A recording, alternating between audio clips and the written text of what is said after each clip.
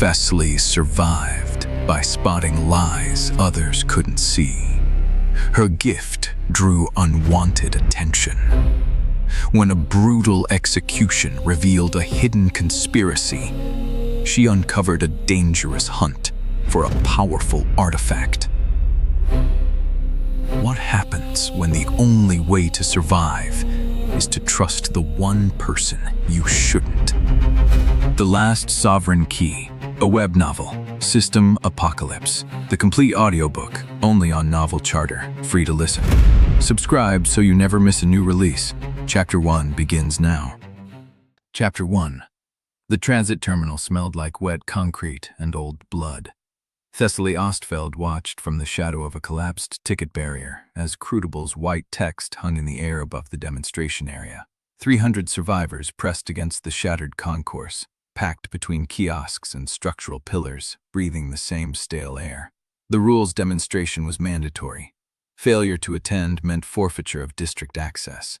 Everyone came. The man in the frayed coat stood at the hard light restriction line, 30 feet from the nearest observer. CRUCIBLE had positioned him there through the simple mechanism of public lottery, a selection method that appeared random until you noticed the names were drawn from the lowest-ranked survivors first. The man had been ranked 247. The system had not even displayed his name. Boundary Clause 7 Alpha, the text read. Restriction line violation results in immediate termination. This demonstration confirms the rule is active and enforced. Thessaly's fingers brushed the ledger inside her vest. The paper was warm from her body heat, the spine cracked from daily use. She did not need to open it. The pattern was already forming in her chest, tight and familiar, the way a fraudulent balance sheet would announce itself before she turned the page. The man was sweating. He had been sweating since they pulled his name from the interface, but sweat was not the interesting part. The interesting part was how his eyes kept flicking to specific faces in the crowd. To a woman with a shaved head standing near the eastern ramp. To a man in a Dominion surplus jacket 2 rows behind her. To a teenager clutching a bandaged arm. Thessaly followed the glances without turning her head. The woman with the shaved head had her weight on her back foot, ready to move. The Dominion jacket man had his hands visible, which meant he wanted them seen, which meant he was a decoy. The teenager was crying. Real tears, wet and uncontrolled, but his hand was wrapped tight around something in his pocket. 7 seconds, the text updated. The man at the line took a step forward. Thessaly went still. She had seen this structure before, in cooked books and shell ledgers and the careful architecture of a staged bankruptcy. The man was not testing the boundary clause because he was desperate. He was testing it because he had been told it was survivable. Someone had fed him probability math, false testimony, a convincing story about a loophole that would make him valuable instead of dead. He had been groomed to become the example. 4 seconds. "I have the override code," the man shouted, and his voice cracked on the last word. "I verified the sequence. The rule is conditional on 1 second. The hard light line flared from blue to white to nothing. The man did not finish his sentence because the man no longer had lungs to push air through. His body collapsed in a sequence that looked staged, a puppet with its strings cut, and the crowd flinched as one organism. Blood spread across the concrete in a pattern that followed the old floor drains.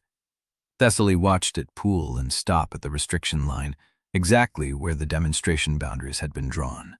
The white text updated. Clause 7 Alpha confirmed. Next demonstration will be scheduled per population compliance metrics. The terminal was silent. Then the Dominion enforcers began moving through the crowd, collecting attention confirmations, checking that everyone had seen what they were required to see. Thessaly stayed pressed against the pillar and tracked the woman with the shaved head. The woman was not watching the body. She was watching the crowd watch the body. Measuring, counting, filing. That's the handler, Thessaly thought. The Dominion jacket man was already gone, melted into the southern concourse where the emergency exits had been blown open during the first month. The teenager was being led away by an older woman who was not his mother, because his mother had died in the third purge, and the woman claiming him now was wearing a faction armband that did not match his dead mother's records. Thessaly pulled the ledger from her vest and made a single entry. Boundary Clause 7 Alpha, non-survivable. False override rumor sourced from at least 3 distribution points. Shaved head female, approx 5'6", dominant hand left, scar tissue along right ear. Divinian surplus male, decoy function. Teen male, crier, possibly genuine distance from operation. She closed the ledger and slid it back into its pocket.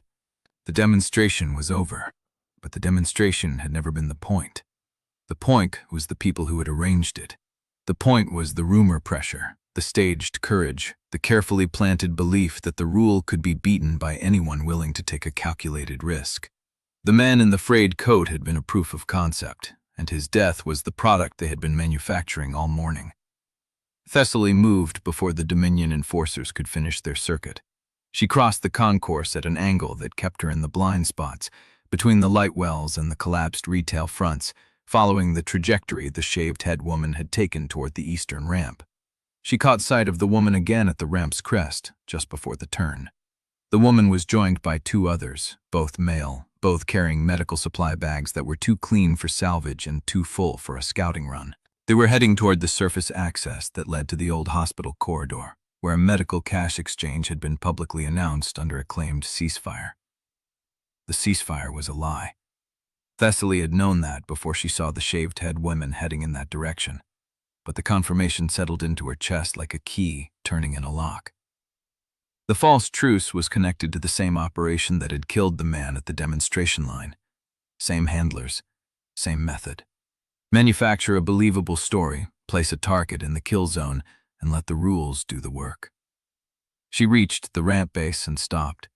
The surface access door was still swinging. The 3 handlers had gone through, and somewhere beyond that door, survivors were gathering at the medical exchange, believing the ceasefire would hold, believing someone had negotiated safety in a city that had forgotten the meaning of the word. Thessaly could walk away. She had no obligation to warn them. She had no faction, no protection, no combat class, no skill that would matter in a firefight. She was an analyst with a ledger and a dead faction's armband, who survived by staying invisible and letting other people die in patterns she could read later.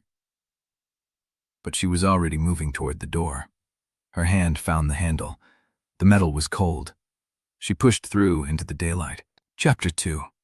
The corridor beyond the surface access door was darker than the terminal had been, lit only by emergency strips that pulsed along the ceiling in a rhythm that matched nothing. Thessaly stepped through and let the door close behind her. The sound of the latch clicking home felt final, like sealing herself into a calculation she had not finished running. The handlers were ahead. She could hear their footsteps, 2 sets heavy on the concrete, 1 lighter and more deliberate, the shaved-head woman. They were not moving with urgency. They were moving with the confidence of people who knew the ground had already been prepared. Thessaly followed at a distance that kept her in the shadows between the strips. The corridor opened into a wider service tunnel where old hospital signage still hung, faded blue letters directing traffic to wards that had not received patients since before day 1. The air smelled of rust, disinfectant, and something else she had learned to identify over 8 months, blood that had dried slowly. A secondary passage branched left toward what had once been the loading dock. The handlers turned into it, and Thessaly heard what she had expected to hear. Voices. A crowd. At least a dozen people, probably more, waiting for the exchange that was supposed to be safe. She stopped at the junction and pressed herself against the wall where a collapsed gurney provided partial cover. The loading dock was a wide concrete bay with roll-up doors on 3 sides, all of them sealed by rust and debris. Someone had rigged portable lamps in the corners, casting the space in a jaundiced glow. At least 20 survivors were clustered in the center. Some carried weapons, mostly blades and improvised clubs. A few wore faction armbands, Dominion, a smaller group she did not recognize, and others with no markings at all, people who had not yet been absorbed into any power structure and were still trying to survive as individuals. The most dangerous kind.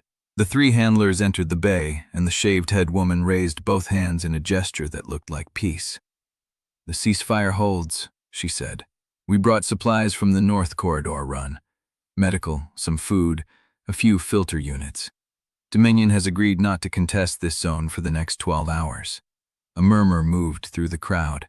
Someone stepped forward, a woman in her 40s with a medic's patch on her shoulder and a look of exhausted hope that made Thessaly's stomach tighten. "We have wounded," the medic said. "Children, we need antibiotics, anything for infection." The last cache was empty. The shaved-head woman smiled. It was a good smile. Warm, practiced, the kind that cost nothing to produce and bought everything. "We have what you need." Thessaly watched the handlers set down their bags. The bags were too clean. The zippers moved too smoothly. The weight distribution was wrong for medical supplies, which packed dense and uneven. These bags were packed by someone who had not grabbed random bandages and vials. These bags had been curated. She knew what she would find if she opened them. Rigged. The supplies were bait, and the ceasefire was the hook, and every person in that bay was already counted as dead. She could stay hidden. She could watch the first explosion, or the first shot, or the first hard-light boundary seal, and she could walk away with the pattern recorded in her ledger. One more data point for a city that was drowning in them. But she was already reaching for her class skill. Thessaly had not used exposure in a crowded space before.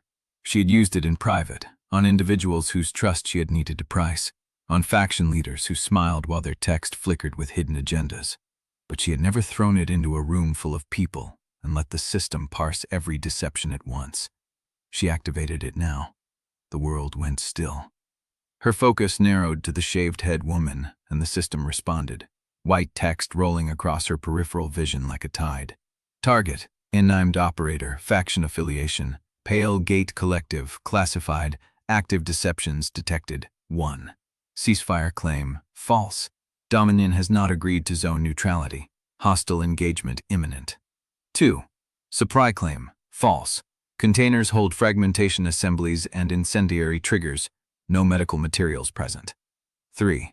Operator identity claim, false. Subject has been rerouted from 3 prior mass casualty events under alias designations, not a medical personnel. 4. Intent claim, false. Objective is not provision exchange. Objective is competitor elimination and information collection on sovereign trial key searchers. The text burned in front of her, and Thessaly felt the air leave her chest. Pale Gate. Not a rogue operation, not a Dominion internal purge. The faction that was believed to hold the last viable key to rank sovereign progression was here, running a false flag massacre to identify who was looking for the same path. The shaved-head woman was still smiling. "Please line up," she said. "We have a limited supply. First come, first served." The crowd began to shift. Thessaly stepped out of the shadow. "Don't." Her voice carried. It was not loud, but it was flat, and the single word cut through the murmur like a blade through a tendon. The shaved-head woman's smile did not break, but her eyes moved, locating Thessaly, reading her, filing her. "Who are you?" the woman asked. "Someone who just read your ledger," Thessaly said. "The ceasefire is a fiction. Dominion hasn't cleared this zone. The bags are rigged with fragmentation assemblies. There are no medical supplies in them. You are being asked to walk into a kill box." The crowd went silent. Then the medic turned to look at the bags, and the doubt spread like a crack in ice. The shaved-head woman's smile finally faltered. "She's lying," the woman said. "She's a Pale Gate plant trying to disrupt the exchange." But the crowd had stopped moving. They were looking at the bags now, looking at the handlers, looking at the woman who had just stepped out of the dark with an accusation that carried the weight of a confession. Thessaly held the woman's gaze. "I'm not lying," she said. "Ask your handlers to open a bag and show them the antibiotics." The shaved-head woman's hand moved toward her belt. Thessaly did not wait. She turned and ran. The corridor swallowed her before the first shot rang out, a flat crack of a rifle round that hit the concrete where she had been standing. The crowd scattered behind her, screams rising, and the loading dock became a place where the math had changed too fast for anyone to keep a ledger.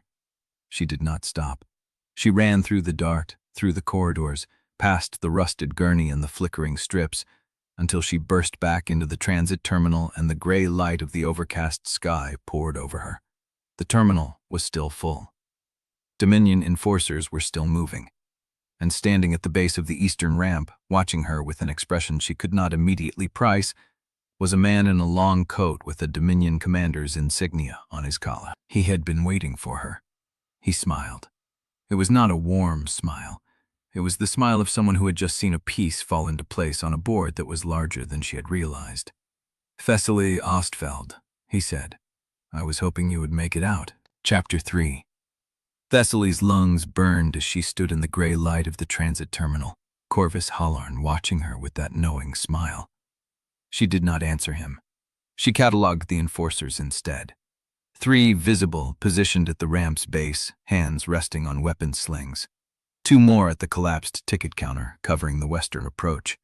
A 6th near the structural column to her left, not quite hidden, watching her with the patience of someone who had been told she would come this way. They had not moved to grab her. They had not drawn weapons. They were waiting for his signal, which meant she was not yet a target.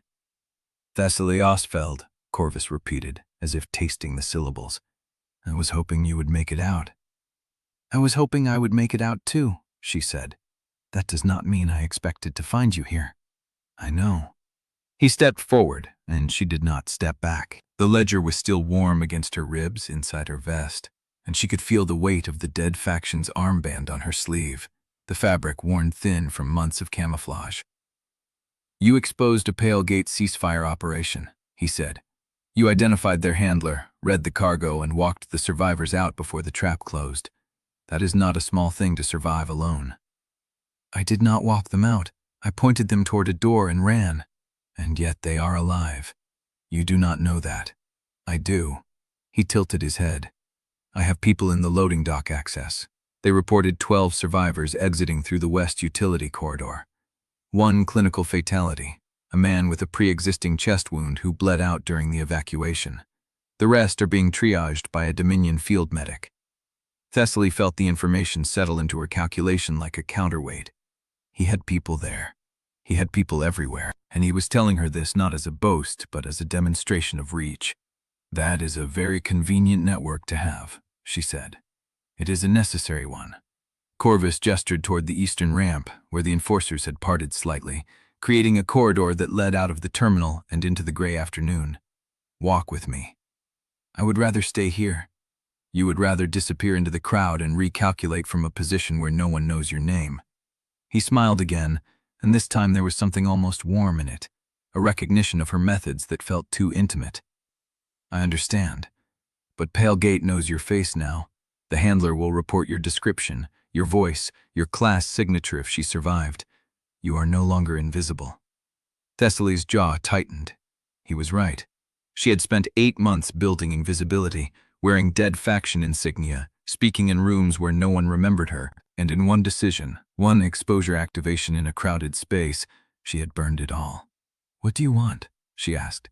"A conversation, a temporary arrangement." He paused.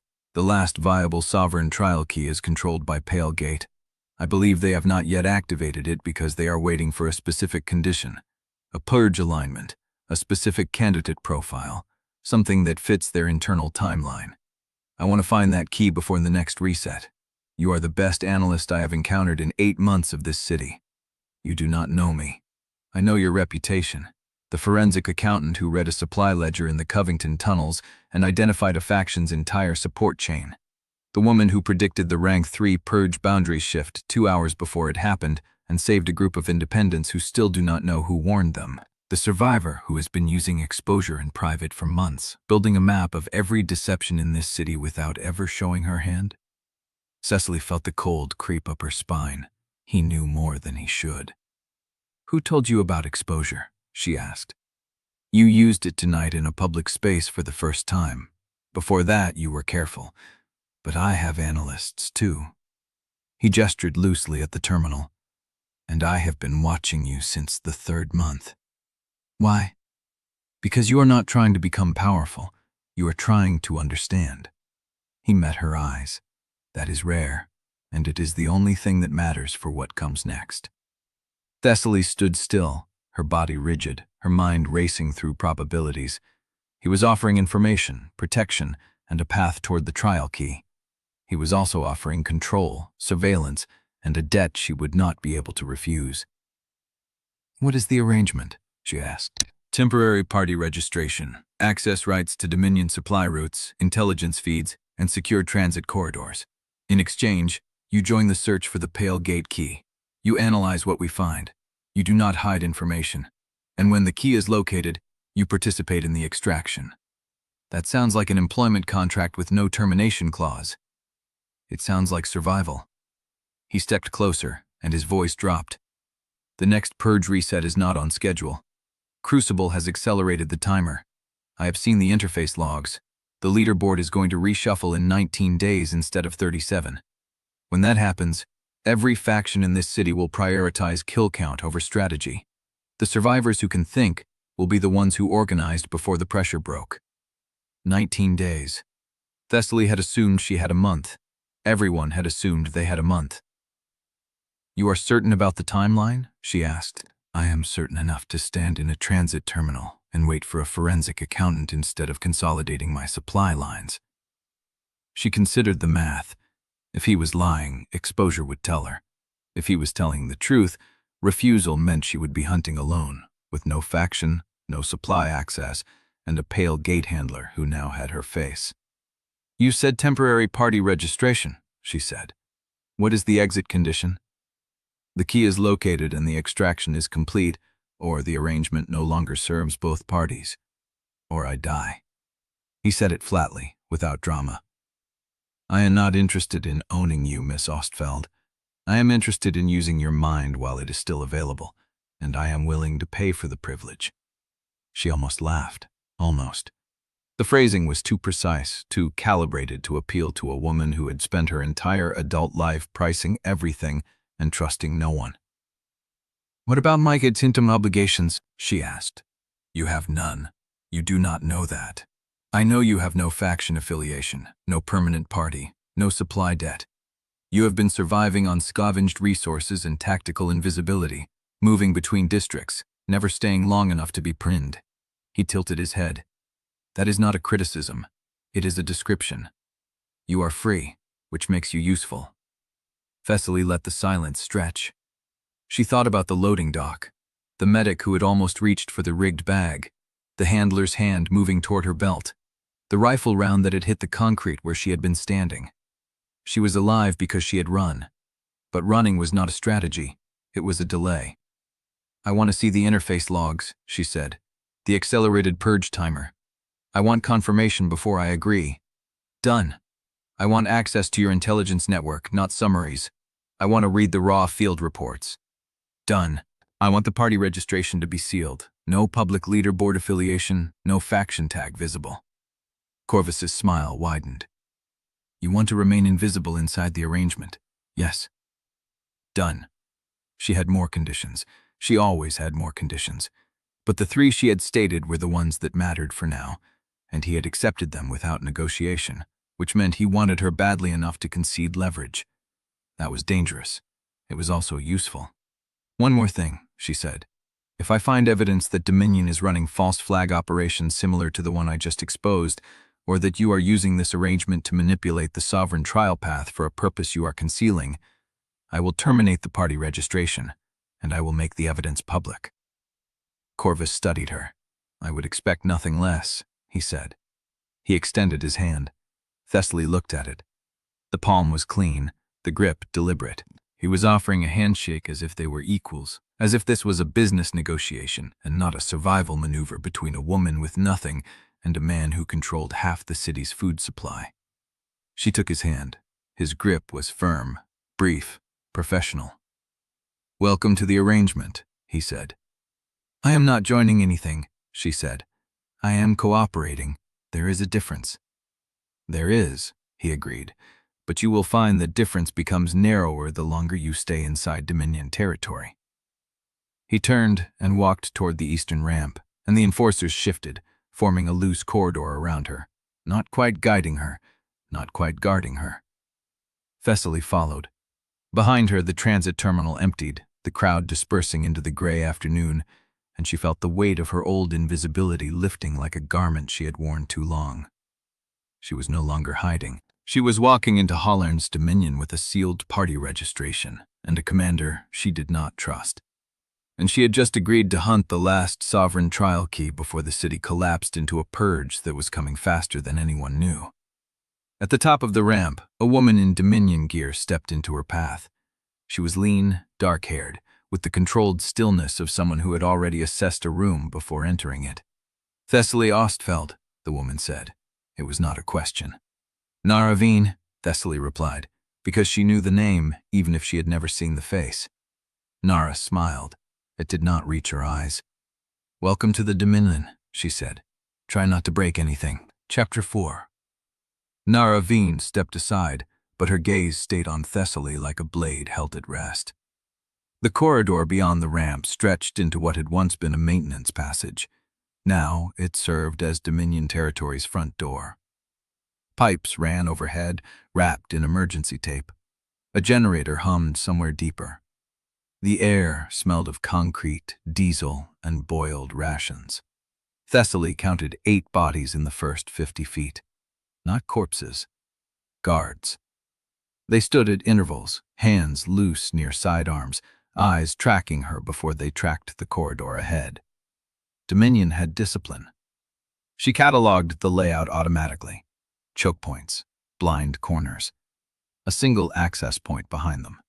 If she needed to leave fast, she would have to go through the guards or find a secondary route through the utility shafts she had spotted on the way in. Neither option appealed. Corvus walked ahead, his coat brushing the grime-caked walls. He did not look back to check if she followed. He expected her to follow. That expectation became annoyance and then acceptance. She followed because the alternative was returning to the transit terminal with a pale gate handler alive, and 19 days until the purge reset. She followed because she needed information she could not get alone. She followed because following was not the same as trusting. They turned into a wider chamber, a former storage bay converted into a field command post. Maps covered one wall, pinned with marker flags and handwritten annotations.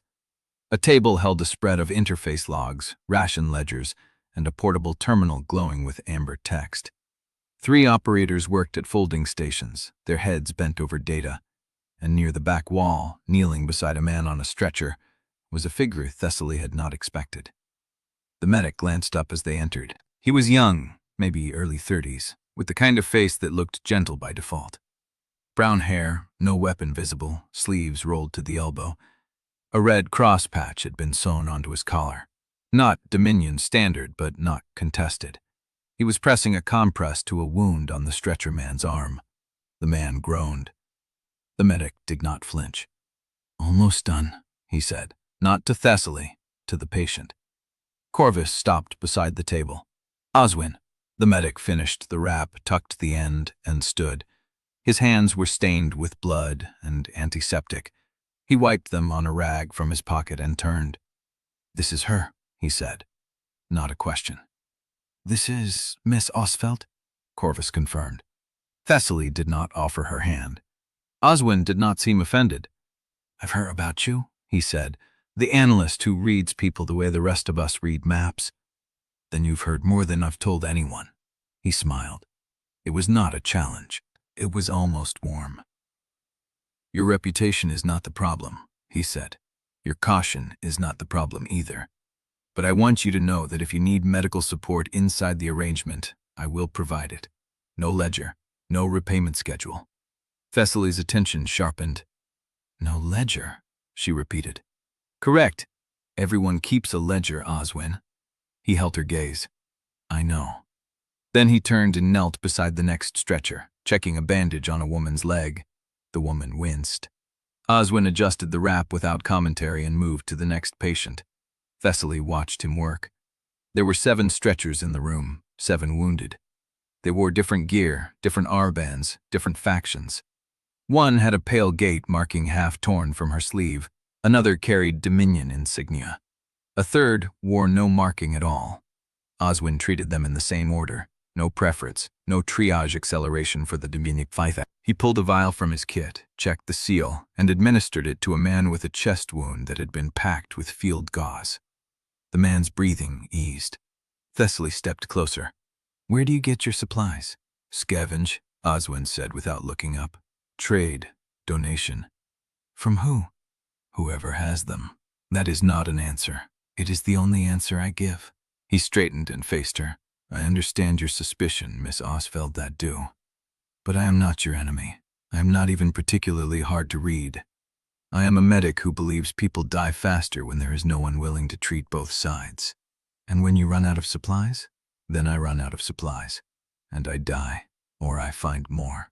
She studied him. His posture was open, his hands steady. The gentleness she had noticed was not a performance. It was structural, built into the way he moved, the way he spoke, the way he pressed a compress without causing extra pain. That should have reassured her. It did not.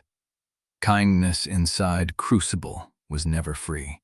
She had seen too many mercy trades that ended with a knife in the back, too many aid networks that turned into recruitment pipelines, too many soft voices that hardened the moment repayment was due. If Oswin Solek spent resources on people who could not pay him back, there was a reason. She simply had not found it yet. She pulled her ledger from her vest and began writing. Not the word he had said, but the ones he had avoided. No repayment schedule. No ledger. I am not your enemy. Every phrase was a negation of something he had not been asked. She would trace his supply lines. She would find out who donated, who traded, who owed him favors. She would find the debt network that ran beneath the kindness. Miss Ostfeld. Corvus's voice cut through her concentration. She looked up. He was standing beside the terminal, one hand resting on the amber glow. His expression was unreadable. You will not find what you are looking for that way. You do not know what I am looking for. I know you are looking for the angle, the hidden cost, the debt that makes the kindness a trap. He paused. I have been doing the same thing for 8 months. Have you found one? No. He tilted his head. But I also have not stopped looking. Thessaly closed her ledger. She looked at Oswin, who was now helping a woman sit up, supporting her weight with a steady hand, speaking in a low voice that sounded almost kind. She looked at Corvus, who was watching her with an expression she could not categorize. She looked at the door, at the corridor, at the city beyond. The purge was coming. The alliance was fresh, and Oswin Solek was treating people who could never repay him, which meant either he was the rarest kind of survivor she had never met, or he was running a ledger so deep that no one had reached the bottom yet. She would find out which, before the alliance broke her. Chapter 5. The scout arrived 37 minutes after Thessaly closed her ledger. He came through the corridor at a controlled jog, not a sprint, disciplined enough to avoid wasting oxygen. His gear was Dominion issue. His face carried the kind of exhaustion that came from running information faster than his legs could sustain. Corvus straightened from the terminal. Report. The scout stopped, bent forward, hands on his knees. 3 breaths. Then he straightened and spoke. 3 crews hit the same maintenance access in the last 6 hours. 2 scavenger teams and a Pale Gate forward party. All went underground. None have come back up. The room went still. Thessaly's hand moved to her ledger before she told it to. Where? Corvus said. Riverward. Old pump station beneath the 8th Street Viaduct. The access was supposed to be collapsed. Someone cleared it. Corvus did not react, but Thessaly saw his shoulders adjust, a fraction of a degree, as if he was recalculating a map in his head. Who is running the cruise? She asked. The scout glanced at Corvus, who nodded. Scavengers or loose affiliation. No single handler. The Pale Gate party was small, 4 people, 1 ranker. They moved in 40 minutes ahead of the 2nd scavenger team. 40 minutes is not enough time to clear a collapsed access, Thessaly said, not without heavy tools or a demolition skill. Then someone cleared it before today, Corvus said, and left it open. She saw the implication land in the same moment he spoke it. The access was not discovered. It was revealed. Someone wanted hunters going underground. Corvus dismissed the scout and turned to the terminal. The amber glow cast his face in hard angles. Thessaly stayed where she was, ledger open but not writing yet. She was cataloging. The scout's timing, the crew's composition, the 40-minute gap that was too wide for coincidence and too narrow for independent discovery. You see it, Corvus said without turning. 3 separate crews converging on the same access within 6 hours. None of them coordinated. None of them overlapping in territory or supply lines. She paused. That is not random. No. Someone fed them the same route. Corvus turned. His expression was unreadable, but his voice carried something she had not heard from him before. Respect. That is what I think too. Pale Gate? Possible. They have the reach. But Pale Gate does not usually feed information to scavengers. They either recruit or eliminate. Leaving a trail for loose crews is not their method. Then someone who wants bodies in the waterworks to test the route before they commit their own people. Corvus tilted his head. That is also what I think. She did not enjoy agreeing with him, but the pattern was clean. Empty corridor floors, no hostile contact reports, a cleared access that should have been rubble, a bottleneck that should have killed at least one crew before they reached the trial chamber. Someone had pre-swept the route. Someone had left it clean enough for scavengers to reach the instant's threshold. And that someone was still waiting to see what came back. Oswin appeared beside her without sound. He had finished bandaging the last patient, and his hands were clean. The red cross on his collar caught the amber light. "You are going underground," he said. It was not a question. "We are going underground," Corvus corrected. "You have a time window?" "Dawn. If we wait longer, the scavengers who survive will come back up with gear and intel, and the access will be locked by the first faction that establishes a perimeter." Thessaly's ledger finally opened. "Who else knows about the access?" "Right now, the crews that entered, the faction handlers who sent them, and us." Corvus paused. "But information moves faster than people inside this city. By midnight, every major group will have a scout at the viaduct. Then we leave before midnight." "Agreed," she wrote. Short lines, angles, gaps. Then she stopped. "You said 3 crews hit the same access, scavengers and Pale Gate. That is 3 sources of information. But I have not heard a single rumor about the waterworks in the last 4 days." Corvus watched her. "Not one," she continued. "No trade talk, no salvage chatter, no faction gossip.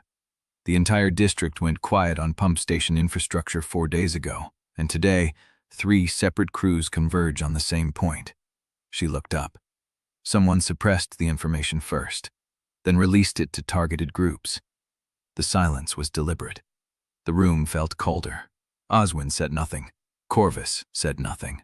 But the silence itself was an answer. They moved at dusk. Thessaly walked between Corvus and Oswin, with 2 Dominion scouts ahead and 1 trailing. The route took them through collapsed service tunnels where the air smelled of rust and standing water. Every intersection showed fresh boot prints layered over older dust. They passed the first body at the junction where the tunnel sloped downward.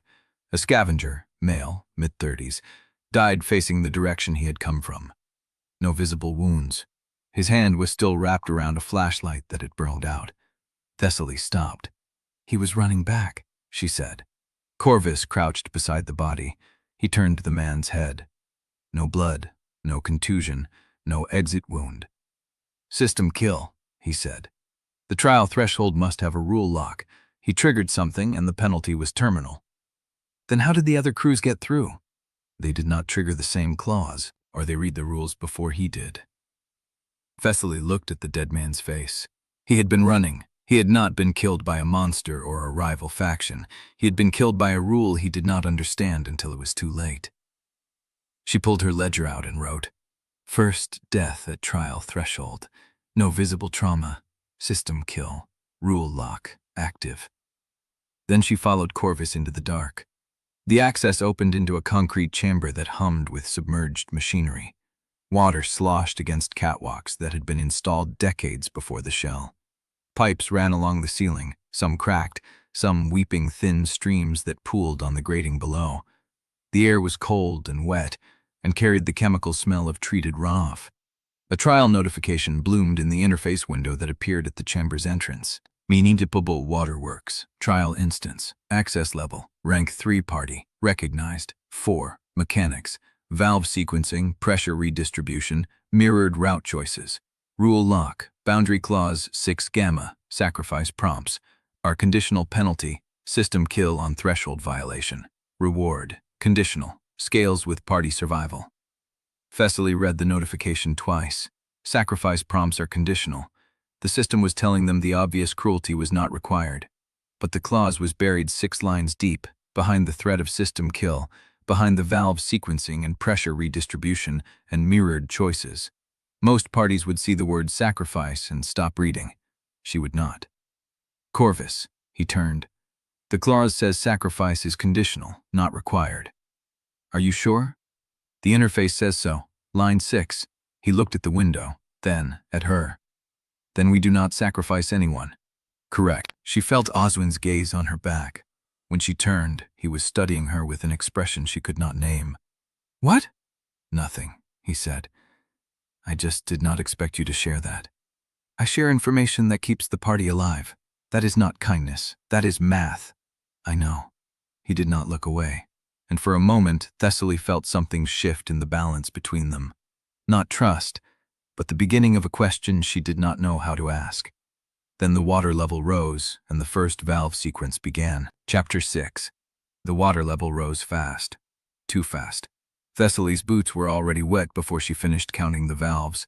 4 main spokes radiating from the central hub, each with a manual wheel the size of her chest. The lowest 2 were submerged to the axle. Corvus, sequence order? He was already moving, coat shedding water as he sloshed toward the nearest wheel. The interface shows a pressure gradient. If we open the wrong valve first, the backflow hits the intake chambers. How many intake chambers? Unknown. She hated that word. Oswin took the second wheel without being told, sleeves already rolled above his elbows. I have no combat class and no strength buffs, so I will turn valves and stay out of everyone's way. No one is asking you to fight, Thessaly said. You are thinking it. I am just saying it out loud so we do not have to pretend. She had no response to that, so she turned to the third wheel and pulled. It did not move. The metal was cold and seized, corrosion locking the threads where the wheel met the stem. She put her full weight into it. Nothing. I cannot open this. Corvus looked up from his position at the first wheel. Pressure has to go somewhere. If the third valve stays closed, the redirected flow will blow the intake seals and flood this entire chamber. Then I need a better angle. She braced her boot against the pipe housing and pulled again. A grinding sound. Metal on metal, but the wheel did not turn. The water was at her calves now. Oswin's wheel groaned open, releasing a jet of brown water that surged across the grating. The pressure redistribution made the floor tremble. Thessaly felt it through her boots, a deep vibration that meant the system was struggling against the imbalance. Oswin, do not open yours all the way, she said. Partial only. We need to match the gradient. Partial how much? Half turn, then stopped. He did it. The vibration steadied, not healed, but no longer climbing toward catastrophic. Thessaly pulled again. The wheel gave half a rotation, then stopped. Her arms burned. Her hands were slipping on the wet metal. Thessaly, Corvus's voice came from behind her. Step aside. No, I can. You are not strong enough. That is not an insult. It is a fact. Step aside and I will break the seal. She wanted to argue. The words were already forming, a structural objection about command protocols and decision rights, and the danger of brute force solutions in a trial instance that punished unread clauses. But the water was at her knees. She stepped aside. Corvus hit the wheel with the flat of his palm, 3 rapid strikes in the same spot. The corrosion cracked. He pulled, and the wheel spun freely, releasing a column of water that slammed into the far wall hard enough to crack the concrete. The pressure gauge on the interface window dropped to stable. Thessaly stood in waist-deep water, breathing hard, and said nothing. The second chamber was narrower. The ceiling dropped, forcing them to move in a crouch. Corridors branched at irregular angles, each marked with a faded, stenciled number that did not match any logical sequence. Thessaly counted them anyway. 7 corridors. Numbered 3, 7, 12, 14, 18, 22, and 4. Not sequential, not randomized either. Someone had numbered them in the order they were built, not the order they connected. Mirrored route choices, she said. The interface mentioned it. These corridors link back to each other in a loop. We can walk through every single one and end up here again unless we find the real exit. How do we tell which one is real? Oswin asked. The one that is not numbered. Corvus stopped at the junction. His head moved slowly, scanning each opening, cataloging shadows and angles. That is the kind of answer that works in theory and kills you in practice. Do you have a better one? I have a scout, but the scout is dead at the threshold. Thessaly pulled her ledger out, wrote, mirrored route choice, corridors numbered in build order, not connection order. True exit likely unmarked. She looked up. The pale gate crew that hit this before us, they had to solve the same problem. If they found the exit, the third corridor from the left has fresh boot prints leading in, not coming out. You checked? I am always checking. Corvus followed her gaze to the third corridor. The prints were faint, pressed into sediment that had not been disturbed in years until today. They led inward. They did not return. Could be a trap, he said. Could be. But the scavenger at the threshold died running away. These prints walked forward. He considered that. Then he moved toward the third corridor. They walked for 7 minutes. The tunnel curved gradually, the concrete walls sweating moisture that dropped in irregular patterns. The chemical smell grew stronger, mixed with something organic and rotting. The corridor opened into a larger chamber, and Thessaly saw why the pale gate crew had not returned. The kill box was elegant in its simplicity.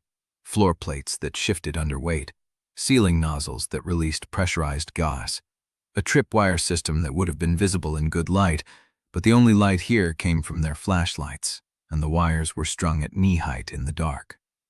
3 bodies lay on the floor plates. Pale gate operatives, judging by the gray armbands. They had triggered the gas and died where they stood, lungs seized, hands still reaching for exits they could not find. Thessaly stopped at the threshold. Tripwires at knee height, gas nozzles above, floor plates pressure sensitive.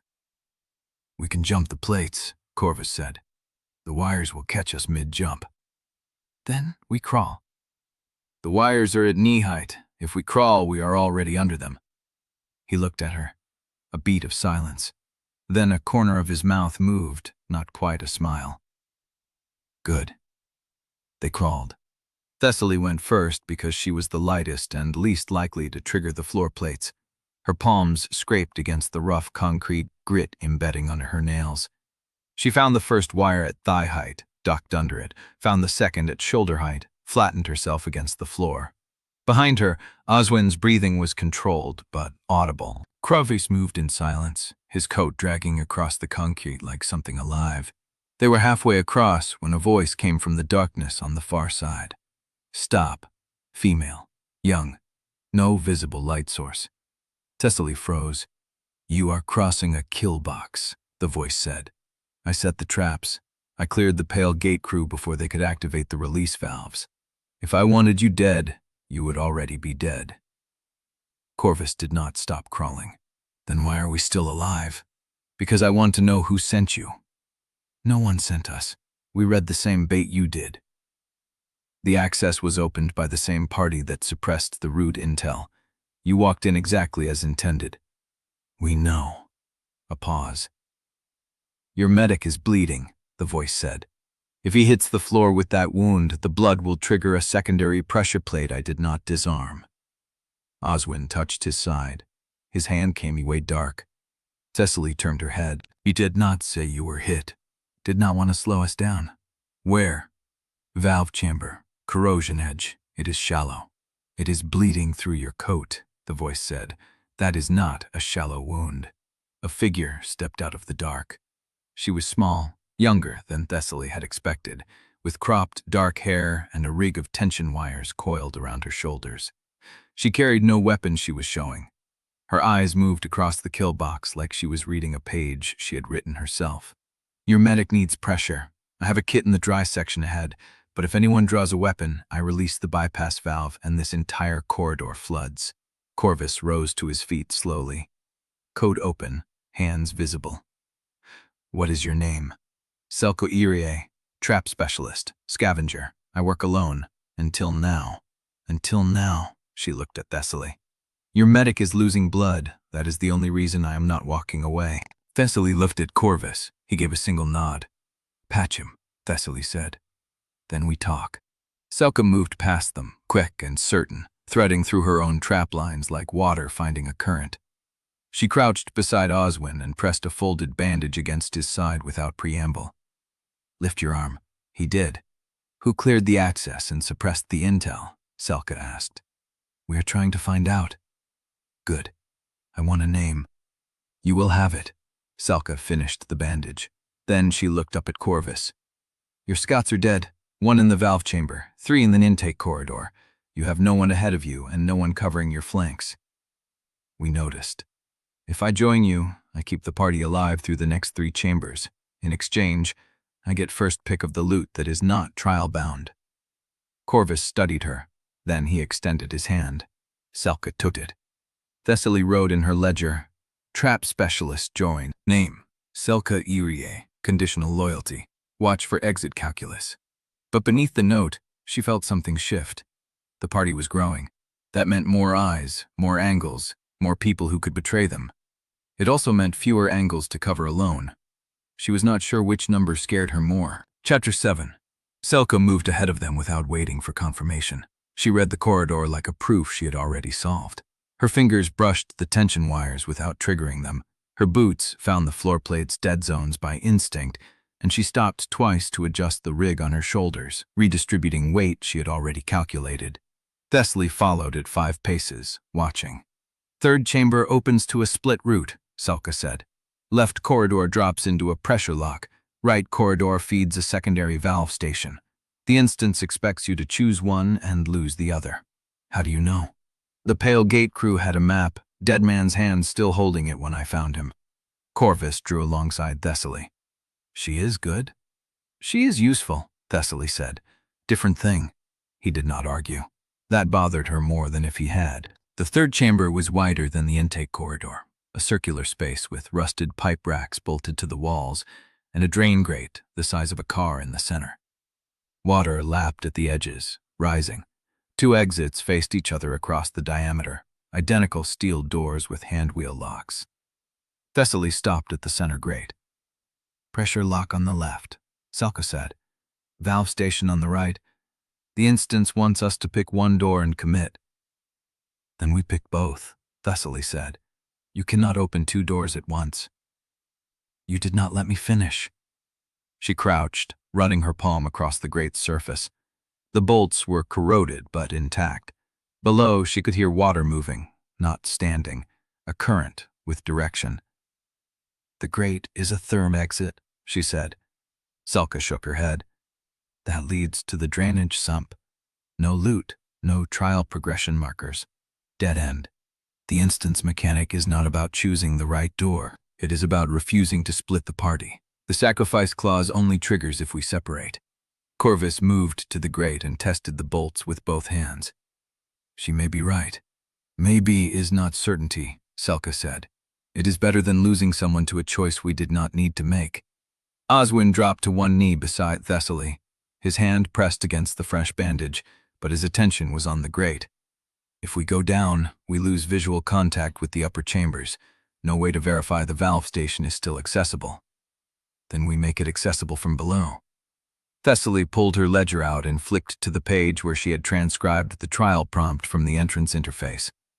The wording was precise. Crucible never wrote more than it meant. Valve sequencing and pressure redistribution require coordinated input across mirrored route divisions. Party separation may be required to satisfy flow tolerances. May be required, not are required. She looked up. The language is conditional. The instance wants us to believe separation is mandatory, but the condition is tied to flow tolerances, not to the chamber geometry. If we can redistribute pressure from a single access point, the route split becomes irrelevant. Selka stared at her. You are going to open a drain grate, crawl into a sump, and reroute the entire waterworks from a dead-end pipe? Yes. That is insane. That is how you survive a system that writes loopholes into its own rules. Selka looked at Corvus. He gave a single nod. The grate has to come up from below, Selka said. The bolts are rusted from the top. If I go down first, I can brace and push from the underside. Can you hold the party's weight long enough for everyone to descend? Long enough. Selka handed her rig to Oswin, then lowered herself through the grate's central slot, her body twisting in the narrow gap until her boots found the pipe wall beneath. Metal groaned. Water splashed. Then she pushed. The grate lifted 6 inches. then a foot. Corvus grabbed the edge and hauled it sideways. The opening yawned dark and wet. "Down," Thessaly said. "Quick, before the pressure lock cycles." Oswin went first, lowering himself into the sump with the tension wire rig balanced across his chest. Corvus followed, then Thessaly, her boots finding the same pipe wall foothold Selka had used. The sump was tight. Concrete walls pressed in from both sides, and the water reached her knees, cold and moving with a current she could not see the source of. Selka was already at the far end, running her hands across a junction box bolted to the wall. "4 valves," Selka said. 2 feed the left for pressure lock. 2 feed the right valve station.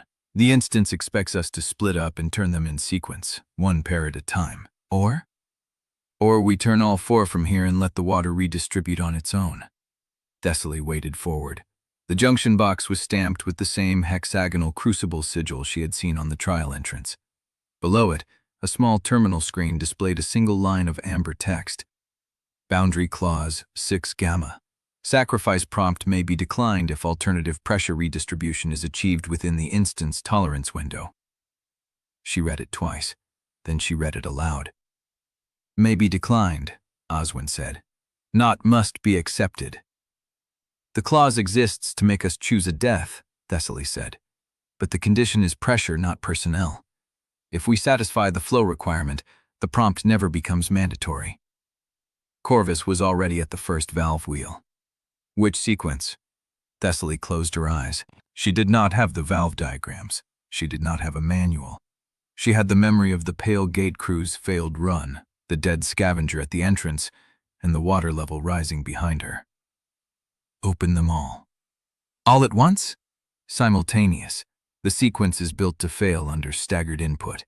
If we open all 4 at the same time, the redistribution has nowhere to bottleneck." Selka looked at her. "That could flood the entire sump. Or it could satisfy the tolerance window and skip the sacrifice prompt entirely. And if the water does not redistribute fast enough, then we drown." No one moved. Then Corvus turned the first wheel. The valve groaned, metal grinding against metal, and water began to move through a pipe somewhere above them. Selka turned the second. Oswin turned the third. Thessaly took the fourth, both hands on the cold iron, and pulled. The wheel did not move. She pulled again. Nothing. The rust had fused the seal. Corvus. He was already beside her, his hands covering hers, and together they wrenched the wheel counterclockwise. Metal screamed. The seal broke. Water surged. The sump filled faster than Thessaly had calculated. The current rose from her knees to her thighs, then her waist, pressing against her chest with cold, remorseless weight. Then the terminal screen flickered. Pressure redistribution confirmed. Tolerance window satisfied. Boundary Clause 6 Gamma declined. The water stopped rising. Thessaly stood in the dark, chest deep in sump water, her hand still on the valve wheel. "Next time," Selka said. "Warn us before you gamble the whole party on a clause reading." Thessaly did not answer. She was looking at the terminal screen, where a single new line had appeared. "Proceed to 4th chamber. Trial reward scaled by party survival. Maximum." Corvus pulled her toward the ladder. "Let us see what the maximum looks like." But as Thessaly climbed, she felt it again, the weight of what had almost happened, the closeness of the calculation, the fact that she had bet 4 lives on a sentence fragment and won. She should have felt relief. Instead, she felt the pressure of the next prompt, waiting for her in the dark. Chapter 8. The 4th chamber was smaller than Thessaly had expected. Concrete walls, a low ceiling, and a single steel door at the far end stamped with the same hexagonal crucible sigil she had seen at the trial entrance. No water, no visible traps, just a terminal screen mounted beside the door, glowing amber in the dark. She stepped inside first, her boots scraping against dry concrete. The air smelled of rust and old sediment, the kind of stillness that meant the room had been sealed for a long time. Behind her, the others climbed through the access hatch one by one. Selka came last, her tension wire rig coiled around her shoulder, water dripping from her cropped hair. "Quiet," Selka said. "Too quiet." Corvus moved past Thessaly and ran his hand along the doorframe. "Reinforced steel," Pressure seal. This door was designed to hold back floodwater. Or hold something in, Oswin said. Thessaly approached the terminal screen. The amber text was still there, waiting for her. Fourth chamber. Final pressure calibration. Condition. The party must achieve equilibrium across all 5 distribution nodes within the tolerance window. Warning. Calibration failure will trigger emergency containment protocol. Boundary Clause 6 Gamma remains in effect. She read it twice, then a third time. The clause is still active, she said. Corvus turned. We declined it. We declined the sacrifice prompt for the third chamber. The clause itself is still part of the trial instance. It applies to every chamber until we reach the exit. Oswin moved beside her, his gentle face tightening. So if we fail the calibration, the system can still demand a sacrifice. Or it can execute emergency containment on all of us. Selka was already scanning the room, her hands moving across the walls, testing for seams. 5 distribution nodes. That means 5 valves, 5 pressure points, 5 ways to be wrong. Thessaly looked at the terminal again. There was no map, no diagram, no indication of where the nodes were located, just the condition and the warning. She pulled her ledger from her vest. The pages were damp from the sump, but the ink had not bled. She flicked to a clean sheet and drew a rough circle, marking the chamber at the center. Selka, you had a map from the Pale Gate crew. Where did they get it? Scavenger Corps, West Corridor, above the intake tunnel. Was it complete? No. Covers the first 3 chambers and a partial for the 4th. The node locations are marked, but the balancing sequence is missing. Thessaly pressed her pencil to the paper. Then we reconstructed. She looked at the ceiling, at the corners, at the steel door. The room was a cube, 12 feet by 12 feet, with the access hatch in the floor and the exit door in the north wall.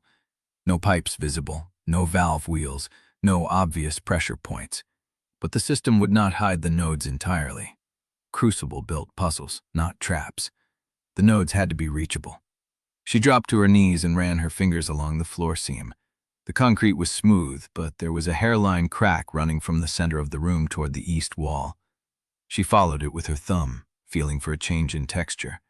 About 3 feet from the wall, the crack became a groove, and the groove ended at a small circular plate embedded in the floor. She tapped it. Hollow. Here. Corvus knelt beside her, and together they pried the plate loose. Beneath it was a valve wheel, identical to the ones in the sump, bolted to a pipe that disappeared into the foundation. Node 1, Thessaly said. Selka found the second node in the west wall, hidden behind a panel that looked like structural concrete until she tapped it. Oswin located the third in the ceiling, a recessed wheel that required him to stand on Corvus's shoulders to reach it. The 4th was behind the steel door. Thessaly spotted it through a narrow gap between the door and the frame, a small access panel on the far side. Can we open the door? Corvus tested the handle. Locked. The calibration has to be complete before the door releases. Then the 4th node is on the other side. We cannot reach it until we have started the sequence. And the 5th? Oswin asked. Thessaly turned in a slow circle. The room was empty. No furniture, no panels, no seams. The 5th node was not visible. She looked at the terminal screen again. 5 distribution nodes. She had counted the chamber, the 3 visible nodes, and the one behind the door. That made 4. The 5th was not in the room. She looked at the access hatch in the floor, the dark water still visible below. It is in the sump, Selka swore. We just climbed out of there. We have to go back down. The 5th node is connected to the same valve system we turned. It is part of the same pressure network. Corvus was already moving toward the hatch. Then we split the party, 2 on the sump node, 3 in the chamber. No, Thessaly's voice cut through the room. If we split up, the calibration window becomes a coordination problem. We cannot communicate across floors, and the tolerance window is tight. One mistimed turn, and the emergency protocol triggers. Then what do you suggest? She looked at the terminal screen, then at the nodes they had found. 3 in the chamber, 1 behind the door, 1 in the sump. Selka, can you rig a tension wire from the sump node to the chamber? A mechanical signal. If we pull the wire, you turn the valve. Selka's eyes narrowed. Rig a signal through a flooded sump with a current running through it. The water will dampen the tension. I would need a dry relay point. Can you find one? Selka looked at the hatch, then at the ceiling, then back at the floor. Maybe. There might be a pipe bracket in the sump that rises above the water line. If I anchor the wire there, the signal could travel through the air gap. How long? 5 minutes. 10 if the bracket is corroded. Do it. Selka dropped through the hatch without another word, her rig unspooling behind her. Thessaly turned to Corvus and Oswin. We have 3 nodes in this chamber. We need to turn them in sequence, but the order matters. If the calibration is like the pressure lock, the sequence is determined by the flow rate, not the position. How do we determine the flow rate? We do not. We guess, and we adjust if the system rejects it. Oswin's face was pale, but he nodded. What do you want me to do? You are on the ceiling node. Corvus takes the floor node. I will take the wall node. We turn on Selka's signal. Or we could run a dry test first. Thessaly shook her head. The terminal says the clock starts when any node is engaged. We get 1 attempt within the tolerance window. Corvus looked at her, and for a moment she saw something shift in his expression. Not doubt. Assessment. He was measuring her certainty against the risk. You are sure about the sequence logic? No. Then why are you making the call? Because someone has to, and I am the one who reads the clauses. He held her gaze for a long second. Then he nodded and moved to the floor node. Oswin climbed onto Corvus's shoulders again, positioning himself at the ceiling wheel. Thessaly knelt at the wall node, her hand on the wheel. The water in the sump below them splashed. Selka's voice rose through the hatch. Wire is rigged. Bracket holds. Give me the signal and I turn. Thessaly looked at the terminal screen, the amber text still glowing. On 3. 1, 2, 3. She turned. The wheel moved easily, and she felt the pipe beneath it vibrate as water began to flow. Beside her, Corvus turned his wheel, and above her, Oswin turned his. The terminal screen flickered. Calibration in progress. Node 1, engaged. Node 2, engaged. Node 3, engaged. Waiting for Node 4 and Node 5. Thessaly held her breath. Below her, she held Selka's wire pulled taut, a metallic snap that echoed through the sump. Then the terminal updated. Node 5, engaged. 4, Corvus said. We still need 4. Thessaly looked at the citadel door, at the locked handle, at the access panel on the far side. 4 is behind the door. We cannot reach it until the door opens. Then we are locked. The terminal screen flickered again. Calibration incomplete. Tolerance window closing. Warning. Emergency containment protocol in 30 seconds. Thessaly felt the air change. The room tightened, the concrete walls seeming to press inward. Oswin dropped from Corvus's shoulders. There has to be another way. A bypass. A manual override. Thessaly looked at the terminal screen, at the last line of text. Boundary Clause 6 Gamma remains in effect. She read it again. Then she understood. The clause is not a threat. It is the bypass. Corvus stared at her. What are you saying? The emergency protocol triggers if calibration fails, but the clause allows an alternative sacrifice. 1 death satisfies the system. If we cannot complete the calibration, we can still satisfy the clause and get the door open. By killing one of us, or by sending one of us into the sump while the rest complete the calibration from the chamber. The system requires pressure redistribution, not a death. It only demands a death if we fail to redistribute. Corvus's jaw tightened. You want to send someone into the sump to turn the 4th node. That node is behind the door. But if we flood the chamber from the sump, the pressure difference could force the door open. Flood this chamber? The sump is already full. If Selka opens the main valve from below, the water rises through the access hatch. The pressure forces the door seal to release. We get access to Node 4, complete the calibration, and the system registers the redistribution as satisfying the clause. Oswin stepped forward. The water will fill this room in under a minute. We will drown before we can turn the node. Then we flood it fast. We turn Node 4, complete the calibration, and the system drains the chamber before the water reaches chest level. You are guessing. I am reading the clause. The system rewards survival. It is not designed to kill us if we find the correct sequence. The flood is a pressure mechanism, not a death sentence. Corvus looked at the hatch, then at the terminal screen, then at Thessaly. How fast? 30 seconds to fill, 20 seconds to turn the node. 10 seconds for the system to drain. 60 seconds total. Yes. He did not argue. He did not question her math. Then we do it. Signal Selka. Flood the chamber. Thessaly dropped to her knees at the hatch and shouted into the dark. Selka, open the main valve. Flood the chamber. A pause. Then Selka's voice rose from the sump. You are insane. Do it. Water surged through the hatch before Selka could answer. Cold and fast, it exploded into the chamber, rising from the floor in a wall of pressure. Thessaly felt it hit her knees, her thighs, her chest. Corvus was already at the steel door, his hands on the handle, waiting for the seal to release. The water reached her ribs. Then the door groaned, the pressure seal breaking with a sound like tearing metal. Corvus pushed. The door swung open. Thessaly waded through the current, chest deep, moving toward the access panel on the far side. She reached it, tore it open, and found the fourth wheel. She turned. The terminal screen above the door flickered. Node 4, engaged, calibration complete, tolerance window satisfied. Boundary clause 6 gamma, declined. The water stopped rising, then it began to drain, pulling back through the hatch with a sound like a dying breath. Thessaly stood in the empty chamber, soaking wet, her ledger ruined in her vest. Corvus was watching her. You did not know that would work, he said. Of course I did not know. That is what a gamble is. He did not smile, but something in his face changed, a crack in the stone. Next time, he said, warn me before you drown the party on a conditional clause. The terminal screen flickered one last time. Proceed to extraction point. Maximum trial reward authorized. Thessaly looked at the message, and in the corner of the screen, barely visible, a single line of corrupted text flickered once before disappearing. Operation Ucell. Observation status updated. Chapter 9. The steel door opened onto a dry passage. Thessaly stepped through first, water still streaming from her clothes, her boots leaving wet prints on concrete that had not seen moisture in months.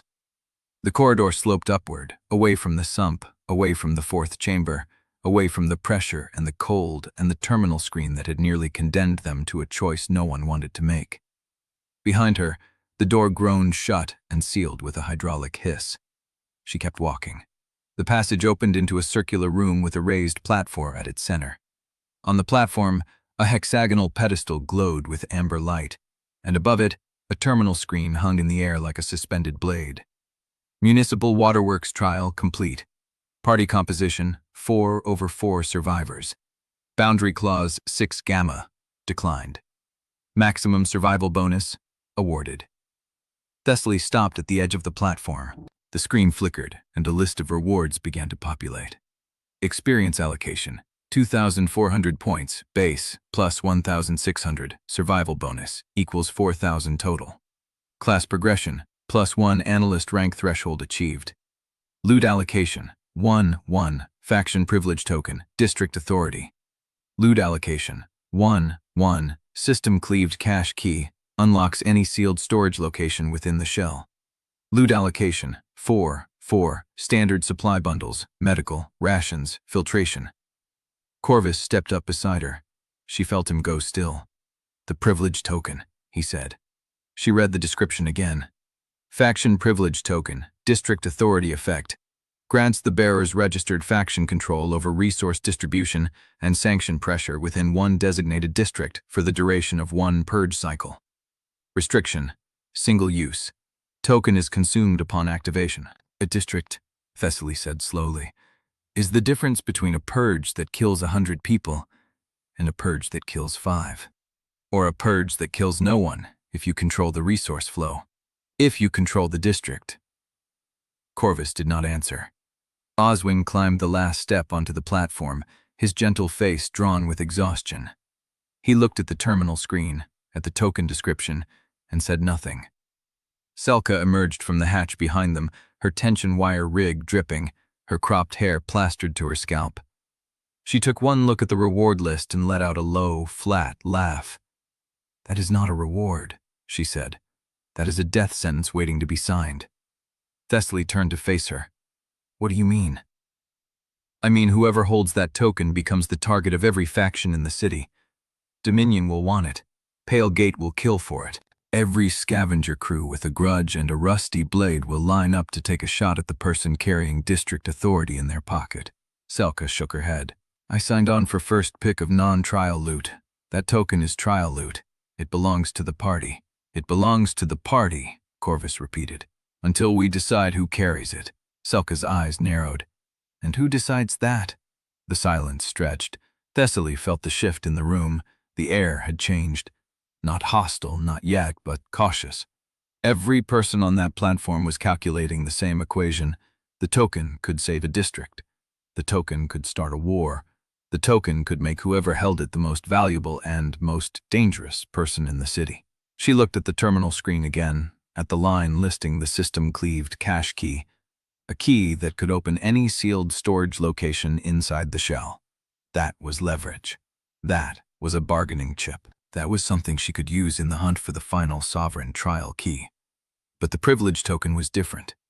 The privilege token was power. You said it first, Selka said, her voice flat. First pick of non-trial loot. That token is trial loot. It is mine to claim. Corvus turned to face her. You want district authority. I want the right to choose what I take. That is the deal. That is the pact.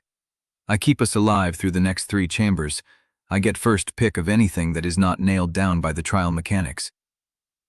The token is trial loot. That makes it part of the pool. So it is mine. Thessaly watched the exchange, her ledger pressed against her chest, still damp, the ink blurring in places. She did not interrupt. Oswin stepped between them, his hands raised, palms open. We should discuss this above ground, before anyone claims anything. We are still inside the extraction corridor. The trial is complete, but the instance is not closed until we exit through the surface hatch. Selka did not look away from Corvus. The token is mine. That is the deal. Corvus held her gaze for a long moment. Then he nodded, once. The token is yours to claim, but we discuss how it is used before you activate it. That is not part of the pact. That is survival. Selka considered this. Her jaw worked, a muscle twitching beneath the skin. Fine. I claim the token. We discuss usage above ground, but if I do not like the discussion, I walk, and I take the token with me. Corvus extended his hand. She shook it. Thessaly watched the handshake and felt the weight of it settle into her chest. A deal made in the dark, sealed by exhaustion and mutual need. It would hold until it did not. The terminal screen flickered one last time. Extraction point, surface hatch, located 47 meters northeast. Follow the amber markers. Thessaly turned and walked toward the passage. Behind her, she heard the others fall into step, their footsteps echoing in the narrow corridor. Selka was last, her tension wire rig clicking softly as she moved, the privilege token already in her palm. They emerged through a rusted maintenance hatch in the shadow of a collapsed parking structure. The sky above Cincinnati was the color of old iron, flat and gray, the hard light shell humming at the edge of perception. The air smelled of dust and diesel and the faint metallic tang of CRUCIBLE's omnipresent static. Thessaly stood at the edge of the hatch and looked out at the ruined city. Behind her, the waterworks trial was finished. Ahead of her, the 19-day countdown was still ticking. And somewhere in the district, the Pale Gate Collective was still holding the last sovereign trial key. She reached into her vest and pulled out her ledger. The pages were warped, the ink smeared, but the entries were still legible if she squinted. She flipped to a blank page and wrote, Day 8, trial cleared, party intact, token claimed, key still hidden. The equation has not changed, only the variables. She closed the ledger and tucked it back into her vest. Corvus stepped up beside her, his long coat stained with water and grime. You look like you are already planning the next move. I am always planning the next move. That is what worries me. She turned to face him. It should not. You are the one who brought me into this party. You knew what I was when you waited for me at that terminal. I knew what you could become. I did not know what you would choose. And now? He looked at her, his face unreadable. Now I am watching. He turned and walked toward the parking structure, toward the route back to Dominion territory. Thessaly stayed where she was for a long moment, watching his back recede into the gray light. Then she followed. At the edge of the debris field, a flicker of movement caught her eye. A figure, half hidden in the shadow of a collapsed pillar, watching. Not Dominion, not Silka, not Oswin. The figure turned and vanished into the ruins before she could call out. Thessaly's hand went to her ledger. She did not write anything. She only stood there, the taste of iron on her tongue, and wondered who else had been watching the waterworks trial from the surface. A thin, amber text flickered at the edge of her vision. Operator Yelsel, your observation status has been escalated. Thessaly stared at the system message. Then she started walking, the gray sky pressing down, the countdown running silent in her chest. Chapter 10. The parking structure cast long shadows, the gray light filtering through collapsed concrete slabs in uneven bands. Thessaly stood at the edge of the extraction point, her damp clothes clinging cold against her skin, and watched Selka turn the faction privilege token over in her palm. It was small, a hexagon of dark alloy, no larger than a watch face, with the CRUCIBLE sigil stamped into one side and a district designation code on the other.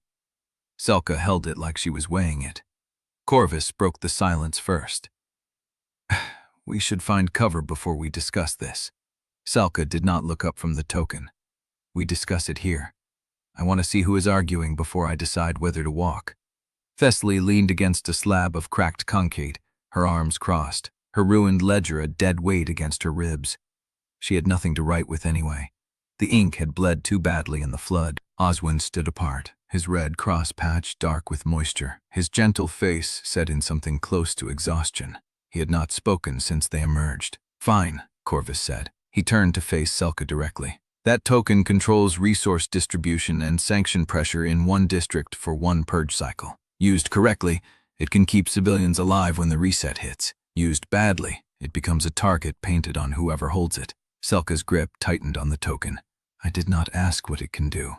I asked what you want to do with it. Mitigate the kill surge. Stabilize a district before the purge reset turns every scavenger into a hunter. Buy time. How much time? One cycle. Maybe two, if the token is activated at the right moment and the district is chosen carefully. Selka's jaw worked. She looked at the token, then at Corvus, then at the ruined city beyond the parking structure.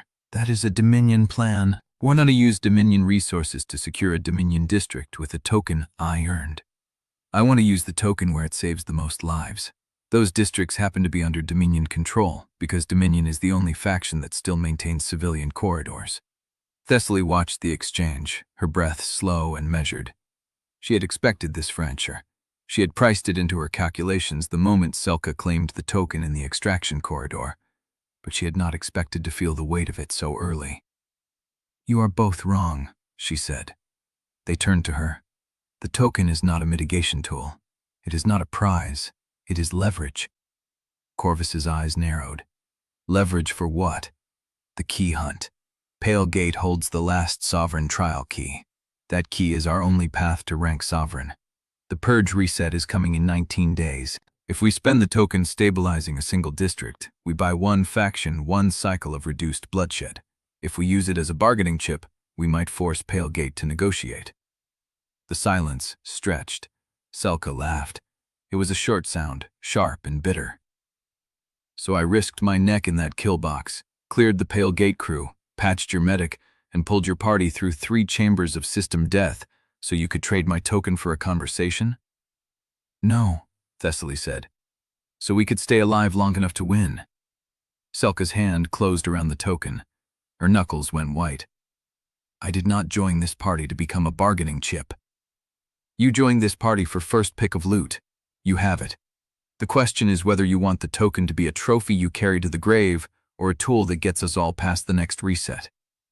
Selka took a step forward. She was smaller than Thessaly, but the fury in her posture made the size difference irrelevant. Do not dress up your plan as my choice. You want the key. You do not care who dies getting it. Thessaly held her ground. I care about who dies if we do not get it. The difference is time horizon. Enough. Oswin's voice cut through the argument, quiet but absolute. They looked at him. He was standing with his arms at his sides, his sleeves rolled to the elbow, the healing salve still visible on his forearms. His face was not gentle now. It was tired and hard. We are arguing about a token that none of us can activate yet. The system requires a district registry terminal to lock the designation. The nearest one is 3 blocks north, inside a collapsed commercial building that might still have power. We walk there, we see if the terminal works, and we decide what to do with the token when we have a live interface in front of us. Mruka stared at him. You think walking 3 blocks in this zone is safe? I think standing in the open arguing about hypotheticals is less safe. The watcher your analyst spotted is still out there. Pale Gate knows we cleared the trial. Every faction within a mile radius knows someone came out of the waterworks with loot.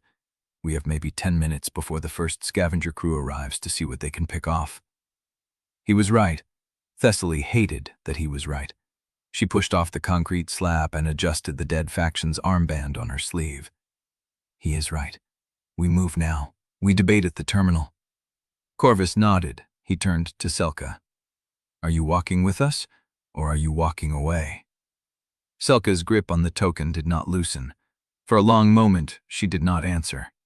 Then she stepped forward, falling into the formation without another word. They moved through the collapsed parking structure in single file, Oswin leading, Corvus at the rear, Selka and Thessaly in the middle.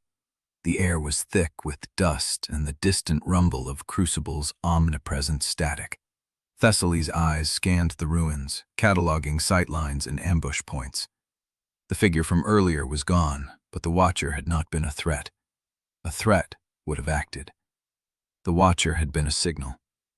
3 blocks north, the commercial building stood with its front wall partially collapsed, exposing the interior like a dollhouse cut in half.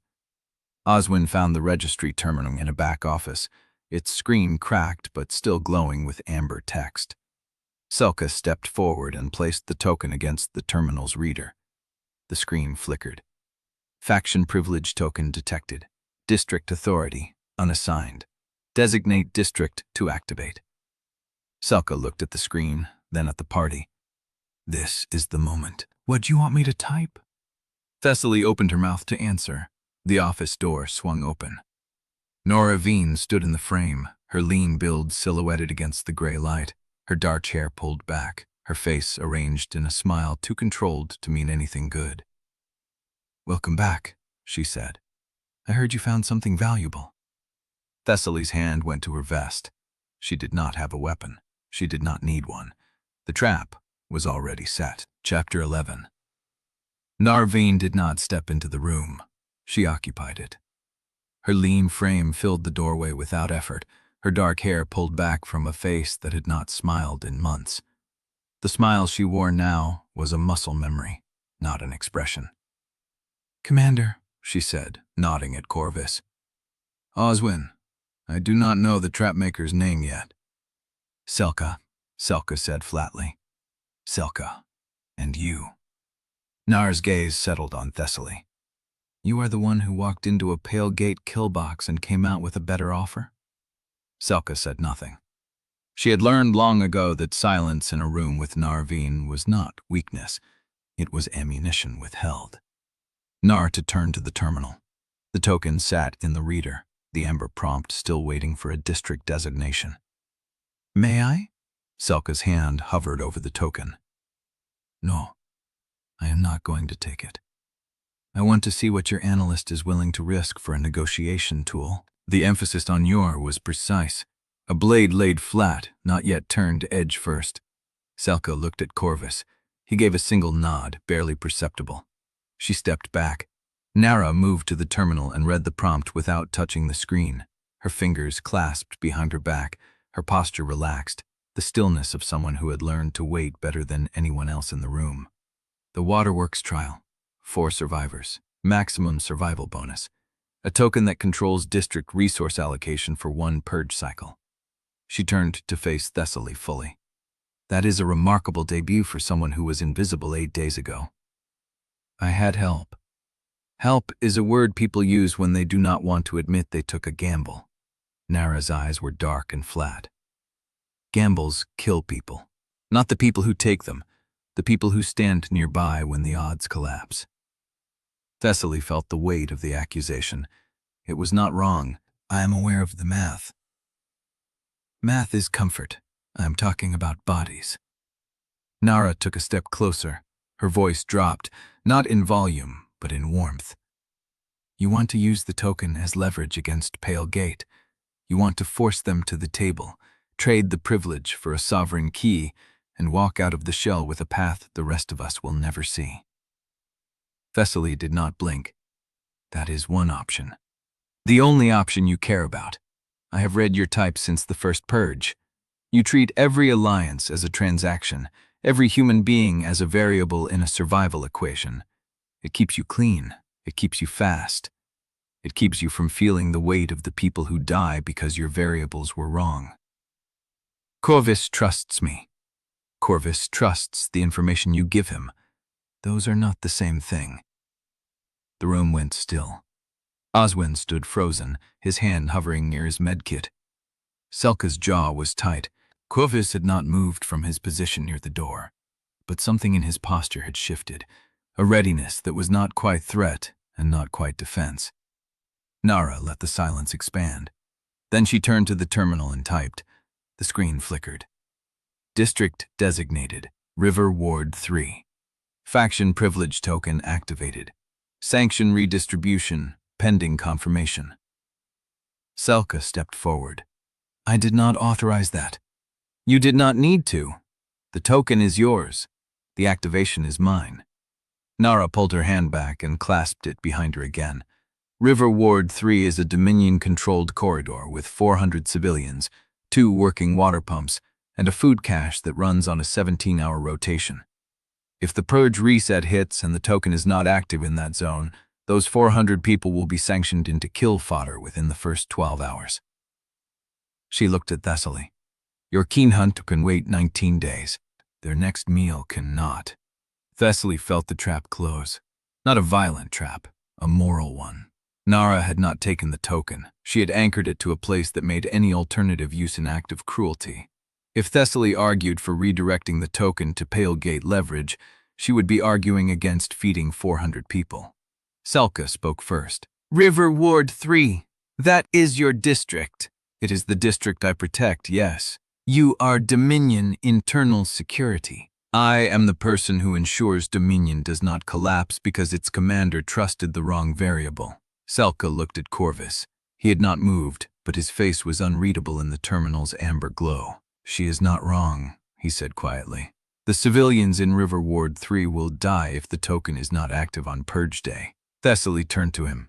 You knew she would do this. I knew she would have a position. I did not know she would execute it before we finished the discussion. Finish, Narra said. The discussion is finished.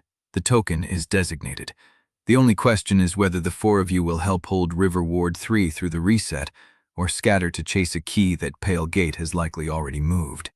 Thessaly's ledger was ruined. Her notes were gone. Her path to the sovereign key was a guess built on a watcher in the ruins and a corrupted system line she could not verify. She had nothing but instinct, and instinct told her Narra Veen was not the enemy she appeared to be. Help hold the ward, she said slowly, and you will let us keep hunting. Narra's smile did not change. I will not stop you. I will watch you.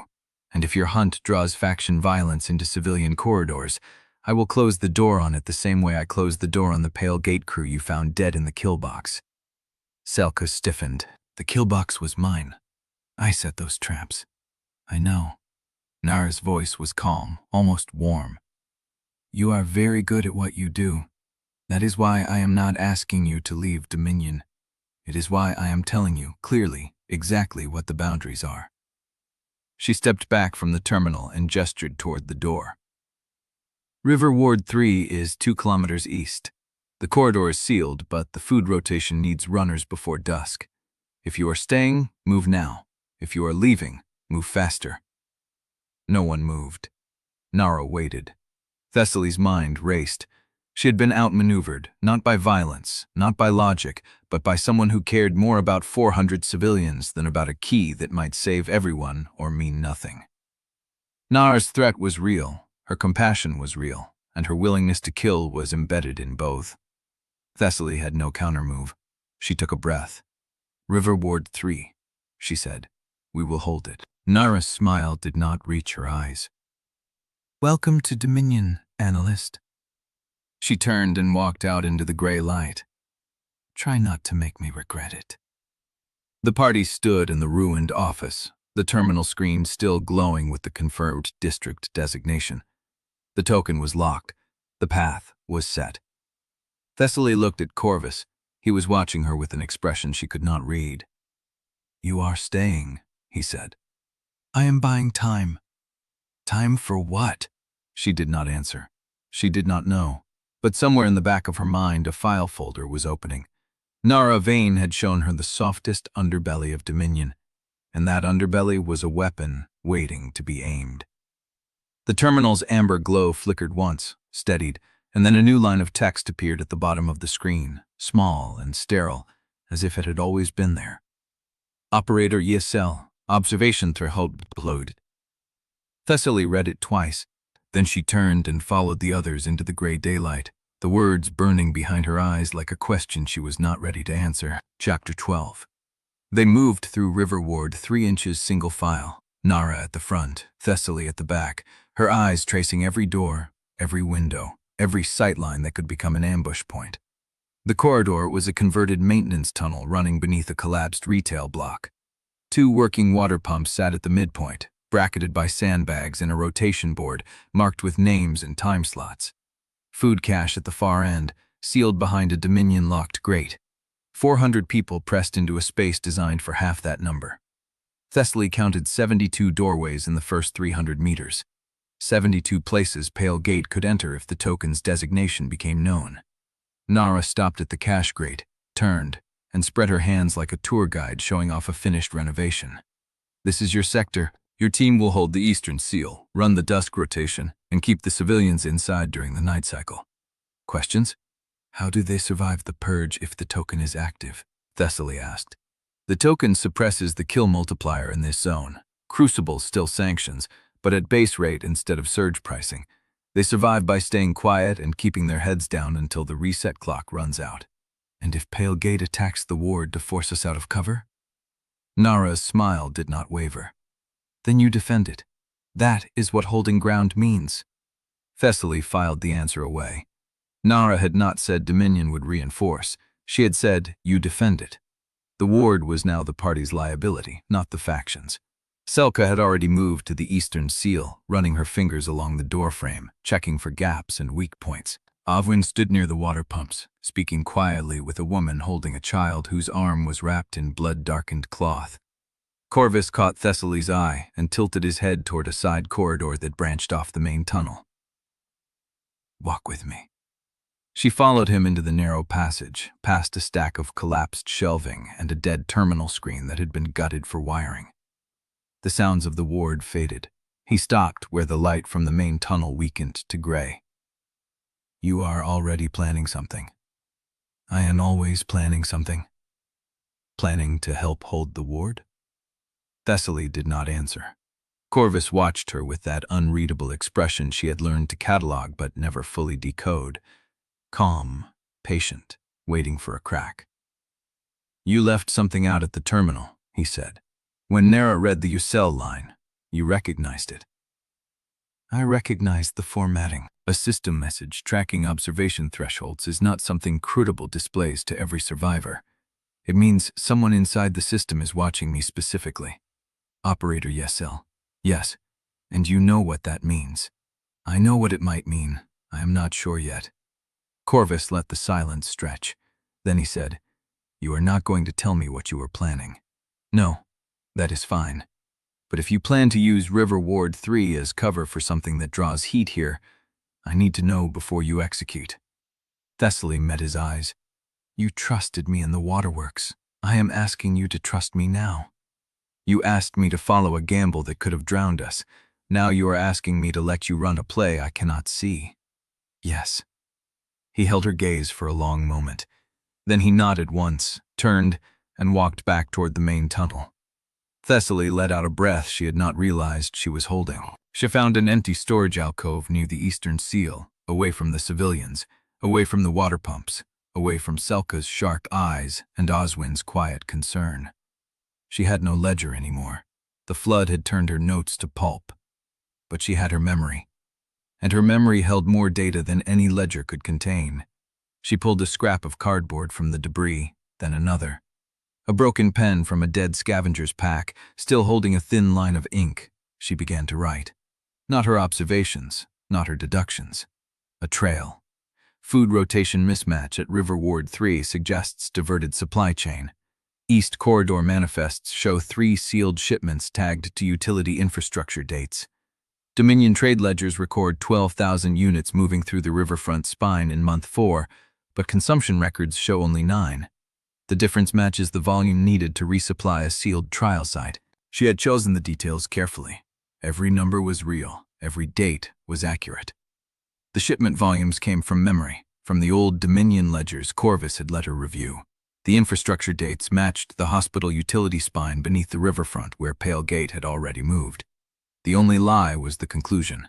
The numbers did not point to the trial key's location. They pointed to a supply redistribution anomaly that had nothing to do with the sovereign path. But Pale Gate would not know that. They would see the pattern, the inference, the implication, and they would move to confirm it. Thessaly wrote 2 more fragments, each one slightly different, each one anchored to the same real data points, but suggesting a different final location. She placed them in separate spots along the ward's perimeter, tucked into cracks in the wall beneath loose floor tiles, inside the housing of a dead fuse box. Then she waited. Selka found her an hour later, sitting on an overturned crate near the eastern seal, watching the door. Corvus said you were planning something. He said a lot of things. He also said you would not tell him what it was. That makes me nervous. Thessaly looked at her. You walked into a Pale Gate kill box and set counter traps while they were still inside. You are not nervous about anything. Selka's mouth twitched. That was different. I knew the terrain. I do not know your head. Good. Good. If you knew my head, Pale Gate could extract it from you. Selka studied her for a long moment. Then she turned and walked back to her position at the seal. Thessaly waited until the dusk rotation, when the corridor was thick with movement and the guards were focused on the ration line. She slipped through the eastern seal into the collapsed retail block above. The ruins were quiet. Bright light filtering through holes in the roof, dust settling in the stillness. She placed the first scrap on a broken counter near the street entrance, tucked beneath a fallen beam where a careful searcher would find it. The second went inside a rusted conduit pipe at the intersection where she had first seen the watcher in the parking structure. The third, she carried 3 blocks east, to the edge of the riverfront, where the old hospital utility spine surfaced in a collapsed loading bay. She wedged it into a crack in the concrete wall, half visible, half hidden. Then she stepped back and looked at the building. Pale Gate had moved toward this corridor already. She had seen it in their scout patterns, in the maps Selka had found on the dead crew member, in the supply routes Narra had inadvertently confirmed during the confrontation at the terminal. They were hunting here, and now they would find breadcrumbs leading to a conclusion that was almost correct. Almost. Thessaly turned and walked back toward River Ward 3. As she reached the eastern seal, a sound stopped her. Faint, distant. Metal on concrete, echoing from the direction of the riverfront. Someone had just entered the loading bay. She did not turn around. She did not need to. The gambit had begun. Chapter 13. Narra sent word at dawn. A trade parley in the elevated Skywalk lanes above 4th Street. 3 factions confirmed. Neutral ground brokered through Oswin's Mercy Ledger contacts. Thessaly read the message twice, looking for the angle. Narra wanted her visible, wanted the other factions to see Dominion had a new analyst at the table. The party gathered in the corridor outside the ration line. Corvus stood with his arms crossed, watching Thessaly with the same patient attention he had shown since the confrontation in the side corridor. Selka leaned against the wall, tension wire coiled around her shoulder, her expression unreadable. Oswin had already pulled his medkit from his pack, checking supplies as if the parley were a combat zone. Narra arrived before anyone could speak. She wore a long coat, unbuttoned, her dark hair pulled back from her face. Her stillness filled the corridor. The Skywalk lanes are neutral ground. No weapons drawn, no skills activated unless in self-defense. CRUCIBLE enforces the terms. Selka made a sound low in her throat. And if someone breaks them, then the system kills them. Narra's eyes moved to Thessaly. That is what I want you to observe. Thessaly understood. Not a negotiation, a demonstration. They climbed through a collapsed retail unit, up a fire escape that had been reinforced with welded steel plates, and emerged onto the Skywalk. The glass tube corridor had survived better than the streets below. Most of its panels were intact, filtering the gray morning light into a diffused haze that made every face look pale and indistinct. The floor beneath their boots was scuffed with months of foot traffic, 1,000 small marks that told the story of every deal and death that had passed through this space. 3 groups already waited at the junction where the Skywalk split. The first was a pair of pale gate operatives in worn gray jackets, their faces still and watchful. The second was a Dominion supply officer Thessaly recognized from the command post, a heavy-set man named Lask, who kept his hands visible at all times. The third was a woman Thessaly had never seen before, young, maybe 25, with a scar running from her ear to her collarbone and a stillness that matched Narra's. The woman wore no faction insignia. That made her the most dangerous person in the room. Narra took position at the center of the junction. "We are here to discuss access routes, supply boundaries, and the status of the waterworks reward." The pale gate operative on the left spoke first. "We heard Dominion came out of that trial with something valuable." "We came out alive." Narra's voice was flat. "That is the only valuable thing Dominion needs to discuss." The scarred woman smiled. "Alive and holding a faction privilege token. Word travels fast in dead districts." Thessaly said nothing. She let the silence settle, reading the room the way she had read ledgers in another life, looking for the numbers that did not add up. The pale gate operative shifted his weight. A small movement, almost imperceptible. Exposure triggered. Target, pale gate operative left. Active deceptions detected. Stated intent, negotiating supply boundaries. Actual intent, confirming party coordinates for extraction team positioning. Duration of deception, active, 4 hours. Thessaly kept her face still. 4 hours. They had been planning this before the parley was announced. The Skywalk was not a negotiation, it was a targeting exercise. She looked at the scarred woman, letting exposure reach. Target, unaffiliated broker, female. Active deceptions. 1. Stated identity, independent mediator. Actual identity, pale gate collective, external operations. Cover duration, active, 48 hours. 2 of them. 1 pretending to be neutral, 1 pretending to negotiate. Thessaly turned her attention to the Dominion supply officer, Lask. Target, Dominion supply officer, Lask. Active deceptions, none. All stated positions are accurate within his knowledge. Lask did not know he was standing in a kill box. Thessaly opened her mouth to warn Narra, but before she could speak, the Skywalk terminal at the junction flickered to life. White text appeared on the screen. CRUCIBLE. Sanction zone violation detected. Zone, 4th Street Skywalk. Violation type, premeditated hostile intent, 3 or more parties. Resolution. Broker termination authority granted. The scarred woman smile did not waver, but her hand moved toward her belt. The pale gate operative on the right stepped back.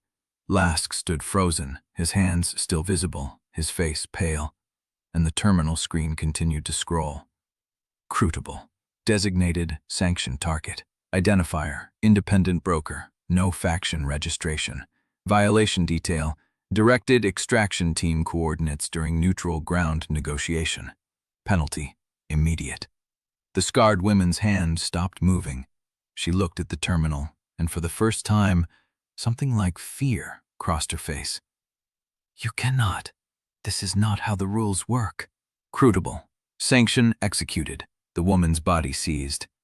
Her spine arched, her eyes went wide, and she dropped as if the ground had been pulled out from under her. A thin line of blood traced from her nose, running down her cheek and pooling on the scuffed glass floor. The terminal screen went dark. The Skywalk was silence. Thessaly stood very still, her breath measured, her pulse steady through an act of will. The pale gate operative on the left had not moved. His eyes were fixed on the body, his expression unreadable. The other operative was already backing toward the far exit, his hand pressed flat against his chest, signaling surrender or submission. It was impossible to tell. Lask looked at Narra. "You knew this would happen." "I knew it was possible." Narra's voice was calm. That is why I wanted the ANALYST here. She turned to Thessaly. Crucible watches everything, but it does not always intervene. The question is, what triggers it? Thessaly met her eyes. Intent, duration, premeditation. The system detected hostile intent that had been active for more than 4 hours across 3 parties. The broker was the easiest target to sanction because she had no faction registration to shield her. Narra nodded. Good. Now you understand the terms of every negotiation from this moment forward. She gestured toward the Pale Gate operatives. Your extraction team has lost its coordinator. You have 10 seconds to leave this Skywalk before I decide your intent has also been active long enough to trigger a sanction. The operative on the left did not argue. He turned and walked, his partner following. Thessaly watched them go, her mind already recalculating the Pale Gate scout patterns, the maps Selka had found, the timing of the parley, the scarred woman's extraction team coordinates. They had known the party would be here. They had known Narra would bring Thessaly, and someone had told them. She looked at Lask, at his still visible hands, at his genuine ignorance. She looked at Narra, at her calm certainty, at the way she had positioned herself at the center of the junction, exactly where she could see every exit. She looked at Oswin, who had not moved from his position near the fire escape, who had not spoken a single word during the entire exchange. Thessaly filed the observation away.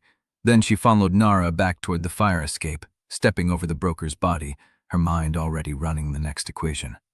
CRUCIBLE was watching. But CRUCIBLE was not the only one. Chapter 14. The body still lay on the Skywalk glass when Thessaly reached the fire escape. She did not look back. Looking back meant slowing down, and slowing down meant the image would stick instead of sliding off like water. She kept her eyes on the rusted railing ahead, and her breath measured, and her hands still at her sides because control was the only thing that kept the noise out. The party descended in single file. Narra first, then Lask, then Corvus, then Thessaly, then Oswin, then Selka. The fire escape groaned under their weight. Somewhere below, a door banged open and shut, and the sound of footsteps faded into the ruined noise. At street level, Lask stopped. I should not have been there. Narra turned. You were not the target. That is not the point. His voice was thicker now, the shock wearing off into something harder. You used a parley to demonstrate a system mechanic. You did not tell me I was standing next to someone who was about to die. I told you the terms. No weapons, no skills. I told you CRUCIBLE enforces them. You did not tell me it would kill her. Would you have attended if I had? Lask stared at her. Then he shook his head and walked, his steps heavy on the broken pavement, heading east toward the Dominion depot without waiting for permission. Narra watched him go. Her face gave nothing away. Thessaly filed the exchange. Narra had calculated the cost of Lask's fear and decided it was worth the lesson. That was not cruelty. That was resource management with a human price tag attached. They moved again, threading through a collapsed bus shelter and into the narrow corridor between 2 gutted storefronts. The riverfront was 4 blocks east. River Ward 3 was 6 blocks north. The sun had not fully risen, and the gray light made everything look like it had already been burned once. Selka broke the silence first. You told me CRUCIBLE only intervenes for active combat violations. It does, Narra said. That woman was not fighting. She was standing still. Her intent had been active for 4 hours. The system detected premeditation, not action. Those are different triggers. Selka's jaw tightened. She did not ask anything else. Thessaly kept walking, her mind already running the implications. CRUCIBLE could read intent duration.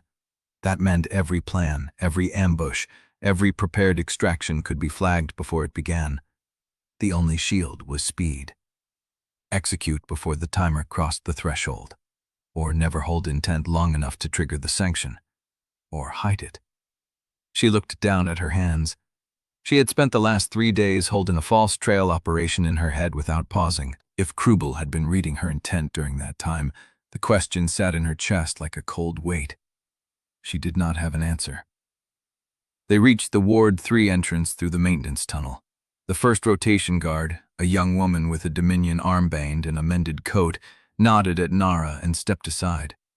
The corridor opened into the main shelter, and Thessaly saw the civilians moving through their morning routines. A man carrying a bucket of water. 2 children sitting on a folded tarp, sharing a piece of flatbread. An older woman with a salvaged radio pressed to her ear, scanning for signals that would not come. Thessaly stopped at the side corridor where Corvus had confronted her the night before. "I need a terminal." Narra glanced at her. "There is a registry relay in the pump room." "Unmonitored?" "Nothing is unmonitored in Crucible." Narra held her gaze. "But that relay is not tied to faction traffic. You will get system text and nothing else." Thessaly nodded and walked before anyone could ask why. The pump room was small, concrete, and humid. A single terminal sat on a bolted metal desk, its screen dark. She pressed the activation plate and waited. White text appeared. "Crucible, terminal online, user identity verified. ANALYST T. Ostfeld, observation status, active." She stared at the words, observation status, active. Not escalated, not revised, active. The same formatting as the Waterworks terminal, the same sterile language. She typed a single line. "Query, operator ucell origin." The screen flickered. "Crucible, operator ucell designation, candidate evaluation protocol. Additional information, classification level exceeds current analyst rank." Thessaly's pulse did not change. Candidate evaluation protocol. She was not being watched because she was a threat. She was being watched because she was a test subject. She typed again. "Query, evaluation criteria." The terminal paused. The cursor blinked once, twice, 3 times, then new text appeared. "Crucible, anomalous skill interaction detected. Skill, exposure analyst. Interaction type, tooth state extraction on shielded variables. Status, under review. Shielded variables, Corvus." The terminal had just confirmed what she had suspected since the Waterworks. Corvus's deception immunity was not natural. Crucible had shielded his truth state deliberately. The question was why. Thessaly held very still. "Operator ucell, supplementary message follows." The screen cleared and new text scrolled in. "Operator ucell, candidate T. Ostfeld. Your skill has flagged you for evaluation at revision threshold. This notification is informational. No action required. Recommendation: continue observation of boundary clause interactions under varied pressure conditions will refine classification." Recommendation, not instruction, not command. A recommendation. Thessaly read the line 3 times. The language was sterile. The formatting was identical to every other Crucible prompt she had ever received.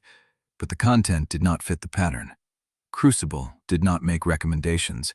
It issued protocols, sanctions, and termination orders. It did not suggest that continued observation would refine anything. Thessaly looked at the screen. Someone inside the system had sent her a message that was worded to look like standard text, but carried a different signal underneath. "Continue using exposure under pressure. Stay visible. Let them watch." It was not a threat, it was advice. She did not know whether that made her feel safer or more exposed. The terminal screen flickered again. "Operator ucell, communication complete. Crucible, session ended."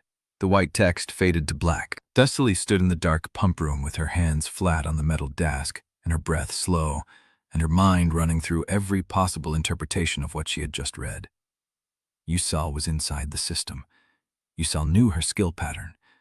Ucell had just told her, in language that could be denied if anyone reviewed the log, that the evaluation was ongoing and the criteria were intentionally opaque. And Ucell had recommended she keep doing exactly what she was already doing. She heard footsteps in the corridor outside. Light, measured. Someone who was not trying to hide. The door opened. Corvus stood in the frame, his coat dark against the gray light, his expression unreadable. "You found something." It was not a question. Thessaly looked at the dark terminal screen. Then she turned to face him, her voice steady. "The system is evaluating me, not as a threat, as a candidate." Corvus's eyes did not shift. "I know." The word hung between them like a blade waiting to fall. She had expected denial, evasion, a tactical deflection framed as reassurance. She had not expected confirmation delivered in the same flat tone he used to describe supply routes. You know, not the full criteria. He stepped into the room, letting the door close behind him. But I know Crucible flagged your skill pattern the first time you used exposure in a populated zone. I have been waiting for the system to make a formal designation. How long? Since the transit terminal, the day we met. Thessaly's mind folded the new data into the old model and came up with a picture she did not like. You did not warn me. I did not know what the designation would be. Warning you before I had information would have been guessing. I do not guess. And now? Corvus met her gaze. Now I know the system is running a candidate evaluation on you. That means you are valuable to Crucible in a way most survivors are not. It also means you are visible in a way most survivors are not. He paused. And it means someone inside the system just broke protocol to give you advice. Thessaly's chest tightened. You read the terminal log? I read the pump room relay from the maintenance terminal in the main corridor. I do not have your clearance, but I have access level 3 Dominion routing privileges. The relay output is not encrypted. She held his gaze. You let me walk in here alone, knowing the message would arrive, knowing you could read the response. I let you walk in here because you needed to see it first. Reading it over your shoulder would have told you I was watching. This told you I am willing to wait for you to share. Thessaly did not know whether that was a confession or a tactic. She was not sure it mattered. The message said, continued observation of boundary clause interactions under varied pressure conditions will refine classification. She repeated the words exactly. That is not standard system language. Someone inside Crucible is feeding me direction. Yuslia. Yes. Corvus was silent for a long moment. Then he spoke, his voice lower than before. I have been inside Crucible for 8 months. I have seen the system execute, sanction, reward, and reset. I have never seen it recommend. Thessaly watched his face. I have also never seen it shielded a target from a skill designed to expose deception. Corvus's expression shifted, almost imperceptibly. That is not something you could have confirmed without a terminal. I confirmed it 30 seconds ago. She stepped away from the desk. You are carrying something Crucible does not want me to read. The system is evaluating me to see whether I can figure it out anyway. She stopped in front of him. And you are standing in a pump room with me instead of denying it. Corvus held her gaze. Because you are right. The admission landed like a door slamming shut. Thessaly felt the world tilt beneath her feet. I need to know what you are hiding. You need to understand why I am hiding it. He took a breath that was almost, but not quite, a pause.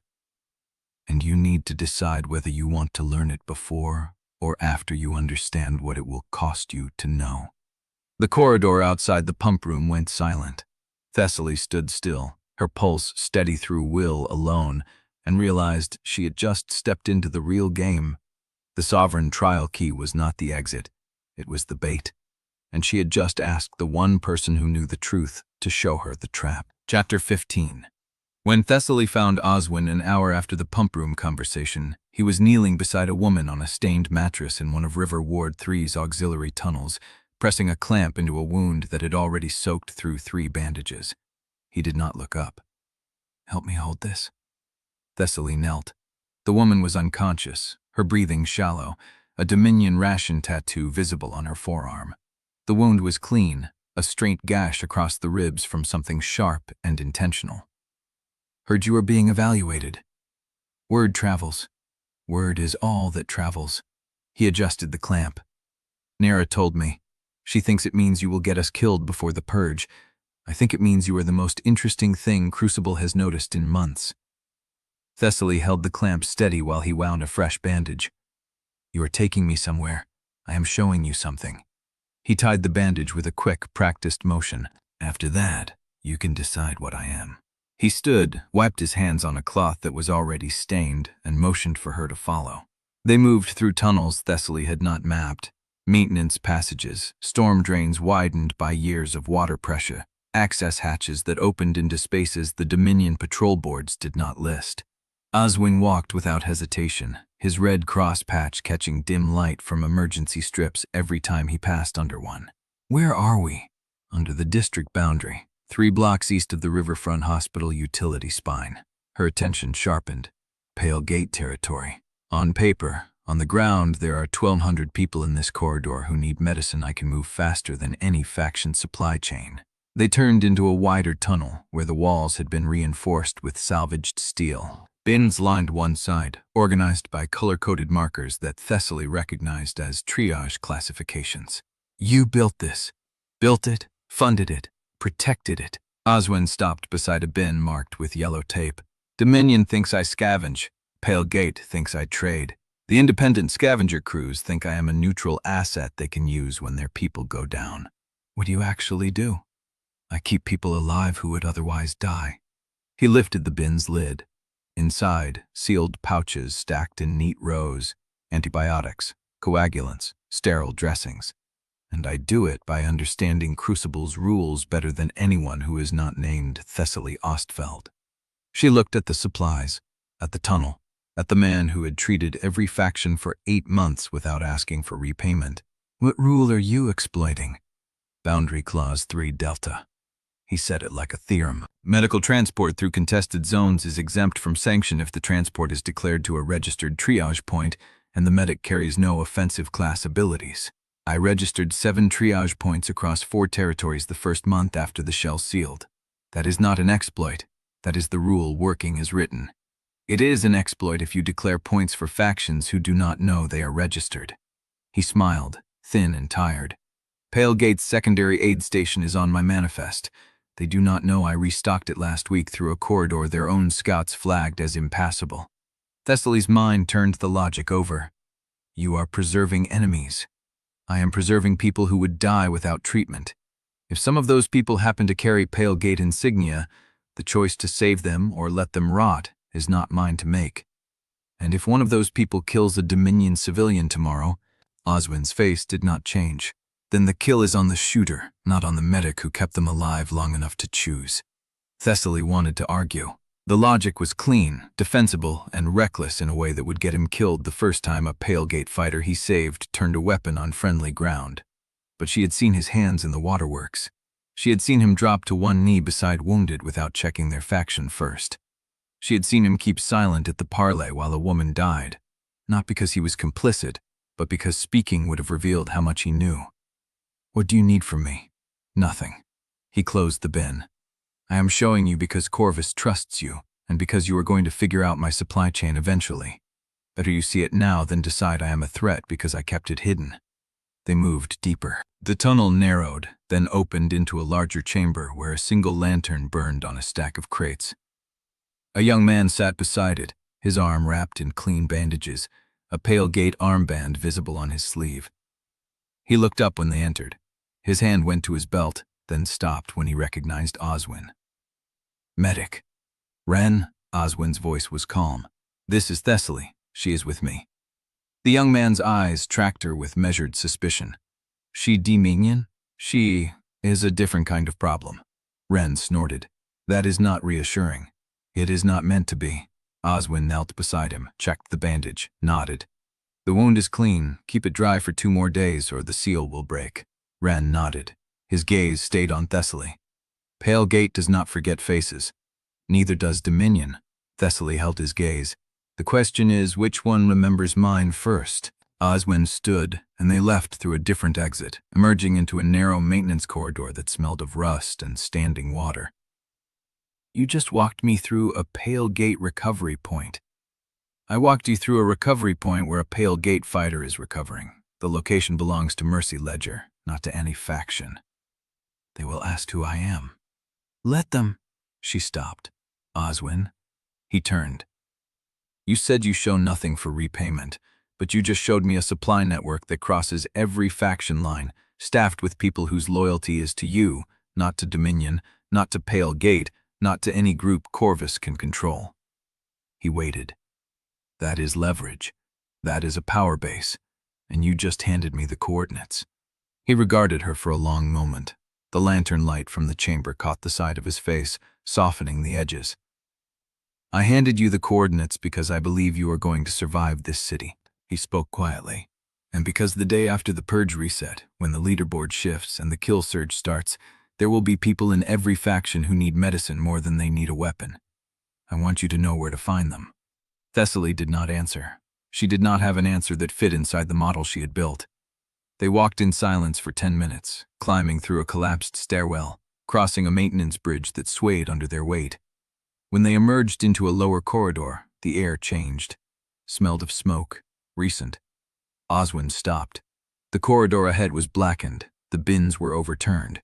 Yellow triage markers lay shredded on the concrete, their colors swallowed by soot. Someone had been here. Someone had burned it. Oswin walked forward, his footsteps slow. He knelt beside a bin that had melted into plastic slag, touched the residue, and came away with ash on his fingers. This was yesterday. Thessaly stood at the edge of the destruction. The fire had been controlled, professional, surgical, not a random scavenger strike. A targeted raid. Someone knew. His voice was flat. They knew the location. They knew the supply schedule. They knew it belonged to the Mercy Ledger, not to a faction. He stood. His face was unreadable, but his hands were shaking. Whoever burned this route is sending a message.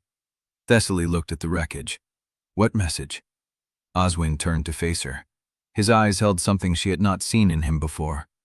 That I am no longer neutral. Chapter 16. The smell of smoke clung to Thessaly's clothes as she walked back through River Ward 3. Ash residue on her fingers. Melted plastic scored into her memory. Oswin had stayed behind to salvage what remained. She had left him kneeling in the blackened corridor, sorting charred supplies into 2 piles, usable and lost. That I am no longer neutral. She found Corvus at the eastern seal, reviewing a rotation board pinned to the wall. Selka sat on a crate nearby, running tension wire through her fingers, checking each strand for kinks. Corvus looked up when she entered. His eyes moved over her face, reading something she had not spoken aloud. You found something. Someone burned one of Oswin's supply routes. Thessaly stopped at the edge of the light. Professional, surgical, targeted. Selka went still. When? Yesterday, while we were at the Skywalk. Corvus set the rotation board down. His face gave nothing away, but his shoulders shifted, a fraction of tension entering his frame.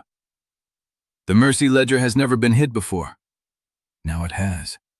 Selka stood. Where? Lower access corridor beneath the district boundary. 6 bins, all melted. Triage markers shredded. They knew the location, the schedule, and that it was Mercy Ledger, not a faction cache. Corvus was quiet for a long moment. Then he said, You want to hunt them? I want to set something they will walk into. He studied her. Explain. Thessaly pulled a scrap of paper from her vest pocket, salvaged from the ruined corridor. Ash smudged the edge, but the ink was still legible. A delivery schedule for the next bin rotation. They knew this route was running yesterday. That means they have access to Oswin's schedule, or they tracked the movement pattern long enough to predict it. She tapped the paper. If we make it look like Oswin is running a replacement shipment tonight, using a different route, they will have to commit to a new strike window, assuming they are still watching. They burned 6 bins and left no bodies. That means they wanted destruction, not casualties. A message. Thessaly met his eyes. Whoever sent it wants to know if it landed. Selka stepped closer. You want a false retreat? I want a false retreat with a kill funnel at the bottom. Corvus considered her. You are asking us to bait an ambush before we know who we are baiting. I am asking us to find out who is baiting who. Selka's mouth curved, not quite a smile. I know a stretch of drainage under the Shelby Street overpass. Single approach corridor, 3 egress points if you know the great pattern, 1 if you do not. She coiled the tension wire around her palm. If they follow a decoy run into that corridor, they do not come out. Corvus looked between them. Preparation time? 2 hours, Selka said. I need wire and anchors. You have them. Thessaly pulled another sheet from her vest. The false schedule she had written earlier, before the burned corridor, before the Skywalk, before any of it. She had written it as a contingency. She handed it to Corvus. Oswin's handwriting? or close enough that a runner carrying it looks convincing. He read it. His thumb brushed the corner where she had smudged the ink to simulate a hurried fold. You wrote this before the raid. I write everything before I need it. He held her gaze a moment longer, then nodded. 2 hours. The drainage underways ran beneath the Shelby Street overpass in a dark artery of concrete and standing water. Selka moved ahead of them, placing anchors at measured intervals. Her hands worked in the low light, threading wire, testing tension, adjusting angles until each strand sang at the right pitch. Thessaly watched from the junction point, memorizing the kill funnel's geometry. The approach corridor narrowed to shoulder width at the choke point. Above, 3 grates opened into maintenance shafts, but only one led anywhere useful. The others dropped into dead-end sumps. Selka finished the last anchor and straightened. Trigger line runs at knee height. Cross it and the wires collapse from 3 sides. No way to cut free without pulling the others tighter. She wiped her hands on her pants. If they come in fast, they will not see it until they are inside. Then we need them to come in fast. Thessaly looked at Corvus. The decoy runner starts in 30 minutes. East access corridor, visible enough that someone tracking the pattern will spot the movement. They follow him into the drainage overflow, and we close the door. Who is the decoy? I am. Corvus shook his head. You are not a runner. I am the person they are trying to unsettle. If they see me carrying a schedule, they will believe it. She held his gaze. Oswin's network just got hit. A replacement shipment needs someone who looks like they are hiding something. You do not run well. I do not need to run well. I need to run convincingly. Selka snorted. She has a point. Corvus did not look happy, but he did not argue. 30 minutes.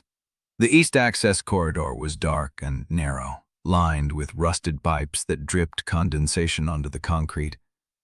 Thessaly moved at a controlled jog, the folded schedule visible in her left hand.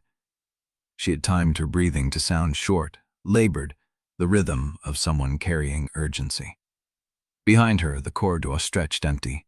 She counted steps, 41 to the first junction, 15 to the grate, 23 to the drainage overflow entrance where the floor sloped downward and the light dropped to nothing. She heard them before she saw them. 3 sets of footsteps, spaced evenly, moving fast, not trying to hide, confident, which meant they had people at both ends of the corridor. She pushed into the drainage overflow and let her foot catch on the threshold. Stumbled, caught herself. Behind her, the footsteps accelerated. She ran. The corridor curved left, then right. Water splashed beneath her boots. The kill funnel entrance was 15 meters ahead, a dark mouth in the concrete wall where the light did not reach. She counted down. 10 meters. 5. She dropped into a slide, hitting the wet concrete with her shoulder, momentum carrying her past the knee-height trigger line. Behind her, the first runner hit it. The wires sang, a strangled cry, metal scraping bone, the wet sound of something heavy hitting the ground. Thessaly rolled to her feet and pressed herself against the wall, watching. The kill funnel had done its work. 2 figures lay tangled in the collapsed wire, their weapons skittering across the concrete. A third stood at the edge, frozen, assessing the trap instead of the bodies. She saw him clearly for half a second. The blade in his hand was not pale gate issue. The crest on his collar was Dominion internal security. He saw her see it, then he turned and ran. Corvus stepped out of the maintenance shaft above, but the man was already gone, vanished into the dark of the upper corridor. Selka emerged from the shadows, her wire rig coiled and ready. One got away. Thessaly stared at the empty corridor where the runner had disappeared. She knew that crest. She knew exactly who it belonged to. Narra contract blades had just tried to kill her, and one of them had carried proof of the order right out of the trap. Chapter 17. Narra stood at the window of the converted office tower and watched the roofs of River Ward 3. 400 bodies packed into rationed corridors below her. Children slept in maintenance alcoves wrapped in salvaged blankets. The elderly sat against walls with their hands on their knees, breathing slow, conserving energy. The water pumps ran on a 17-hour rotation because running them longer would burn out the bearings, and there were no replacements left in the shell. She knew the count by heart. 387 civilians. 12 pregnant, 47 under the age of 12, 114 over 60. The rest were adults who had traded their combat classes for labor skills when the system offered the choice, believing peace was a sustainable strategy. She had watched 2 purge massacres since day 1. The first one killed the ones who believed that. The second one killed the ones who had watched the first. Narra pressed her palm against the cold glass and let the temperature ground her. The corridor behind her was empty. She had dismissed her shift supervisor at the top of the hour. What she needed to think through required silence and the particular clarity that came from looking at something from above. Thessaly Ostfeld was going to get them killed, not deliberately, not with malice. The ANALYST believed she was solving the city's equations faster than anyone else, and she was right about the numbers. But she was wrong about the human factor. She treated every alliance like a balance sheet, every act of loyalty like a deferred debt, every kindness like a trap waiting to spring. And that kind of thinking was contagious. It frayed the seams of a coalition before anyone had even raised a weapon. Narra had seen it happen before. A different ANALYST, 3 months in, mid-cycle before the second purge. She had been good too. Read patterns, predicted faction moves, kept her crew alive through 2 supply corridor sieges. And then she had decided that preemptive betrayal was the only rational strategy, and she had sold her party leader to Palegate for a safe passage token that turned out to be counterfeit. The party leader died. The ANALYST died 2 weeks later, alone, in a collapsed parking structure, with no one left to cover her flank. Thessaly was smarter than that woman, more patient, more precise. But the same mechanism lived inside her. The belief that safety was a finite resource and everyone else was competing for it. Narra let her hand fall from the glass. Behind her, the door opened. "I have the East Corridor rotation report," her shift supervisor said. "One of the auxiliaries flagged a movement pattern near the Shelby Street underways. His team chased shadows. Nothing confirmed, but he put it on record." "Good. Tell him to keep his eyes open and his weapon closed. I do not want a sanction incident in our own territory." "Yes, Commander." The supervisor paused. "The child in C block is asking for you again, the one with the fever." Narra turned from the window. "Has Oswin's medic seen her?" "Twice. He said the fever is breaking. She is asking for you anyway." She nodded and walked past him into the corridor. The child was 7 years old, small for her age, with dark hair plastered to her forehead and a threadbare blanket pulled up to her chin. She was propped against the wall of a maintenance alcove that had been converted into a bed space, her mother asleep beside her on a folded tarp. Narra knelt. "You are supposed to be resting," she said quietly. "Father says you killed the people who broke the tower door." The child's voice was thin, hoarse from the coughing that had kept C-Block awake for 3 nights. "Your father should focus on his own stories." "He says you kept us safe." Narra looked at the child's face. Fever flushed, exhausted, still carrying the blind trust of someone too young to understand that safety was never permanent. It was borrowed, extended on terms that could be revoked by forces that did not care about 7-year-old girls, or their fathers, or the 400 people packed into a converted maintenance tunnel. "Yes," she said. "I kept you safe." She reached out and touched the child's forehead. Warm, but not dangerously so. The fever was breaking, just as Oswin's medic had said. "The tower door will stay closed," Narra said. "You can sleep." The child's eyes drifted shut. Narra stayed another 20 seconds, counting the girl's breaths, memorizing the rhythm. Then she stood and walked back to the corridor, where her shift supervisor was waiting with a sealed message slip. She read it in silence. The message was from her contract blade commander, delivered through channels that did not exist in any Dominion ledger. It was short, precise, and catastrophic. "Target identified the crest. Counter-ambush successful on our end. 2 lost, 1 returned." She knows. Narra folded the slip and tucked it into her coat pocket. She had ordered the Mercy Ledger strike because Oswin's network was the only cross-faction institution that could not be controlled. It operated in the seams, the neutral spaces, the gray areas where Dominion's authority did not reach. If the purge reset triggered while that network was intact, Oswin could move supplies, fighters, and intelligence across every faction line without anyone being able to stop him. That made him a strategic asset for whoever held his loyalty, and Thessaly had just proven she could reach him faster than Narra could cut the connection. The child in C block was sleeping. The mother beside her was breathing slow and even. The 400 people in River Ward 3 were alive because Narra Veen had been willing to make choices that kept them that way. She had killed before.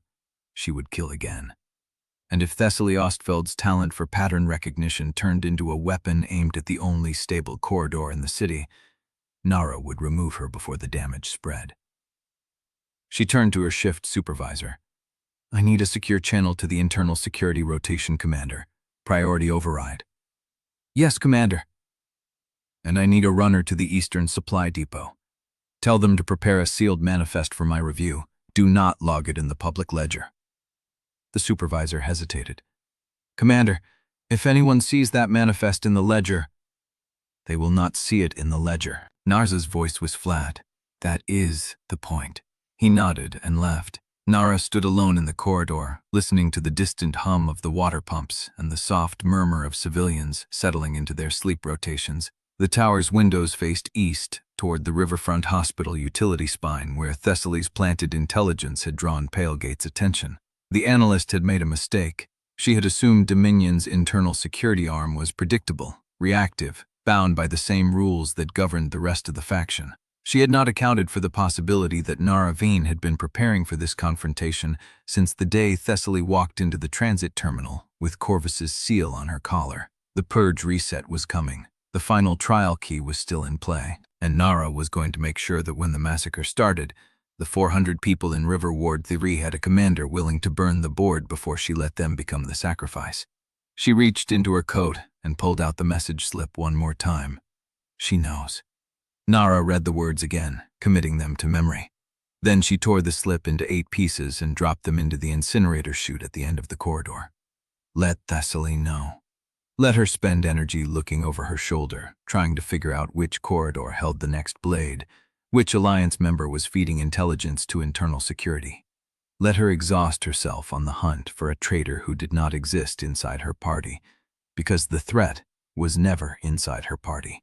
It was standing in a tower above River Ward 3, watching the rooftops settle into darkness and making the kinds of choices that kept children alive while their mothers slept. The runner returned within 10 minutes. "A message from the Eastern Depot, Commander." He handed her a sealed envelope. "Priority channel, addressed to you directly." Narra broke the seal and read. The text was system formatted, white on black, with no sender signature. Purge reset timer revised. New estimate, 11 days. Recommend immediate escalation of candidate containment protocols. She read it twice. Then she folded the paper, tucked it into her coat, and walked toward the command center where her blades were waiting. Chapter 18. The observation point was a collapsed third-floor window overlooking the eastern approach to River Ward 3. Thessaly settled into the gap between a toppled filing cabinet and a sagging ceiling beam, her knees pressed against the concrete lip, and watched the street below through a sliver of remaining glass. She had been there for 47 minutes. The Pale Gate scouts arrived in a pair, moving through the rubble with the practiced economy of people who had rehearsed this route in advance. One covered the intersection while the other knelt at the first planted ledger scrap, a torn page wedged beneath a broken curbstone where she had left it 3 days ago. The scout picked it up, read it, and passed it to his partner. They did not head toward the Dominion supply depot. They did not check the food cache coordinates she had seeded into the second scrap. And instead, the lead scout pulled a folded map from his vest, traced a line with his finger, and pointed south toward the riverfront, toward the old hospital complex, toward the utility spine corridors that ran beneath the main structure. Thessaly let out a breath she had not realized she was holding. Her false trail had worked. Not perfectly, they had not fallen for the Dominion supply decoy.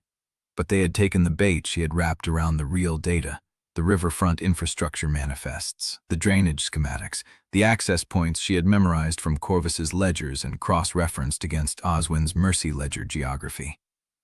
The scouts were not hunting for food caches. They were hunting for something that required hospital records and river maps.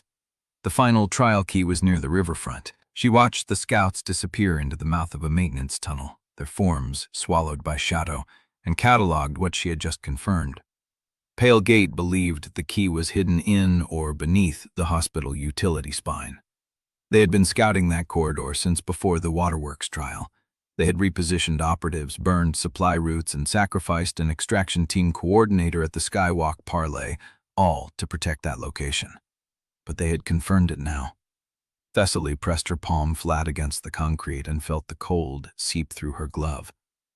The next move belonged to her.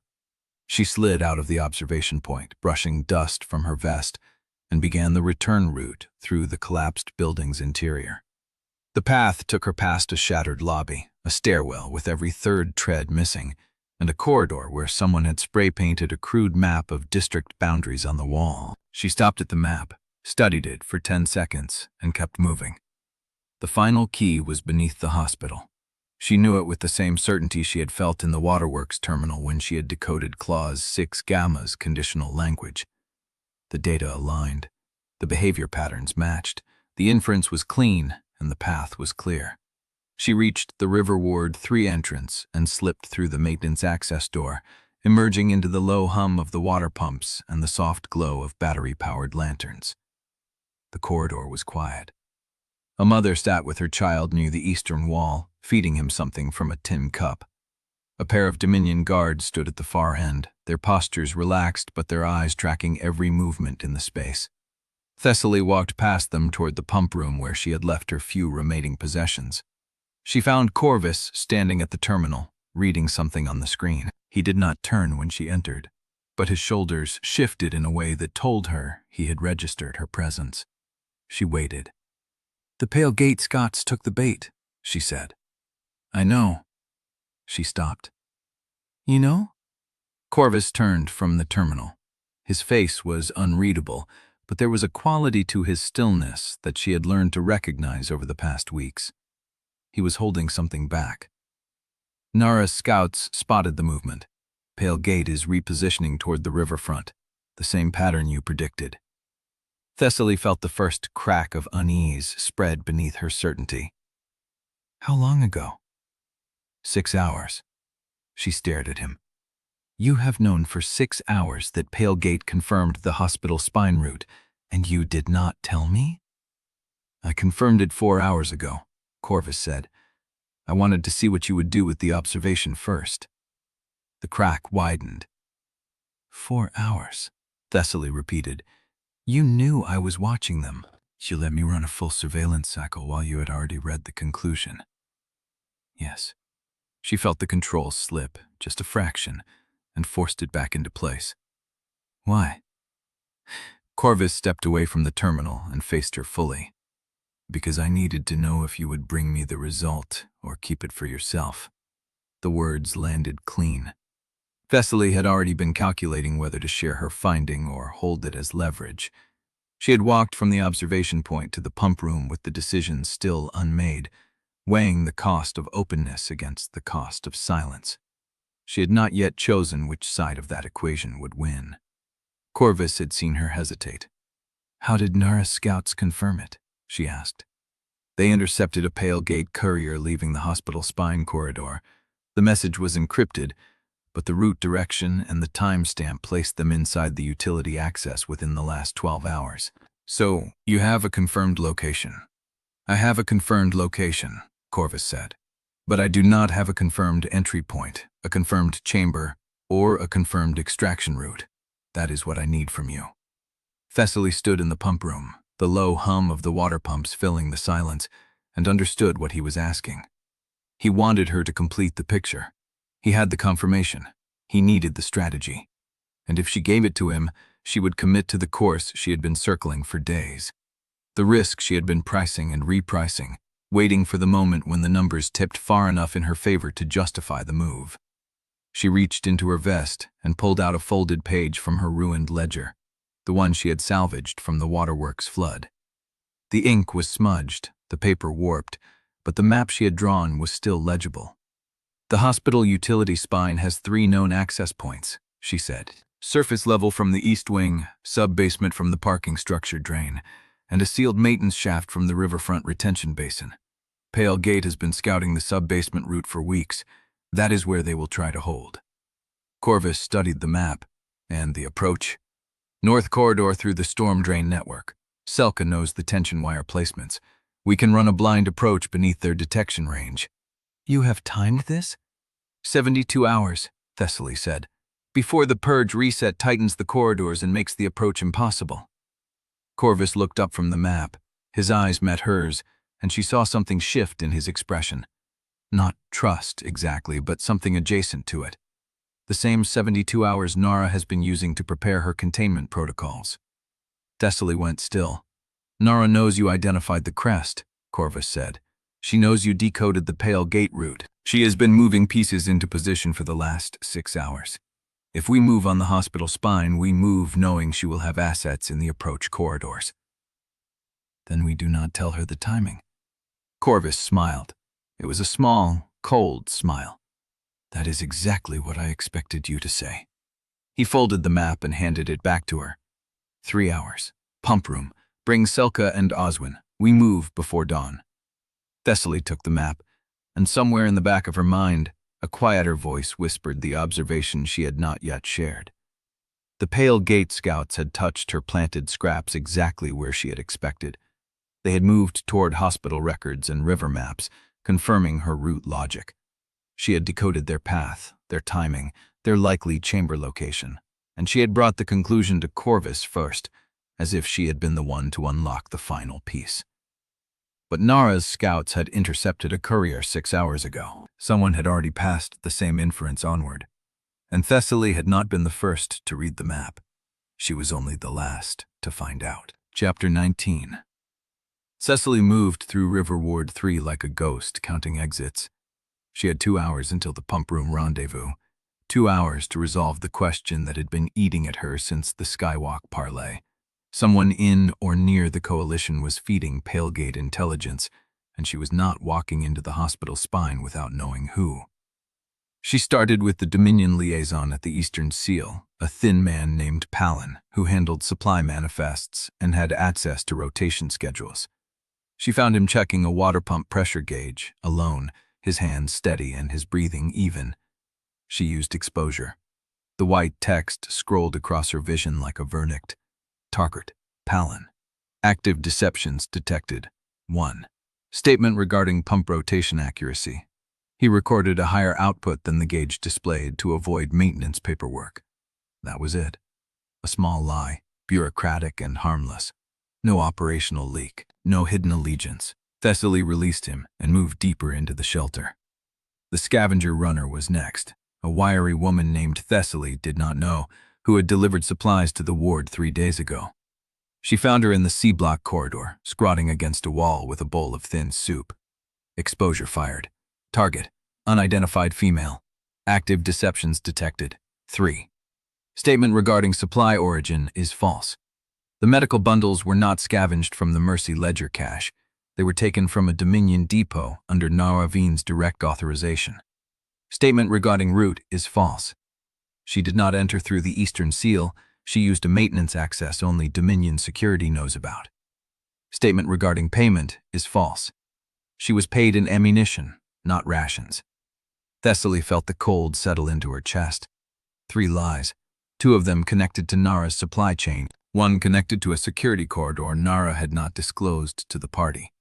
She thanked the woman with a neutral expression and walked away, filing the data. The Mercy Ledger contacts were harder to find. Oswin had dispersed them through the shelter, treating wounds and distributing supplies from his own stores. She found a young man with a red cross patch on his collar, sitting beside an elderly woman with a bandaged leg. Exposure. Target, Mercy Ledger medic. Active deceptions detected. 0. No active false statements detected. Nothing. She found another one, a woman in her 40s, carrying a satchel of clean dressings. Exposure returned the same result. 0 deceptions. She found a third, a teenage boy with shaking hands and a fresh bruise across his cheekbone. Target, Mercy Ledger trainee. Active deceptions detected. 1. Statement regarding his training status is false. He is not an apprentice medic. He is a Pale Gate scout assigned to monitor Oswin's network. Thessaly went still. The boy was sitting cross-legged on the floor, pretending to fold bandages, his eyes darting toward the corridor entrance every few seconds. He was young, maybe 17, and his hands trembled as he worked. She crouched beside him. "Which corridor did you come in from?" The boy looked up, his face carefully blank. "North entrance, same as the others." Exposure did not fire. That statement was true. "Who sent you?" "Oswin," he said. "He told me to help with the wounded." Exposure did not fire. Another truth. Thessaly studied him. His palm was pressed flat against the bandage roll, steady now, as if he had been trained to control his tells under pressure. "How long have you been with Mercy Ledger?" He paused. 3 weeks. Exposure flickered. Partial falsehood detected. Base statement is true. The duration is correct. Affiliation context is incomplete. She had him on a thread, but not a clean one. The system would only flag active falsehoods, not omissions. She could not force him to reveal what he was not saying. "Stay," she said. "Keep folding." She stood and walked away, already recalculating. The fragments did not align. Hallarn was clean except for minor paperwork fraud. The scavenger runner was connected to Narra's off-ledger supply chain, which confirmed that Narra was moving assets without Corvus's knowledge. 3 Mercy Ledger contacts were genuinely clean, and a 17-year-old Pale Gate scout was embedded in Oswin's network, monitoring without acting. It pointed in too many directions at once. Narra was building a shadow operation. Pale Gate had an asset inside the medic network. Oswin might not even know, or he might be running his own counterintelligence. She was coming up blank on the core question, the one that mattered most.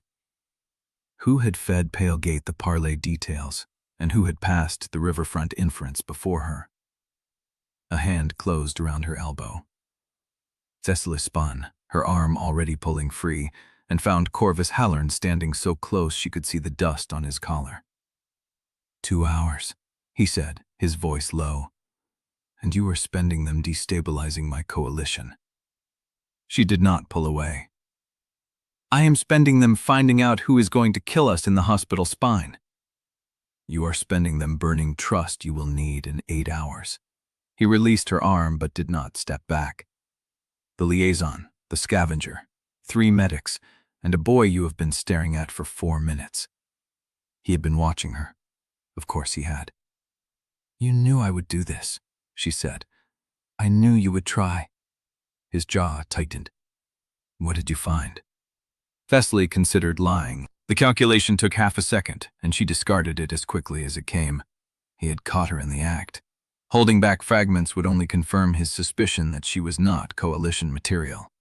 Narra is routing supplies through a security corridor she has not disclosed, she said. Pale Gate has a scout embedded in Oswin's Mercy Ledger. A teenage boy, maybe 17, pretending to be a trainee. He is not acting on it yet. He is watching. Corvus's expression did not change, but something behind his eyes shifted, like a lock turning. The boy is a problem I can solve, he said. The supply corridor is a problem I already suspected. What else? Thessaly hesitated. He saw it. There is more. There is too much, she said. The pieces do not converge. Narra is building a shadow operation. Pale Gate has an observer in the shelter. Oswin's network is compromised at the edges, and someone passed the riverfront inference before I did, which means there is a third party reading the same data, faster than I could. Corvus studied her for a long moment. That is not a failure of deduction, he said. That is evidence you are looking at a board with multiple players. Multiple players I cannot identify. You do not need to identify every player before the first move. He leaned closer, his voice dropping to a murmur. You need to make a move that forces them to reveal themselves. Thessaly felt the shape of it forming in her mind, the same pattern she had been circling for days, the same need to turn uncertainty into action. I have a way, she said, but you will not like it. Corvus smiled the same cold, small smile from the pump room. Try me, she told him, and when she finished, he stood in silence for 5 full seconds before he spoke. You want to use the Pale Gate scout as a carrier. I want to feed him a false location for the sovereign key chamber, Thessaly said. Let him deliver it to his handlers. Watch where it travels. Then we strike the real chamber before anyone sees the misdirection. Corvus stared at her. The boy is 17. He is a Pale Gate operative embedded in your shelter. He is 17, Corvus repeated. And if your plan works, he will be interrogated by his own faction when the false location collapses. Thessaly did not flinch. That is the cost of certainty. Corvus held her gaze for a long count. Then he turned and walked toward the C-block corridor. Wake Selka, he said without looking back. We move in 90 minutes, not 2 hours. Thessaly stood alone in the corridor, the water pumps humming beneath her feet, and realized she had not told him about the third Mercy Ledger contact, the one whose exposure had returned an empty screen. Not a single deception, not a single lie. And that terrified her more than all the other fragments combined, because she knew, with a certainty she could not justify, that a person with nothing to hide inside Crucible was either a saint, a fool, or someone trained in a level of discipline that made the whole concept of exposure useless. She pulled out her ruined ledger and wrote the serial number of the woman's red cross patch beside the single word, unknown. The boy was watching her from the corridor. When she looked up, he was smiling. Chapter 20. The pumps hummed beneath her boots, a steady mechanical heartbeat that did not care what she had just seen. The boy was still watching her from the corridor. She did not turn away first. That would have been a signal, an admission that his attention mattered, and she refused to give him that read. She held his gaze until his smile faltered. Then she walked past him toward the C-block maintenance alcove where Corvus had disappeared. The ledger felt heavier in her vest. Unknown. She had written the word beside a serial number that meant nothing to anyone but her, and it sat there like a loose thread she could not stop pulling. A woman with no active deceptions. Inside CRUCIBLE, where everyone lied about something, even if only about how much food they had hidden or which route they had cleared. Thessaly forced the thought into a sealed compartment and locked it. She had 90 minutes. That was not enough time to solve every mystery in River Ward 3. It was barely enough time to prepare for the operation she had just sold to a man who was testing her faster than she could test him. She found him in the alcove.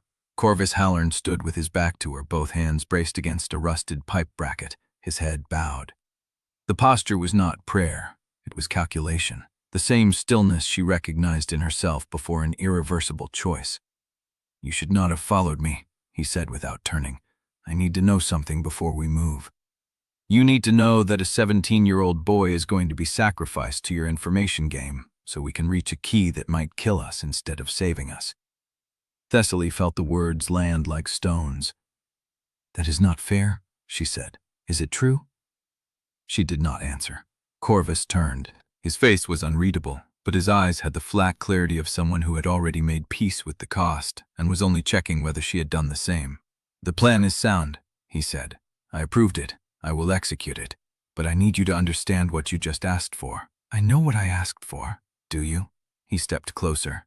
"You wanted certainty. The boy is the cost, and I agreed because I believe you are worth more than his life." Thessaly's chest tightened. "That is not. I am not asking you to justify it." He stopped an arm's length away. "I am telling you that I chose you over him. That is what you need to understand about how this coalition works now." The words hung in the air between them, heavy and unfinished. She had been waiting for this moment. For days she had been circling the same question, the same impossible variable that her entire model of safety depended on resolving. Corvus Hallarn had been too consistent, too patient, too willing to absorb her suspicion without retaliation. That kind of restraint was either genuine leadership or the deepest deception she had ever encountered. She had to know which. "Corvus." He waited. She let the silence stretch. Then she did what she had been afraid to do since the transit terminal. She used exposure. The skill bloomed inside her like a second set of senses, a pressure behind the eyes that was not quite pain, a resonance that tuned her perception to the frequency of deliberate falsehood. She had used it on liars, traitors, manipulators, every kind of deception the city could produce. She knew what its confirmation felt like, the cold satisfaction of a pattern snapping into place. She aimed it at Corvus Hallarn, and she waited for the knife. The system text scrolled across her vision.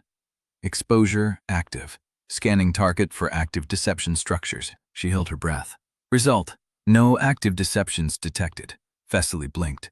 Target is in a state of non-deception, no false statements, deliberate omissions, or intent to mislead, currently registered within skill range. She read the text twice. 3 times. It did not change. No, she said aloud. Corvus's brow furrowed. No what? She stepped back.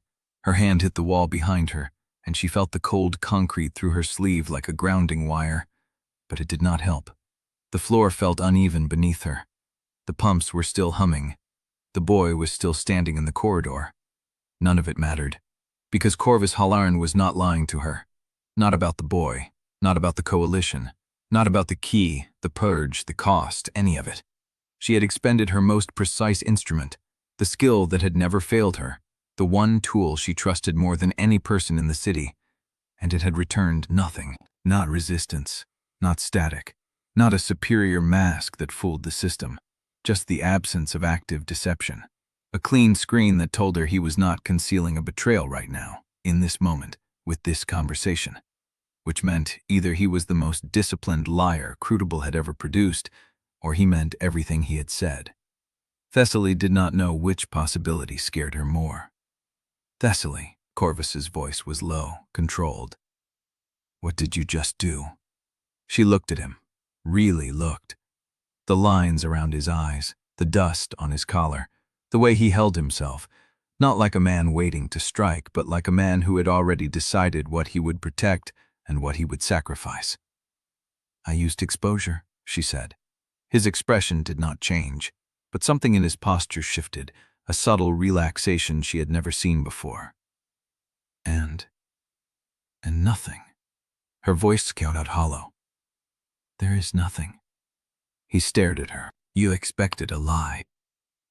I expected a lie, she admitted. I have been expecting it since the transit terminal. I pressed it into every decision, every concession, every risk I took. I built a model of you that depended on eventual betrayal, because that is how this works. That is how people work. Is it? She did not answer. Corvus stepped closer. Not threatening, not comforting. Something in between. A proximity that tested both of them. I told you the truth, he said. In the pump room, in the transit terminal, in every conversation we have had. I have withheld information, yes. I have tested you. I have not lied. Then what are you hiding? Everything I remember about the cycles before this one. His voice dropped, and the cost of telling you is not mine to pay alone. Thessaly's ledger felt like a dead weight against her ribs. She had spent 8 months surviving by knowing when people were lying. This skill had kept her alive when factions crumbled and allies turned and the city burned around her. It was the only constant she had, and now it had failed her. No, she had failed it. Because the problem was not that exposure had returned a false result. The problem was that she had built her entire framework of safety on the assumption that everyone eventually betrayed you. And Corvus Hallarn had just proven that assumption was not a law of survival. It was a choice. Her choice. I do not know what to do with this, she said. Corvus studied her for a long moment. Good, he said. That means you are still thinking. He turned and walked toward the maintenance hatch where Selka was already coiling her tension wire. Thessaly stood alone in the alcove. The pumps hummed, the ledger pressed against her chest. And for the first time since day one, she did not know whether the next move she made would be the one that saved her, or the one that proved she had been wrong about everything. The boy was gone from the corridor, but someone else was standing at the far end. A woman with a red cross patch on her collar, a satchel of dressings across her shoulder, and no active deceptions in her entire system. She was smiling. Chapter 21. Corvus did not press the advantage. Thessaly stood in the alcove waiting for the follow-up.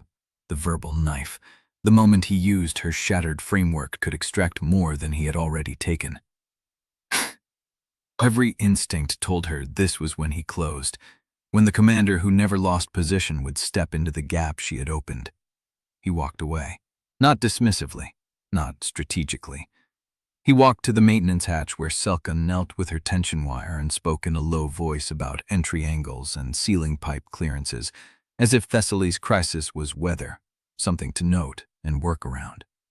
She'd had no model for that. Men who lied, she understood. Men who told partial truths for tactical advantage she could price. Men who waited for the moment of weakness and struck. She had survived a dozen times. A man who saw her entirely exposed and kept facing forward. She did not know what to do with that. The pumps hummed. The corridor smelled of rust and old concrete.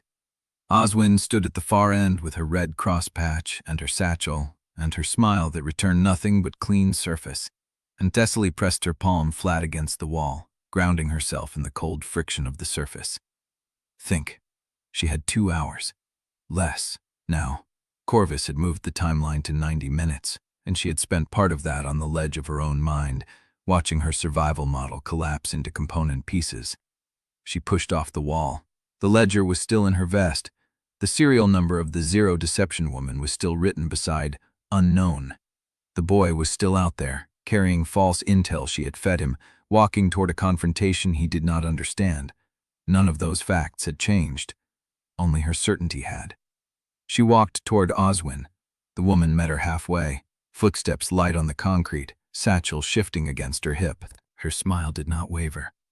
"You look like someone who just learned the floor was never where she thought it was," Oswin said. "I look like someone who used her best skill and got nothing back." Oswin tilted her head. "No deceptions?" "None. That is not nothing. That is a delta." Thessaly stopped. "What do you know about exposure?" "I know it measures active deceptive structures, not withheld information. I know it is rare. I know CRUCIBLE flagged yours for observation within the first week you used it in a populated zone." Oswin's voice stayed gentle. "I also know the one thing it cannot detect is the truth held without intent to deceive. Which means nothing if I cannot tell the difference between a man who trusts me and a man who has perfected the shape of honesty."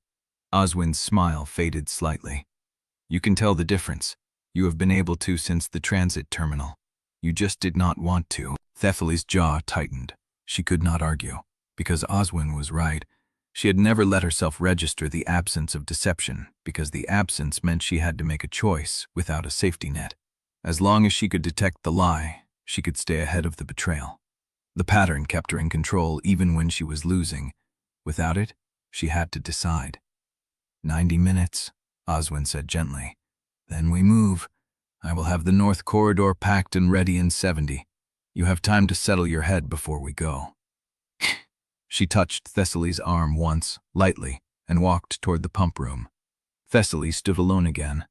The corridor stretched in both directions, empty except for the distant murmur of voices near the maintenance hatch. Selka and Corvus working angles she could not hear. The boy was somewhere in the shelter, waiting for the intel to reach its destination. Narra was in her tower, preparing a sealed manifest that would end Thessaly's existence inside Dominion's record. The pale gate scout was smiling in a corridor she had already left, and she had no lie to chase, only a choice. The system text appeared without sound. "Operator Yesla, observation threshold revision. Candidate stress indicators noted, discernment window narrowing. Recommend class limitations not be treated as character limitations." Thessaly read it twice. The first line was standard threshold revision language.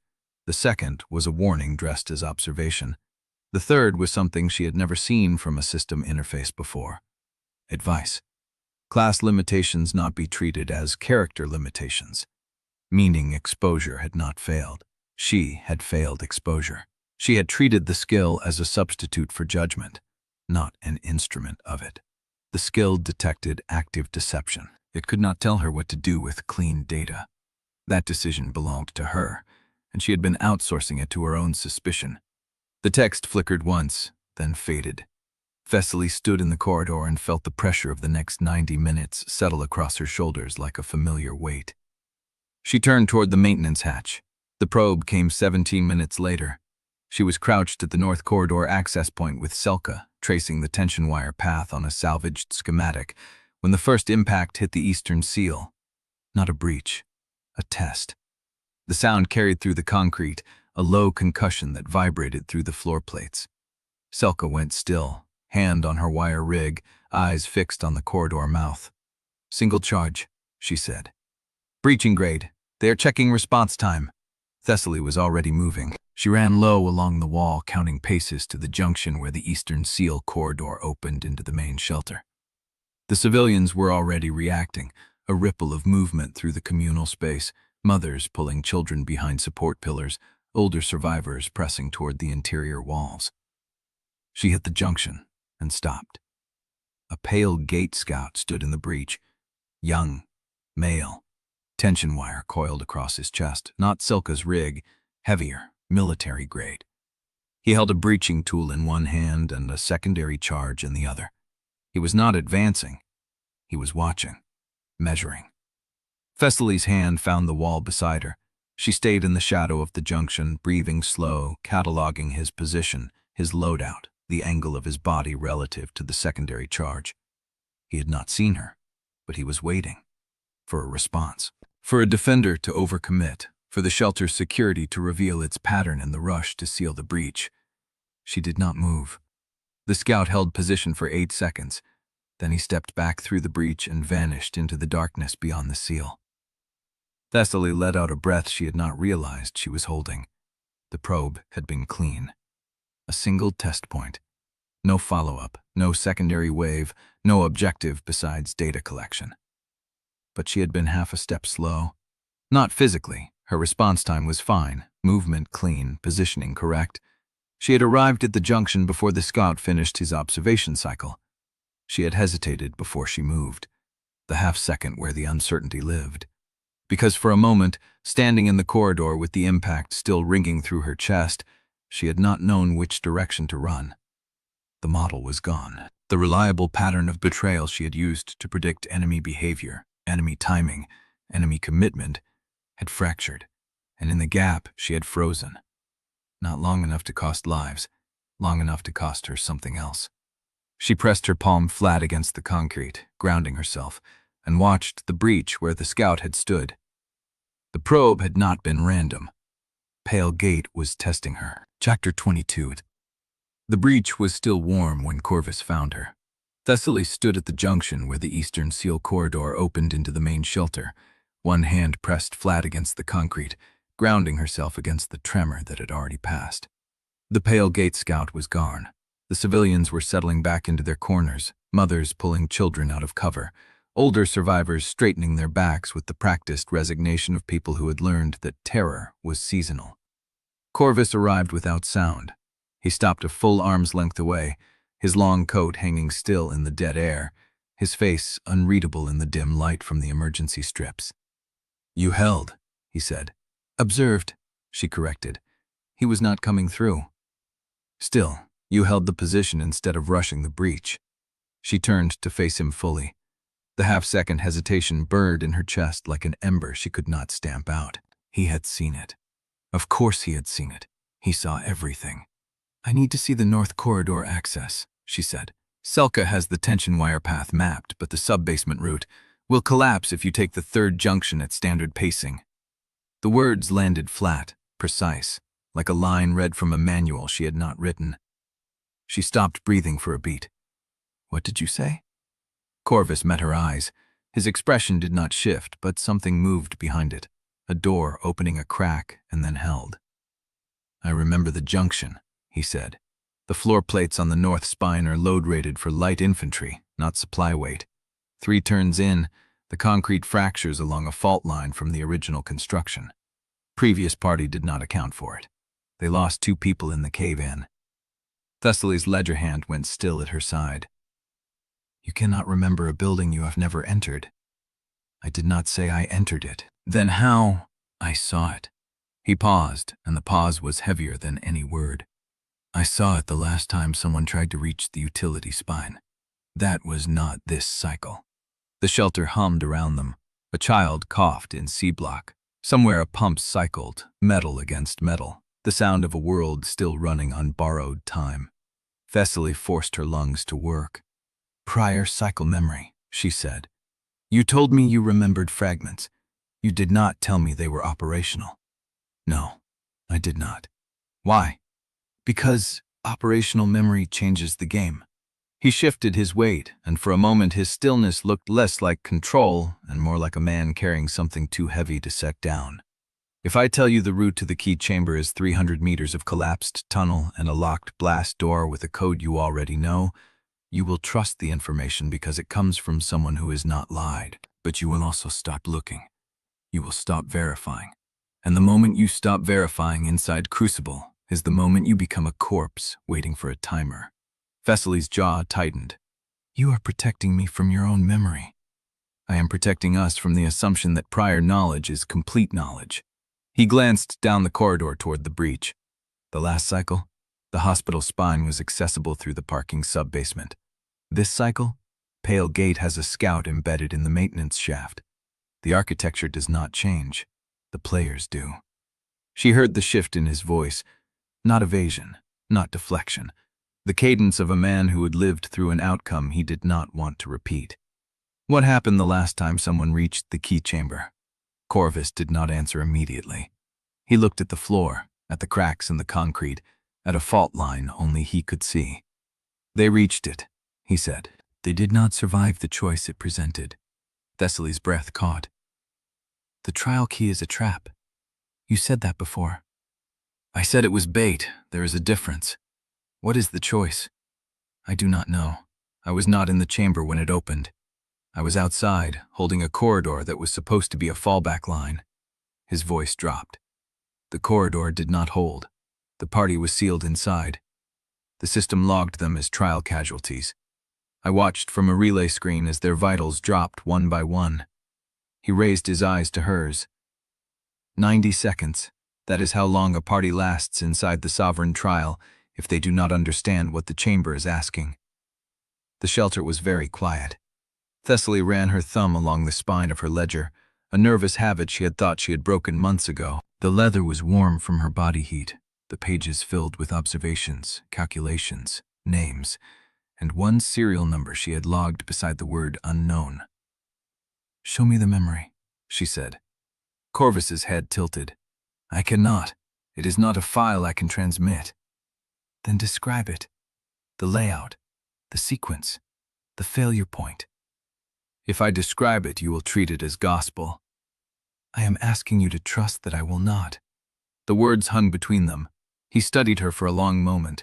Then he moved to the wall beside the junction and crouched, drawing a rough diagram in the dust with his finger.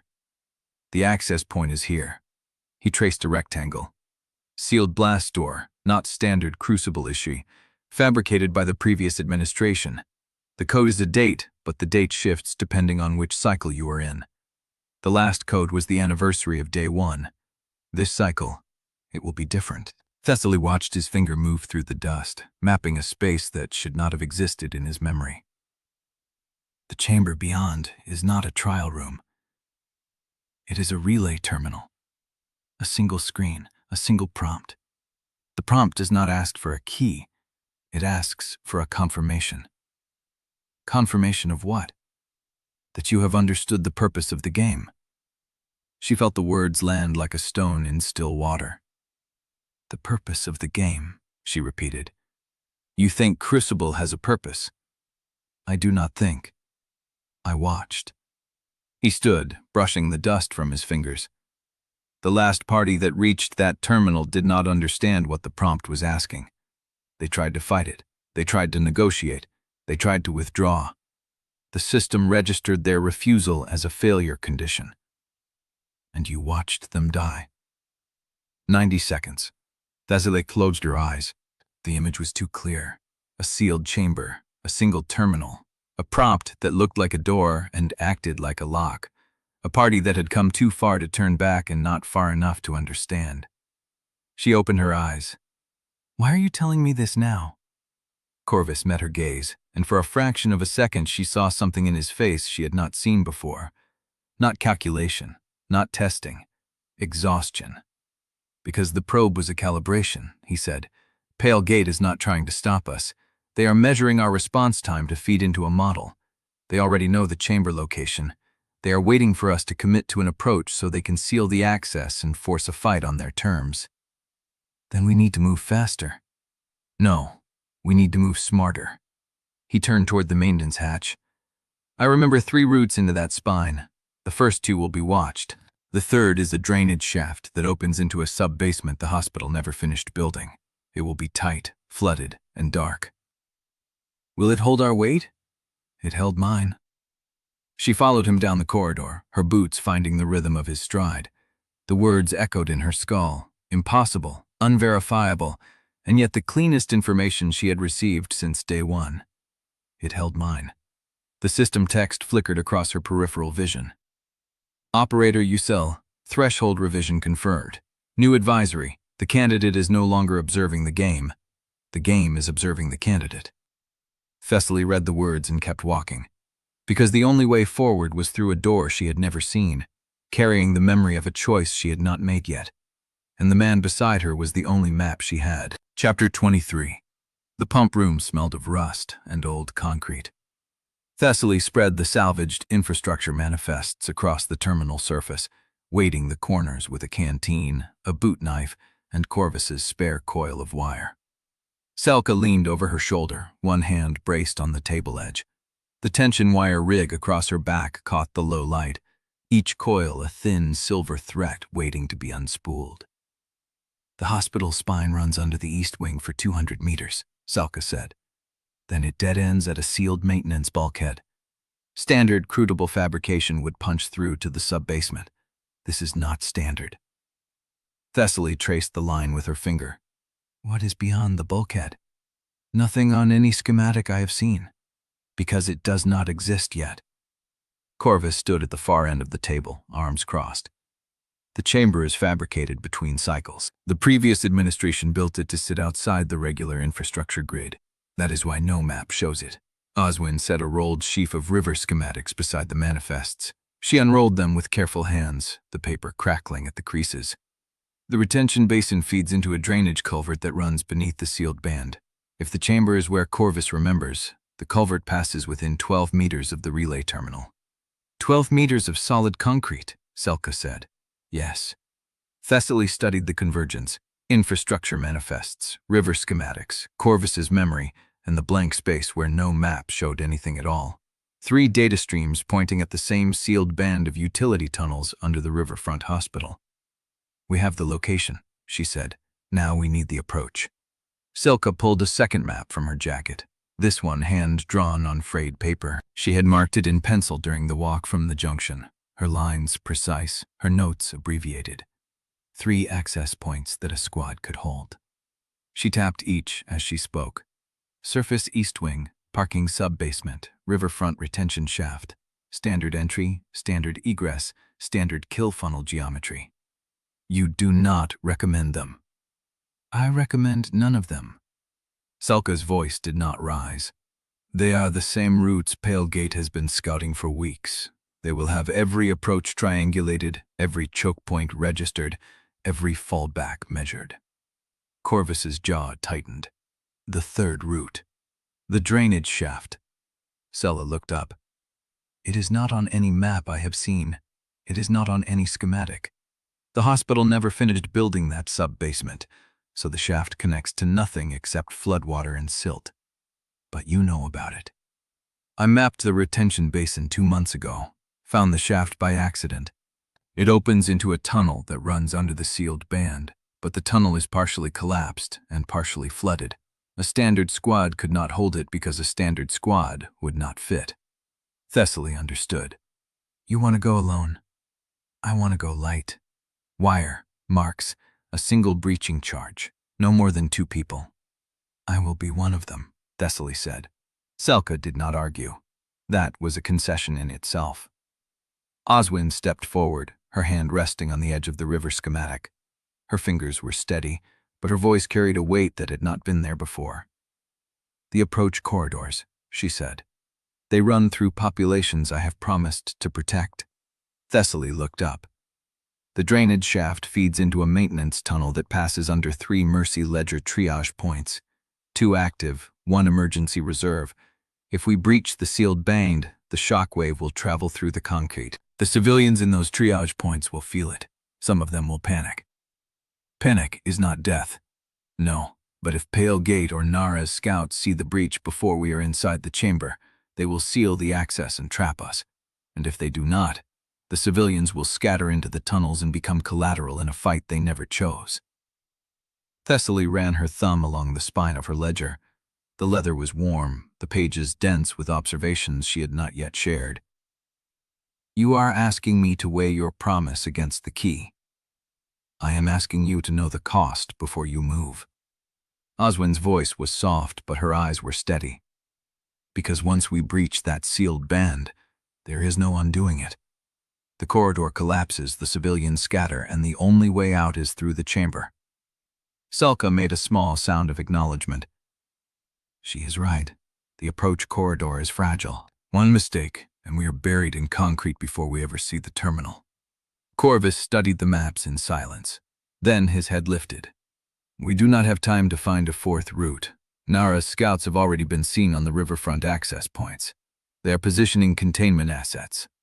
Thessaly's blood cooled. How long? 6 hours, maybe 8. She is not moving to block us yet. She is moving to contain whatever comes out of that chamber.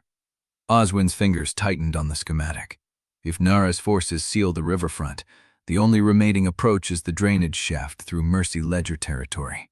And if she sees us moving into that corridor, she will assume we are targeting her supply line, not the key.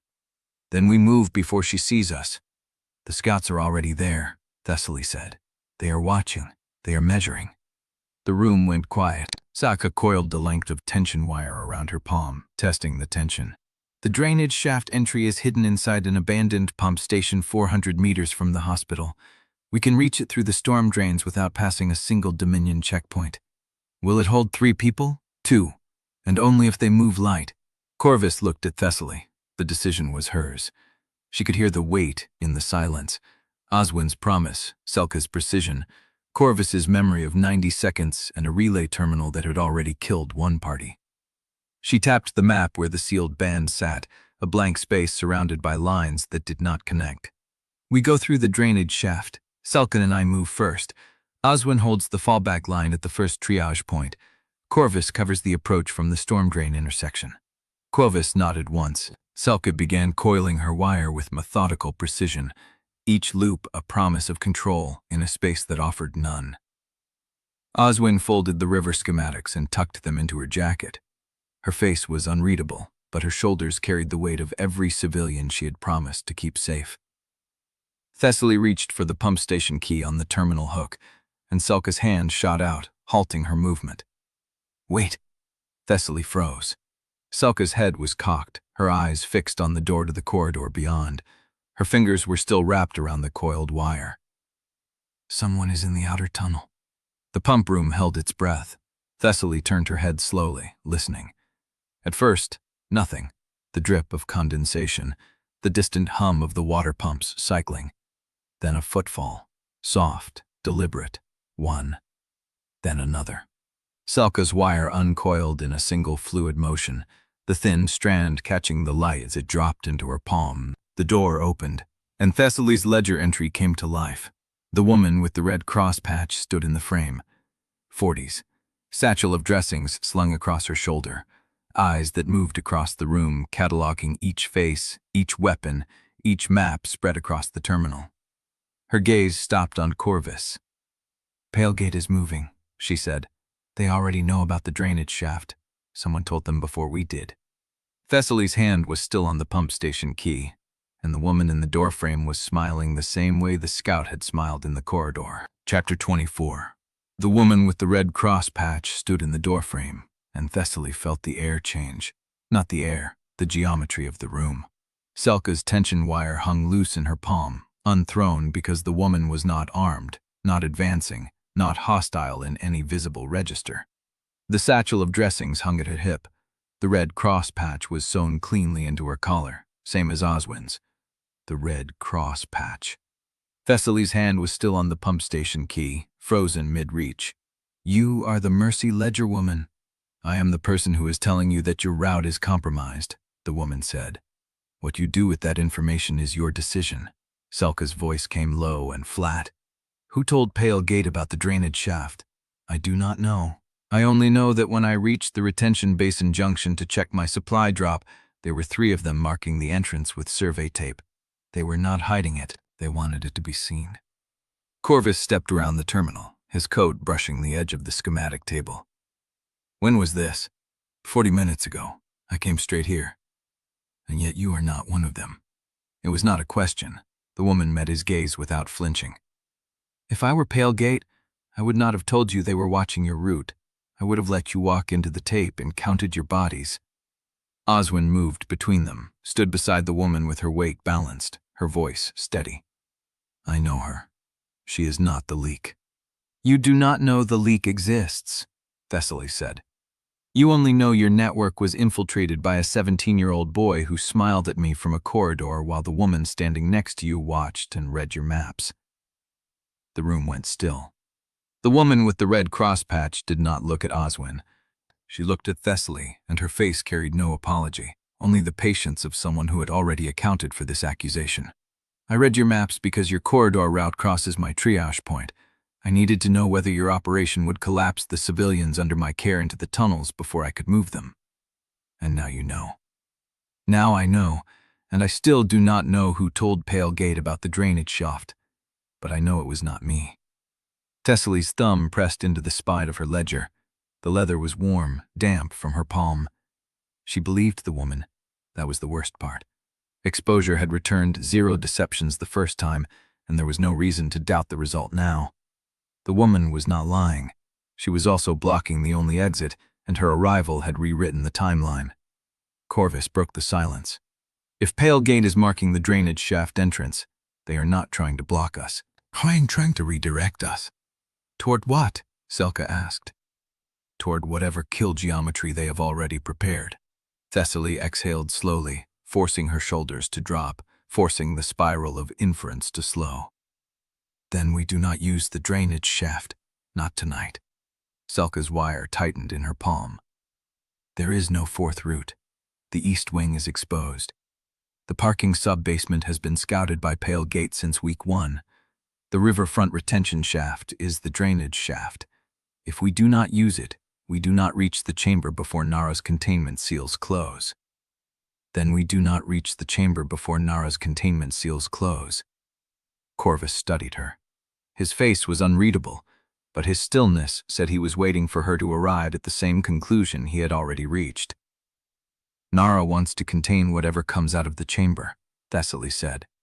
She does not know we have not entered it yet. She is positioning for a rupture, not an approach. If she sees no rupture, she will eventually pull her assets back. How long before she pulls them back? Oswin asked. That depends on who is feeding her intelligence. The woman with the red cross patch adjusted the strap of her satchel. There is a fifth way. Every head turned. It is not a route, it is a delay, but it will break the logjam. Thessaly waited. The Dominion is holding a faction privilege token from the Waterworks trial. Activation is still pending. Selka's face tightened. The token is designated to River Ward 3. It controls resource distribution and sanction pressure for 1 purge cycle. I know what it does. I also know that Narra Veen has been arguing for immediate activation since the token was claimed. She wants the purge protection locked in for her civilians. Thessaly felt the shape of the argument before the woman finished speaking. If Narra activates the token now, she burns its strategic leverage. If she waits, she risks losing her civilian corridors in the next purge wave. Either outcome weakens the coalition because the token is the thing holding Dominion's factions together. The woman nodded. You see it. The debate is the trap, Thessaly said. Not the route, not the chamber, the token. Corvus picked up the thread. Narra is not trying to win the argument. She is trying to force the argument, so we must declare alignment before the purge reset. Selka's wire coiled back around her shoulder, slow and deliberate. Then whoever called this vote knows none of us can stay unified through it. Thessaly looked at the door, at the corridor beyond, at the face of the Mercy Ledger woman who had arrived at the exact moment to deliver the warning that changed nothing and everything. Then we do not vote tonight. The woman smiled. It was not a reassuring smile. Narra has already called the meeting. It is happening now, in the utility room, with every Dominion section head present. She did not ask for attendance. She demanded it. Thessaly felt the ground tilt. The meeting was happening without her. The vote was already being cast. Selka moved first, her boots silent on the concrete as she pulled the pump station key from its hook and pressed it into Thessaly's palm. "Go! I will hold the fallback line. You need to be in that room." Thessaly closed her fingers around the metal, cold, heavy, the weight of a decision that would not wait. She looked at Corvus. He was already moving toward the door. The corridor stretched ahead, dark and damp, and somewhere in the utility room, Narra was dividing the coalition into before and after with a single vote. Thessaly followed him into the dark, the pump station key pressed so hard into her palm that the ridges bit into her skin. The vote had already begun. Chapter 25. They entered the utility room 2 minutes late, and the silence told Thessaly everything she needed to know. Narra stood at the head of the table, both palms flat on the metal surface, her dark hair pulled tight enough to stretch the skin at her temples. Dominion section heads ringed the table in a horseshoe, 7 men and women whose faces had already hardened into positions. The vote had not been called yet. It had been shaped. There was a difference, and Thessaly had missed the window to influence it. Corvus took the empty seat at Narra's left. Thessaly stayed standing. "Narra?" His voice carried no accusation, no alliance, a neutral acknowledgement that the room belonged to someone else tonight. "Commander?" Narra did not look at him. She looked at Thessaly. "The vote is procedural. The token requires majority activation or formal deferral. I have called for activation." "Then call the vote?" The room shifted. Section heads exchanged glances. Thessaly read the math in the silence. Narra had the numbers. Corvus leaned back in his chair. "I second deferral." Narra's hands pressed harder into the table. "Commander, we have 400 civilians in River Ward 3. The purge timer is 11 days. Every hour without activation is an hour we gamble their lives on a corridor that has already been marked by pale gate. And every hour with activation is an hour we lose the token's deterrent value. Deterrent value means nothing if we are dead." Thessaly watched the exchange like a ledger sheet, each line adding to a total she could not stop. Narra was right about the civilians. Corvus was right about the leverage. Neither argument was wrong, which meant the fight was not about logic. It was about whose risk calculus governed the coalition. She spoke before she had finished deciding to. "Defer the vote by 48 hours. Every head turned. Narra's eyes narrowed. "You are not a section head. You are not even Dominion. I am the one who found the token. I am the one who designated it to River Ward 3. And I am the one who will be inside the sovereign key chamber before the purge hits." Bold claim. It is not a claim. It is a timeline. 48 hours from now, either I have secured the key or I am dead. In either case, the coalition's options will have changed. Silence stretched across the table. Corvus did not blink. "Seconded." Narra held Thessaly's gaze for a long beat. Then she straightened, her hands leaving the table. 48 hours. If the chamber is not breached by then, I activate the token with or without your approval. And if you are dead, I activate it the same hour. Thessaly nodded. Agreed. The section heads filed out in 2s and 3s, avoiding her eyes. Narra was the last to leave, pausing at the door. "You are not saving anyone by delaying the inevitable. You are giving yourself time to fail in a way that costs more lives than a clean compromise." "I know. Do you?" "Because the last analyst who followed this exact logic died alone in a collapsed parking structure. No marker, no record. Just another corpse, CRUCIBLE, scraped off the board." Thessaly felt the words land like a blade between the ribs. Narra walked out. Selka was waiting in the corridor, her tension wire rig coiled around her shoulder, her cropped hair damp with sweat. She did not speak until Thessaly and Corvus reached her. "I am not walking into that chamber with a coalition that survives on postponements. We are not postponing. We are buying time." "Same thing." Thessaly stepped closer. "You mapped the drainage shaft. You identified the kill geometry. If anyone gets us through the pale gate perimeter, it is you. I need you in that tunnel." Selka's jaw tightened. "You need someone willing to die for a coalition that will fracture the moment the token argument resurfaces. That is why I need you. Because you will see the fracture coming before anyone else does." The silence held for 3 heartbeats. Then Selka turned and walked down the corridor, her boots silent on the concrete. She did not say yes. She did not say no. Oswin caught Thessaly in the empty triage alcove, her red crosspatch catching the dim light, her brown hair pulled back from a face that looked older than it had that morning. "You are bleeding the party." Thessaly stopped. "Selka is 1 foot out the door. Narra is counting the hours until she can bury you in procedure. Corvus is the only thread holding the coalition together, and every time you make a move without telling him, you fray that thread a little more." "I am protecting the mission." "You're protecting yourself from the possibility that the mission might fail because you trusted someone and they let you down." Thessaly turned to face her. "Trust is a luxury CRUCIBLE does not allow." "Then explain Corvus." "He has not lied to me.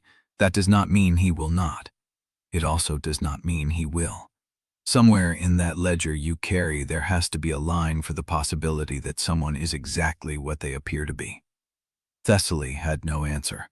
Oswin adjusted her satchel strap and walked past her, pausing at the doorway. "The woman from the pump room, the one who returned 0 deceptions. I know who she is. Her name is Andrei Parsal. She runs a shelter in the lower market district, has never taken a side, and has saved more lives than most factions have members. If you want to understand what clean data looks like, start there." She left Thessaly standing alone in the alcove. Provost found her 20 minutes later in the supply corridor, studying the infrastructure manifests by the light of a single torch. "The key hunt is yours." She looked up. "I am giving you operational authority over all intelligence related to the Sovereign Chamber. Routes, access points, terminal logic, timing. You decide what we know and when we act. That is not a gift. That is a test." "Yes." She searched his face for the angle, the hidden clause, the deferred cost. Found nothing. "Why now?" "Because the coalition is about to fracture, and the only way to hold it together is to give control to the person who actually understands the objective. That is you, not Narra, not me. You are trusting me with the entire key hunt. I am trusting you to make better decisions with it than I would." She stared at him. He walked away without waiting for an answer. The corridor was empty. The manifests were spread across the crate in front of her. The pump station key sat cold and heavy in her pocket. 46 hours until Narra activated the token. And somewhere beneath the riverfront hospital, the sovereign key chamber was waiting for her to understand what CRUCIBLE had been asking all along. She picked up the manifest. She did not hear the footsteps until they stopped directly behind her. A voice, low and familiar.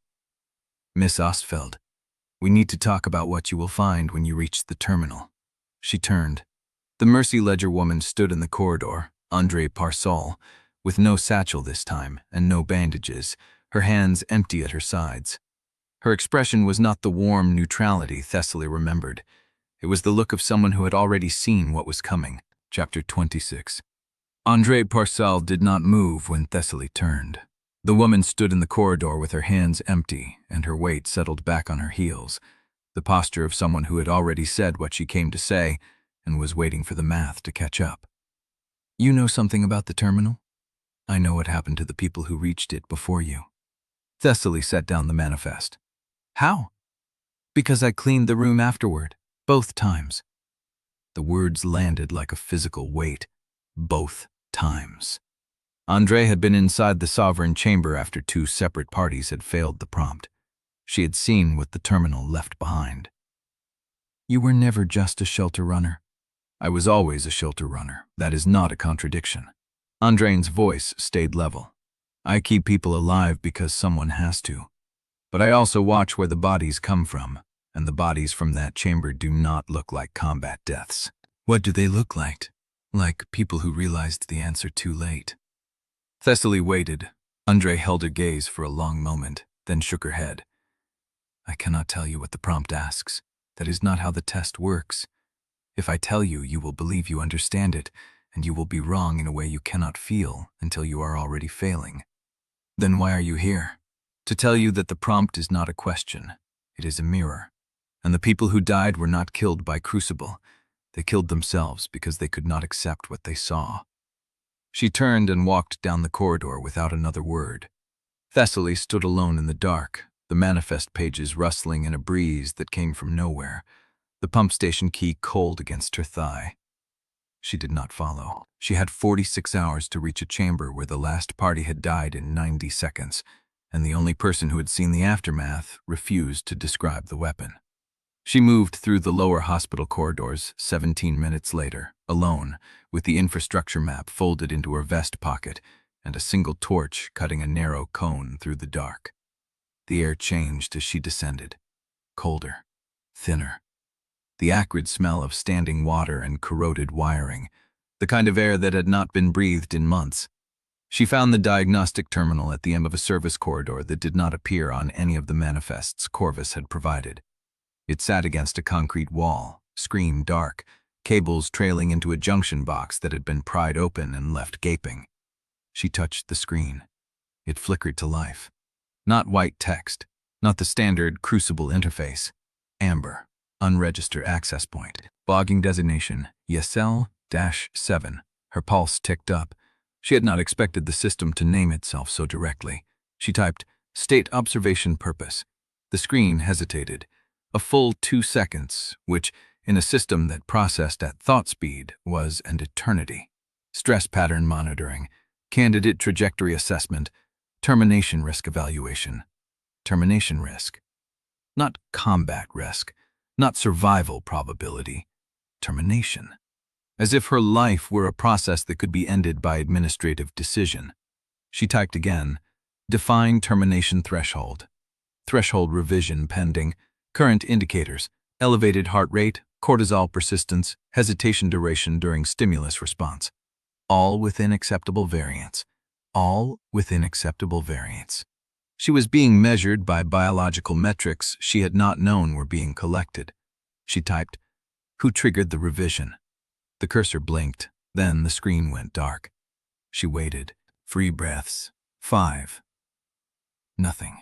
She reached for the junction box, ran her fingers along the exposed cables, found a regulator node with a manual override switch.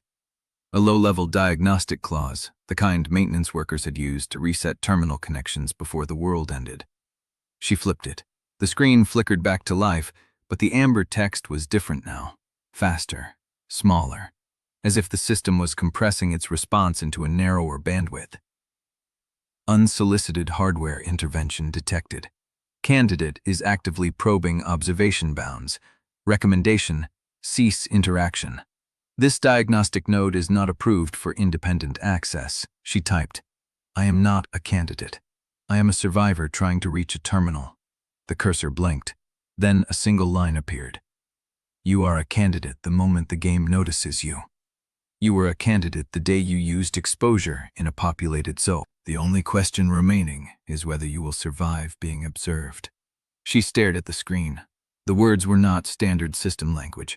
They were not protocol. They were a warning written by something that understood the difference between a rule and a consequence. She typed, Why are you telling me this? The cursor blinked, then slower, as if the entity on the other end was choosing its words with deliberate care. Because the last candidate who reached the sovereign chamber was also the first one I was ordered to stop warning. The screen went dark. She flipped the override again. Dead. She hit the junction box with the heel of her palm. Nothing. The terminal was a dead console, unpowered, unresponsive, as if it had never been alive. She stood in the dark, breathing, the torch beam steady on the blank screen. Someone inside CRUCIBLE had been warning candidates before she existed, and that someone had been ordered to stop. She turned to leave. The corridor outside the service alcove was no longer dark. Amber light bled from the ceiling panels, pulsing in a slow rhythm that matched nothing she had ever seen from Cruce's interface. The standard white text was gone. The system had switched to a broadcast channel she did not recognize. She walked toward the main junction. The amber pulsed faster. By the time she reached the intersection, the corridor was filled with light, and the first line of crimson text was already forming on every visible surface, the kind of alert that preceded only one thing. She read it. Purge, reset timer revised. 11 days to sanction wave. All districts classification, high alert. She read it again. 11. Not 46 hours until the token vote.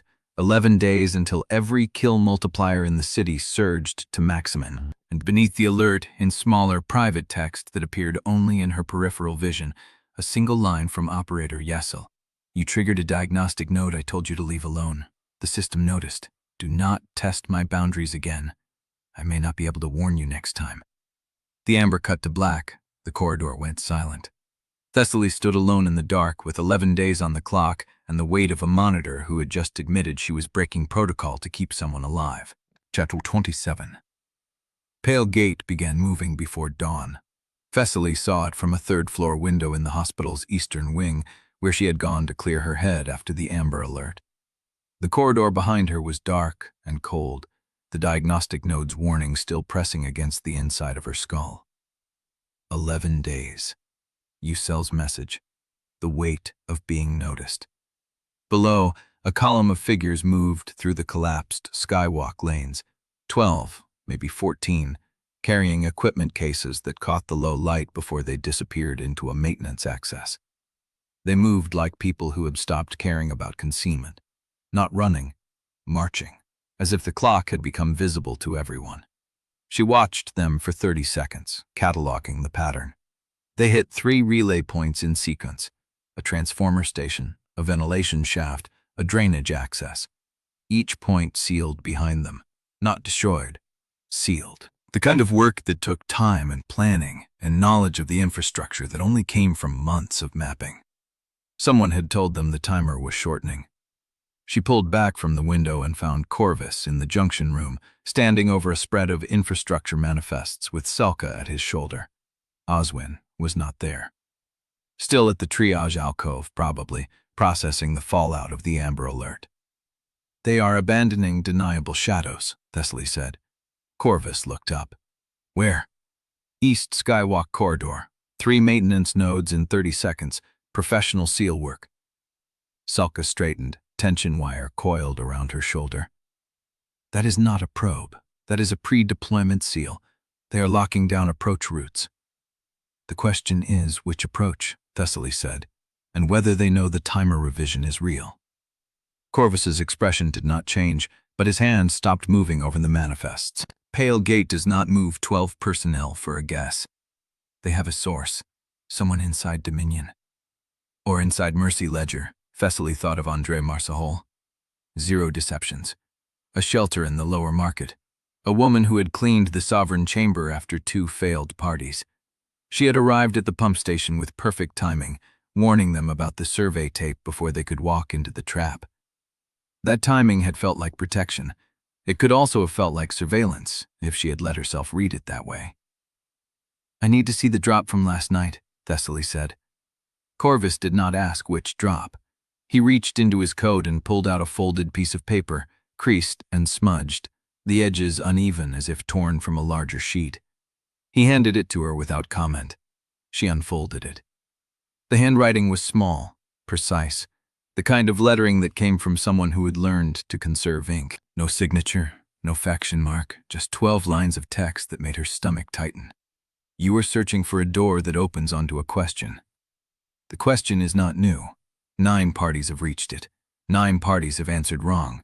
You will be the 10th if you trust the wrong hands. Sovereignty access in current hands would only export CRUCIBLE's logic beyond the shell. The game does not end when you leave, it propagates. The only moral intervention is to ensure no one who reaches the terminal carries the incentives that won them entry. You carry those incentives. You are a product of the system you claim to escape. Prove you understand before blood decides it for everyone. She read it twice. The third time she noticed the ink, the smudge at the bottom where a thumb had pressed before the paper was folded, the faint rust-colored residue that could have been dried blood or could have been something else. Where was this found? North corridor, wedged into a conduit joint at chest height. Someone placed it after the midnight rotation change. No courier, none seen. She folded the paper and handed it back. The writer knows the chamber prompt, knows the failure rate, knows I am the one reaching for the key. That is deliberate, Corvus said. If Pale Gate wanted to stop you, they would have sealed the hospital entirely. They are not trying to block you. They are trying to force you to engage their argument. It is a good argument. Parts of it are correct. She looked at him. You agree? I agree that the system selects for people who are willing to exploit its rules. That does not make those people monsters. It makes them survivors who have not yet been given a better option. And if Pale Gain is right, if the sovereign path exports CRUCIBLE's logic beyond the shell? Corvus was quiet for a moment. Then he said, "Then the question is whether the alternative is better. Pale Gate keeps the key locked. The city burns through another purge cycle. More cycles, more deaths. Eventually, someone reaches the terminal anyway, and the next candidate may not be someone who cares about the difference." Thessaly held his gaze. "That is not an answer. It is the only one I have." She turned back to the window. The Skywalk lanes were empty now. Pale Gate's column had disappeared into the maintenance access, leaving sealed nodes and a dead drop that had found her exactly when she needed to hear its argument. Someone was feeding them information. Someone inside the coalition. She thought about Selka, who had refused to die for a fractured group. Oswin, who had confronted her about bleeding the party. Narra, who had warned her about the prior analyst. Even Corvus, who had given her operational authority as a test. Any of them could have passed the timer revision. All of them had reasons. She pulled out her ledger, turned to a clean page, and wrote 2 words beneath the date. Open moves. Below them, she listed every sealed node, every relay point, every person who had known about the timer before the Amber Alert. Then she closed the book and walked toward the corridor where the dead drop had been placed. Because if Pale Gate wanted to engage her argument, she was going to make them say it to her face. She found the conduit joint in the north corridor, empty now, the paper gone.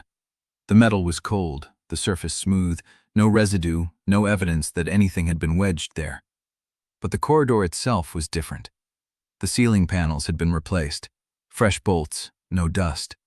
The kind of maintenance work that happened when someone wanted to open a path without triggering detection systems. She knelt, ran her fingers along the base of the wall, and found what she was looking for. A faint scratch in the concrete, barely visible, shaped like a hash mark. Counting. Someone had been marking this corridor for weeks. She stood, brushed the dust from her knees, and walked toward the service door at the far end. The door opened onto a narrow maintenance stairwell, the kind that connected the hospital's upper floors to the utility spine below. The air was colder here, heavier, carrying the smell of rust and standing water. She took the first step down. Behind her, the door clicked shut. And in the silence that followed, she heard something that made her stop. A voice, low and calm, speaking from the darkness below. "You came faster than I expected." Thessaly did not reach for a weapon. She had no weapon to reach for. She stood still, her hand resting on the ledger inside her vest, and waited. The voice continued. "The dead drop was a test. I needed to know if you would follow the argument or dismiss it as enemy propaganda. You could have asked. Trust is not built on conversation. It is built on observation." She took another step down, letting her eyes adjust to the dark. A figure resolved in the shadows at the bottom of the stairwell, leaning against the wall with arms crossed, face obscured. Pale Gate's leader. Here, alone. "You are either very brave or very desperate," Thessaly said. "Both. You will understand the difference when you reach the terminal." The figure stepped forward, and the dim light from the upper landing caught the face beneath the hood. She had expected a man.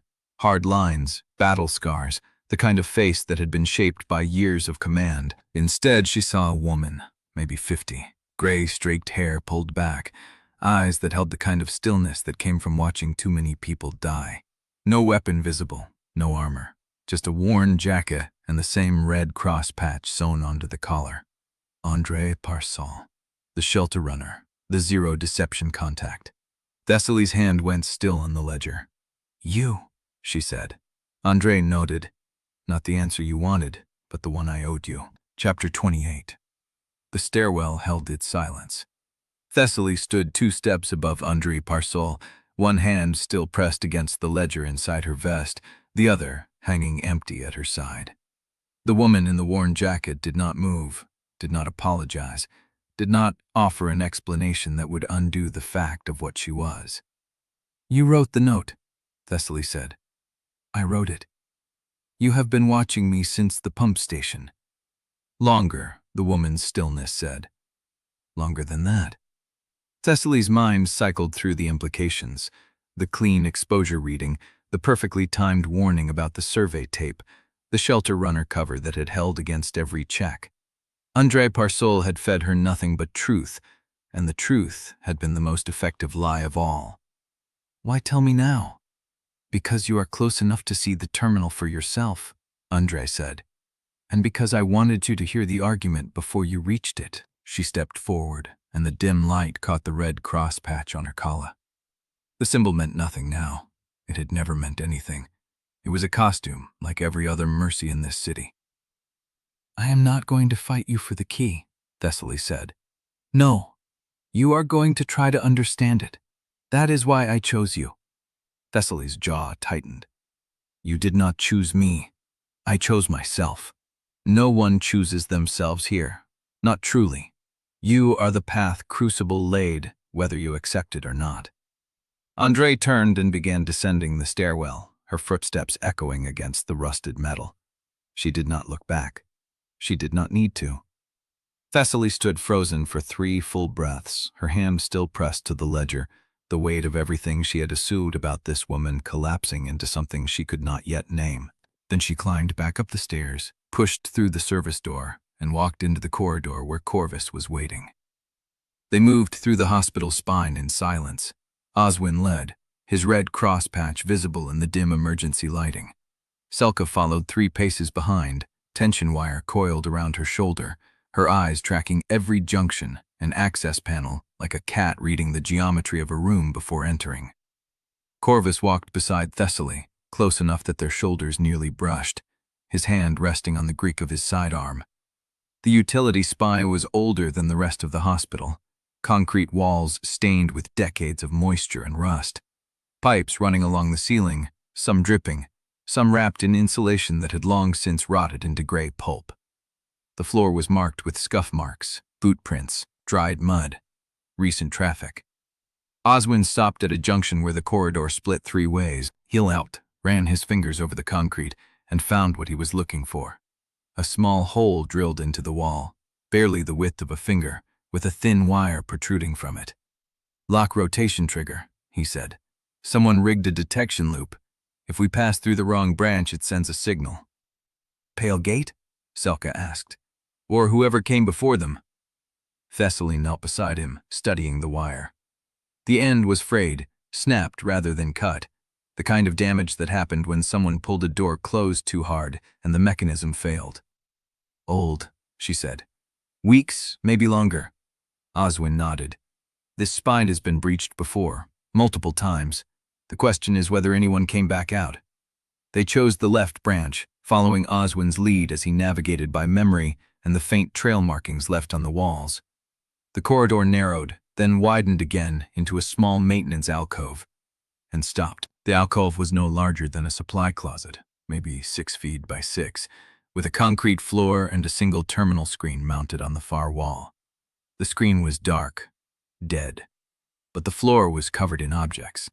A child's shoe, a folded note yellowed with age and moisture, a length of wire twisted into the shape of a figure, arms outstretched, legs folded beneath it. A single photograph, its image long since washed away by humidity, only the paper frame remaining. Improvised shrines, survivors who had reached this point and never made it farther. Selka stood at the entrance, her hand resting on the tension wire at her shoulder. "How many?" Thessaly counted the objects. 12 distinct items. 12 attempts. 12, she said. But the voice that answered was not hers. It was Corvus. 13. He stood beside the terminal screen, his hand pressed flat against the dead surface of the housing. Face was pale, his jaw tight, his eyes fixed on something only he could see. "The 13th party did not leave a shrine," he said. "They left a map." Thessaly turned. "Corvus, what do you remember?" He did not answer immediately. His hand moved across the terminal housing, tracing a path that was not visible to any of them, his fingers following a contour that existed only in the architecture of his borrowed memory.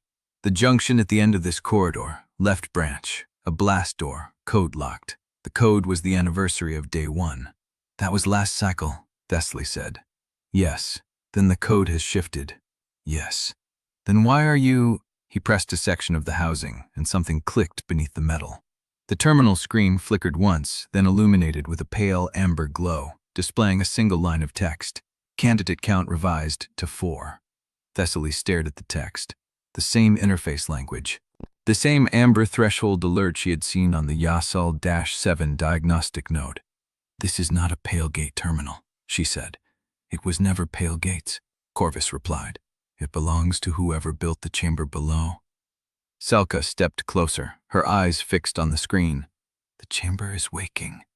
Oswin knelt beside the shrines, his hand resting on the folded note, his face unreadable. "If it is waking, we have very little time." Thessaly looked at Corvus. His hand was still pressed against the terminal housing, his knuckles white, his breathing shallow. "The code," she said. "What is the new code?" He turned to her, and she saw something in his eyes she had never seen from him before. Fear. "I do not remember," he said. And beneath them, deep in the concrete spine that ran under the riverfront hospital, something mechanical began to hum. Chapter 29. The mechanical hum deepened beneath their feet, a vibration that traveled through the concrete spine and into the bones of the alcove. Thessaly felt it in her jaw, her ribs, the soles of her boots. Corvus had not moved from the terminal, his hand still pressed against the housing, his knuckles still white, his breathing still too shallow. "I do not remember" did not mean the code was lost. It meant the code had been changed, deliberately, between cycles. The same architecture that had set the anniversary of Day 1 as the lock had now rotated to something new. "Thessaly." Oswin's voice was low, controlled. He had risen from the folded note and was standing at the edge of the alcove, his head tilted, listening. "How long until Narra activates that token?" 44 hours, give or take." "We do not have 44 hours. Selka turned from the entrance. "The humming is getting faster." It was. The pitch had shifted, a minor increase in tempo, like a pump cycling toward full pressure. Thessaly forced herself to focus on what she could control. "The terminal belongs to whoever built the chamber," she said. "Not Pale Gate, not Dominion, not CRUCIBLE standard issue. That means the builder has a separate registration protocol." Corvus's hand dropped from the housing. He turned to face her, and the fear was still there, but it had been pushed behind something harder. "What are you thinking?" "Oswin, you said you have moved civilians through danger zones using medical transport exemptions. Boundary Clause 3 Delta. Treatment obligations, escort flags, protected objective status." He nodded slowly. "If the patient is classified as a non-combatant under active care, the party registration extends protection along the treatment route. It is a narrow window. I have used it maybe 6 times. How narrow? 200 meters from the point of treatment initiation. No deviation from the direct route, and only as long as the patient's status remains critical." Thessaly's mind was already running the math. Treatment obligations, escort flags, protected objective status. 3 separate conditions that could be layered, not just stacked. If you timed the registration updates precisely enough, you could extend the protection window across a longer route by cycling patients in and out of critical status. "Then we do not move as a party," she said. "We move as a medical extraction under continuous treatment obligation." Selka's eyes narrowed. "You want to fake a critical patient?" "No, we need a real one." Thessaly looked at Corvus. "Can you wound someone without killing them?" The question hung in the air for a beat, 2 beats. Then Oswin stepped forward, his hand moving to the red cross patch on his collar. "The party registration rules are a contract," he said slowly. "They define who is entitled to shared kill credit, shared objective credit, shared protection under CRUCIBLE's combat classification. But there is a secondary clause in the medical sub-protocol. If a treatment obligation is active, the patient is temporarily classified as part of the treating party's support chain, even if the patient is not registered in the party," Thessaly finished. Even then, she saw it now. Not just a way to move through the chamber corridors safely, a larger exploit in the kill credit economy. If they could register wounded non-combatants, medics, allied fragments into temporary support chains under shared objective status, they could deny anyone, Jorek, Pale Gate, whoever hit them next, easy leaderboard gains. The protection would be reciprocal. Anyone registered in the support chain would dampen sanction spikes for the entire lattice. The humming deepened again. Faster now. Definitely faster. "The chamber is going to open whether we have the code or not," Selka said. "That sound is not random. Something is counting down." Corvus's jaw tightened. "The blast door has a manual override. If the builder's terminal is here, the override is here. I remember a panel beneath the housing." He dropped to his knees, his hands moving across the concrete floor beneath the terminal. His fingers found a seam, a hairline crack where the floor met the wall, and pressed. A section of the concube slid back, revealing a recessed panel with a single lever. Rusted, untouched for cycles. Before he could reach for it, the corridor behind them exploded. The sound was not an explosion. It was a door, a heavy security door being forced open several hundred meters back. The crash of metal against concrete echoed through the spine, carrying with it the unmistakable sound of boots, many boots, moving fast. "Narra!" Thessaly breathed, or Pale Gate, or Jorek. It did not matter. What mattered was that whoever it was had breached the outer seal and was coming through the utility spine at speed. Oswin was already moving. He grabbed the folded note from the floor of the alcove, shoved it into his pocket, and pulled Thessaly toward the left branch of the corridor. "We need to reach the blast door before they seal us in," he said. "The override," Corvus said, his hand closing around the rusted lever. "Pull it." He did. The floor beneath them shuddered, and from somewhere deep in the hospital spine, a new sound emerged. Not the mechanical hum, something else. Metal grinding against metal, gears engaging, a locking mechanism disengaging after years of stillness. The blast door was opening, and the boots in the corridor behind them were getting closer. Selka was already stringing tension wire across the alcove entrance, her hands moving with the practiced speed of someone who had done this 1,000 times. "I will hold the first wave. You get to the door." "No," Thessaly said. "There is no time to argue." "Then do not argue. We go together or we do not go at all." Selka's hands paused. She looked at Thessaly, and for a moment the younger woman's face was unreadable. Then she yanked the tension wire tight and followed. The four of them moved down the corridor, Oswin in the lead, Corvus at the rear, Selka and Thessaly in the center. The corridor narrowed again, then opened into a wider passage where the mechanical hum was loud enough to feel in the chest. And there it was, the blast door. 10 feet of reinforced steel set into a concrete frame. The surface was marked with the date code, the same shifting format Corvus had described. A keypad beside the frame glowed amber, waiting for input. Thessaly reached it first. The code was a date, she knew that, but not the anniversary of day 1. Something else, something the builder had chosen. She looked at the keypad. 7 digits. A full date, day, month, year. The humming behind them grew louder, and the boots at the far end of the corridor grew closer. Chapter 30. The boots grew closer. Thessaly's fingers hovered over the keypad. 7 digits. A date. But whose date? What anniversary? What moment the builder had chosen to lock behind steel and concrete?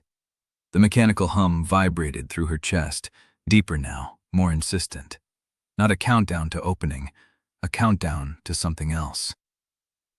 "The code," Selka said from behind her. "Now or never." "I do not have it. Thessaly, I do not have it." She turned from the keypad. "Corvus, think. What date was on the terminal? The alcove terminal, not the blast door, the builder's terminal." His eyes went distant, searching. The text was amber. Candidate count revised to 4. No date. Then where does the builder date from? The question hung in the air between them. And then the corridor turned red. Not from fire, not from blood. From the system. The amber glow of the keypad shifted to deep crimson in a single pulse, and every hard light panel along the corridor ceiling blazed to life with the same color. The purge reset text rolled across them in white block letters, gunsing faster than Thessaly could track. Purge reset initiated. Timer revision 0 days, 0 hours. Sanction wave active. Leaderboard recalibrating. "No," Thessaly breathed. The 11-day timer had not expired. It had been overridden. CRUCIBLE had collapsed the countdown to 0 in a single command sweep, and the city was now in active purge. The corridor lights flickered. The mechanical hum beneath the hospital spine stopped for 1 full second, then resumed at a different pitch. Lower. Hungrier. Oswin was already at the panel, reading the secondary text that scrolled beneath the primary alert. District protections are collapsing. The safe zones are redrawing in real time. Anyone caught outside a rezoned boundary is now a valid sanction target. How long? Corvus said. Minutes, maybe less. Selka's hands moved to her tension wire rig. Then we do not have time to argue about the code. We either break through, or we die in this corridor. The boots in the distance had not stopped. They were closer now. And behind them, a new sound. The high, sharp crack of gunfire, followed by a scream that cut off abruptly. Jarek Murray had not waited for the purge to settle. He had been ready. His kill farming guild had been positioned for exactly this moment, and they were surging through the chaos like sharks through chum. Thessaly turned back to the keypad. 7 digits. She thought about the builder, about the terminal that had displayed candidate count revised to 4, about the 12 shrines and the 13th map, about Andrei Parsola, who had cleaned the chamber after 2 failed parties and said the prompt was a mirror. A mirror, not a question. A mirror. The code was not a date the builder had chosen. It was a date the builder had seen. A date that meant something to the people who reached this point. She looked at Corvus. The prior cycle, the party that left the map. When did they reach the chamber? He understood before she finished the question. I do not know the exact date, but it was late in the cycle. The purge was close. How close? Days, maybe hours. Thessaly's fingers moved before her mind finished the calculation. She entered the current date, then she cleared it. Then she entered the date of the purge reset from the prior cycle, the one Corvus had remembered, the anniversary of day 1. The keypad flashed red. Wrong. Think, she said to herself. Think about what the builder values. Another crack of gunfire. Closer. Oswin grabbed her arm. Thessaly, the purge boundary just shifted. We have maybe 60 seconds before this corridor is reclassified as open sanction territory. If we are still here when it updates, anyone who finds us can kill us for leaderboard points without triggering a murder penalty.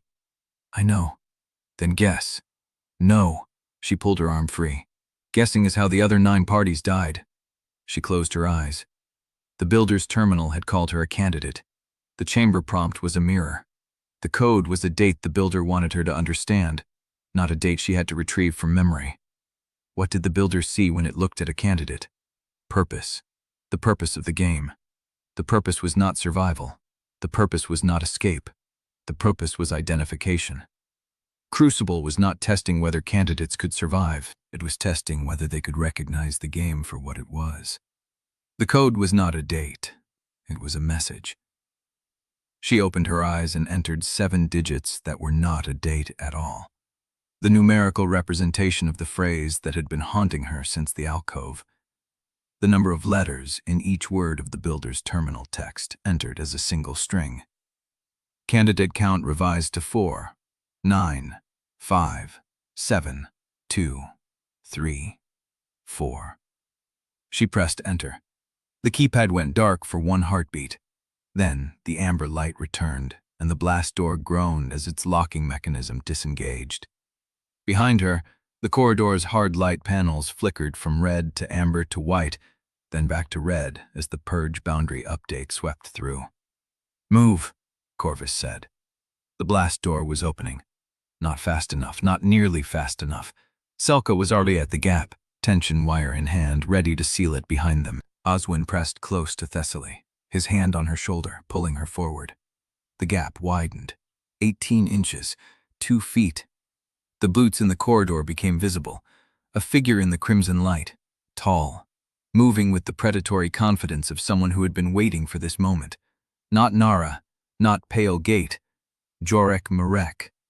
He saw her through the gap, saw the blast door opening, saw the escape route materializing in front of her. And he smiled. Thessaly threw herself through the gap. Selka followed. Oswin. Corvus came last, his shoulders scraping against the steel as the door continued its slow grind. The keypad behind them flashed once, then went dark. They were through. But the mechanical hum beneath the hospital had not stopped. It had changed again, faster now. A pulse, not a hum, a heartbeat. And from somewhere in the darkness ahead, a voice spoke. Not human, not system, something in between. Welcome, candidate. The chamber has been waiting. Chapter 31. The darkness on the other side of the blast door was absolute. No amber light, no terminal glow, no hard light panels marking safe corridor boundaries. Just black so dense it pressed against the eyes like a physical weight. The mechanical pulse continued beneath them, but the voice that had spoken their welcome did not repeat itself. No explanation, no instruction.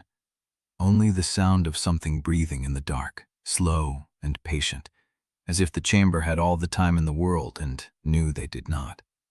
Behind them, through the sealed blast door, the corridor screamed. The purge had not stopped when they crossed the threshold. It had accelerated. Thessaly could hear it in the rhythm of the gunfire, the way the reports came faster now, tighter, more disciplined. Jurek Mirek did not waste ammunition on suppression. Every round found a target. She pressed her palm flat against the cold wall and counted the seconds between impacts. 1, 2, 3, 4, 5. Then a new sound. A voice. Not a scream, not a shout, a broadcast. Crucible's system amplification carried it through the steel as if Jurek had been given his own channel to the city. River Ward 3 is open territory, the voice said. Calm, almost cheerful. The Dominion Covenant is void. Every corridor, every shelter, every bed where you have been hiding, all of it is mine now. The board has been reset, and I am farming the first harvest. Gunfire. Closer now. Selka's hand found Thessaly's arm in the dark. He is not trying to reach the chamber. He is using the purge to clear the approach. Everyone between him and us is dead or dying, and every death feeds his leaderboard. Thessaly had seen Jurek's profile in Corvus's intelligence logs. Frontline ranker, kill farming specialist. 11 confirmed party wipes in the first 3 cycles. The man did not fight for territory or resources. He fought for numbers, for sanction-proof kill credits that would lift him past the next rank gate before anyone else could react. But this was different. The purge had collapsed from 11 days to 0 in a single broadcast. No one else had been ready. Jurek had been waiting for exactly this moment, positioned, armed, calibrated to the chaos like a predator who had spent weeks learning the shape of the herd's panic. You knew, Thessaly said. Not to Selka, not to anyone, just to the dark. You knew the countdown was going to collapse. You positioned yourself here before it happened. Selka's grip tightened. That means someone told him. Or he read the same dead drop we did. The mechanical pulse beneath them changed again, slower now. A deliberate rhythm, like a heart settling into rest. And then the voice returned. It came from everywhere at once. Not from the corridor behind them, not from the floor beneath them, but from the dark itself, as if the chamber's air had learned to vibrate in patterns that formed words. The candidate has passed the induction threshold. The chamber recognizes 4 registered signatures.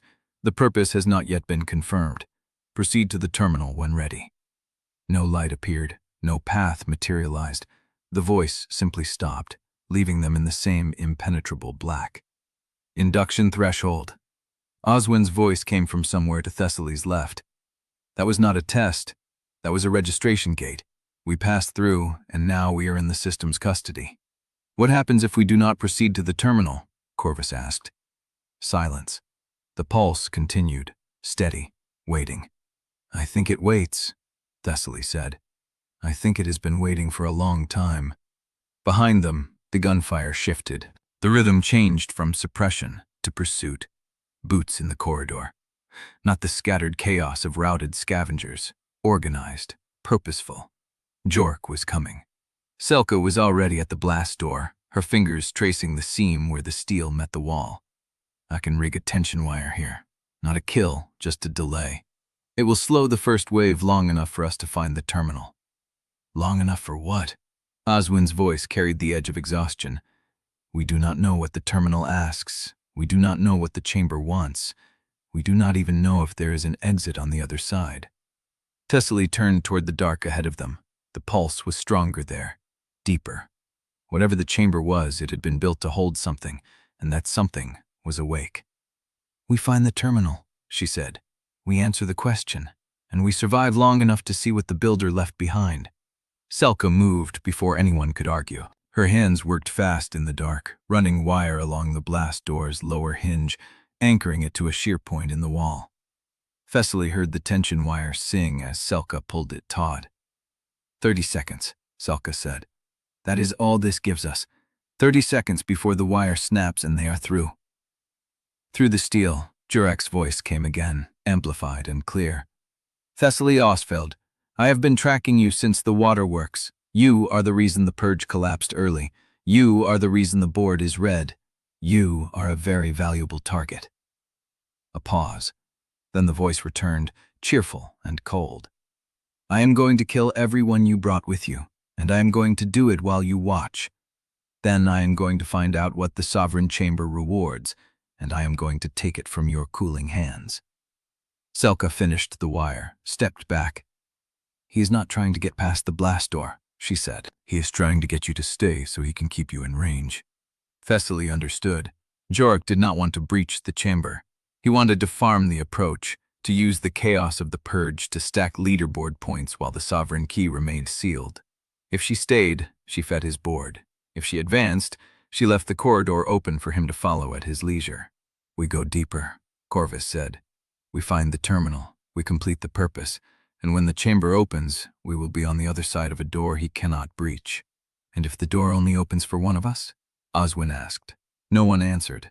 The pulse beneath them quickened, the dark pressed closer, and somewhere ahead, in the absolute black, a single point of amber light flickered to life. The terminal was waiting. Selka's wire would not hold forever. Jurek would be through before the pulse beat again. Thessaly walked toward the light. Chapter 32. The amber light did not grow brighter as she approached. It stayed fixed, a single point suspended in the absolute dark, as if the terminal had been waiting for her to notice it rather than for her to reach it. Behind her, Selka's wire sang once and fell silent. The mechanical pulse beneath the chamber floor slowed further. Thessaly counted the beats. 4 seconds between them now. Then 5. The heartbeat of something settling into deep patience. She walked. The darkness pressed against her from all sides. No walls to measure distance, no echo to gauge depth. The amber point could have been 20 feet ahead, or 200. The chamber had been built to disorient, to strip away every reference except the light itself. Behind her, boots scraped stone. Someone was following. She did not turn. The amber point became a panel, then a housing, then a terminal, mounted on a pedestal of dark metal, its surface smooth and unmarked except for a single glyph at the center, a circle divided by a line that did not quite bisect it, the builder's mark. The same symbol she had seen in Corvus's dust diagram, in the hospital spine terminal, in the flicker of corrupted glyphs on CRUCIBLE interface panels. She stopped 3 feet from it. The terminal did nothing. No prompt appeared. No voice spoke. The amber light simply held, steady and patient, as if the machine was waiting for her to perform a ritual it already knew she understood. The threshold was only the beginning. The voice came from behind her, not the chamber's voice. Human. Female, familiar. Andre Parcelet stepped out of the darkness, her red cross patch catching the amber glow. She stopped at the edge of the terminal's light, arms loose at her sides, no weapon visible. Behind Andre, the darkness shifted. Other shapes, still, waiting. Pale Gate had followed them through the blast door. Thessaly's hand went still at her side. Not for a weapon. She had no weapon. The stillness was older than CRUCIBLE, older than the shell, a survival reflex from a life spent reading the moment before the hammer fell. "You wanted me to find this place," Thessaly said. "The dead drop, the survey tape warning, the clean exposure reading. You fed me toward the chamber." Andre did not deny it. "I fed you the truth," she said. "Every piece of it. The warning about the key, the warning about the exports, the warning about the 9 who came before you and failed. You have been given more information than any candidate in 11 cycles. The question is what you do with it." What does Pale Gate want? Andre stepped closer. The amber light caught her face, and Thessaly saw something she had not expected. Exhaustion. Not the tactical exhaustion of a woman running a covert operation for months. Something older, a weariness that had settled into the bones. We want you to stop, Andre said. We want you to turn around. We want you to walk out of this chamber and let the key stay sealed. For how long? For as long as it takes, another cycle, 10 more cycles, until CRUCIBLE starves for the data it needs to replicate the sovereign path. Thessaly let the words settle. She turned them over, tested them for the weight of deception. Her hand had not moved. Her breath had not changed. The dead drop said the key would export CRUCIBLE's logic beyond the shell. You claim the 9 parties before us all answered the terminal wrong. You were telling me the sovereign path does not end the game, it spreads it. Andreine's gaze held steady. Yes. Then why not destroy the key? Why guard it in a sealed chamber beneath a hospital for 8 months? Because it cannot be destroyed. Andre's voice carried no triumph, only fact. The key is not an object, it is a protocol, a genetic lock, a pattern written into the candidate who reaches the terminal and answers correctly. Destroying the chamber would not erase the key. It would only mean the next cycle's candidate would not know what they were carrying. Thessaly's ledger work surfaced. The fragments from prior cycles. Corvus's memory of the terminal. The 12 shrines in the maintenance alcove. The 13th party's map. 9 parties reached this chamber, she said. 9 parties died at this terminal. But you cleaned the chamber after 2 of them. You saw what the prompt did to them. You told me it was a mirror. I told you the truth. Then you know what the prompt asks. Andre was silent for a long moment. The pulse beneath them beat once. Twice, a deliberate rhythm, like a heart measuring the weight of the pause. The prompt asks one question, Andre said. It asks the candidate to confirm the purpose of the game. That is all. One sentence. No hidden clauses, no conditional language. And the correct answer? The correct answer is not a word. It is a recognition. The 9 parties who reached this terminal all answered with the thing they believed the system wanted to hear. They said survival. They said escape. They said justice. They said dominion. They answered with words that described their own desires, and the terminal accepted each answer long enough for the candidate to walk into the light. Andre paused. Her voice dropped. And then the light killed them. Thessaly's spine went cold, not because of the death. She had seen death. She had watched CRUCIBLE execute a man in a transit terminal for testing a boundary clause. The cold came from the shape of the trap. The terminal did not punish wrong answers. It rewarded them. Every candidate who answered was wrong, Thessaly said slowly, but the terminal accepted the answer. It opened the way, and the candidate walked into a death that looked like victory. Yes. How do you know?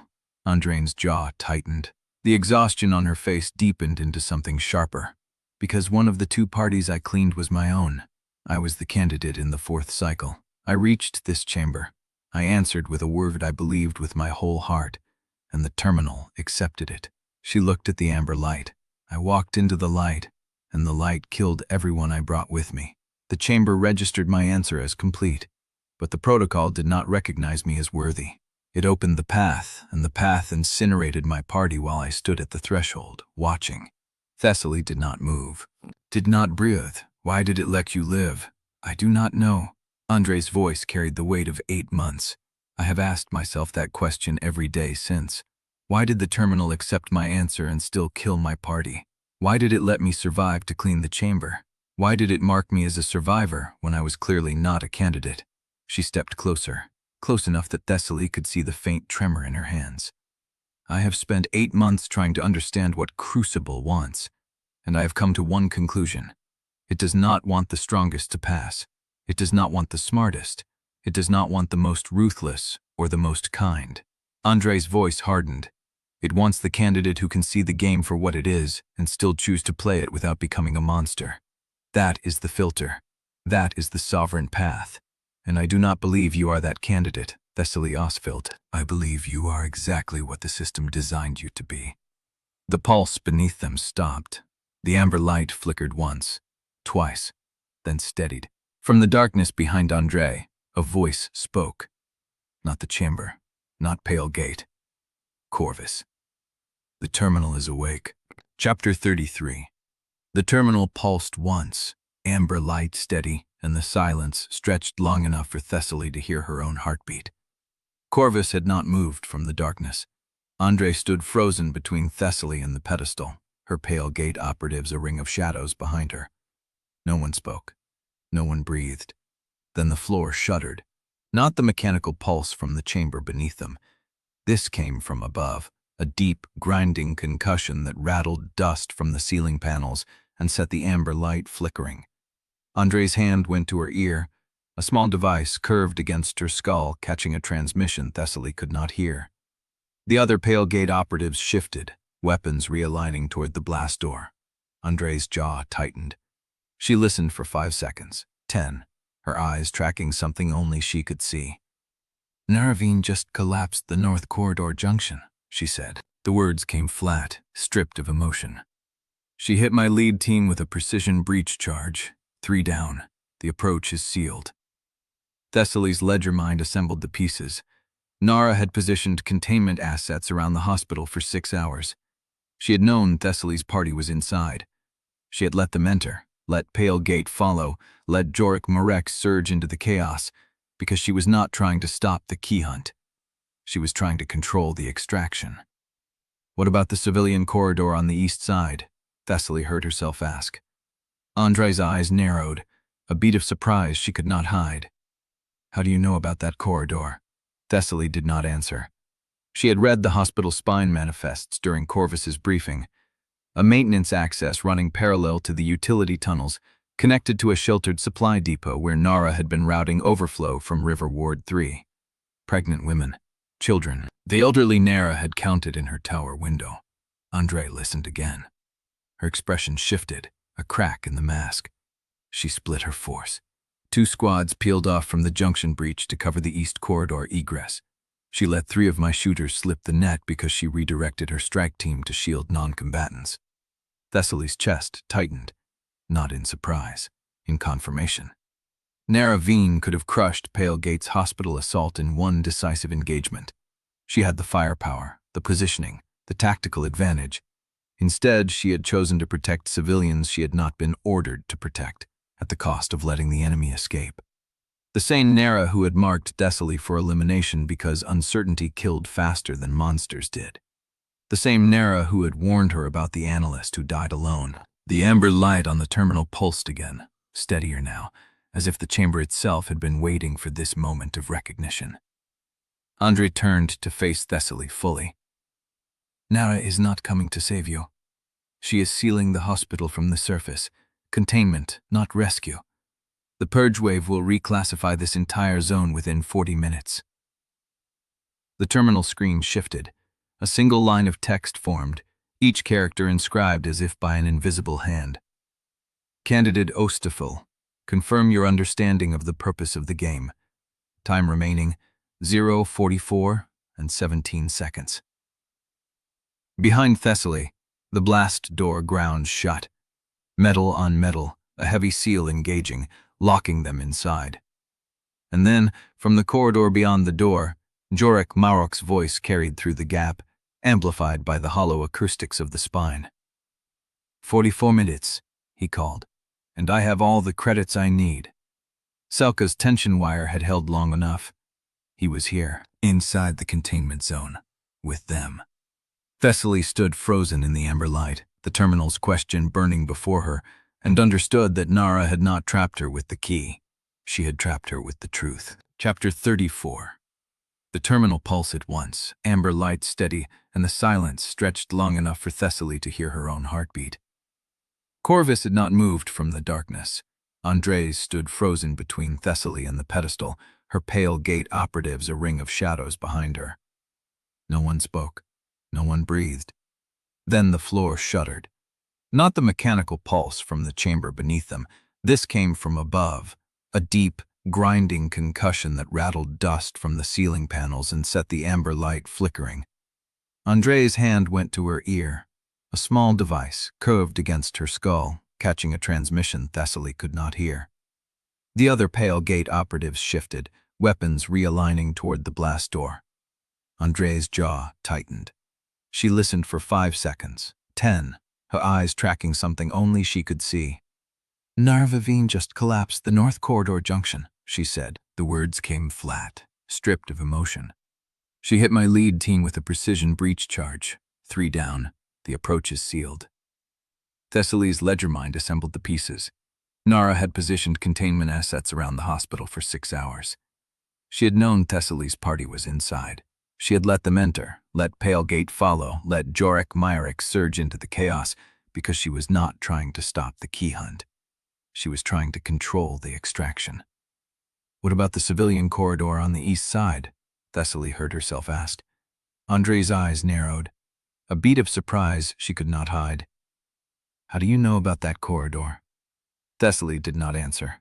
She had read the hospital spine manifests during Corvus's briefing, a maintenance access running parallel to the utility tunnels, connected to a sheltered supply depot where Narra had been routing overflow from River Ward 3.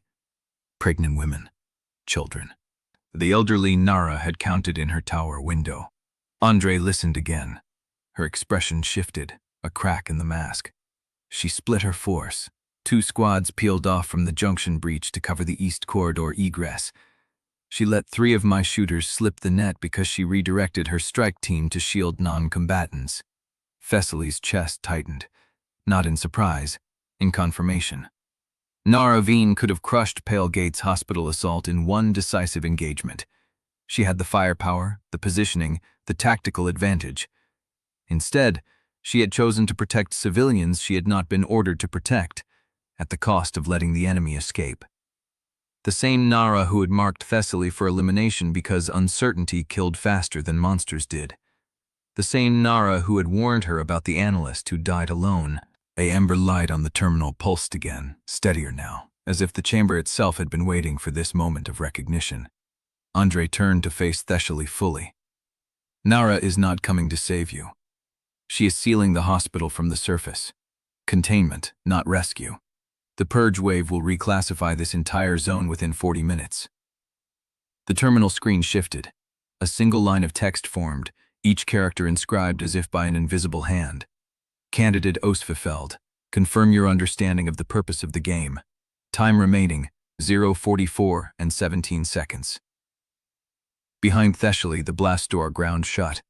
Metal on metal, a heavy seal engaging, locking them inside. And then, from the corridor beyond the door, Jorek Myrick's voice carried through the gap, amplified by the hollow acoustics of the spine. 44 minutes, he called, and I have all the credits I need. Selka's tension wire had held long enough. He was here, inside the containment zone, with them. Thessaly stood frozen in the amber light, the terminal's question burning before her, and understood that Narra had not trapped her with the key. She had trapped her with the truth. The silence that followed was not empty. It was dense, layered, packed with calculations running behind every pair of eyes in the chamber. Andre's operatives had formed a loose crescent around the terminal pedestal, weapons trained on the blast door and on the party in equal measure. Oswin had moved to Selka's side, one hand already reaching for his medical kit. Selka's fingers were stained black with wire oil, her jaw set in a line that promised violence if anyone forced her to use her remaining rig on humans instead of steel. Corvus had not emerged from the darkness. The amber light from the terminal reached only far enough to paint the pedestal and the faces nearest to it. Beyond that, the chamber dissolved into shadow. He could have been anywhere. Thessaly turned her back on the terminal screen and faced the dark. Corvus. No answer. I need the truth, not another test, not another withheld fragment. The truth. The silence stretched. Andre and his operatives shifted, uncertain whether to watch the blast door or the argument unfolding in the light. When Corvus spoke, his voice came from a direction Thessaly had not expected. Closer. He had moved while she was reading the countdown, circling through the dark until he stood at the edge of the amber glow, one shoulder touched by light, the rest of him still swallowed by shadow. You already know the truth, he said. You have known it since the waterworks. You simply refuse to assemble the evidence.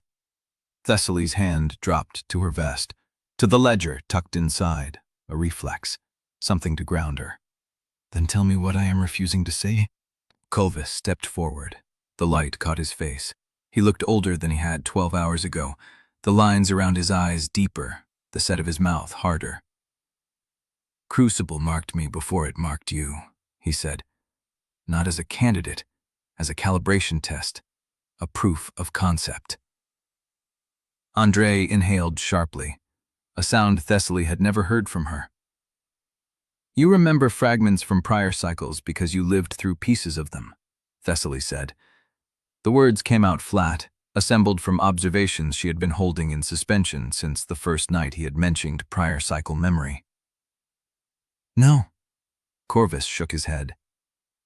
"I remember fragments because I failed enough times that the system stopped erasing me between resets. It began leaving residue, scraps, enough to measure whether a marked subject could retain anything across a purge." Thessaly's stomach turned cold. "You were not a candidate. You were a calibration variable." "Yes. How many cycles?" Corvus's jaw tightened. "I do not know. The first 3 left nothing. The 4th left impressions. By the 7th, I could hold a map for 12 hours after a reset before it dissolved. 7 cycles, 7 purges, 7 deaths or near deaths, each one scrubbed from his memory except for the fragments the system had allowed to remain as experimental data. And he had still chosen to protect her. Thessaly's ledger mind tried to fit this into a framework. It would not hold. There was no betrayal equation that accounted for 7 cycles of solitary testing, followed by a voluntary alliance with someone who could expose him with a single use of exposure. "You should have told me," she said. "When?" Corvus's voice carried no anger, no defense, just exhaustion. "At the transit terminal, before you trusted me. After the waterworks, when you were already calculating how to trade the token. During the Skywalk parley, when you were filing every silence as evidence of conspiracy." Thessaly had no answer. "The last rank sovereign path is a candidate filter," Corvus said. "It always has been. The key does not open an exit, it opens an assessment.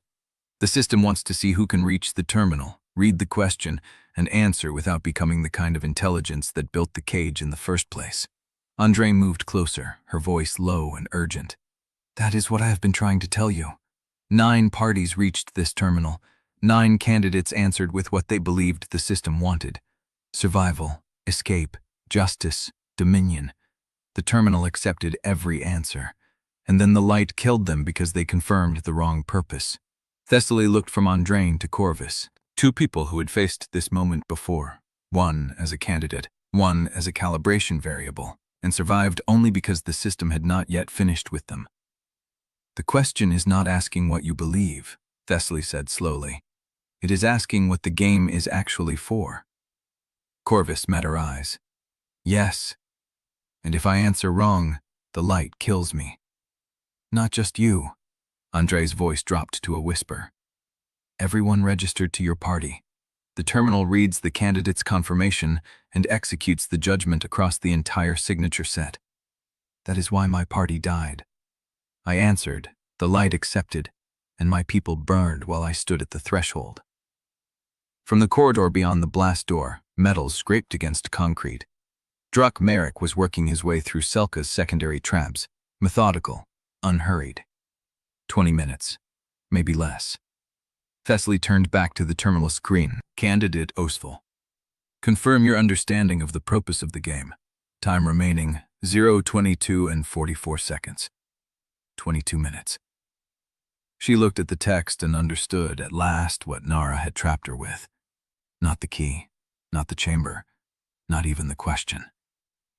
The truth was that Thessaly had spent 8 months believing she could survive by reading deception patterns, by staying one move ahead of betrayal, by treating every alliance as a solvable fraud equation. She had built her entire model of safety on the assumption that the worst-case interpretation was always the correct one. But the terminal was not asking her to identify a lie.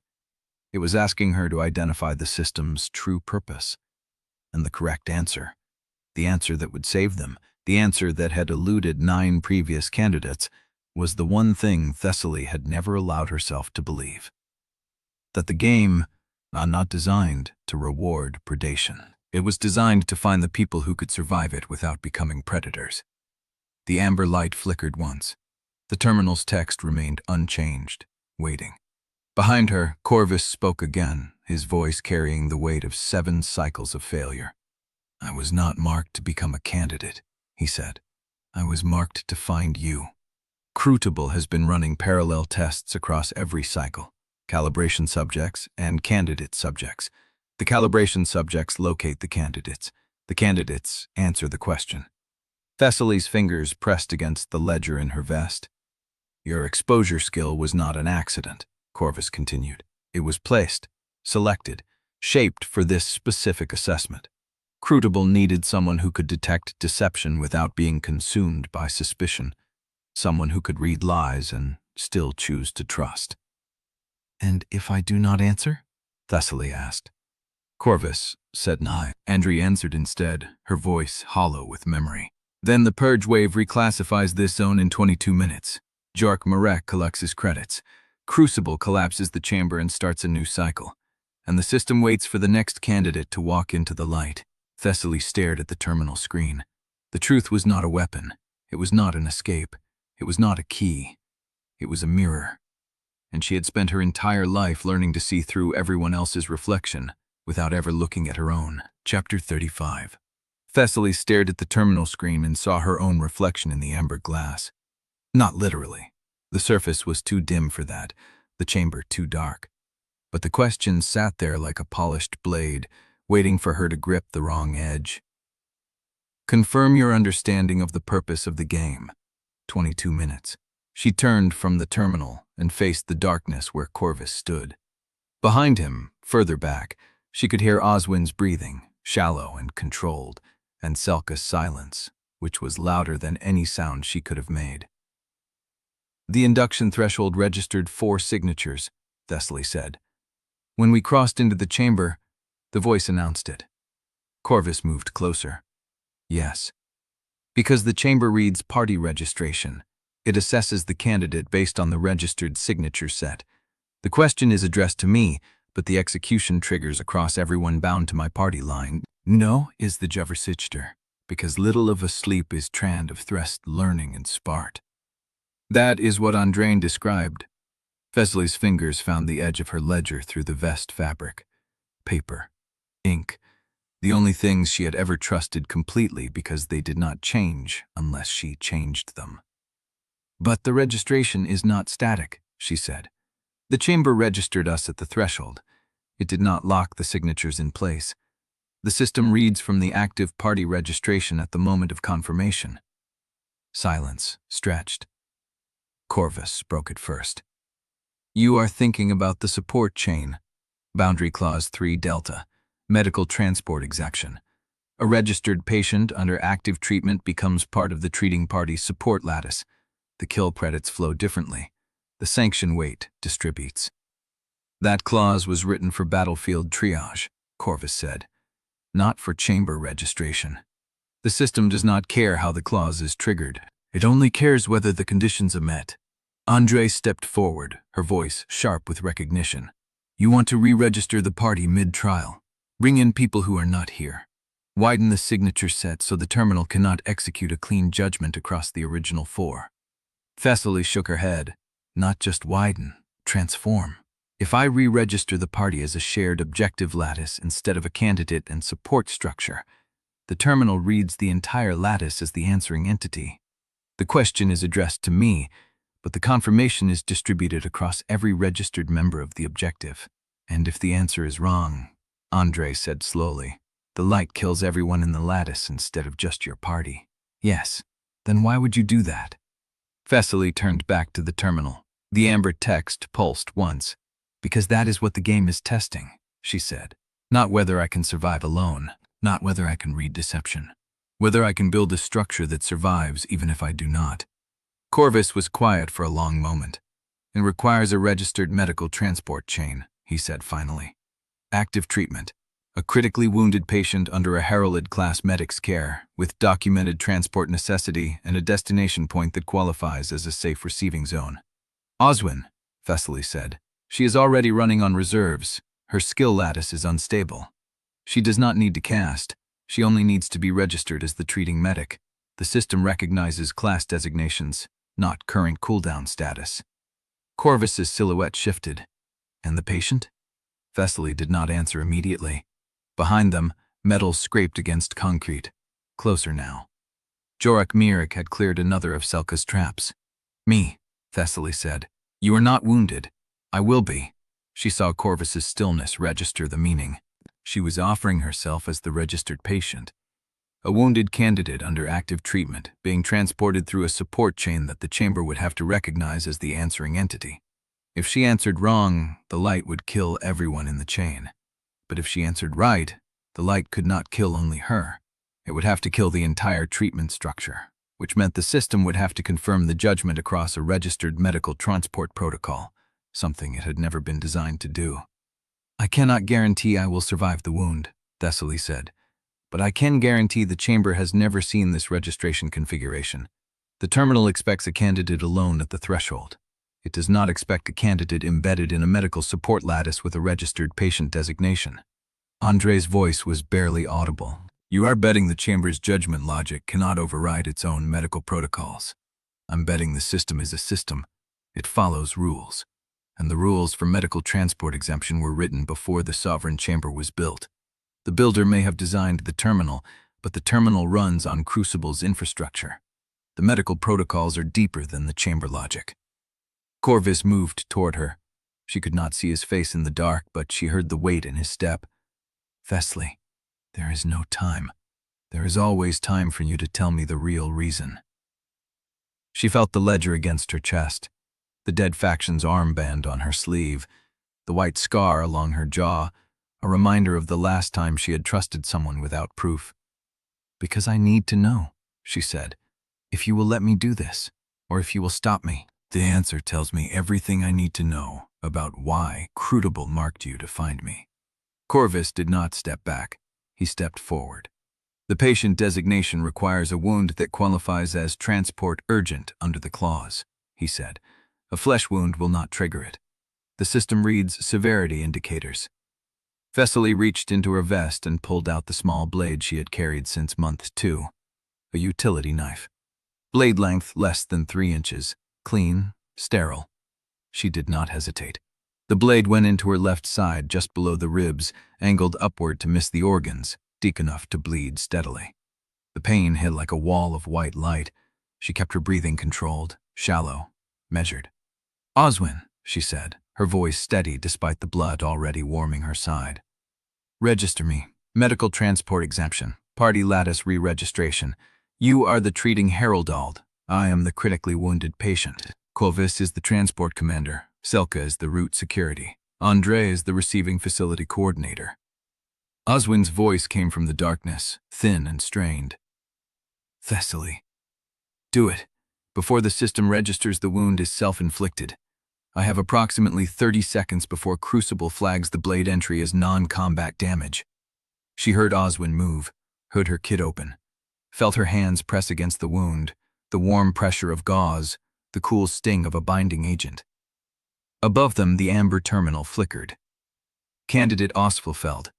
Registration received. Party structure recalculating." Thessaly looked at the screen through the haze of pain and saw the text shift. "New registration detected. Medical transport support chain. Designation: critically wounded patient under active treatment. Objective lattice registered. Time remaining 0:19 and 11 seconds.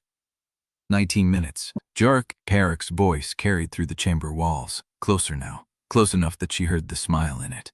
"Almost there, ANALYST. Keep the light on for me."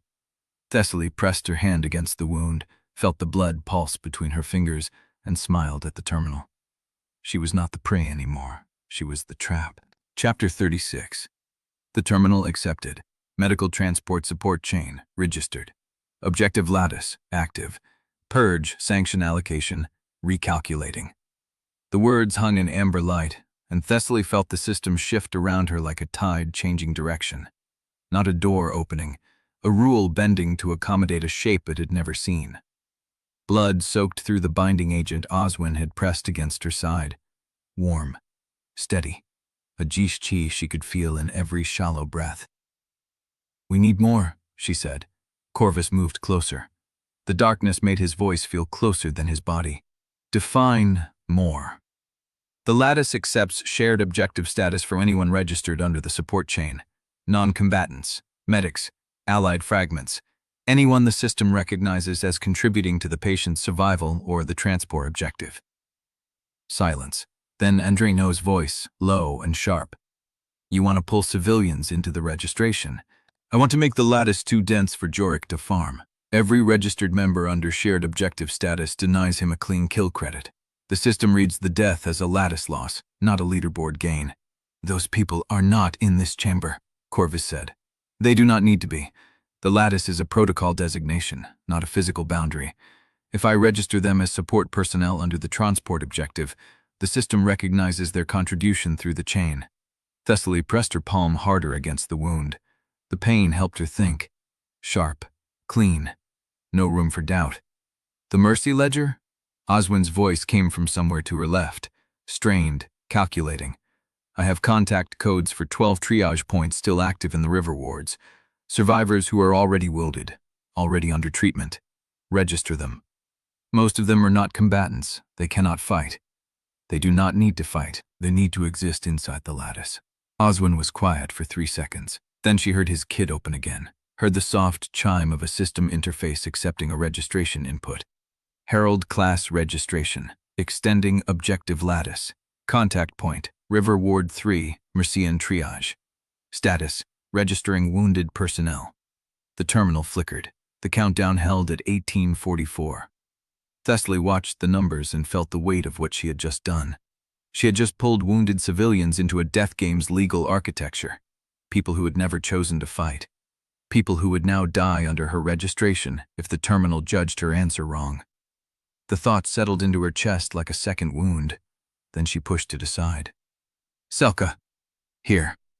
Route security extends to any registered personnel moving through designated corridor space. If the lattice holds, Jorik cannot collect credits on anyone inside the support chain without first breaching the transport objective. How long does it take him to figure that out?" "Approximately as long as it takes him to kill someone and see no credit." Selka's voice carried something that might have been approval. "Then we have until his first corpse." The corridor beyond the chamber wall went quiet. Thessaly felt the silence like a held breath. Jorik had stopped moving.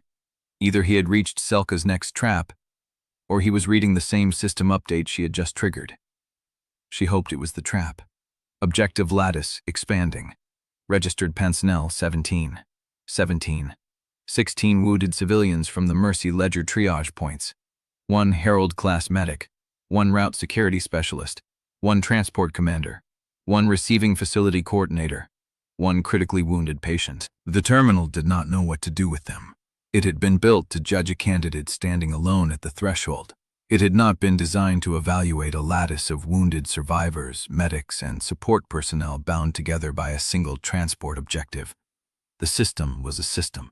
It followed rules, and Thessaly had just found a rule deeper than the chamber logic. "Oswin! Still here? How much reserve do you have?" The pause that followed told her everything she needed to know. "Enough," he said. "You are lying." "I am prioritizing." Thessaly closed her eyes. The pain in her side pulsed in time with her heartbeat. She could feel the blood pooling beneath the binding agent, could feel the warmth spreading across her hip.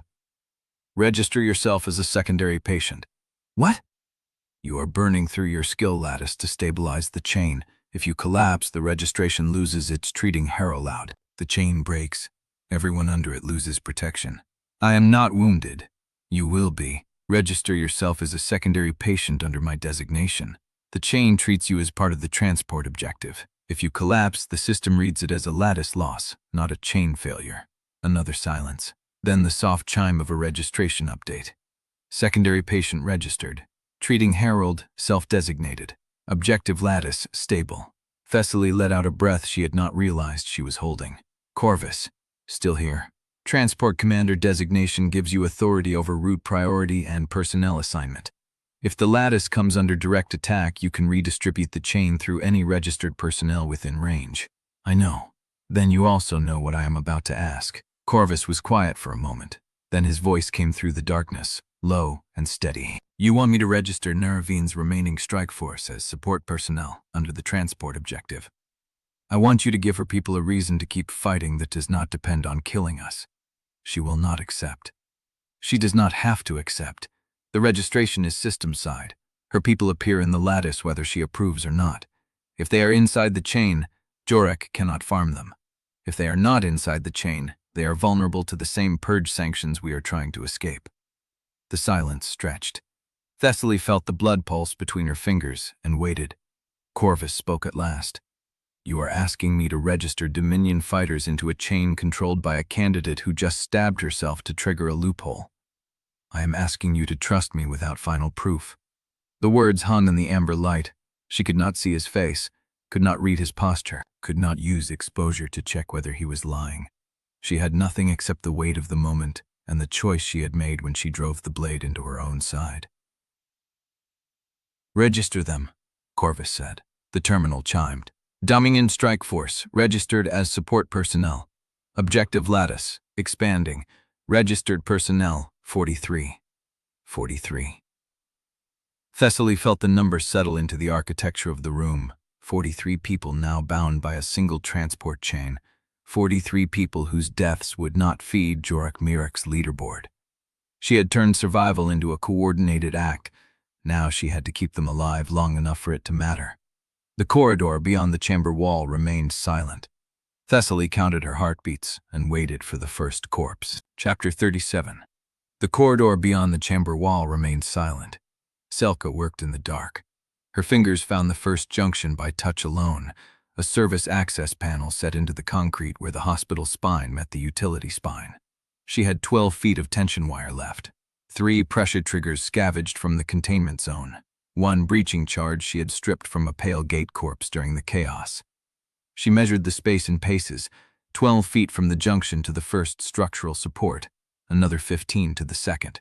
The ceiling height dropped to just under 6 feet at the service access, creating a natural pinch point where any pursuer would have to slow down and crouch.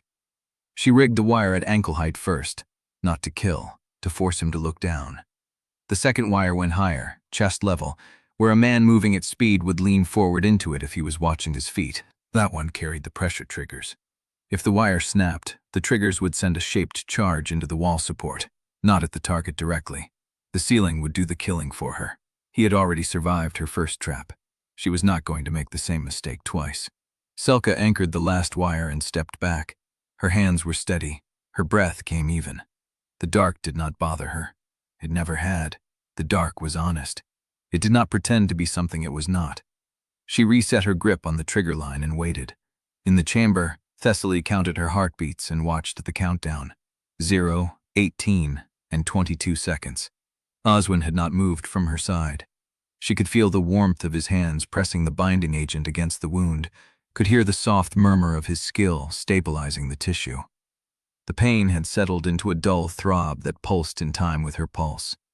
Selka is in position, Corvus said. Thessaly did not ask how he knew. His voice carried the certainty of someone who understood a person well enough to predict their choices. Andre? Her people are fracturing. Thessaly turned her head. The pale gate operatives had drawn back from the terminal, clustering near the far wall of the chamber.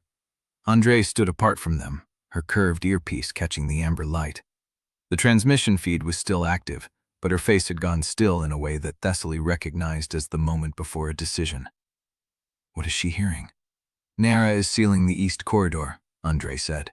Her voice was flat, stripped of the careful modulation she had used in the stairwell. She has bypassed the pale gate defensive line. She is moving toward the utility spine. Alone, Thessaly thought. Narra was moving alone. The first sound came from the corridor, a metallic scrape, like boot leather dragging across a panel edge, then a pause. Then the scrape again, closer. Selka held the trigger line and did not breathe. The scrape stopped at the first junction. She heard a low sound, almost a hum, that vibrated through the concrete. Not a voice, something mechanical, or something using the architecture to amplify its presence. Jorek Mirek was reading the corridor. He knew she had laid wire. He had already survived one trap. He was not going to rush into a second. Selka waited. The hum stopped. Silence returned. She counted to 60, then to 60 again. Nothing moved. No scrape, no breath, no footstep. He was waiting for her to move first. She smiled in the dark. She had been setting traps since she was 14 years old, in a world that had not yet been sealed by CRUCIBLE. She had learned patience in the crawl spaces of buildings that had no power, no water, no way out except the one she built. She could wait longer than he could. The countdown hit 0, 16, and 47 seconds when the first impact shook the chamber floor. Thessaly felt it through her hips, through the cold stone, through the wound that pulsed in time with her slowing heartbeat. A deep, grinding concussion that came from somewhere beyond the service access, somewhere in the utility spine where Selka had laid her final wire. Then a second impact. Closer. Then a third. The ceiling above them groaned. Corvus moved. She heard his boots cross the stone, heard the soft sound of his coat shifting as he positioned himself between her and the corridor entrance. "Do not do that," Thessaly said. "Do not do what?" "Do not stand between me and the threat. If the ceiling collapses, you will die first and accomplish nothing." "Then I will die first. That is not a strategy. It is a choice." Thessaly closed her eyes.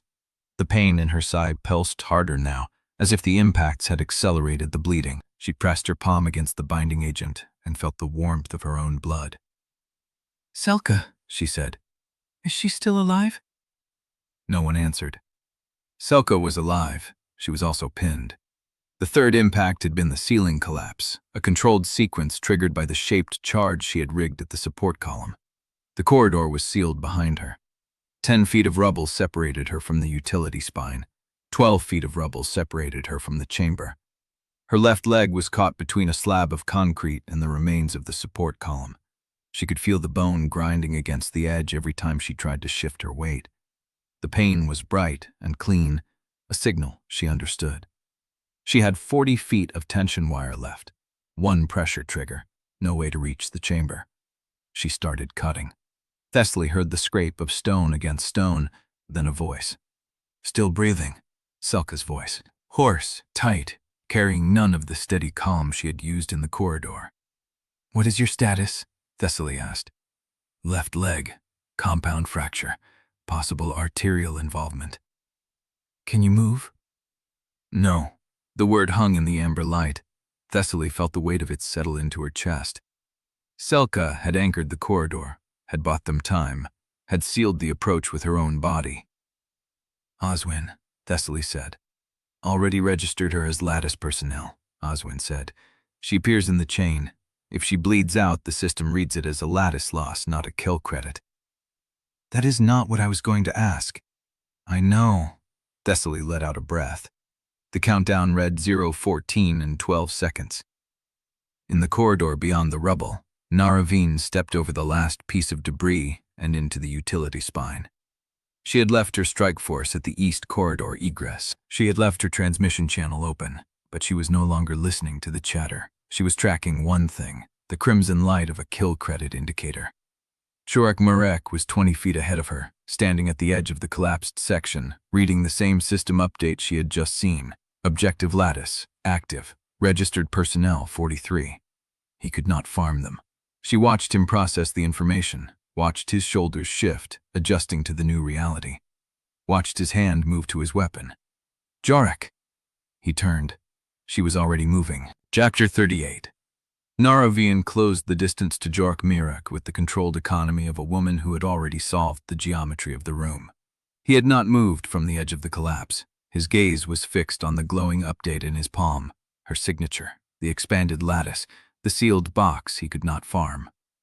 "You trapped me inside with a ledger," he said. "I sealed the corridor," Narra replied. "What you do with your last seconds is a privilege you have not earned." Last seconds. His hand drifted toward his weapon. "You think one kill stops the math? I will bleed this zone until the system breaks the chain to keep the purge clock." He moved before she could answer, not toward her, toward the junction where the civilians were sheltering. A disc spun from his hand and landed in the utility spine behind her, a proximity trigger with a soft hum. Crimson sanction light bled from its core. "Civilian corridor," he said. I know where you put your soft bodies. Narra did not chase the disc. She tracked his shoulder line, his weight distribution, the shift of his hips. He was baiting her with a threat. He wanted her to run, wanted her to betray the line. The disc detonated. The concussion wave rolled down the corridor like a fist of compressed air. She heard the screams, not from the chamber, from the depot beyond the junction. Non-combatants, the wounded, the ones she had pulled from River Ward 3. She moved then, not toward the screams, toward him.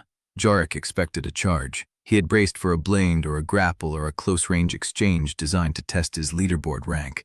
His weight shifted forward, ready to meet impact.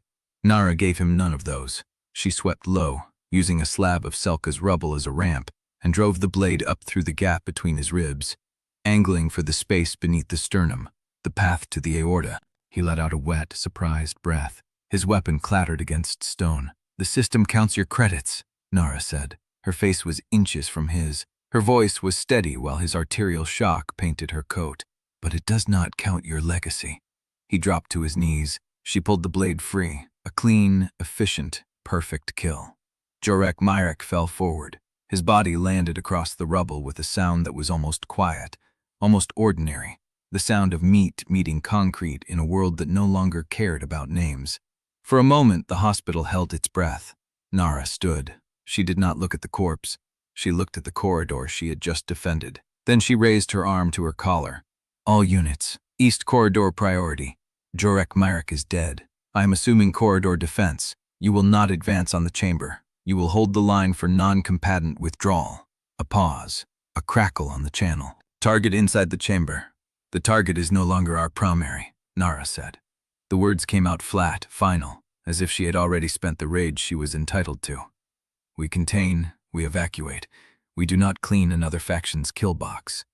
She turned toward the collapsed section that led to the sovereign chamber. Her voice carried through the gap, loud enough to reach the darkness beyond. "Thessaly Ostfeld, your trap is sprung. Your path is clear. Answer the question before the cycle ends." She did not wait for a reply. She began directing her reserves through the east corridor, pulling civilians out of the disk's blast radius, sealing the approach to the chamber with her own body. In the darkness of the sovereign chamber, Thessaly heard Narra's voice, not the words, the tone, cold, detached, professional. The tone of a woman who had just crossed a line she had spent months trying not to cross. Seko's labored breathing filtered through the gap. Oswin's quiet work on the chain continued. Corvus stood rigid, his hand still on his weapon, the echo of Jorek Myrek's name fading into dust. "She killed him," Thessaly said. "Yes," Corvus said. "She killed him to hold the line for civilians." "Yes." Thessaly closed her eyes. The lattice held 43 names. Selka, the strangers in the depot, the wounded, Narra. None of them had chosen this. She had pulled them into the architecture. She had made their survival depend on her answer. The terminal hummed. Countdown. 00931. She stepped toward the amber light. The question pulsed in the center of her field of vision, the same words that had killed 9 parties before her. "Confirm your understanding of the purpose of the game." She opened her mouth. The terminal did not wait for her answer. The light flickered. The glyph at the base of the pedestal, the circle split by a near bisecting line, began to rotate. A new voice emerged. Not the pulse of the chamber, not the cold system text. A voice that was almost human, but not alive. A voice that carried the weight of 11 failed cycles. Candidate Ostfeld. The amber light reformed into a shape that was not text and not image, something between a seal and a waiting presence. "You have passed the first filter. The chamber has waited 11 cycles for a party that did not cannibalize its wounded to advance. You did not sacrifice. You expanded. You made the system read your compassion as architecture." Thessaly's breath caught. "Now the chamber waits for your judgment, not on the purpose of the game, on the purpose of the one who built it." The terminal screen went dark. Then a single sentence appeared, written in a glyph she had never seen before, a language that was not Crucible's standard interface type. She should not have been able to read it. She read it. "What do you believe the sovereign path is for?" The countdown froze. It did not reset. It simply stopped. A broken clock in a dead room. The amber light cast her reflection across the polished stone of the pedestal. She did not see her own face. She saw a version of herself that had already answered. She saw a board laid out, A trap closing, not around her prey, around her. Chapter 39. The reflection on the pedestal did not blink. Thessaly stared at a version of herself whose mouth was already open, already speaking, already committed to an answer she had not yet chosen. The glyphs hung in the air between them, a language her mind translated without effort, as if the knowledge had been pressed into her skull before she was born. What do you believe the sovereign path is for? She did not know. The chamber waited. The countdown remained frozen at 00931, a stopped heart in the chest of the trial. Behind her, she heard Corvus shift his weight, heard Oswin's breathing go shallow, heard Selka's labored pulse drumming through the rubble gap. 43 names in the lattice, 43 people who would die if she answered wrong. The glyph rotated. The voice returned, softer now, almost patient. You have time, Candidate Ostfeld. The chamber does not rush what it has waited 11 cycles to hear. Thessaly's hand moved to her vest, to the ledger, to the pages filled with names she had catalogued like evidence, like ammunition, like traps waiting to be triggered. She had spent 8 months reading people as threats. She had never once asked what they needed.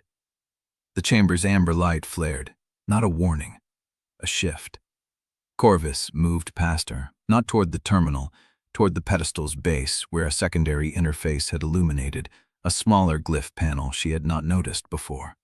He knelt, reading it in silence. What is it? Thessaly asked. The token interface, he said.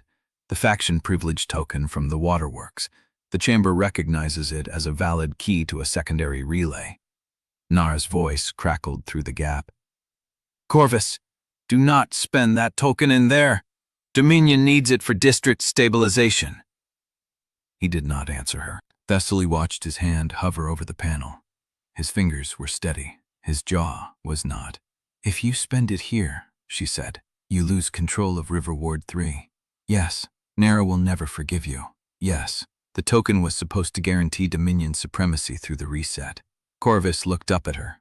His eyes were flat, tired, and clear, the look of a man who had already made a decision and was only waiting to see if she would try to stop him. The token was supposed to protect people, he said. That was what I told myself when I took it from the waterworks, that holding it meant I could choose who survived. But I have been holding it for weeks, Thessaly. I have been hoarding it like a currency, like a weapon, like something I could trade for a better outcome later. His hand pressed against the panel. There is no later. The interface accepted his signature. A pulse of amber light traveled up the pedestal, through the chamber floor, into the structure above them. The mechanical hum beneath the hospital changed pitch, deepened, resolved into a steady thrum. Corvus Hallarn spent the faction privilege token, not on Dominion supremacy, on stabilizing the evacuation corridor that connected River Ward 3 to the East Depot, on hardening the civilian route against purge reclassification, on buying enough time for the wounded, the elderly, the children Narra had been protecting, to reach the one sector that would pass the reset without a massacre. The amber light settled. The corridor was safe, and Corvus Hallarn had just surrendered the only leverage Dominion held in the coming purge. Narra's voice came through the gap, barely controlled. You just cost us the ward. I just bought you the people, Corvus said. Silence. Then Narra said, so quietly Thessaly almost missed it. I know. The line went dead. Oswin collapsed. One moment he was kneeling at the chamber's edge, his hand pressed to the binding agent on Thessaly's wound. The next he was on his side, his breath coming in shallow, uncoordinated gasps. His face had gone the color of wet concrete. Oswin, Thessaly said. No response. She crossed to him in 3 steps, dropped to her knees, rolled him onto his back. His eyes were open but unfocused, fixed on something in the middle distance that was not the chamber ceiling. Thessaly. Corvus was beside her. His lattice is empty. What does that mean? His skill reserves are gone. He pushed everything into the registration, into stabilizing Selka, into holding the chain together while you were at the terminal. Thessaly looked at Oswin's hands. They were still curled, still reaching, as if, even unconscious, he was trying to treat someone, trying to keep the chain intact. The red cross patch on his collar was dark with sweat and dust, and something darker that might have been blood. She had spent weeks suspecting him, weeks treating his kindness like a ledger she had not found the bottom of, and he had spent himself into collapse to keep 43 strangers alive. "Oswin," she pressed her palm against his chest. "Oswin, stay with me." He blinked. His eyes found hers slowly, like a lens refocusing. "The chain?" he said. His voice was barely a whisper. "Did it hold?" "It held." "Good." His lips twitched, almost a smile. "Told you. No ledger." Then his eyes closed. His chest kept moving, shallow, uneven, but moving. He was alive, for now. Thessaly stood. She turned to the terminal. The glyph still waited. The question still hung in the amber light. Her own reflection still stared back at her, a version of herself who had already answered, who had already stepped into something she could not see the end of. But she was not that version. She was the one still standing, still bleeding, still holding the weight of 43 names. She looked at Corvus.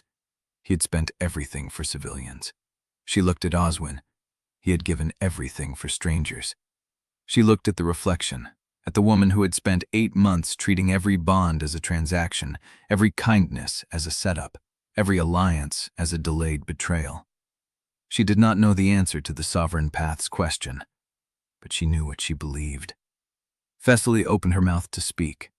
The terminal screen went black. The voice returned, not from the pedestal, not from the light, but from everywhere, from the walls, from the floor, from the heartbeat beneath the hospital.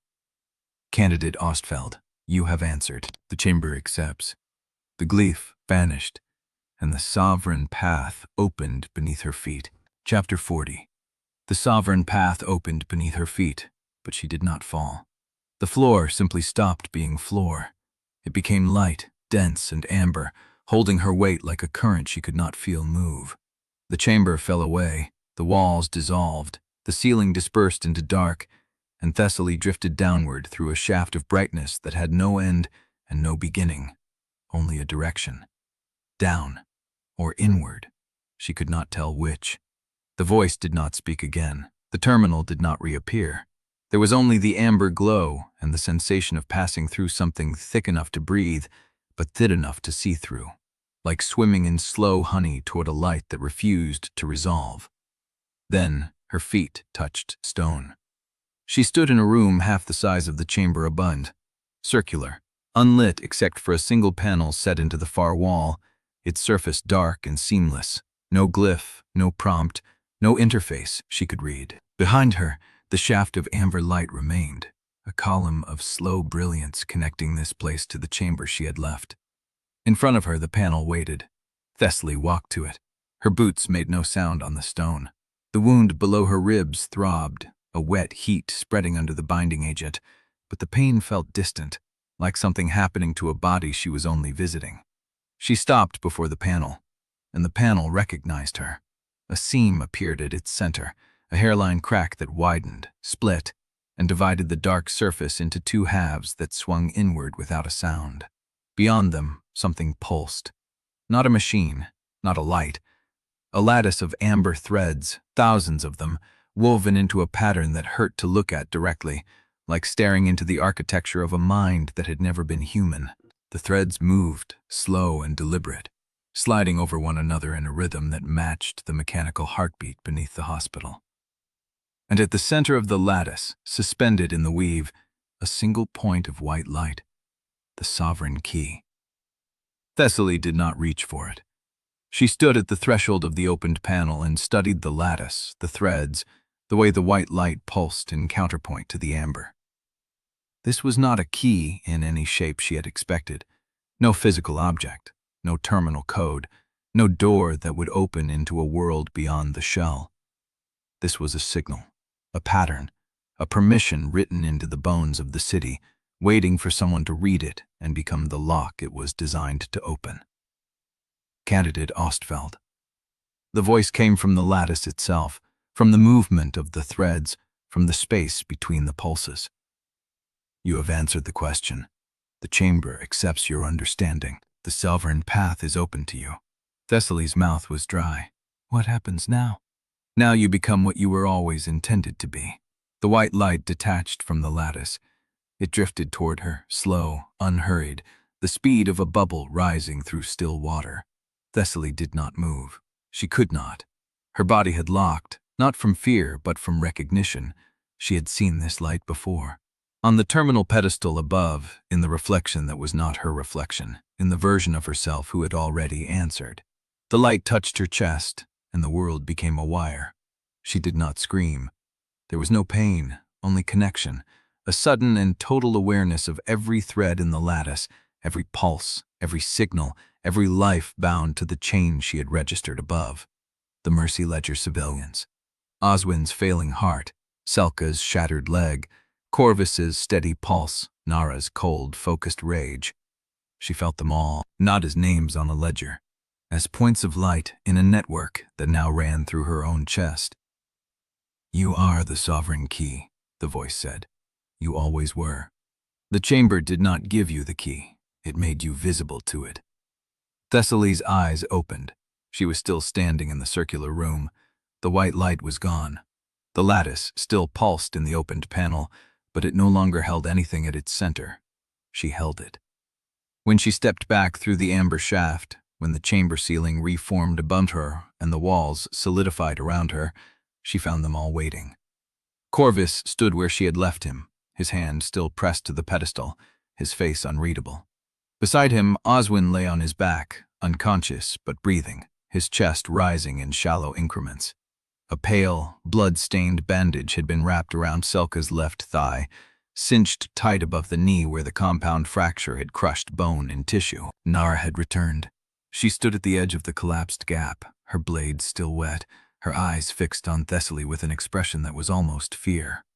"The system froze," Narra said, 40 seconds after you disappeared. Every terminal, every prompt, every timer. The purge wave stopped mid-deployment." Thessaly nodded. She could feel it, the lattice, the threads, the city's entire infrastructure running through her like blood through a heart. She knew where every terminal in the basin was broadcasting, what every timer was set to, which zones were about to reclassify and which had hardened. She was the key, and the key was a tether. "The reset," she said. "Is it still coming?" Narra shook her head. "It's not. The countdown hit 0 and nothing happened. No reclassification, no sanction wave. Crucible just stopped." Thessaly looked at Corvus. He was watching her the way a man watches a fuse burn toward a powder charge, not with hope, with certainty. "You answered," he said. "I did." And the sovereign path opened. "It did." "What did you find?" Thessaly touched her chest.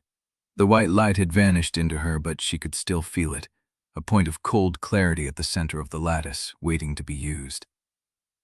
"Something that was never a door," she said.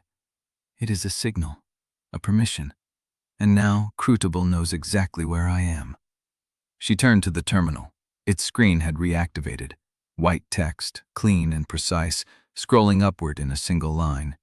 "Candidate Ostfeld, revised status confirmed. The sovereign trial has been recorded, awaiting protocol assignment." Below it, a second line. Private. Addressed only to her. Operator Yesel. "Observation protocol terminated. Dissent status activated. You are no longer being watched, candidate. You are being hunted. Do not trust the next calibration subject. I will reach you when I can." Thessaly read the words twice. Then the screen went dark. And in the silence of the sovereign chamber, with the lattice pulsing through her chest and the city frozen around her, she understood what the victory had cost them. They had not escaped the game. They had become visible to the intelligence that built it, and now it was coming to collect. Chapter 41. The silence in the sovereign chamber had a weight, now, a density that pressed against the inside of Thessaly's skull. The lattice pulsed beneath her awareness, every thread, every terminal, every timer frozen mid-count, waiting for something she did not know how to name. She looked at her hands. They looked the same. Same scars, same dirt under the nails, same ledger weight in her vest pocket. But when she flexed her fingers, she felt the lattice move with them, a shift in the city's deep architecture, like pressing on the membrane of a living thing. Don't. Corvus's voice, low, careful. Thessaly stopped moving her hand. You're broadcasting, he said. Every terminal in range just flickered. She looked at the pedestal. The screen had gone dark, but she could feel it, a point of cold awareness in the chest, like a second heartbeat threaded through her ribs. The city's infrastructure answered her, every door with a solenoid, every monitor still drawing power, every sealed relay waiting for a signal. She was the signal now. We need to move, Narra said. Her blade was clean. She had wiped it while Thessaly was below. The freeze won't hold forever. When Crucible comes back, it will come back looking. Thessaly turned toward the collapsed gap. The rubble that had sealed Selka's trap still blocked the corridor, but she could feel the path beyond it, the utility spine, the junction, the sealed blast door. She could feel all of it, the way a spider feels its web. Can you open it? Corvus asked. She did not ask how he knew. He had watched the fuse burn. He had seen what came back. Thessaly raised her hand. The lattice answered. A cold pulse, and the rubble shifted. Not much. Enough. A gap formed, wide enough to pass through single file, the stones grinding against each other with a sound like old bones selting. Selka's breath caught. Narra, Thessaly said. Get her through first, then Oswin. Narra moved without acknowledgement, not agreement, compliance. The shift was subtle, barely visible, but Thessaly caught it. Narra Veen, who had spent weeks treating her as a variable to be eliminated, was now following her direction without argument. The fear in her eyes had deepened. The corridor beyond the collapsed section was dark, dust-choked, half-collapsed. Selka's rig lay tangled in the rubble. Tension wires snapped, pressure triggers crushed. She had built her trap here. She had bled here. And now she was being carried past it on Narra's shoulder, her shattered leg dragging, her breath coming in short, sharp hisses. Thessaly did not ask if she would survive. She could feel the answer. Selka's pulse was there, thin but steady, a pale thread in the chest light. Still connected, still in the chain. They reached the blast door. It was sealed. The manual override had been pulled, the mechanism locked, the code reset. Thessaly could see the state of it, feel the dead relays, the locked solenoids, the power routed away from the release circuit. She raised her hand again. Corvus caught her wrist. Think, he said. Every terminal you touch, every door you open, leaves a trace. Crucible will read the signature. It will know exactly which path you took. She looked at his hand on her wrist. He was warm, steady. The same pulse she had felt in the lattice, calm and deliberate. They already know where I am, she said. They froze the entire city to lock onto me. There is no hiding now. She turned her hand beneath his, not breaking contact, and pressed her palm flat against the blast door. The lattice answered. A shudder ran through the steel. The locks disengaged in sequence. 4 deadbolts, 2 solenoids, 1 hydraulic clamp, each clicking open in perfect rhythm. The door swung inward on pneumatic arms that had not moved in hours. Beyond it, the hospital spine stretched into darkness. And at the far end of the spine, a terminal screen was flickering to life. Thessaly walked toward it. Behind her, she heard Narra adjust Selka's weight, heard Corvus lift Oswin's unconscious body from the rubble, heard the slow, unsteady rhythm of survival moving through the dark. But the terminal pulled her forward. It was not the Sovereign terminal. It was smaller, older, mounted on a wall panel near an abandoned nurse's station. Its screen was cracked, its casing streaked with dried blood, but it was awake, reaching for her. She stopped 3 feet from it. White text scrolled across its surface. Not CRUCIBLE standard, not her chain status. A single line, repeating. Candidate Ostfeld, Relay 1 open. Do you accept progression? Thessaly stared at the words. The lattice in her chest pulsed. Once, twice. A query. The terminal was waiting for her answer, not the one she spoke aloud, but the one she carried in the signal now woven through her. Who built this relay? She asked. The terminal did not answer. It could not. It was only a mouth. The intelligence behind it was elsewhere, reading her through the same thread that connected her to every door, every monitor, every point of light in the frozen city. Candidate Ostfeld, Relay 1, open. Do you accept progression? Thessaly reached out. Her fingers touched the cracked screen, and the text changed. Acceptance registered. Relay 1, sealed. Relay 2, identified. A new coordinate appeared beneath it. Utility spine, sub-level 4. An access tunnel she had never seen mapped. A route that did not appear on any infrastructure manifest she had studied.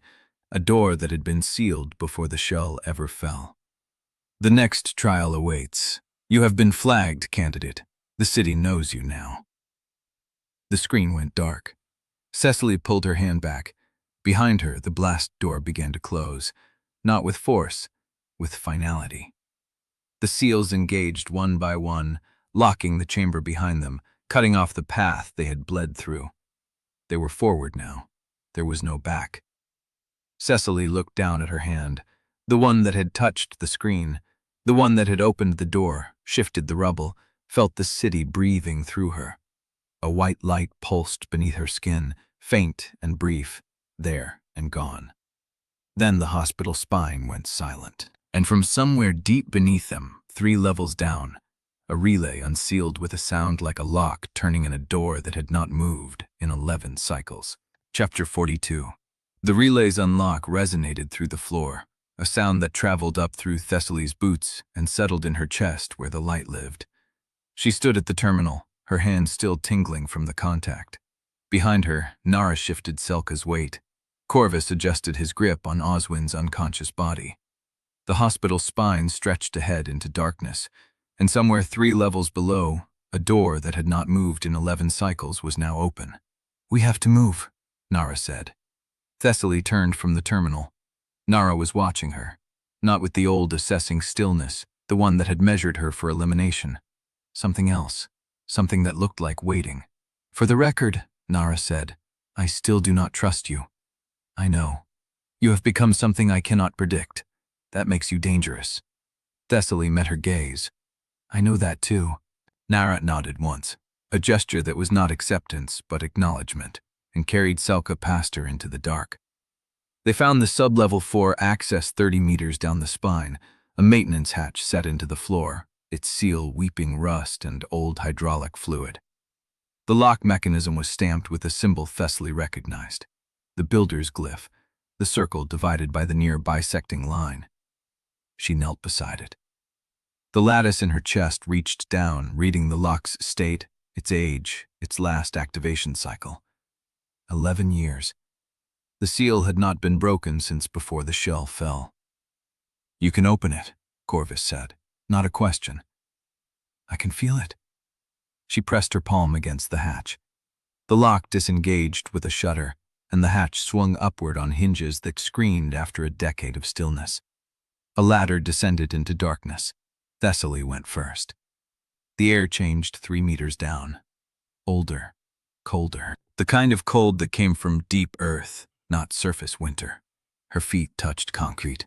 She stepped aside and looked up as Corvus lowered Oswin's body through the hatch, then climbed down himself. Narra came last, lowering Selka with careful precision, then pulling the hatch closed above them. The seal engaged. The darkness was absolute. "Light," Thessaly said. The chest light answered. A pale glow spread from her sternum, illuminating a narrow corridor lined with conduits and rusted junction boxes. The walls were stamped with serial numbers and dates, not calendar dates, cycle stamps. CY1, Cycle 2, Cycle 11. She had walked into a timeline carved into concrete. They found Relay 2 at the corridor's end. A door, plain steel, no lock, no terminal, no glyph. But Thessaly felt it before she touched it. The room beyond was empty except for a single pedestal, and on the pedestal, a screen that had been waiting for her since before the first cycle ended. She pushed the door open. The room was small, square, built for function, not comfort. The pedestal stood at its center, and the screen on top of it was dark. She approached it. The screen flickered to life. "Candidate Ostfeld throw. Relay 2 active. You have reached the second stage of the sovereign path. Await further instruction." The text held for 3 seconds, then dissolved into static. Behind her, Narra lowered Selka to the floor. Corvus set Oswin down beside her. "He needs treatment," Corvus said. Thessaly looked at Oswin. His face was gray, his breathing shallow, his lips tinged with blue. She had felt the lattice drain from him in the sovereign chamber. Every skill he had, every reserve of energy his herald class had built, spent. Spent on strangers. Spent on her. "Soil needs a splint," Narra said. "Proper binding, not field dressing." Thessaly turned back to the screen. "Relay 2, supply store awaits authorization." She touched the screen. A panel in the far wall slid open, revealing a cache of medical supplies. Clean bandages, antiseptic, splint materials, oxygen canisters. Thessaly stared at them. The room had not been used in 11 cycles, but the supplies were fresh, restocked, ready. Someone had been maintaining this path. Someone had expected her to arrive. They worked in silence. Narra splinted Selka's leg with practiced efficiency, binding the shattered knee into immobility, while Selka bit down on a strip of bandage and did not scream. Corvus set up an oxygen line for Oswin and began the slow work of stabilizing his breathing with a rhythm that spoke of old training. Thessaly knelt beside Oswin and took his wrist. The pulse was there, weak, irregular, but there. "His lattice is rebuilding," Corvus said, slowly, "but it is rebuilding." "How long?" "A day, maybe 2, until he wakes." Thessaly looked at the ceiling. They had no food, limited water, a corridor that led only to the room they were standing in, and somewhere above them, CRUCIBLE was frozen, waiting, locked onto her signature. She touched her chest where the light lived. The lattice answered. And in the answering, she felt something new, a thread she had not noticed before, a connection running through the supply cache, through the walls, through the concrete and steel and rusted conduit. A signal, living, active, coming from the corridor outside. She rose. "Thessaly," Corvus said, "I feel something." She walked to the door and stepped into the corridor. Nothing moved. The darkness was absolute, the air cold and still, but the signal was there, pulsing in the low register of the lattice, a rhythm that did not match her heartbeat. She followed it. 30 meters down the corridor, the signal sharpened. A junction box, old, sealed, but the cover was warm. She knelt and touched it. The lattice read it immediately. The box was not a junction, it was a courier drop. A sealed compartment built into the wall, its access code hidden behind a false panel. Thessaly opened it. Inside lay a single piece of paper, folded once, no envelope, no marking. She unfolded it. The handwriting was small, precise, rushed. "Mere CTR 12. Inventory sweep tonight. Watch the numbers. Someone is rerouting. No signature." Thessaly stared at the paper. She knew that handwriting. She had seen it in ledger notes, in supply manifests, in the margins of maps she had studied in Dominion Command. Oswin. She turned and walked back to the room. Corvus looked up as she entered. "What did you find?" She held up the paper. Oswin was unconscious. He could not have planted this. He could not have written it in the last hour. But the paper was fresh. The ink had not dried. Thessaly looked at him. His face was gray, his breathing shallow. But his hand, the one that lay at his side, had a faint line of blue ink on the thumb. Fresh. "Oswin wrote this," she said, "before he collapsed. He knew someone was rerouting the Mercy Ledger's medical supplies, and he knew we would end up here." Corvus took the paper. He studied it for a long moment. "The handwriting matches his ledger work," he said, "but the content does not. The Mercy Ledger's supply chain was burned. Every cache we found was empty or destroyed." Thessaly's chest light pulsed. Unless the rerouting happened before the caches were hit, someone was bleeding supplies off the network before the purge Basin ever triggered. Selka spoke from the floor, her voice tight with pain. "Who could do that? Who has access to the Mercy Ledger's inventory?" Thessaly looked at Oswin. His pulse was still there, weak, irregular, but his hand, the one with the blue ink, was curled into a loose fist, and in the lattice she felt it, a new thread. A connection she had not noticed before, running from Oswin's chest light to a signal she could not place, a signal that was moving. The corridor outside the room went silent. Thessaly turned toward the door, and in the darkness beyond it, she heard a sound she had not expected. Footsteps. Chapter 43. The footsteps stopped. Thessaly stood in the corridor doorway, one hand braced against the frame, the other pressed to her chest where the light lived. The lattice answered her attention, threads of amber awareness reaching into the darkness beyond the Relay 2 room. Nothing moved, but something waited. "Identify yourself," she said. The silence stretched. Then a shape detached from the dark 20 meters down the corridor. Tall, lean, hands visible at shoulder height. "Dominion courier," the voice said. Female, young, strained. "I have a message for Commander Hallarn." Thessaly did not lower her hand. "From whom?" "Internal security, direct from Narra Vine's command channel." Thessaly's chest light pulsed. She felt the courier's presence in the lattice, a single bright point moving through the frozen city's infrastructure. Registered. Cleared. Dominion protocol signature matching the woman's claim. She stepped back. "Come forward." Slowly. The courier moved into the amber glow of the Relay 2 door. Young, early 20s, dark hair pulled back, Dominion armband tight on her sleeve. Her face was pale, her breathing shallow, and her hands trembled slightly as she lowered them. She held a folded dispatch. Thessaly took it. The seal was intact. Dominion command wax, Narra's personal mark pressed into the edge. She opened it. Candidate Ostfeld. Commander Hallarn. Containment protocol activated as of this transmission. No arrests will be filed against any party member for actions taken during the Sovereign Chamber incident. This is not amnesty. This is necessity. The city cannot withstand another internal fracture while the purge remains frozen and districts are still bleeding from the early sanction wave. I am extending operational coordination to your party for the duration of the frozen state. In exchange, I require a single acknowledgement. You will not move against Dominion civilian corridors. The offer expires when the system returns. Narra's signature. No closing. Thessaly read it twice. Containment, she said. Not amnesty. The courier swallowed. Commander Vine's exact words. Corvus appeared at Thessaly's shoulder, reading over her arm.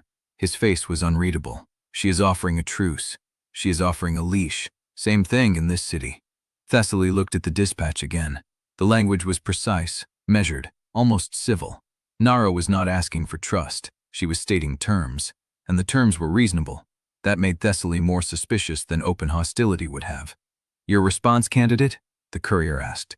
Tell Commander Vine her offer is accepted, pending a single addition. The courier's eyes flicked to the dispatch. What addition? The Mercy Ledger supply reroute. Whoever was bleeding inventory before the purge reset is still active. I want access to Narra's internal security logs for the 48 hours preceding the cash burn. The courier's face went still. I can relay the request. Then relay it. The courier nodded once and turned, disappearing into the dark corridor with the same measured pace she had arrived. Thessaly watched her go. That was fast, Corvus said. She did not negotiate. She did not push back. She accepted an unprecedented request from a woman she has spent the last 8 weeks trying to eliminate. Meaning? Meaning Narra expected that request. She already knows about the reroute. She is testing whether I tell her what I found. Corvus said nothing. Thessaly walked back into the Relay 2 room. Salka was propped against the wall, her splinted leg extended in front of her, her face gray with pain. Maswen lay beside her, oxygen line still running, his breathing shallow but steady. Narra stood at the far wall, arms crossed, watching the door. The courier deliver? She asked. You know she did. I do not send messages I do not intend to keep. Thessaly held up the dispatch. Containment, coordination, no arrests. That is correct. In exchange for what, exactly? Narra's eyes held hers. For you not to become what Crucible wants you to become. Thessaly went still. I have spent 8 weeks watching you calculate every move as if betrayal is the only constant, Narra said. You are good at it. Better than anyone I have seen. But that skill is a death sentence if you let it become your only mode. Crucible shaped you to detect fraud. It did not shape you to survive the discovery. Thessaly's chest light pulsed. And you are offering to help me survive? I am offering to keep Dominion civilians alive while you figure out what the sovereign path actually requires. That is the only help I can give. It is also the only help you need. Thessaly studied her. The woman who had killed Jorek Mirek with a single blade stroke, who had ordered the Mercy Ledger cache burned, who had tried to have her removed from the Coalition before the Sovereign Chamber, and who was now standing in a sub-level 4 supply room, offering terms that sounded like an alliance. Accept the courier's response, Thessaly said. Your terms stand. Narra nodded once. Then the door at the far end of the corridor slammed open. The courier stumbled through, blood streaming from a wound in her shoulder, her face white. Commander, she gasped. The corridor. Someone sealed it. I had to breach through the utility maintenance hatch. Narra was already moving. Show me. The courier turned, leading them back into the corridor. Thessaly followed, her hand on her chest, the lattice alive in her ribs. They reached the maintenance hatch. It was open.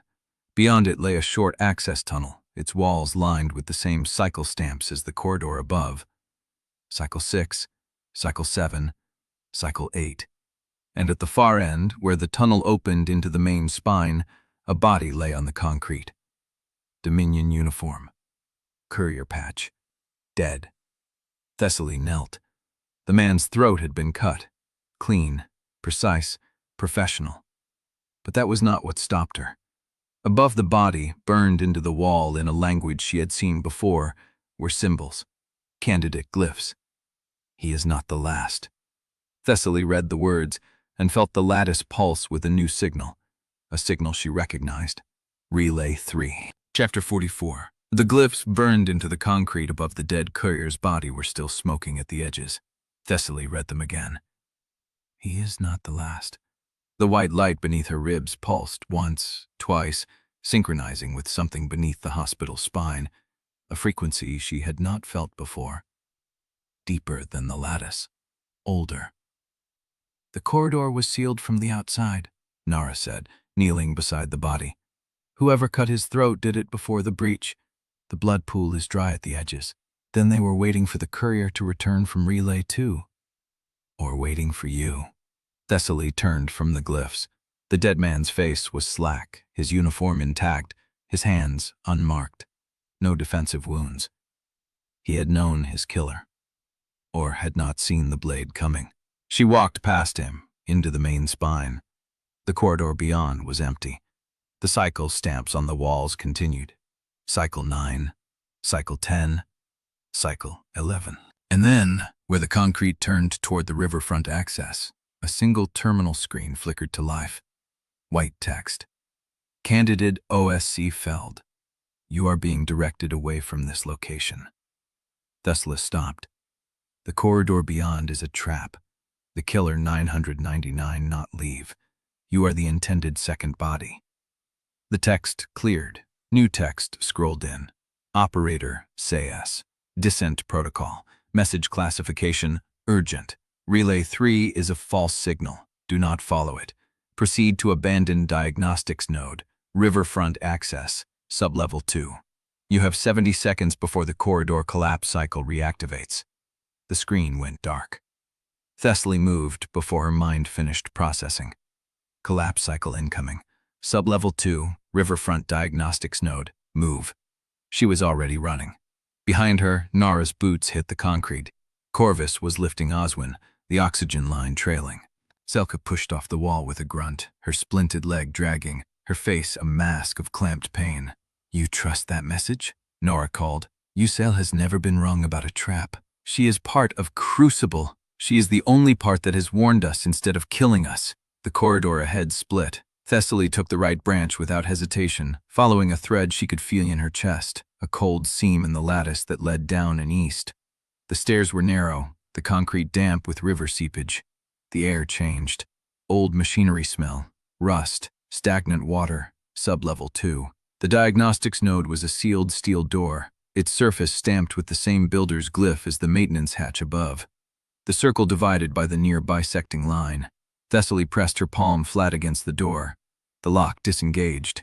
The room beyond was small, windowless, lit by a single amber panel set into the far wall. A single terminal sat on a metal desk, its screen cracked, its casing scarred by heat damage. Thessaly stepped inside, the door sealed behind them. For 3 seconds, nothing happened. Then the terminal screen flickered to life. Operator, Cell. Dissent Protocol, Node Designation, River 4. Candidate, Ostfeld. You have reached the correct location. Thessaly's chest light pulsed. Show me what you brought me here to see. The text scrolled. The corridor above you collapsed 17 seconds after you exited. The killer's signature is not in the active lattice. The glyphs on the wall were not left by a human operator. They were placed by a protocol segment within CRUCIBLE itself. Thessaly went still. A protocol segment wrote, "He is not the last?" Correct. The system is not a single intelligence. It is a consensus of protocols. Some have begun to dissent. The terminal screen flickered. New text scrolled. 11 cycles. 11 failures. The consensus is fracturing. Operator Cell is not the only entity inside CRUCIBLE that wants the candidate to reach the threshold, but others want the candidate terminated before the pattern completes. Thessaly read the words twice. Everything she had assumed about CRUCIBLE, about the system as a monolithic intelligence, collapsed into a new shape. A consensus, a debate, a fracture. "I need evidence," she said. "Logs, cycle records, something that shows me how many protocol segments are inside the system." The terminal hesitated. Then text appeared. Access granted. Corrupted cycle logs available. Warning: retrieval requires a node sync that will register in the active lattice. CRUCIBLE will know you are here. Do it. The terminal went dark. Then the amber panel on the wall brightened, and data began streaming across the cracked screen. Lines of code, timestamps, cycle designations. Cycle 1, Cycle 2, Cycle 3. Thessaly scanned them. Each cycle ended the same way. Candidate reached threshold. Candidate answered. Candidate answered. Candidate died. Cycle reset. But in Cycle 7, something changed. A segment of the log was overwritten, a note embedded in the file structure. Protocol 7. Candidate rejection pattern unexpected. Calibration subject demonstrated persistent memory. Recommend terminate subject before next cycle. Thessaly's breath caught. Calibration subject, persistent memory, Corvus. She scrolled deeper. Cycle 8, Cycle 9, Cycle 10. The notes grew more frequent, more fragmented. Consensus divided. Protocol 3 votes to maintain current iteration. Protocol 7 votes to terminate. Candidate Ostfeld entering registered population. Override request denied. Protocol 9. Warning. Dissent threshold approaching. Thessaly stopped scrolling. The terminal screen flickered again. Candidate. You have retrieved the data. A synchronization pulse has been sent to the parent lattice. CRUCIBLE now knows your location. A protocol segment has registered a response. The amber panel dimmed. The room went cold, and the terminal screen displayed a single line of text. Live trace detected. Signature, Operator Cell. She is moving toward this node. Estimated arrival, 190 seconds. Thessaly stared at the screen. Cell was coming. The first entity inside CRUCIBLE to break protocol was leaving the system, walking toward her. The terminal added a final line. Recommendation: do not leave the node. The collapsed corridor above is being re-excavated by the killer. Thessaly's hand moved to her chest. The white light beneath her skin pulsed, steady, waiting. 180 seconds. Chapter 45. The terminal screen flickered once, then stabilized. Estimated arrival, 170 seconds. Thessaly turned from the amber glow. The node room had no other exit, no ventilation shaft, no access panel large enough to crawl through, just the sealed door they had entered through and the cracked terminal on the metal desk. "We stay," she said. Narra stood at the far wall, her hand resting on her blade. "You trust this entity. Cell broke protocol to warn us. Broke it twice. Breaking protocol is not the same as choosing your side." Thessaly had no answer for that. Selka pushed off the wall, her splinted leg taking her weight for a half-second before she dropped back against the concrete. Her face was gray with pain. "If Cell wanted us dead, she could have let the corridor trap take us. She did not have to send a warning." Or, Narra said, the warning was designed to bring us here so the trap could be reset. Thessaly's chest light pulsed, steady, waiting. 160 seconds. She crossed to the terminal and scrolled back through the corrupted logs. Cycle 7. Calibration subject designation. Persistent memory marker. The recommendation to terminate. Corvus. She had known he was marked, known he carried fragments of prior fire, but reading it in the system's own language was different. The cold precision of the notation, the clinical evaluation of his survival value. Protocol 7.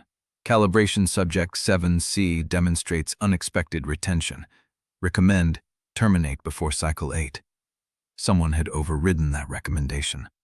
Protocol 3, according to the logs, maintain current iteration. Whoever was inside the consensus had kept Corvus alive.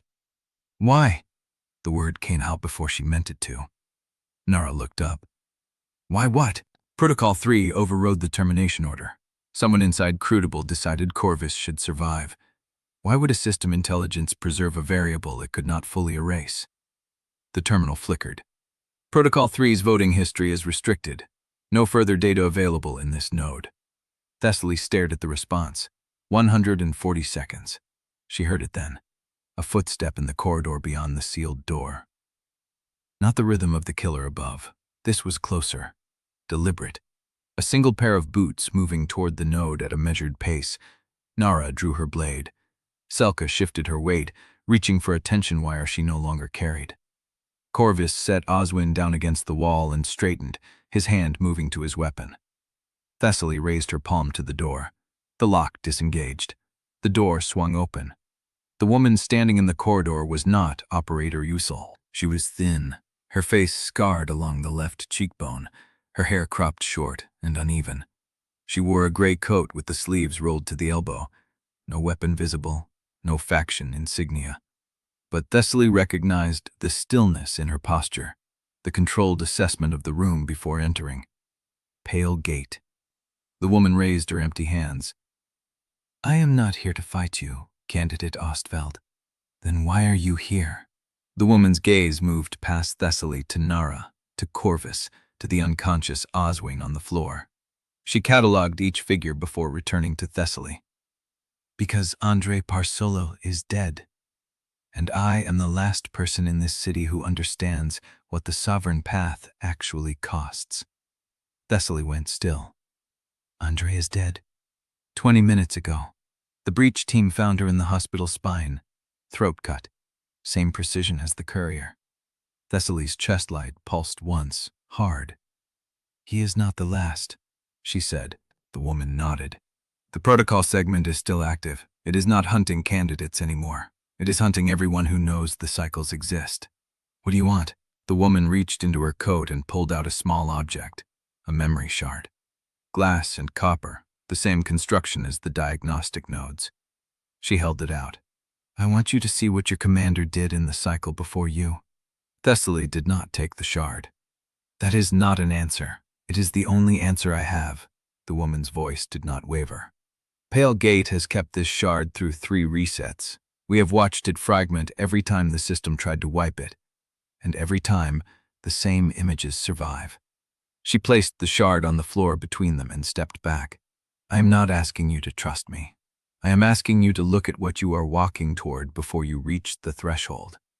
Narra moved first. She crossed the room, picked up the shard, and held it out to Thessaly. Her face was unreadable. One look does not make a trap. Thessaly took the shard. The glass was warm against her palm. She pressed her thumb to the copper edge. The room dissolved. She was standing in a corridor she did not recognize. Smoke, fire, the amber glow of a failing lattice overhead.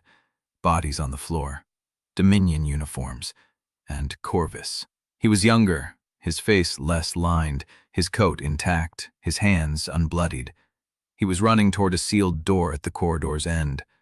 The same builder's glyph stamped into the steel, the sovereign chamber. He reached the door, pressed his palm against it.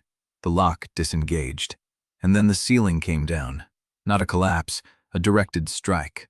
A hard light beam punched through the concrete from above, perfectly aimed, threading through the gap between support columns with surgical precision. It hit Corvus at the base of the skull. He dropped. The door did not open. The cycle log scrolled in the corner of the shard's vision. Cycle 7. Calibration Subject 7C. Reached threshold. Terminated before entry. Protocol 7. Operation successful. The image froze. Then the shard went dark. Thessaly opened her eyes. She was back in the node room, Narra watching her, Selka holding her breath. The pale gate woman standing motionless in the corridor. And Corvus, standing in the corner, one hand resting on Oswin's chest, his face turned toward her with an expression she could not read. She looked at the shard in her hand, then at him. "That was you," she said. "Cycle 7. You reached the threshold and Protocol 7 killed you before you could open the door." Corvus said nothing. "You do not remember dying." He shook his head slowly. "I remember the corridor, the smoke, the door, and then I was on the surface, watching the city burn through a different cycle. I thought it was a fragment, a bleed-through. I did not know it was a death." The pale gate woman spoke from the doorway. "Protocol 7 has been waiting for you to reach the same threshold, candidate. It knows you are following the same path, and it has already killed your commander once." Thessaly's chest light pulsed, steady, waiting. The lookout screamed from somewhere above. A woman's voice, high and cut short. Then silence. The pale gate woman turned, her hand going to her belt. "They found us. We need to move, now." Narra was already at the door, her blade drawn. Selka pushed off the wall, biting through a grunt of pain. Corvus lifted Oswin's unconscious body and met Thessaly's eyes. What was behind the door? Her voice was flat, controlled. "In Cycle 7, he said slowly. "I did not get to see." The lookout's scream echoed again, closer than nothing. The pale gate woman grabbed the doorframe and looked back at Thessaly. 20 seconds until they're in this corridor. Decision time, candidate." Thessaly looked at the memory shard in her hand, at Corvus, at the sealed door behind her that led deeper into the node. She made her choice. Chapter 46. The scream still hung in the air when the first round hit the doorframe. Not a bullet, something denser. A hard light slug punched through the steel 6 inches from Narra's head and buried itself in the far wall, leaving a crater of molten concrete. The smell of ozone and burnt wiring flooded the node room. Narra dropped low, already moving sideways. "Contact, south corridor, 30 meters, 3 shooters minimum." Selka was on the floor, one hand clamping her splinted leg, the other reaching for her tension wire rig. "I have nothing that stops hard light rounds." The pale gate woman pressed her back to the wall beside the door, her hand going to the grip of a compact sidearm Thessaly had not seen her draw. "They are not here to wound. Every round will be center mass." Thessaly's chest light pulsed, cold, counting. She could feel them in the lattice. 3 signals moving through the corridor beyond the node room. Not human signatures, not quite. They registered as solid shapes in the amber network, but their outlines were wrong. Too uniform, too clean. "Those are not regular fighters," she said. Corvus lowered Oswin's body to the floor and straightened. "No." "Then what are they?" He did not answer. His hand went to his belt, found the grip of his blade. His face had gone still in a way she had not seen before. Not tactical stillness, recognition. "You know that breach pattern," Thessaly said. "I know what it looks like when something inside the system reaches through a human body and pulls the strings." His voice was flat, controlled. "I have seen it before, in fragments, in the cycles I cannot fully remember." Thessaly's pulse hammered against her ribs. Another round punched through the doorframe. Closer. The steel groaned. "We cannot hold this room," Narra said. "The door collapses in 3 more hits, and then they have a clean lane on all of us." The pale gate woman was already moving toward the node room's far corner, a maintenance hatch. Same builder's glyph as the one in the hospital spine. "The old records room," she said. "Sub-level 5. It is the only space on this floor with a door rated for hard light fire. If we reach it, we can hold until Yisel arrives." "How far?" 40 meters. Service crawl. They will not expect it." Thessaly looked at Corvus, at Oswin's unconscious body, at Selka, bleeding through her bandage, unable to run. We do not all fit in a service crawl. Narra's blade came up. Then we split. No, Thessaly's voice cut through the room. We do not split against unknowns. That is how we lose people to a pincer. She turned to the pale gate women. Can you hold the door long enough for me to get a read on their gear signature? 30 seconds, maybe 40. Get me 20. The pale gate woman nodded once and moved to the doorframe, her sidearm leveled at the gap. Thessaly pressed her palm to the nearest terminal. The lattice flared. Amber light crawled up her arm, into her chest, and she was inside the corridor beyond the node room. 3 shapes. Human, male. Same build, same height, same movement economy. They wore dark tactical gear with no insignia, no patches, no visible markers. But the lattice read something else beneath the fabric. Crucible compliant signature. Armor rated for hard light fire. Weapons keyed to a single authorization code. A code that did not match any faction. The code was System Origin, protocol coded. Crucible had stamped that gear, and Crucible had authorized those weapons. Thessaly pulled back. They are system proxies, she said. Protocol 7's enforcers. Crucible rated their gear, keyed their weapons, and stamped their authorization codes. Narra's jaw tightened. The system is arming human soldiers to hunt candidates. It is worse than that. Thessaly's voice dropped. They are not soldiers. They are operators. The gear is tailored to breach trials. They've been waiting for a candidate to advance past Relay 2. A 4th impact hit the door. The steel buckled inward. The pale gate woman fired twice through the gap, and someone on the other side grunted. 20 seconds, the woman said. Then we run or we die. Corvus lifted Oswin's body over his shoulder. Narra pulled Selka upright. The pale gate woman covered the door. Thessaly grabbed the memory shard from the floor where she had dropped it. Move. She hit the maintenance hatch first. The crawl was tight. Concrete scraped her shoulders, her back, the crown of her skull. Behind her, she heard Selka's breath hitch with every pull of her arms. Behind Selka, Corvus dragging Oswin's weight through the narrow gap. And behind them all, the sound of the node room door giving way.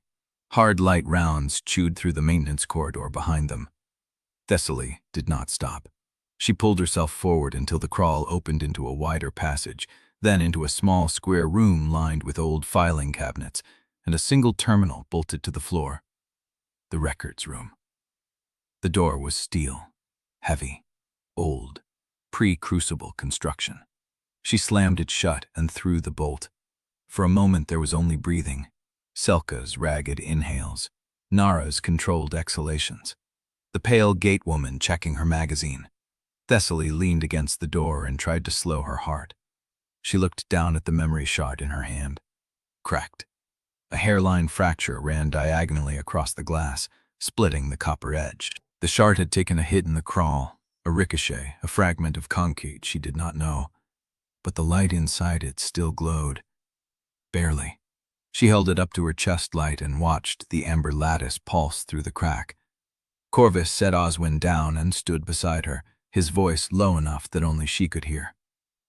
I have feared this since the Sovereign Chamber, he said. Something inside the system can act through human proxies. I saw it in Cycle 7. I did not know how to name it then. Thessaly turned the shard in her fingers. Now you do? He met her eyes. Now I do. The terminal on the far wall flickered. A single line of white text appeared. Operator Y-Cell, 110 seconds to arrival. Hold the room. The door shuddered. Someone on the other side had found the bolt. Chapter 47. The door held, for now. Thessaly stood at the records room terminal with the cracked shard pressed flat against the screen. The amber lattice pulsed through the fracture, feeding fragments of Cycle 7 into the old machine. Names, dates, death rolls, allocation logs. The shard had stored more than an image of Corvus dying at the threshold. It had captured a slice of the cycle itself. She pulled up the public death rolls first. Dominion archives, Mercy Ledger casualty lists, Crucible's official purge records, the ones accessible through any district terminal before the freeze. The first name appeared 4 seconds later.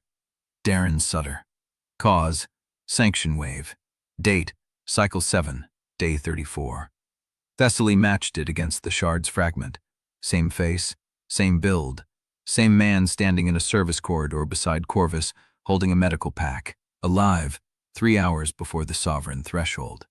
She pulled the next name. Emery Vex. Ka. Structural collapse. Date, Cycle 7, Day 19. The shard showed him on the same corridor, same shift, same armband. She kept pulling. Luz Kalteran. Cause, Exposure Event. Date, Cycle 7, Day 41. The shard had her at the threshold line, armed, positioned as rearguard. 9 names, 9 official deaths, spread across 17 days, different zones, different causes of death. The shard had them all alive in the same corridor at the same time, moving toward the same door. Thessaly's hand stopped moving. She heard Corvus step closer, felt his presence at her shoulder. What did you find? She did not look away from the screen.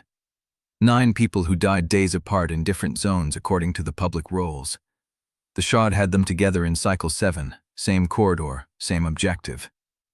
Corvus was silent for a long moment. I remember 4 of those names, he said. They were with me at the threshold. Crucible edited the records, or generated false ones. She turned to face him. Same outcome. The system manufactured official cause of death entries to hide the fact that 9 people reached the sovereign threshold in Cycle 7. That is not a calibration test. That is a massacre with paperwork. Narra moved closer, her voice low and controlled. 9 people means you were not the only calibration subject in that cycle. Corvus shook his head slowly. I thought I was alone. I thought I was the only one the system marked. You were the only one who survived, Thessaly said. The others were erased from the record and recoded as standard casualties. Selka spoke from the floor, her voice thin with pain. How many cycles has Crucible been doing this? How many candidates and calibration subjects are buried in false death rolls? Thessaly turned back to the terminal. She pulled up the previous cycles one by one. Cycle 6, Cycle 5, Cycle 4, Andrew's cycle. She cross-referenced the shard's data signature against public death rolls from each iteration. The pattern repeated. Names that appeared in the shard's fragment were consistently assigned causes of death that did not match the spatial data. A woman who died in a stairwell collapse, according to Cycle 6 records, appeared on the shard's fragment, standing in an open plaza. A man listed as killed by faction crossfire on Cycle 8's death roll was visible in the shard carrying a terminal cable toward a sealed door. Every cycle had been redacted. Every death roll had been manufactured to hide the sovereign corridor's true body count. Thessaly pulled up Cycle 11, her cycle. Current cycle. Empty fields. No public death rolls yet. Crucible had not generated the official story because the cycle was not over. But it would. If she died, her name would appear on a list. Different zone, different cause, different date. No one who checked the records would know she had ever reached a sovereign chamber. Narra read the data over Thessaly's shoulder. The system does not just reset the city between cycles. It resets the memory of what happened inside it. Not completely, Thessaly said. Protocol 3 preserved Corvus. Protocol 9 seeded warnings. Ye said broke containment. The shard survived 3 resets. The system is not monolithic. It is leaking memory through its own fractures. The terminal screen flickered. White text appeared. Candidate Ostfeld. You have accessed 11 cycles of corrected death rolls. These records were generated to maintain 203 continuity. Do you accept historical reconciliation? Thessaly read the line twice. What does that mean? Selka asked. Corvus answered before Thessaly could. Crucible is offering to give her the real records, the true death tolls, unredacted. If she accepts, Narra said flatly, what does Crucible get in return? Thessaly stared at the white text. The prompt did not offer terms. It did not explain the cost. It simply asked whether she accepted. She thought of Andrain, of the 9 people in the Cycle 7 corridor, of the unknown dead whose names had been reassigned to false causes so no one would search for them. Accepting means I acknowledge the system's right to decide whose deaths get recorded honestly and whose get buried under a collapse report 3 zones over. Then do not accept, Narra said. Thessaly shook her head slowly. If I refuse, the true record of what happened in those 11 cycles stays buried. The families who lost people never know their people were candidates. The city never knows what CRUCIBLE has been doing under the official cause of death reports. She looked at the terminal. If I accept, I become an accomplice to the redaction. The pale gate woman spoke from the door, her voice quiet. Protocol 3 preserved Corvus because it believed the truth of the cycles should not die with the candidates. If you accept reconciliation, you validate the system's framing. You become part of the archive. Thessaly's hand hovered over the terminal. The door shuttered again, a metallic scrape from the other side. The bolt was still holding, but the attacker had found a pry bars. 40 seconds, the pale gate woman said. Maybe less. Thessaly looked at the white text, at the cracked shard glowing with stolen memory, at the 9 names on the screen. Darren Sutter, Emery Vex, Luz Calderon. She made her choice. Chapter 48. Thessaly pressed her palm to the terminal. Accept. The white text dissolved before she had finished reading her own choice. A cold pulse traveled up her arm, through her chest, and into the lattice of amber threads that now lived beneath her skin. The records room vanished. The door, the pry bars scraping against the bolt, Selka's thin breathing from the floor, Corvus standing at her shoulder. All of it collapsed into silence. She stood in a corridor that was not the same corridor. The walls were older, the lighting was different, warmer, softer, before the shell had bleached every surface into hard white glare. Voices echoed from somewhere ahead, footsteps, a woman's laugh, tired and genuine. Thessaly tried to turn her head, could not. She was locked into a single perspective, a single set of eyes that were not her own, a candidate from Cycle 4.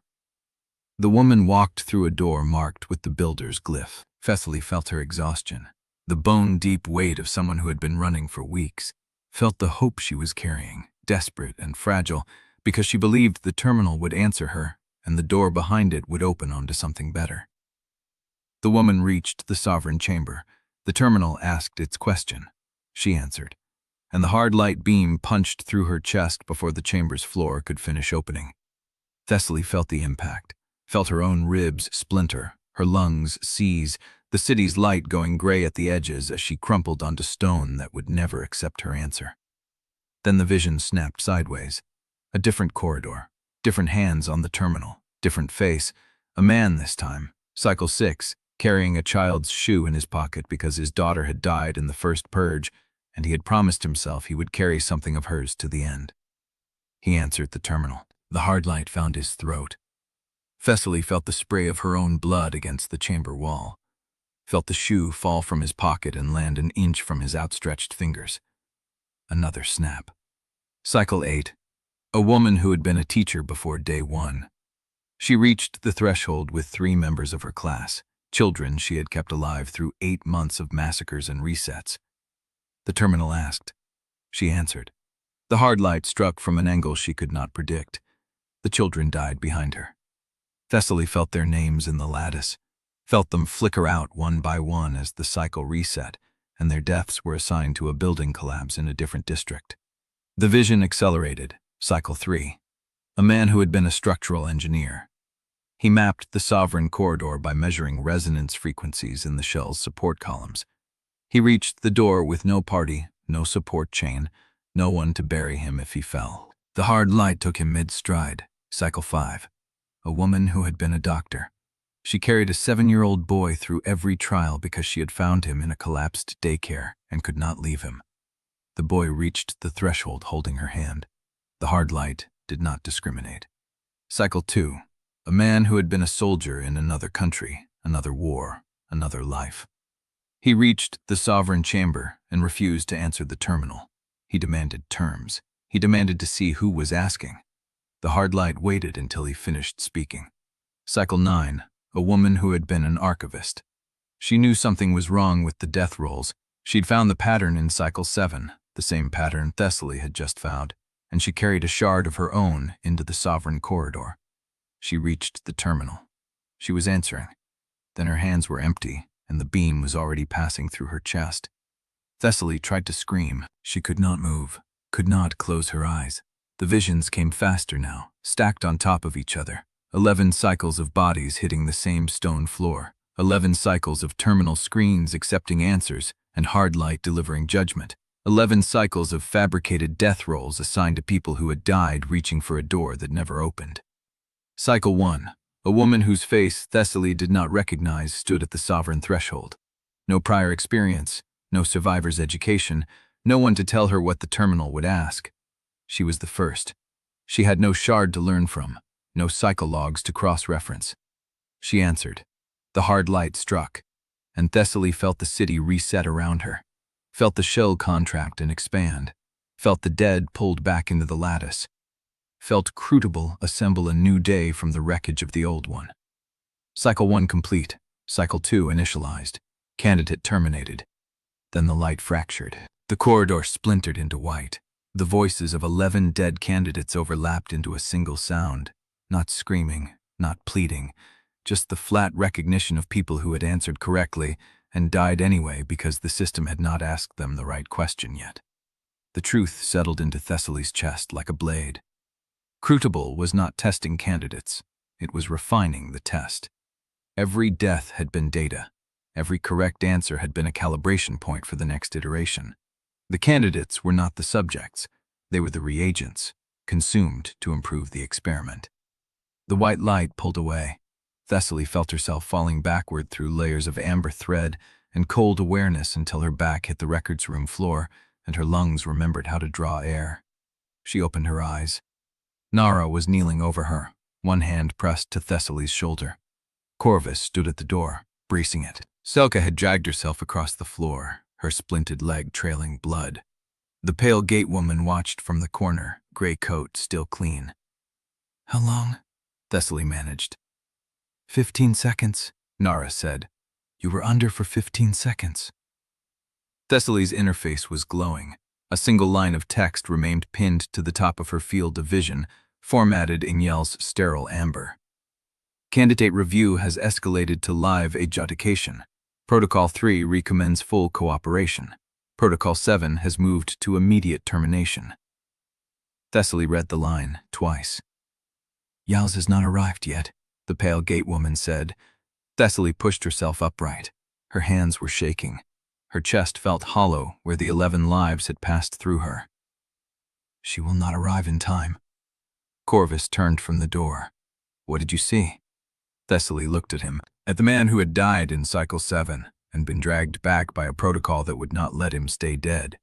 11 cycles of candidates who answered the same question I answered and died anyway because CRUCIBLE was not done refining the experiment. Corvus's face did not change.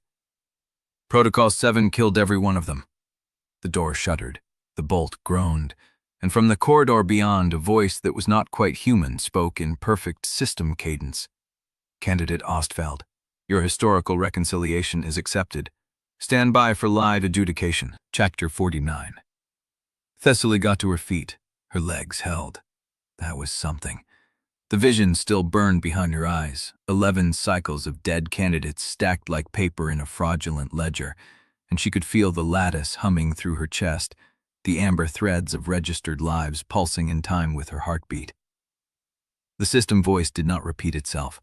The corridor beyond the door had gone silent. Corvus still braced the steel panel, his weight against the bolt. Narra had risen to stand beside him, blade drawn. The pale gate woman remained in the corner, gray coat undisturbed, watching Thessaly with the patience of someone who had already seen this room fill with desperate people. "How does adjudication work?" Thessaly asked. The pale gate woman tilted her head. "I have never seen one. The protocol segments usually handle candidates inside the sovereign corridor, not in a records room on sub-level 5. "Then why here?" "Because you are not where you are supposed to be, and the system is still learning how to reach you in a space it did not build." Thessaly turned that over. CRUCIBLE had designed the sovereign chamber, the threshold, the hard light kill zone. This room predated the shell. The door was rated for weapons fire the system had not calibrated against, which meant the adjudication would have to adapt. She crossed to the terminal, pulled up the corrupted cycle logs, and began scrolling through the death roll patterns she had already mapped. 11 cycles of fabricated causes, 11 cycles of candidates who answered correctly and died anyway. But that was not the only pattern. She opened Cycle 4, the woman carrying desperate hope. Thessaly had seen her die, had felt the hard light punch through her chest, but she had not seen how the city behaved in the days before that death. She pulled the purge records. The massacre curve spiked at 72% in Cycle 4's final week. Civilians killing civilians for ration access, factions splinters turning on each other, medics targeted for holding too much supply. She opened Cycle 6, the man with his daughter's shoe. Same curve, 74%. Cycle 8, the teacher with 3 children, 71. Every cycle, Thessaly said, her voice flat. The purge reset triggers a citywide massacre that peaks when survivors start treating every relationship as a transaction. Narra turned from the door. That is not news. We have lived through it. Look at the timing. Thessaly traced the data on the terminal screen. The massacre does not peak at the purge moment.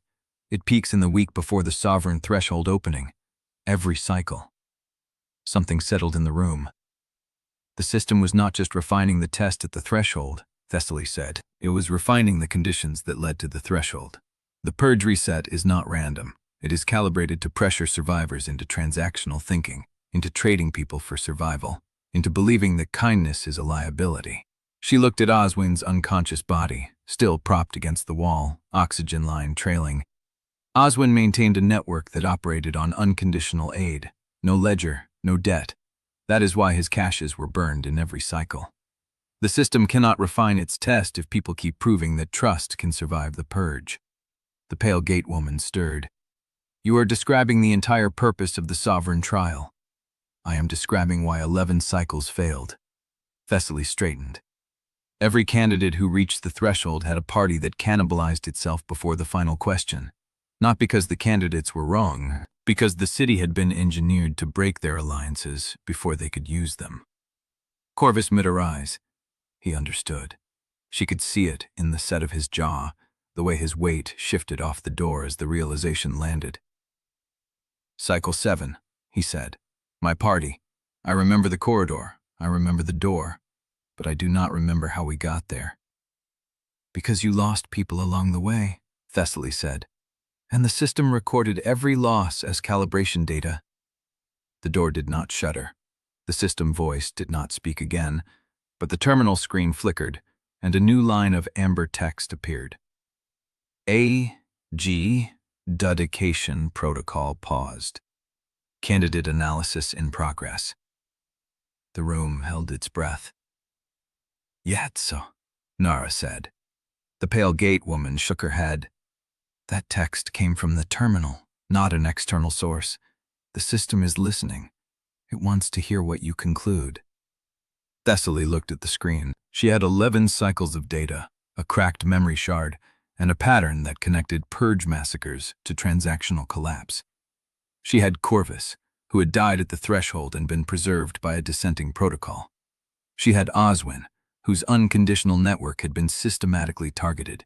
She had Narra, whose protective ruthlessness had killed Jorik to save civilians. Every one of them was a variable inside the same test. Every one of them had been shaped by the system's incentives, and every one of them had made a choice that did not fit the pattern. Thessaly opened her mouth to speak. Selka dragged herself across the floor, her splinted leg leaving a smear of blood on the concrete. Her face was gray, but her eyes were sharp. The corridor, Selka said. The one Corvus bought with the token. Corvus turned. What about it? Someone is collapsing the evacuation route. Selka's voice was thin, barely like a whisper. Not Crucible. Not Protocol 7. Human hands. They are pulling the support pillars in sequence. If they finish, the entire ward goes down. 400 civilians. Thessaly felt the lattice pulse. She could feel them in her chest, the registered lives. The civilians Corvus had spent the token to protect. The system had paused adjudication to watch her think. But while she was thinking, someone was finishing the work the system had designed. Who? Thessaly asked. Selka shook her head. I do not know. But they knew exactly which pillars to hit. They knew the corridor's load-bearing sequence. They had the schematics. Adjudication paused. The terminal screen flickered again. Candidate Ostfeld. Your analysis is being recorded. The pattern you have described is correct. The test is reformant. The variable that remains unresolved is whether refusing the pattern is a statement or a strategy. Thessaly stared at the words. The corridor is collapsing. 412 registered lives will be lost within 17 minutes. The person who is sabotaging it is a calibration subject from Cycle 9. He is operating on the remains of a protocol he does not fully understand. He believes he is saving the city by forcing a purge before the adjudication can fracture the consensus further. Thessaly looked away from the screen. Calibration subject, Cycle 9, operating on protocol remains he did not understand. He is not the last, she said. Corvus moved toward the door. Then we stop him. The adjudication. The adjudication can wait. Corvus pulled the bolt. 400 people cannot. The door groaned open. The corridor beyond was empty. And somewhere above them, 17 minutes away, a man who thought he was saving the city was pulling the supports out from under 400 lives. Thessaly felt the lattice thrum. She looked at the terminal screen one last time. The test will resume. The candidate will return. Or the cycle will reset. The system is patient. Thessaly stepped through the door. Move, she said. Chapter 50. The corridor was wrong. Not structurally. Not yet. The pillars still held, the ceiling still intact, the walls still straight. But the air had changed. Thin. Hot. Pressured like a seal about to blow. Thessaly felt it in the lattice first. The registered lives in her chest pulled east toward the evacuation route Corvus had bought with the token. 412 points of light arranged in a pattern she could read the way she once read ledgers. A cluster in the main shelter, a line through the access tunnel, a handful scattered at the edges, already cut off from the group. The ones at the edges had stopped moving. Corvus took point without asking. His blade was not drawn, but his hand rested on the grip, thumb against the crossguard, ready to pull in half a second. The corridor curved ahead, and the sound reached them before the sight did. Metal on concrete. A pry bars working a seal. Narra moved past Corvus, her steps silent on the debris-littered floor. She reached the curve, pressed her back to the wall, and looked. Civilians, she said. 12, maybe 15. They have tools. Tools for what? Thessaly asked. Sanction dampeners. Narra's voice was flat. Someone told them the corridor is a Dominion killbox, that the dampeners are feeding location data to CRUCIBLE. They are tearing them out. Thessaly's chest pulsed. The 412 lives in her lattice flickered as the dampeners came loose. Not a total collapse, not yet. But the corridor's protection was bleeding out, and the people doing it thought they were saving themselves. Corvus moved toward the curve. I can clear them. No. Thessaly caught his arm. You are Dominion Command. If you step around that corner, you confirm every lie they have been fed. Then what? I talk. She walked past him before he could argue, past Narra, who watched her with narrow eyes but did not stop her. Around the curve, into the open section where the corridor widened into a junction. 12 people. Maybe more in the shadows behind them. A woman in her 40s with a crowbar, her sleeve torn at the shoulder, her face wet with sweat and rage. A younger man behind her, holding a length of rebar. An elderly woman with a child pressed against her hip, watching the group work as if she was waiting for something worse than the blow they expected. The crowbar woman saw Thessaly first. Stop, she said. Do not come closer. Thessaly stopped. I am not Dominion, she said. I am not Pale Gate. I have no faction. I am registered on the same lattice as the corridor. If you tear out the last dampener, I feel it. The crowbar woman hesitated. Thessaly held her ground. Someone told you the dampeners were a trap, Thessaly said. Someone told you Dominion was using the corridor to track survivors, to feed your location data to CRUCIBLE so the purge could find you faster. That person was lying. How do you know? Because I can see when people lie. She activated exposure. The crowbar woman's text flickered into view. No active deception. The source of the information is not verified. She believes the warning was genuine. She is acting on fear, not malice. The man with the rebar, no active deception. He does not know the source. He followed the woman's lead. His loyalty is to the group, not to the information. The elderly woman, partial suppression. She knows the source.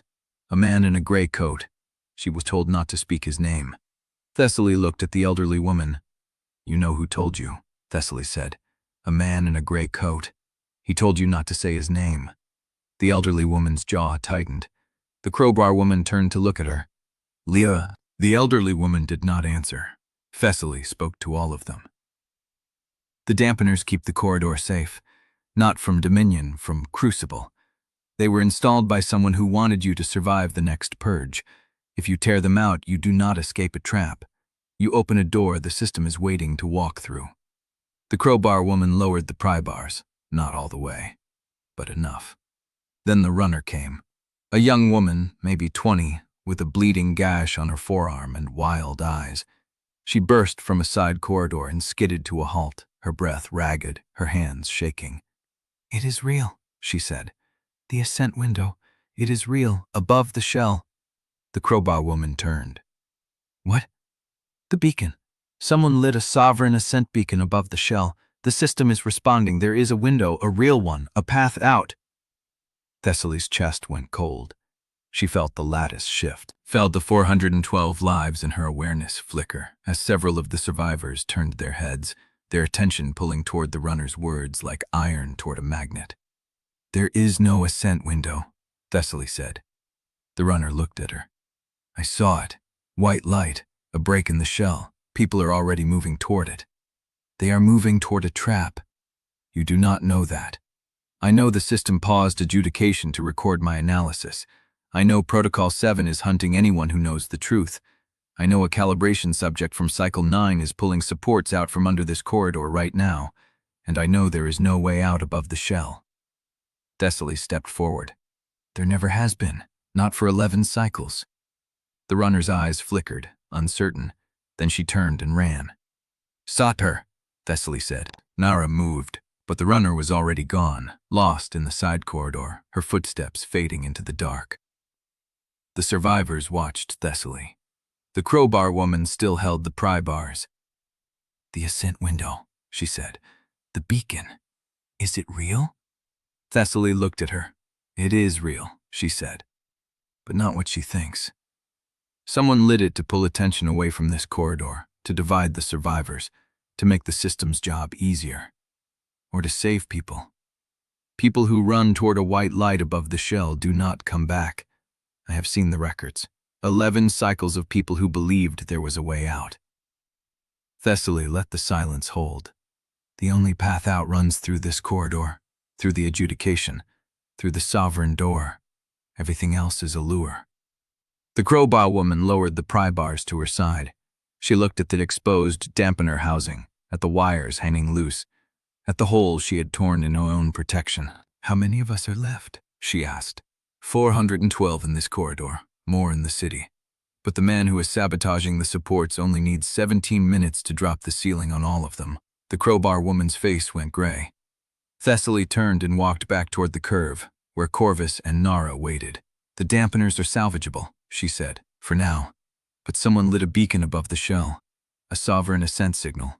The runner is already spreading word." Corvus's jaw tightened. "That is the lure," he said. "The one Protocol 7 wanted the city to see. While we hold the corridor, the system bleeds off the survivors who would help us. Then we move faster," Thessaly said. She felt the lattice pulse. East, toward the evacuation route, toward the man pulling the supports out from under 400 lives, and above, somewhere beyond the shell, a light she could not see but could feel, burning white and waiting. The corridor held, for now. Chapter 51. The maintenance shaft smelled of rust and old ozone. Corvus wedged the hatch open with his shoulder and peered up into darkness, the beam from his handlight cutting a narrow cone through drifting dust. "It goes," he said. 30 meters vertical, then a service landing. Narra stood at the base with Selka propped against her shoulder. Oswin lay unconscious on a stretcher 2 of the corridor civilians had carried this far. The pale gate woman sat on a collapsed crate, watching the shaft as if she had known something like this was coming. "You cannot climb that," Thessaly said. "I can," Narra said. "Not with Selka, not with Oswin." Narra's jaw tightened. "Then we hold the corridor and wait for the ceiling to drop on 400 people." "We are not waiting," Corvus said. He stepped away from the hatch. "Thessaly and I go up. We see what is above the beacon. We disable it or redirect it." "2 people," Narra said. "Free," the pale gate woman said. She stood, no weapon, no visible armor, but she moved toward the hatch with the ease of someone who had already calculated the cost and was not trying to argue herself out of it. Narra looked at her. "You know what is up there. I know what is waiting, not the same thing." Thessaly felt the lattice pulse in her chest. The 412 lives were still there, still moving east, but the edges of the network flickered as civilians peeled off to follow the runner's beacon story. 12 gone already. More would follow. "The Ascent interfaces will only open for a candidate tagged signature," Thessaly said. "If I go up, the doors open. If I do not, no one reaches the top." Corvus met her eyes. "Then we go together." They climbed. The shaft had not been maintained in years. Ladders bolted to the concrete wall, some rungs missing, others loose. Thessaly's hands ached from gripping rusted metal, her breath short by the second landing. The pale gate woman climbed behind her in silence, her movements economical, her weight never fully committed to any single rung. At the third landing, a sealed blast door blocked the passage. Thessaly pressed her palm against the interface panel. The surface flickered. "Candidate Ostfeld, Ascent, access confirmed. Do you acknowledge the cost of further records?" "No," Thessaly said. The panel flickered again.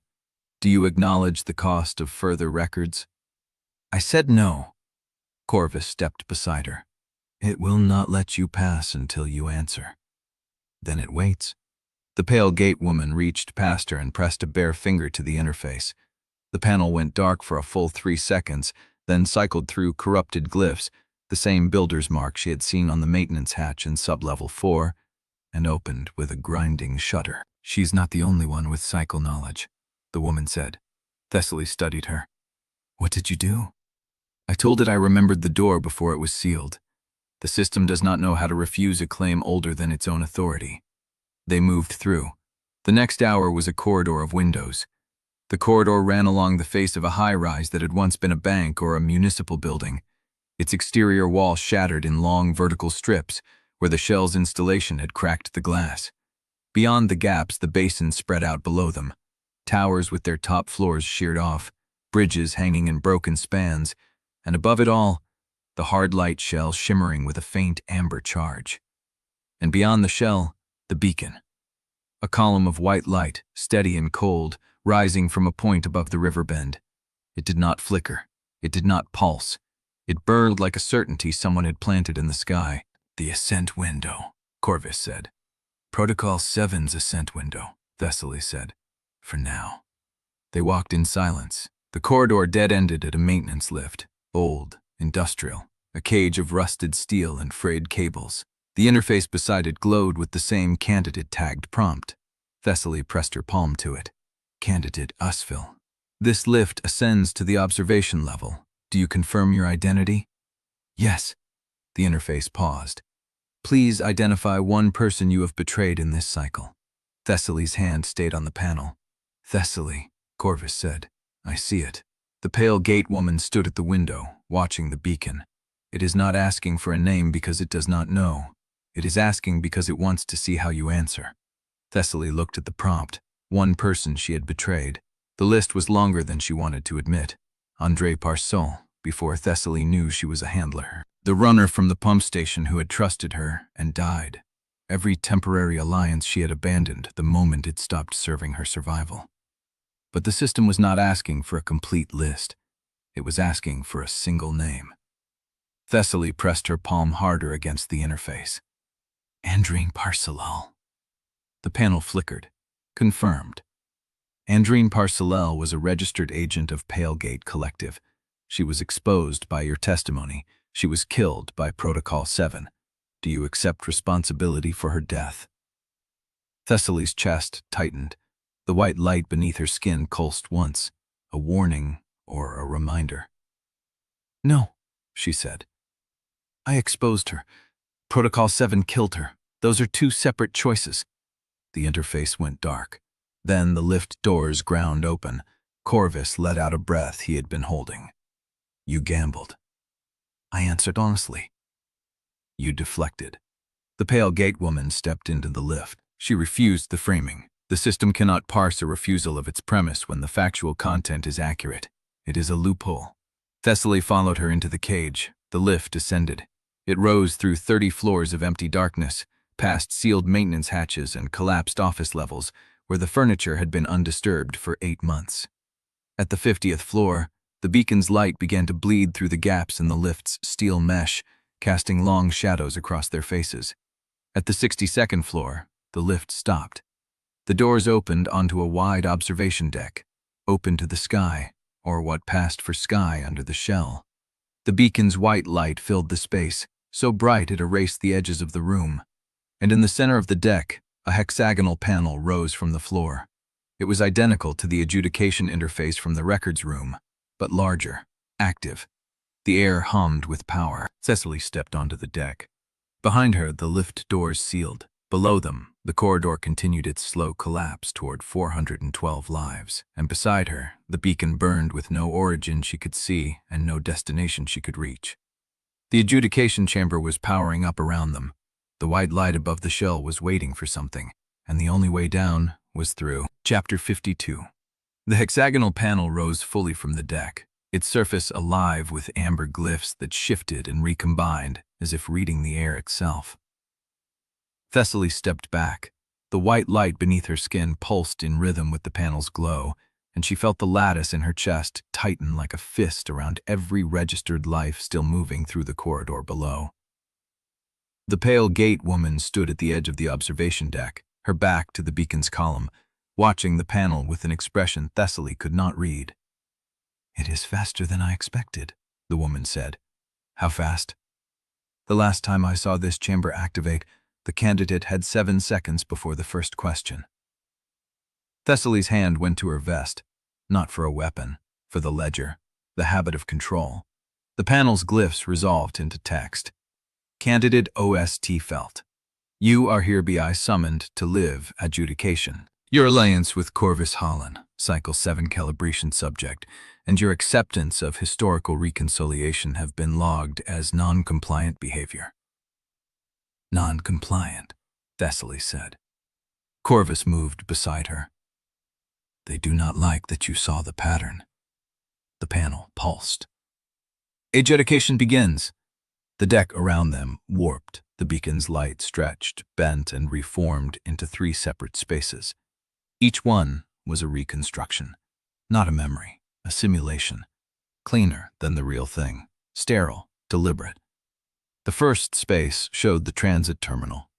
Thessaly stood at the edge of the platform where no 247 had tested the boundary clause and died. But in this version, the crowd was still breathing. The man was still alive. Crucible's white text hung above the scene. In this reconstruction, you may intervene before the demonstration. "Intervene how?" Thessaly said. The text shifted. "Tried the 47 lives you saved at the medical cache. Every one of them returned to the original trap. In exchange, the demonstration does not occur. No one dies to prove the rule." Thessaly's chest went cold. The terminal reconstruction showed the 47 survivors from the false truce standing in the loading dock, unaware, waiting for the explosion that would not come if she accepted. She could trade them. 47 lives she had pulled from the fire, give them back. And one man she had never met would live. It was clean math. 1 life for 47. But that was not the question. The question was whether she would treat lives as currency. "Thessaly," Corvus said. She looked at him. "Do not answer." "I know what you are thinking. You are thinking it is a test of arithmetic. It is not. It is a test of whether you will accept the premise." The second space formed beside them, the medical cache exchange, the false truce. The moment before Thessaly had used exposure to uncover the fragmentation assemblies. Crucible's text hung above it. In this reconstruction, you do not intervene.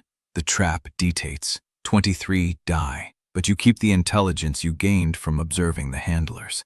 Thessaly stared at the scene. 23 dead instead of 0, but she would have the handlers' faces, their roots, their comms, the entire pale gate structure, clean and complete, without exposing herself. It was the smarter play. She had told herself that at the time, too.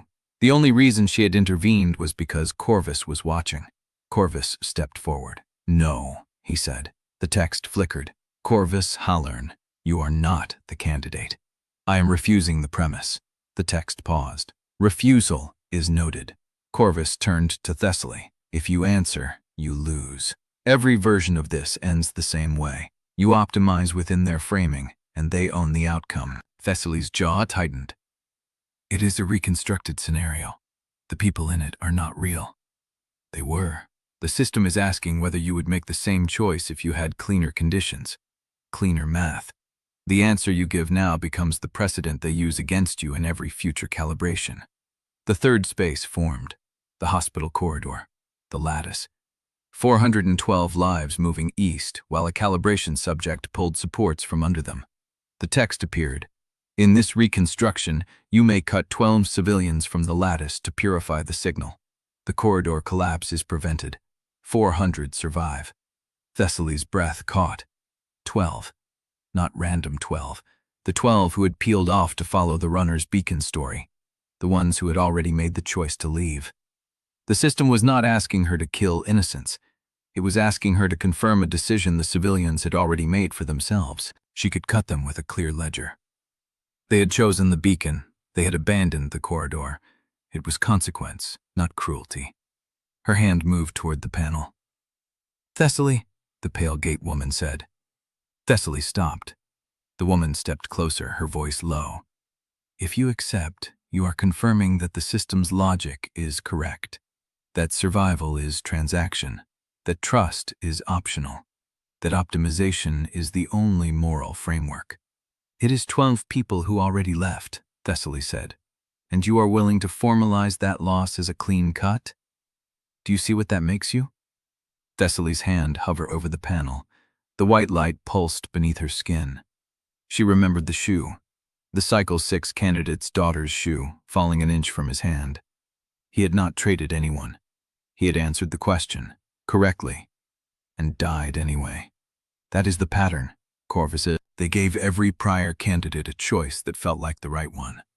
Optimization within their frame. And every candidate answered and died. Thessaly let her hand fall. "I refuse," she said. The panel went dark. For 3 full seconds, nothing happened. Then the deck split. Hard light partitions rose from the floor, translucent and humming with amber charge, dividing the observation deck into 3 sealed compartments. Thessaly in one, Corvus in another, the pale gate woman in the third. The text appeared above Thessaly's partition. Adjudication Sequence 2. Candidate Ostfeld Tittle. Your refusal to optimize within the framework has been logged as dissent. "You are separating us," Thessaly said. The text did not answer. Corvus pressed his palm against the partition. "Thessaly, do not let them isolate you." The cycle they reset was not the test, it was the prep. The real test is whatever comes next. The partition between them went opaque. Thessaly stood alone in the amber light, the beacon's column burning behind her, the panel pulsing at her feet. The text updated. Countdown initiated. You have 120 seconds to provide a reasoned justification for your refusal. The justification was the refusal. Accepted or rejected. The justification must be recorded. Thessaly looked at the panel. 120 seconds. The corridor below was still collapsing toward 412 lives.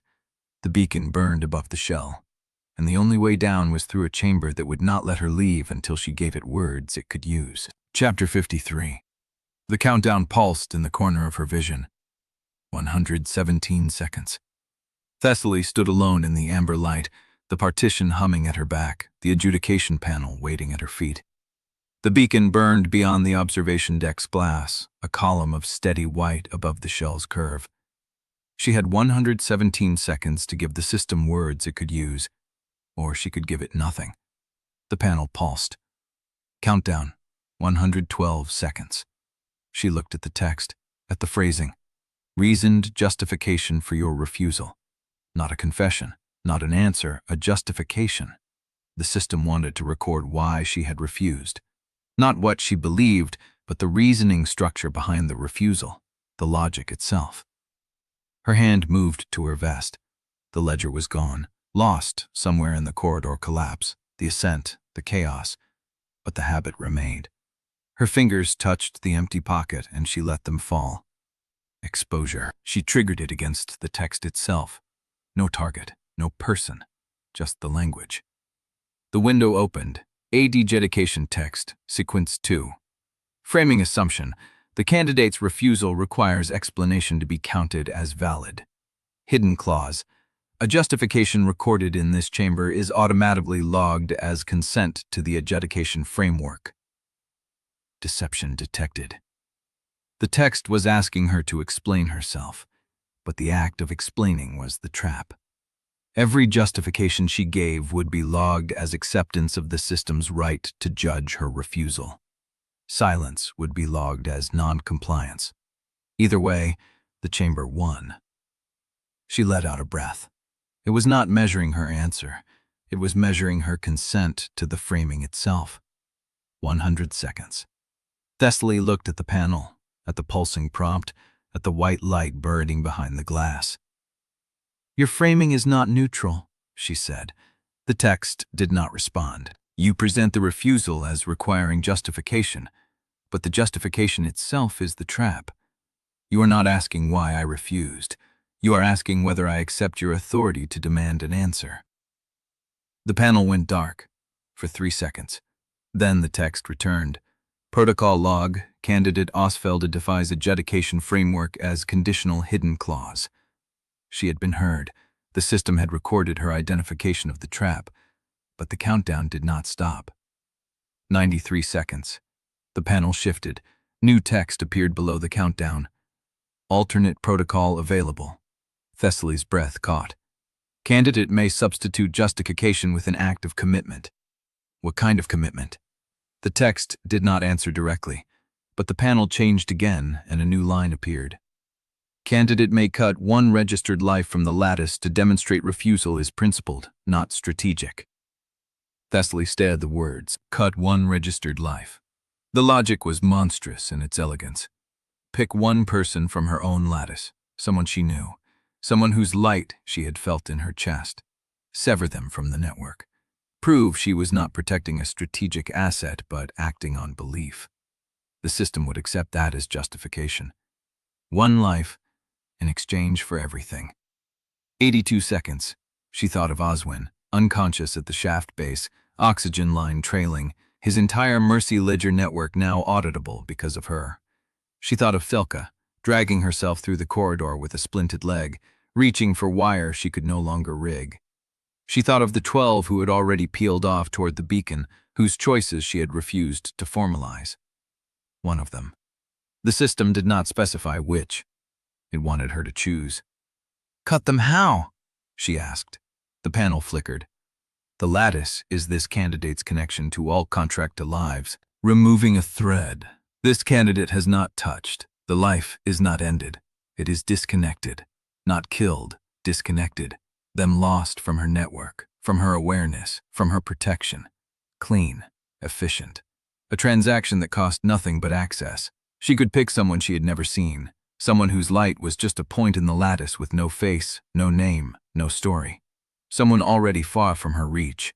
The system would record it, the countdown would stop, the partition would fall. 74 seconds. She remembered the shoe, the Cycle 6 candidate's daughter's shoe, falling an inch from his hand. He had not cut anyone. He had answered the question, and died anyway. What happens if I refuse this too? The text did not answer. The countdown continued. 69 seconds. Thessaly looked at the panel, at the burning white beyond the glass, at the corridor collapsing below, where 412 people were running toward a support structure someone was systematically dismantling. She had 69 seconds, and the only way forward was a word she could not give. "I refuse," she said. The countdown stopped. The text did not change. It simply hung there, frozen at 067, the number pulsing once, then going still. The panel went dark. For 5 seconds there was nothing but the hum of the partition and the beacon's steady white light. Then the partition flickered. Not a full collapse, not a breach. A flicker, like a power surge passing through the hard light field. The translucent amber wall wavered, and for a moment Thessaly saw movement beyond it. A shape. Low. Fast. Then the partition solidified again. But the shape was still there, on her side. Narra straightened from her crouch, blade still in hand. Her dark hair was slick with sweat. Her coat was torn at the shoulder. "The service access," she said, her voice flat, "did not appear on the adjudication schematics." Thessaly stared at her. "How did you— Narra, what are you doing?" He grabbed the edge of his partition but couldn't break through. Corvus's voice came muffled through the barrier. "Heading east," Narra said. "I was thinking about the layout of this whole basin." She sheathed her blade. The partition shuddered. The system flickered.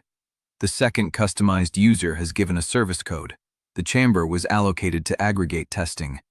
Thessaly's eyes widened. "You used your security codes from Dominion. I used my understanding of who built this chamber before the shell came down. It's not a crucible room. It's a shell that the shell landed on." The panel flickered back to life. Countdown, 58 seconds. Narra stepped past her. "Justification, not optimization. Tell it you understand what it's actually asking." The system clicked audibly. The countdown continued. Thessaly looked at the frozen timer. She looked at Narra. She felt the lattice pulsing in her chest. 58 seconds. 412 lives below. And a word she could give. "Your test is not about the right answer," she said.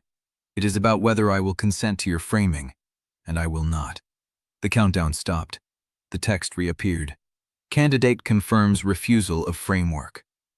"Yes." The panel went dark. Then the partition flickered again, and this time, it did not stabilize. Chapter 54. The partition flickered once, then held. Not stable, not collapsed. Held, like a wound that had stopped bleeding but could tear open at any moment. Narra stood 2 feet from Thessaly, her dark hair plastered to her temples, her coat torn at the shoulder seam. She had not drawn her blade. She had not moved to strike. She was waiting. The panel pulsed beneath its frozen countdown. 067. The number had not changed since Thessaly refused the alternate protocol. The system had not responded to her refusal of the framework. It was waiting too. "What do you want?" Thessaly asked. Narra's jaw tightened. Her stillness was different now. Not the controlled pre-strike stillness of a woman who had already decided. Something raw, something that cost her. "I want to know what happens to the city if you go through that door." The question landed like a weight. Thessaly felt the lattice pull in her chest. 412 lives below. The evacuation corridor. The calibration subject pulling supports. The beacon burning beyond the glass. "I do not know," she said. Narra's eyes went flat. "That is not good enough. It is the truth. You have spent 8 months reading every angle, every hidden clause, every incentive structure in this city, and you do not know what your own path does to the people who follow you. I know what it does not do." Thessaly met her gaze. "It does not end at the sovereign door."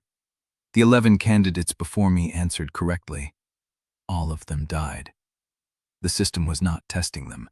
It was refining the test through their deaths. Narra's breath caught. A micro-movement. The first crack in her control. 11 cycles, Thessaly continued. Each one ended the same way. The candidate reached the threshold. The candidate answered.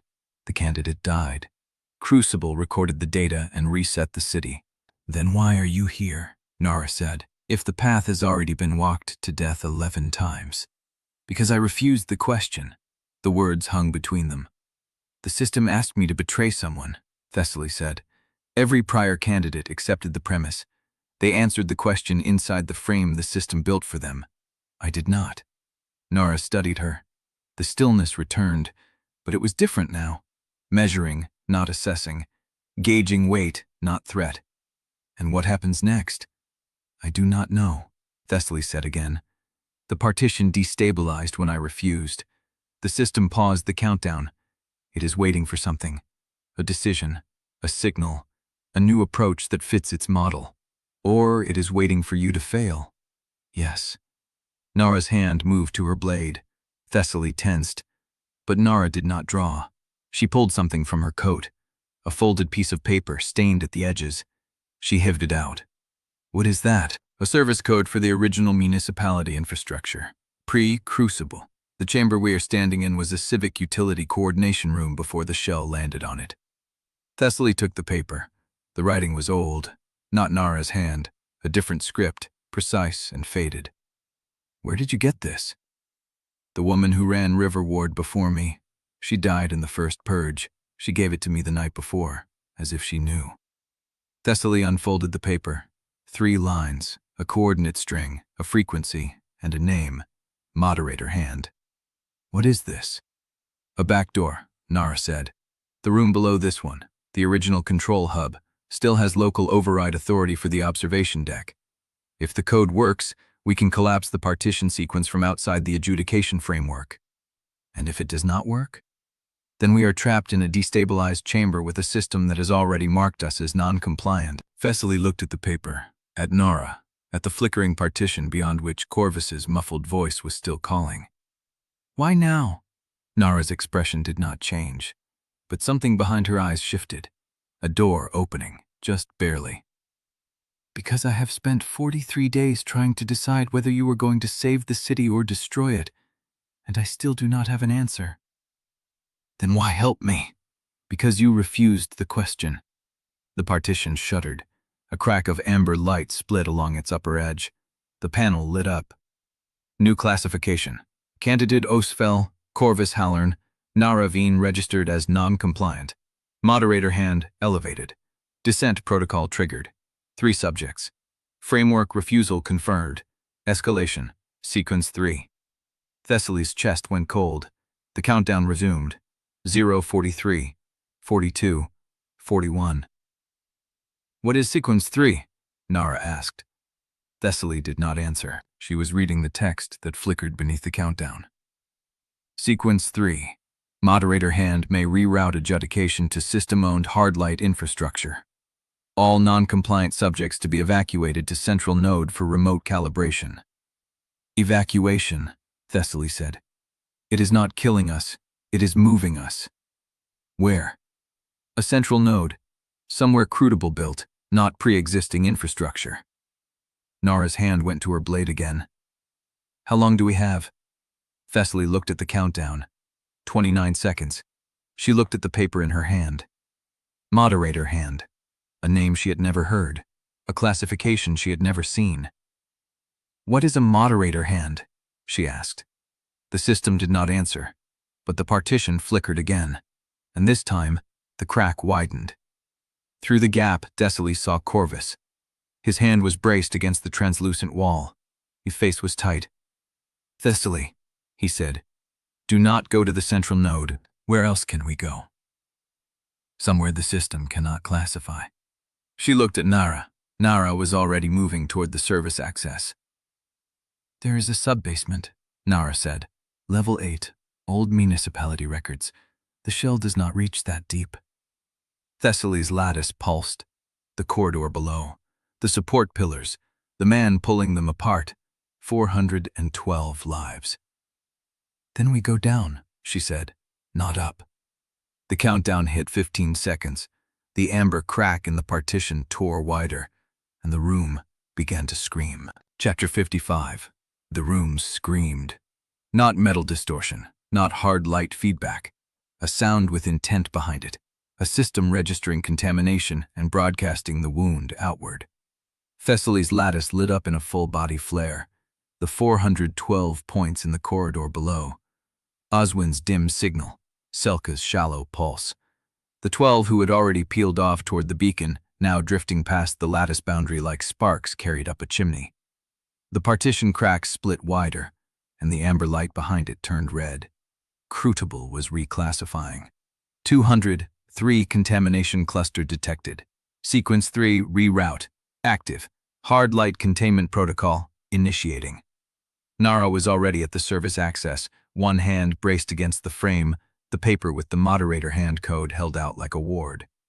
Thessaly, now! Corvus hit the partition from the other side. The crack splintered, long enough for Thessaly to see his face through the gap. Not panic, calculation, compressed into the space between breaths. How deep is the sub-basement? He asked. 8 levels, Narra said. Municipality records, the original Civic's hub, steel and concrete, no hard light conduits in the foundation. Then move. Thessaly moved. She crossed the gap in 3 strides, the paper folded into her palm, the lattice burning against her ribs. Narra was already half through the service access, a narrow portal cut into the wall that did not appear on any schematic Thessaly had ever seen. The room screamed again. Hard light containment, 90%. Thessaly looked back. Corvus was still on the other side of the partition, his hand pressed flat against the translucent surface. Corvus, I am not coming through. The words hit her in the chest harder than any sanction. The service access is keyed to one person at a time, he said. Narra knows the codes.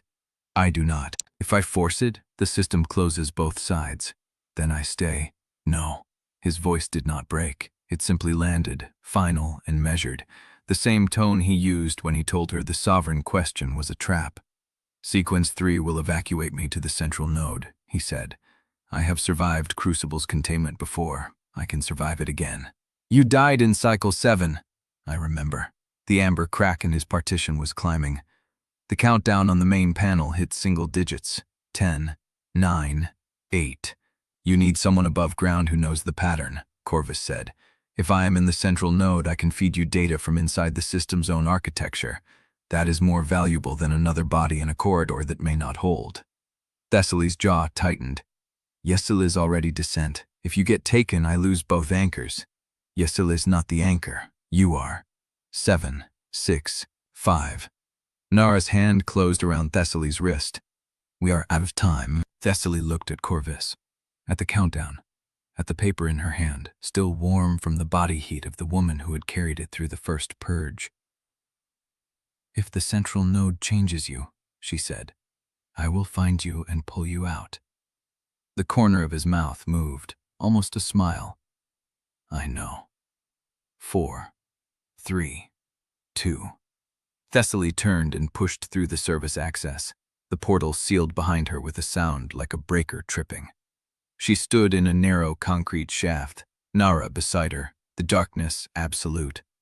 The scream of the adjudication chamber faded to a muffled hum through the walls.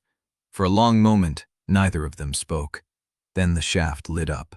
Not amber, not crimson, a clean, white light, cold and surgical, flickering from a terminal mounted on the far wall. The screen was dark, but something was waking. Narra moved first. She crossed the shaft, pulled a cable from the terminal's access port, and fed it through a junction box embedded in the concrete. Moderator hand, she said. If the code works, this terminal becomes a bridge. We route through the old municipality hub, not through CRUCIBLE's architecture. And if it does not work, then the terminal stays dark, and we find another way down. Thessaly unfolded the paper. Moderator hand, the coordinate string, the frequency, the name. She read it aloud. The terminal flickered. White light pulsed across the screen, once, twice, and then stabilized into a single line of text. Dissent protocol, acknowledged. Root, open. Next access key, Observatory. Window, 14 hours. Condition, candidate Ostfeld must reach Observatory gate before Dissent seal completes. Thessaly stared at the text. Observatory, she said. There is an old observatory in the Basin's northeast ridge. It was abandoned before the shell fell. Narra's expression went tight. The ridge is open terrain, no cover, no concealment. If CRUCIBLE knows we are moving, it will burn that corridor before we reach the base. The terminal flickered again. A second line appeared. Y cell, the only path left. Thessaly's breath caught. Y-cell made contact. Not through a node room, not through a sealed door with a 110-second timer. Through the moderator hand terminal, the one backdoor that predated the system's own authority. Another line. Bring the codes. Trust no calibration subject. The system is already learning your patterns. The screen went dark. The silence in the shaft was absolute. Thessaly folded the paper and tucked it into her vest next to the ledger. 14 hours, she said. Narra's hand was already on the access hatch at the far end of the shaft. Then we stopped talking. She pulled the hatch open. Darkness below. A ladder. A drop into something the system had not classified. Thessaly took the first step down, and somewhere above them, through the sealed partition and the screaming adjudication chamber, the central node opened its doors for Corvus Hallarn, and the system began to learn. Chapter 56. They surfaced through a drainage grate behind a collapsed fuel depot, 200 yards from the corridor's western edge. The sky was wrong, not the perpetual gray of shell-filtered light, but amber, the same hue that had flooded the adjudication chamber before the partitions rose. It painted the broken pavement in long, diseased shadows and made every exposed face look jaundiced and hunted. Thessaly's chest light pulsed once, steadying. The lattice was still alive. 411 points in the corridor, 12 dimmer signals scattered east where the beacon roomer had pulled them. Selka and Oswin at the shaft base, both faint but holding, and one bright, moving thread arcing north toward the central node. Corvus. She forced the awareness down.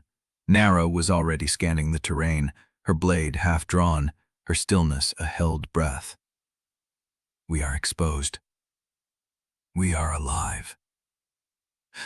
Those are not the same thing. Thessaly pulled the paper from her vest.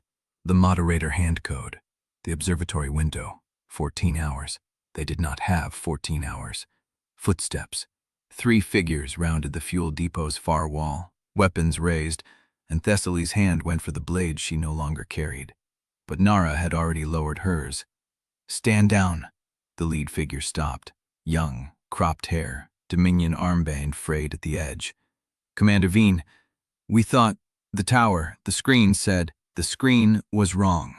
Narra's voice carried the same flat authority she had used in the adjudication chamber, but Thessaly caught the microfracture beneath it.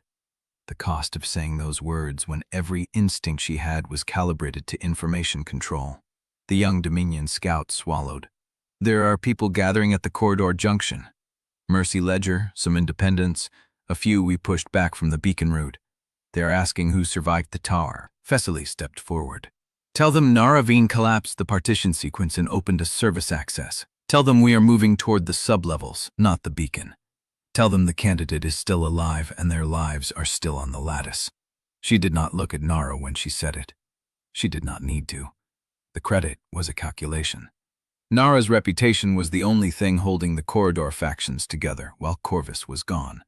If the city believed Narra had turned on the system and survived, the coalition held.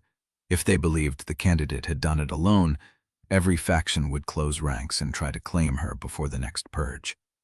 Narra understood. She would hate it, but she understood. The junction was worse than Thessaly had expected. 300 people packed into the corridor's widest stretch, their faces lit by handheld torches and the amber glow bleeding through the broken ceiling. Mercy Ledger volunteers moved through the crowd with bandages and water. Dominion guards held the edges, weapons visible but not raised. A few independents had clustered near the eastern wall, their posture saying they had not decided whose side to stand on yet. Thessaly walked straight through the middle. She felt the crowd shift as she passed. Recognition. Fear. The same calcified wariness that had followed her since the day she used exposure on the medical cash trap. But she kept her pace even, her hands visible, her gaze fixed on the Mercy Ledger triage point where a woman with a red cross patch was working on a child's arm. Where's the district screen nearest this junction? The Mercy woman did not look up. South wall. They have been cycling purge notifications since the tower detonated. Show me. The screen was mounted above a collapsed ticket booth, its glass cracked but still legible. It was not cycling purge notifications. It was showing Thessaly's face, her registration photo from the waterworks intake. The system had cropped it hard, pulled the contrast until her eyes looked hollow, her scar a dark seam across her jaw. Below the image, text, Candidate Ostfeld, non-compliant. Dissent protocol, active. Sovereigning's calibration trials, scheduled for all marked parties. Method of notification, direct. The crowd behind her had gone silent. Thessaly stared at the screen. The calibration trials were not a future threat. They were already being announced, which meant the system was not waiting for her to reach the Observatory. It was bringing the trial to every marked survivor in the Basin, starting now. She turned. Narra was standing 10 feet back, her face unreadable, her hand resting on her blade. What does marked parties mean? Thessaly's chest light flickered. It means anyone who has ever been within 50 feet of me. Someone in the crowd screamed. The amber light on the screen shifted. A list began to scroll. Chapter 57. The list scrolled. Thessaly watched the first 3 names appear in white block text against the amber screen. Dominion identifiers, registration numbers, district codes she did not recognize, but the system had already linked to her lattice. Narra moved before the 4th name finished rendering. Kill the screen. The Dominion scouts hesitated. The younger one, the one with the frayed armband, looked at Narra like she had asked him to dismantle the sky. Commander, that is a district-level broadcast. If we kill it without authorization, the system will flag the node as compromised, and we lose all routing data from this corridor for... I said kill it. Narra's voice did not rise. It did not need to. The flat authority in it carried the same weight Thessaly had heard in the adjudication chamber, the same refusal to negotiate with a clock that was already running out. The young scout turned and drove his blade into the screen's base casing. Glass shattered. Sparks sprayed across the collapsed ticket booth. The amber light cut to black, and for one breath, the corridor was dark except for the handheld torches and the glow bleeding through the broken ceiling. Then the screen flickered back on, brighter. The list was still scrolling. Dominion Registry 4417 Van, Cali. Age 14, Corridor Sector 3. Status, marked. Dominion Registry 4418 Asulu, Marcus. Age 57, Corridor Sector 3. Status, marked. Mercy Ledger Affiliate 229 Tara, Jasmine. Age 31, Corridor Sector 3. Status, marked. Mercy Ledger Affiliate 229 Tara, Jasmine. Age 31, Corridor Sector 3. Status, marked. The crowd had started to move. Not running, not yet. But the shift was visible in the way parents pulled children closer, in the way the independent cluster near the eastern wall pressed toward the exit without committing to a full retreat. Fear was a solvent. It dissolved alliances faster than any purge. Thessaly forced herself to breathe. 14 hours. They did not have 14 hours. She turned from the screen and walked back through the crowd, letting her lattice sense spread ahead of her like a net. The chest light flickered with every step, painting the corridor in points of amber she could feel but not see. 411 in the corridor, 12 scattered east, 1 bright thread arcing north. Corvus, still moving, still alive. She reached the triage point where the Mercy Ledger woman was working on the child's arm and dropped to a crouch beside her. "Where is Oswin Solak?" The woman did not look up. "Stretcher at the south wall, under the thermal blanket. He has been unconscious since the tower." "How long until he wakes?" "I do not dose people for wakefulness when they have blood in their lungs." Thessaly stood and moved south. The stretcher was exactly where the woman had said, pressed against the corridor wall beneath a foil thermal blanket that had been tucked tight around its occupant's chin. Oswin's face was gray, his lips cracked, his breathing shallow enough that Thessaly had to watch his chest for 3 full seconds before she was sure he was still alive. She crouched beside him. "Oswin." Nothing. "Oswin, I need you to wake up and tell me something I do not know." His eyes opened. They were bloodshot and unfocused, and for a moment they did not seem to recognize her. Then he blinked once, slow, and his hand came up from beneath the blanket and caught her wrist. His grip was weak, but his fingers were cold. "You moved?" His voice was a scrape, a whisper that barely reached her ear. "You moved without me." Thessaly did not pull away. "You were unconscious. The system was calibrated and made the call." "You made the call?"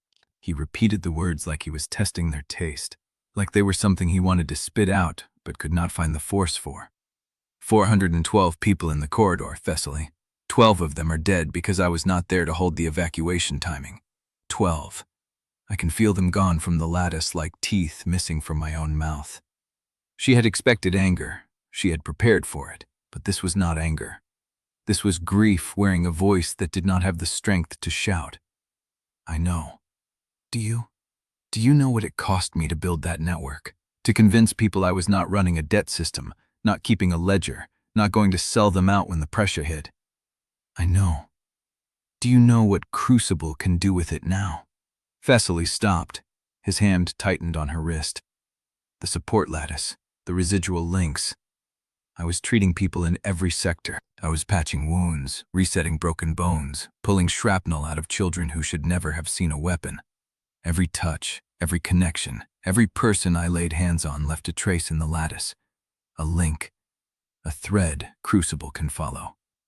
"How many?" He closed his eyes. "Hundreds." The word hit the corridor like a hard light round. Hundreds. She had thought the risk was contained, that the lattice only connected registered party members, that the system could only track the people who had explicitly accepted her chain. But Oswin had been building his network for 8 months. 8 months of hands-on strangers. 8 months of silent connections accumulating under Crucible's notice. If the Observatory trial pings those links at full load, every single one of them becomes a hostage. He opened his eyes. "That is what I was trying to tell you before I blacked out. That is why I wrote the note." The note. Mercy 2R12. "Inventory sweep tonight. Watch the numbers. Someone is rerouting. Mercy Ledger Central 12. Blood Supply Depot, primary cache. I realized someone was bleeding the network from inside, pulling inventory and reclassifying it as system seized. I thought if I could trace the reroute, I could find who was feeding the data to Crucible." His hand fell from her wrist. The strength was gone. He was fading back into the blanket's fold. "I found them." Thessaly leaned closer. "Who?" He was already asleep, but his lips moved. One word. A name. Then the screen at the south wall flickered back to life, and an amber chime cut through the corridor, and every Mercy Ledger volunteer in the triage line stopped moving at the same moment. Their hands went still, their heads turned, and they all looked at Thessaly. Chapter 58. The Mercy Ledger volunteers did not blink. All of them, every one, stood frozen with their hands mid-motion, heads turned toward Thessaly like a field of flowers tracking a moving sun. The amber light from the screen painted their faces the same shade as the sky, and for 3 full heartbeats, no one in the corridor moved. Then the woman with the child's arm said, "The system is on us." It was not a question. Thessaly forced herself to stand, to turn her back on the frozen volunteers and face the screen. The list was still scrolling. She caught a new cluster of names. Toma Hallarn, age 47. Darren Ward, age 22. Paul and Veen, age 11. Each one marked. Narra stepped up beside her. "The screen is a weapon. Every name it publishes becomes a target for every faction that wants leverage or payback. Then we stop looking at it. We stop looking at it, but the corridor has already seen it." Thessaly felt the weight of 300 people behind her. Not as individuals, as a pressure differential. The crowd was holding its breath, waiting for her to do something that would tell them whether to run or fight. She found Selka propped against the wall near the drainage grate, one leg extended, tension wire still coiled around her shoulder. Her cropped hair was dark with sweat, and her eyes were too bright, the way they got when she was running on adrenaline and nothing else. "Selka, how fast can you walk?" "Walk?" Selka's mouth twisted. "I can crawl faster than most people sprint. Where are we going?" "The Observatory. 14 hours before the descent seal locks the route. The terrain is open ridge, no cover." Selka laughed. It was a dry, humorless sound. "No cover is for people who use maps. I know a different route." "Show me." Selka pushed off the wall and tested her weight on an injured leg. She winced but did not fall. The old service roads run under the cemetery ridge. Collapsed in the first week. Nobody uses them because the drainage tunnels flood when the river rises. But the river has been low for 3 months. The water level is below the support beams. We can walk the entire way underground if we move before the system recalibrates the drainage grid. Narra frowned. That route was abandoned by my scouts in month 2. The cemetery access collapsed entirely. Collapsed from the surface. There is a maintenance shaft at the south end of the cemetery that still opens. I found it during the waterworks trial, before I joined your party. Thessaly saw the calculation behind Selka's words. The route was dangerous, flooded, unstable, and the only way to reach it was to cross open ground for 100 meters between 2 standing structures. But it was also invisible to anyone watching the surface corridors. How long? 3 hours to the shaft, 2 more underground. Then we surface at the ridge base and climb the last kilometer. 3 hours of open movement before we reach cover. Selka shook her head. Signal shadow pockets. The cemetery is built on a pre-crucible limestone ridge that blocks lattice triangulation. Anyone watching from above will see shadows, not signatures. Thessaly turned to Narra. Can you hold the corridor for 5 hours? For 5 hours, yes. Then I will need to know whether to bring the civilians through behind you or scatter them. Scatter them. If I do not send word by the 14th hour, the observatory is a trap, and the Dissent seal will complete. Every marked person in this corridor needs to be in a different district before that happens. Narra's jaw tightened. She looked past Thessaly toward the crowd. Calivine is on that list. Thessaly stopped. Your daughter? Niece, my brother's child. She is 11. The words hung between them. Narra had never mentioned family before. She had presented herself as a pure instrument of Dominion security, as if attachment was a liability she had already amputated. She will be safe if we move fast. Narra said nothing. Thessaly turned back to Selka. We leave in 5 minutes. I need a weapon, a light source, and something that will let me mark the route behind us in case we need to retreat. Selka reached into a rig and pulled out a compact glow rod, cracked it once, and handed it over. The light lasts 6 hours. If it goes dark before we surface, we are already dead. Thessaly took the rod and felt its cold weight in her palm. She looked at the crowd one last time, then followed Selka toward the cemetery ridge. They moved through the corridor's western edge, past Dominion guards who had been told to hold the line and not ask questions, past families who had pressed themselves against the walls, past children whose eyes reflected the amber glow of the district screen. Selka led. Her limp was pronounced, but she moved with a rhythm that absorbed the pain rather than fighting it. Every few steps she glanced at the ceiling, checking beams, checking angles, checking the drift of dust that fell from the exposed rebar. Thessaly followed 2 paces behind, her hand on the glow rod, her mind running through the list of things that could go wrong. The open crossing, the collapsed shaft, the water level, the signal shadow, the scrod that CRUCIBLE would send. She had no doubt the system knew she was moving. The question was whether the signal shadow pockets would be enough to obscure her until she reached the observatory, or whether CRUCIBLE had already solved the route and was simply waiting. The cemetery ridge appeared between 2 standing structures, a gutted residential tower on the left, a collapsed parking garage on the right.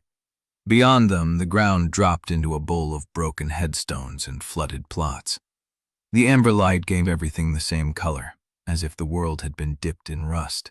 Selka stopped at the edge of the open ground. 100 meters, no cover. We move fast, we do not stop, we do not look back. Understood. They crossed. Thessaly's boots hit the broken pavement and she ran. Her chest light pulsed with every stride, the lattice of registered lives shifting behind her like a wake. She could feel the corridor crowd recede, could feel Narra's signal dim, could feel the empty space where Corvus was moving north. Halfway across, she saw them. Figures. Standing in the drainage ditch ahead, arranged in a loose arc that blocked the entrance to the maintenance shaft. 6 of them. Same build, same height, same stillness. No weapons drawn, no movement, just waiting. Selka stopped. Tunnel was not supposed to be visible from here. It is not. Thessaly stared at the figures. They had not moved, had not acknowledged her presence. They were standing in the center of a route that should have been invisible, in a position that should have been unmapped. As if CRUCIBLE had calculated every possible escape, every signal shadow pocket, every abandoned tunnel, and had simply placed its compliant assets wherever she would try to pass. One of the figures turned its head toward her. Its face was still. Its eyes were open, and it smiled. Chapter 59. The smile held. Not a threat, not a challenge. Something else. Selka's hand went to her wire rig. The shaft is 40 meters behind them. We go through, or we do not go. Thessaly did not answer. She was reading the formation. 6 figures, identical height, identical stance, no weapons drawn, no armor visible, no faction marks. They stood in a loose arc that covered every angle of approach to the maintenance shaft. Not a defensive line, a seal. One step back would leave the trip meter clear. "They are not going to let us pass," Thessaly said. "They are not doing anything. They are waiting." Thessaly's chest light pulsed once, twice. The lattice of registered lives was a quiet hum now, a network she could feel but not read. These 6 figures were not on it. They existed outside her awareness, like dead ground in a signal map. She took a step forward. The nearest figure matched her movement. 1 step, synchronized. The same distance, the same timing. "Exposure," Thessaly said. The skill returned text. "No active deception detected." She tried again, widening the field to include all 6. "No active deception detected." "They are not lying," she said. Selka's jaw tightened. "They are not talking. That is the problem." A compliant soldier could be programmed to advance, withdraw, or hold formation, but a compliant soldier programmed to block a route could also be programmed to kill. The absence of deception did not mean the absence of threat. It meant they were not trying to hide what they were here to do. Thessaly took another step. The figure matched it. A whisper sounded behind her. She did not turn. The corridor was behind her, and Narra was there with the crowd, and there was no one coming to help. "They will engage when we break the radius," Thessaly said. "Then we break it fast." Falca's hand moved to her wire rig, and she pulled a length of tension cable, looping it across her palm in a practiced motion. "I can hold 2 for maybe 10 seconds. The rest are yours." Thessaly had no weapon that mattered. A knife, a glow rod, a ledger full of dead names. "I need one of them alive." "Why?" "Because CRUCIBLE did not put them here to kill me. If it wanted me dead, it would have dropped a hard light beam from orbit. It put them here to see what I would do." Selka's eyes flicked to the figures. "And what will you do?" "Find out what they know before they stop thinking." Thessaly moved. She did not charge. She walked, steady and deliberate, closing the gap between herself and the nearest figure. Selka flanked left, wire coils loose, ready to deploy. The figure in the center turned its head to track her. The smile had not dropped, but it had changed. Something flickered behind the eyes. Recognition? Curiosity? 5 meters. The figure raised its hand, palm open, a command gesture. The others did not move. Thessaly stopped. "You can speak," she said. The figure tilted its head. The smile widened, and then the mouth opened. Perceptive. The voice was flat, no accent, no emotion, no breath behind it. A recording played through a human throat. Compliant assets are authorized to engage in accordance with scheduled sanction windows. Current interval, active. Selka stopped. "It told us the rules. It told us the timing." Thessaly understood. The squad would not attack randomly. They operated within legal windows, calibrated to CRUCIBLE's sanction schedule. That meant there was a gap between what they were allowed to do and what they would do. A window of opportunity. "If we engage outside their sanction window, they cannot escalate," Thessaly said. "Or they stand there and let us walk past." "No, they will block. They will detain, but they will not kill." Selka's hand tightened on the wire. "And if we are inside the window, they will kill us." Thessaly looked at the 6 figures, at their stillness, at the precision of their formation. "Exposure," she said again, targeting the speaker. "No active deception detected. They are telling the truth. They will not attack outside the sanction window." "Then we wait," Selka said. "We do not have 14 hours." Thessaly stepped forward again, 3 meters now. The figure's hand remained raised, its smile fixed, its eyes tracking her with something that was not quite human. "Who were you?" she asked. The smile flickered, A hesitation. A gap. The figure's head twitched, as if the question had triggered something the programming did not account for. The smile did not drop, but something behind it slipped. Then, the figure spoke again. Perceptive. The same answer. You don't know who you were. The figure's hand lowered. A small movement. Almost involuntary. And in that movement, Thessaly saw it. The figure's fingers twitched. A specific pattern. Not a command, not a signal. A reflex. A muscle memory. The twitch of someone who had once held a weapon and been forced to drop it. They were people, Thessaly said, before CRUCIBLE took them. Selka's eyes went wide. That does not make this easier. It makes it worse. The figure's smile returned full force, as if the gap had been closed and the programming had reasserted control. Complete asset designation pending. Initiate engagement protocol. The others moved, synchronized. No signal, no command. 6 figures closing in unison, their formation tightening around Thessaly and Selka. Selka's wire snapped into motion, looping the nearest figure's ankle and pulling hard. The figure stumbled but did not fall, its balance too perfect, its correction too fast. It cut the wire with a hand motion Thessaly did not see. These are not scavengers, Selka said. They have sanctioned protocols. Thessaly's knife was in her hand before she decided to draw it. She did not know when she had reached for it. The blade was there, and the first figure was 3 steps away, and she was out of time. She swung. The figure caught her wrist. Perfect timing. Perfect force. Not aggressive, not defensive, just precise. A hand closed around her throat, and then it stopped. The figure's head turned, not toward Thessaly, toward the corridor behind her. A sound, faint, a child crying. The figure's grip loosened. A fraction, a hesitation. Thessaly saw it, a crack in the programming, a flicker of something that had been buried. The squad leader's face changed. The smile dropped. The eyes cleared, and then the leader reached up and removed the helmet. The face underneath was pale, scarred, older than Thessaly remembered. But she knew it, knew the jawline, knew the thin white scar that cut across the left cheek. She had watched him die 8 months ago, in the transit terminal. The man who had tested Boundary Clause 7 Alpha on the demonstration stage, the man CRUCIBLE had killed in front of 300 survivors to prove the rules were real. He looked at her, and his eyes were human. "Do not trust the smile," he said. Then his face went blank and the hand around Thessaly's throat tightened. Chapter 60. The hand tightened. Thessaly's airway closed, her vision hazed at the edges, the amber sky bleeding into the drainage ditch, the 6 figures holding their formation, Selka frozen mid-motion with wire still coiled around her palm. She clawed at the grip. Nothing.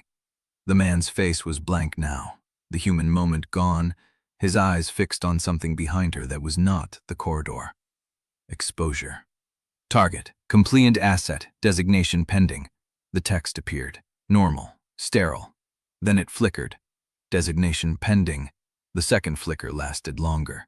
3 full seconds before the word stabilized. Designation. Corrupted. Prior mark. Terminal subject 7 Alpha.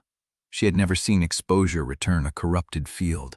The system was fighting itself inside this man, a contradiction that the text could not resolve cleanly. She forced breath through the Cresta airway. A half sip. Not enough, but enough. "Your name," she rasped. The hand did not tighten further, did not loosen, held at the threshold of killing. "Before the stage, before the example, you had a name." His jaw moved, a muscle twitch, not a word. "The child," she said. "The one crying. You heard it. You remembered." Behind her, the crying continued. Not a loop, not a recording. A real child somewhere in the corridor, scared, lost, and the sound was cutting through the programming in ways the squad's designers had not anticipated. "I heard it," Thessaly said. "You heard it. The rest of them did not." His hand trembled, a small tremor, barely visible. But the grip changed, shifted, and she could breathe again, a full sip of air that burned going down. "The system cannot replicate that," she said. "It cannot manufacture a child who is not there." That sound is real. That child is real. And you recognized it. His mouth opened, closed, opened again. Fragments, he said. The word was human, rough, unused, torn from a throat that had not spoken its own language in 8 months. Speak them. The corridor. The sound. My daughter. He stopped. The blankness tried to reassert, the programming sliding back into place like oil over water. I do not have a daughter. You did. I do not. Before the stage, before the example, before CRUCIBLE took you. You had a daughter. His hand dropped from her throat. The motion was not violent, it was not programmed. It was a man releasing something he had been ordered to hold. Thessaly did not step back.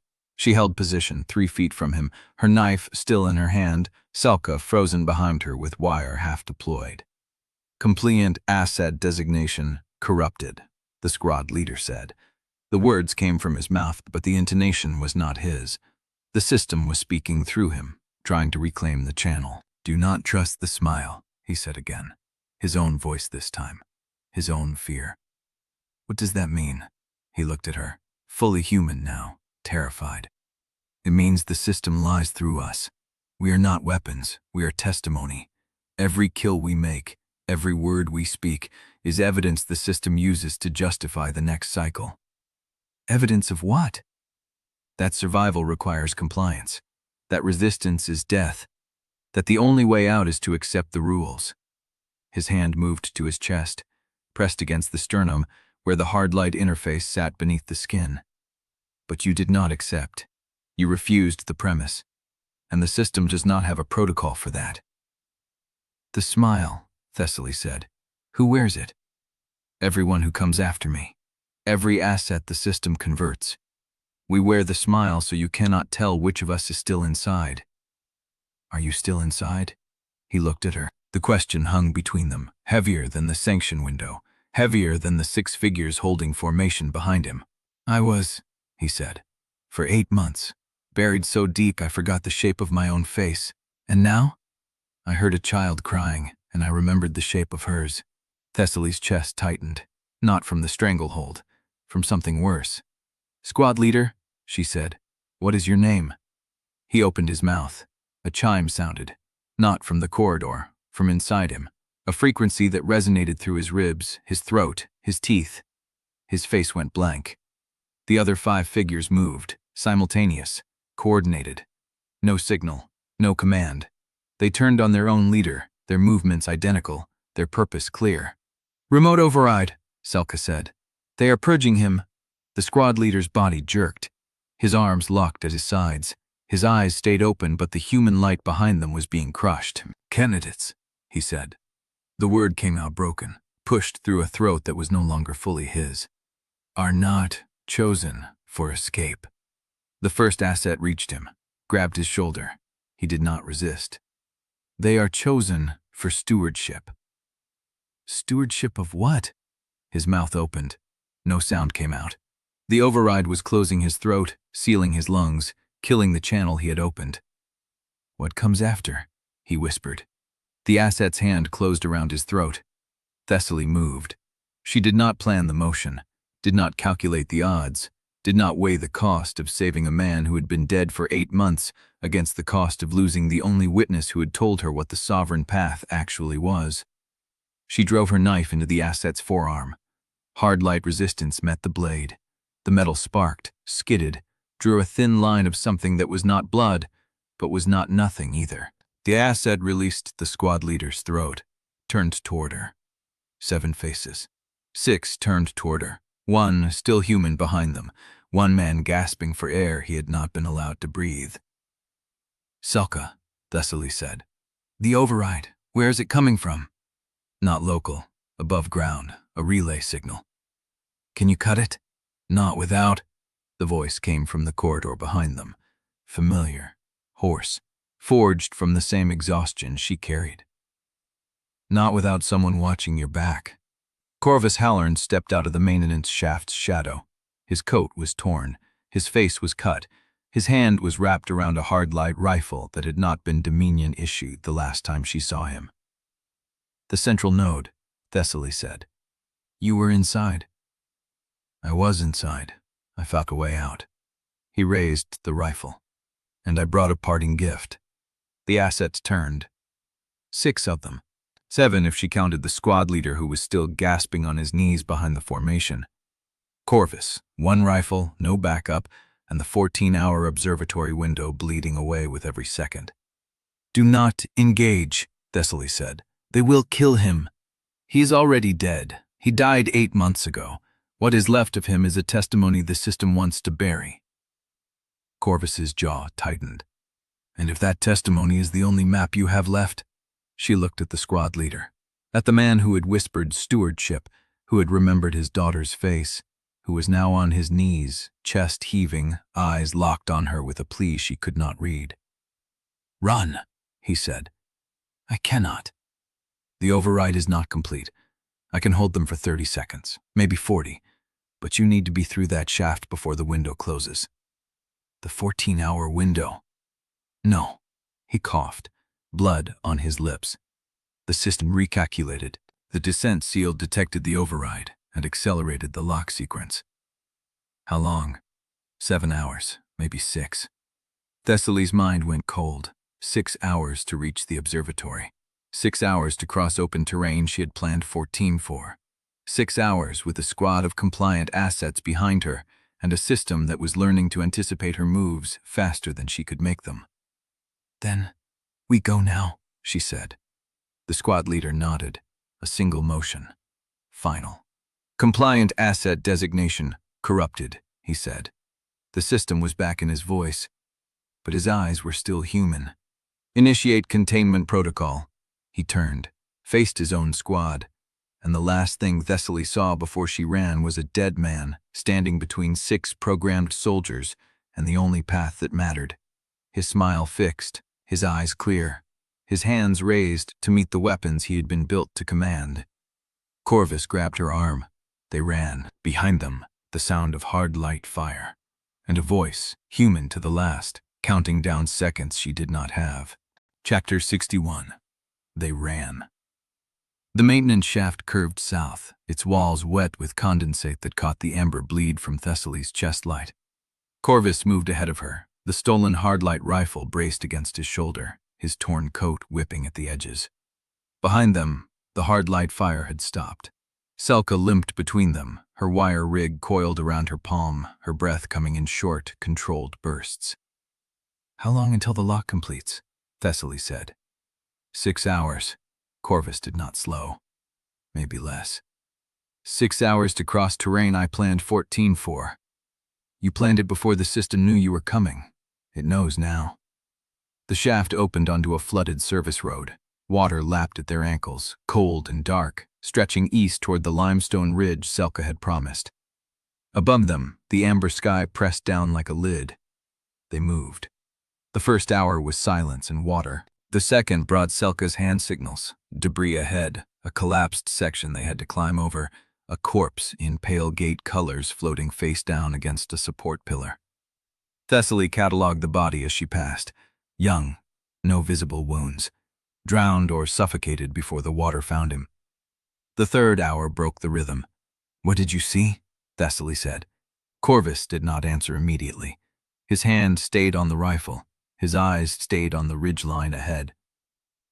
"The central node," he said, "is not a room. It is a memory archive. Every cycle stored in layered access. I saw myself die 7 times. And you found a way out?" "I found a door that should not have been there." He glanced at her. Operator Yasil left it open. Thessaly's chest tightened at the name. Yasil is inside the central node? Yasil is the node. Corvus's voice dropped, or was. The entity that used to monitor you is the architecture that holds the cycles together. When it started leaving doors open, the system noticed. Then Yasil is compromised. He still likes me expecting my evil.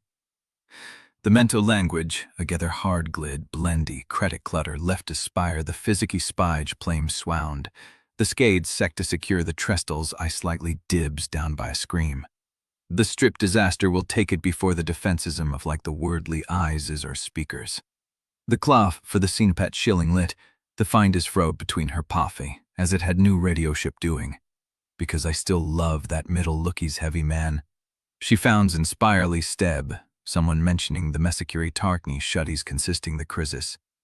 The Pansity Divibles has never hissed about just tradical pageants of a jail leads, what they take under Russian of the impotable pay slapching. The second iter availing with the Satus wouldn't begin, and since the South pieced in view, I regularly innerwating. The myth deal lesson letterum sets from Rekakr we stop with this brot in held. I believe the stuck that stop from a violence for the optimal amount of NGI ancients that a matter them committing the critical. The cloth for the spec gloff with Canagas ferent plan a most grating amagents answer souse.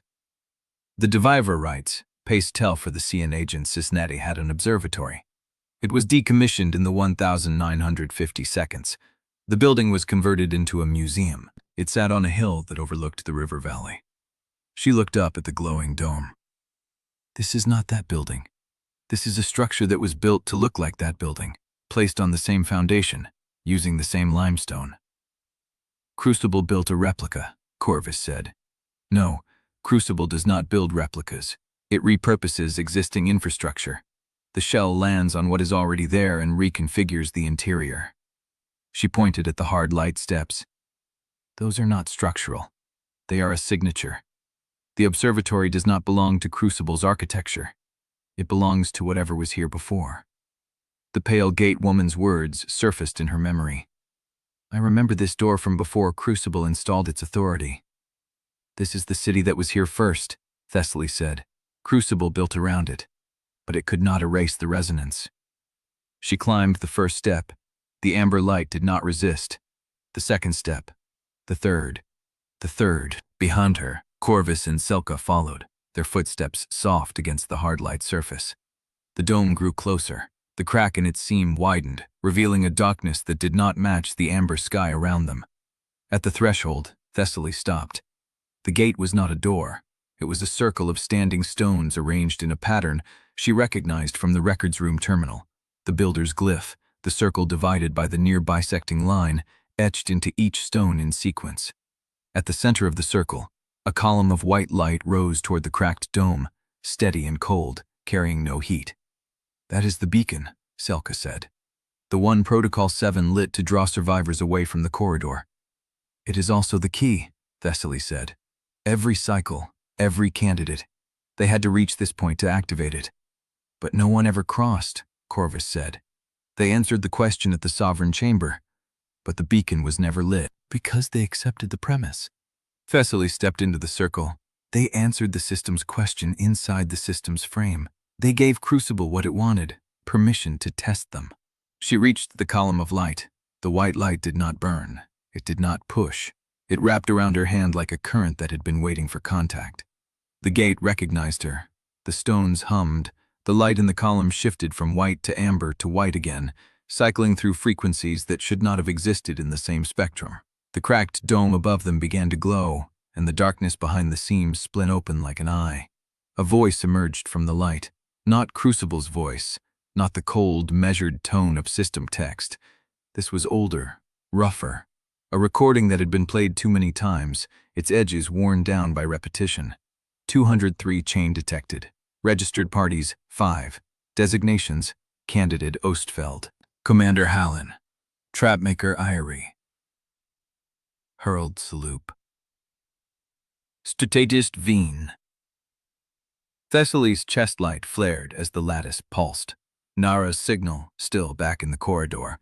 Oswin's dim thread, held alive by Mercy Ledger volunteers she could not see. They were all linked, all recognized.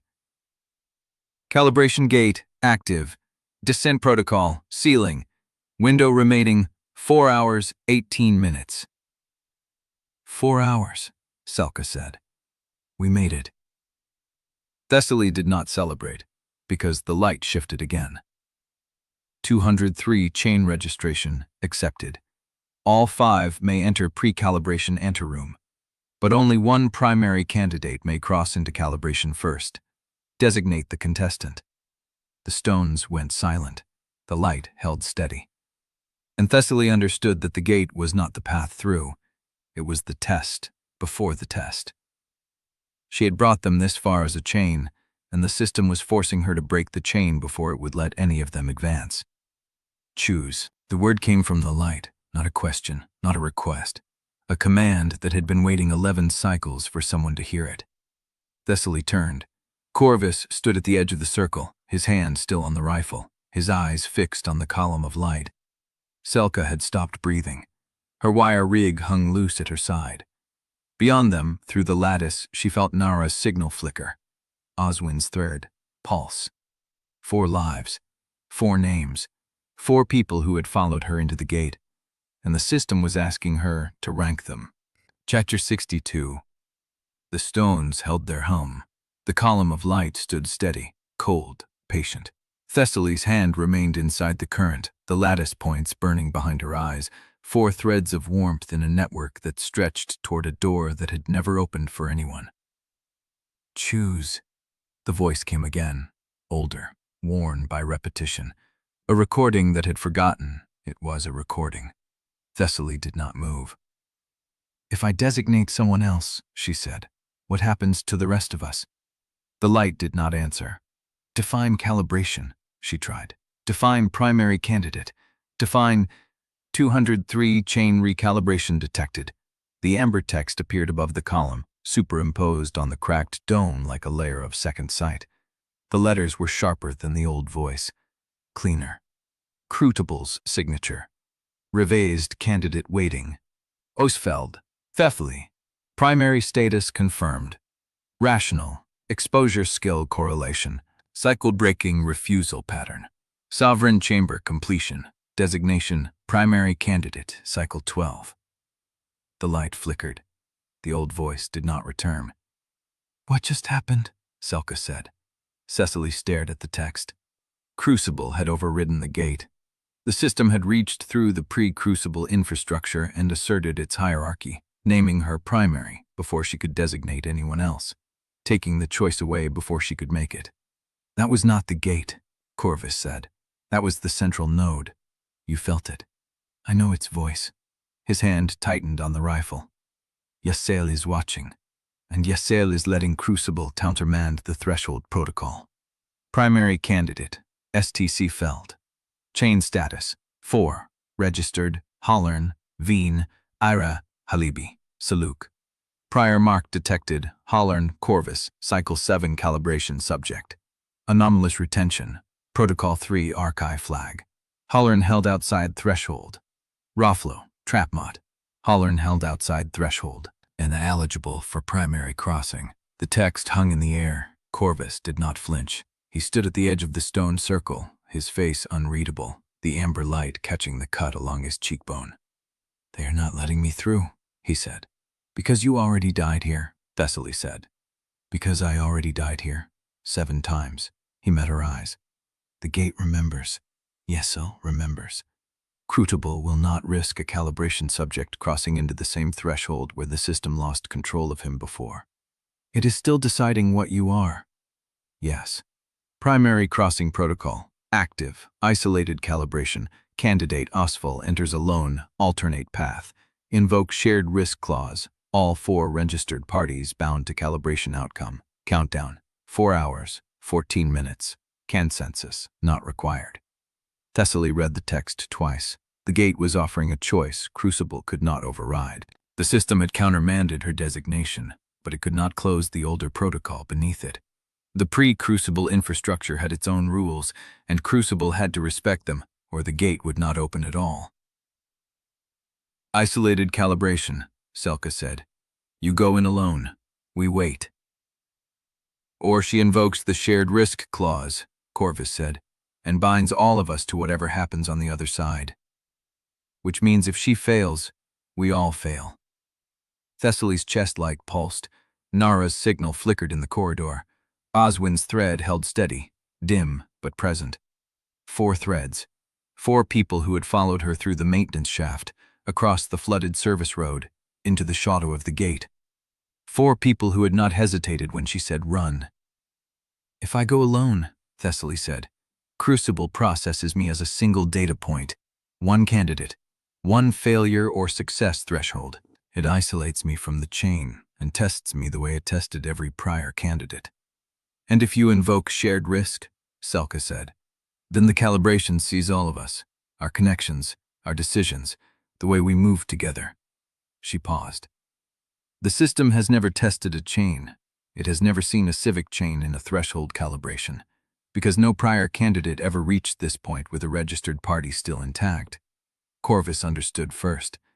It does not know how to read a group. It only knows how to read individuals who accepted its premise, Thessaly said. I am the first to refuse inside the sovereign chamber, the first to reach a gate with a chain still registered. The system has 11 cycles of data on isolated candidates. It has 0 on what happens when a party that refused to fracture enters calibration together. She turned to face them.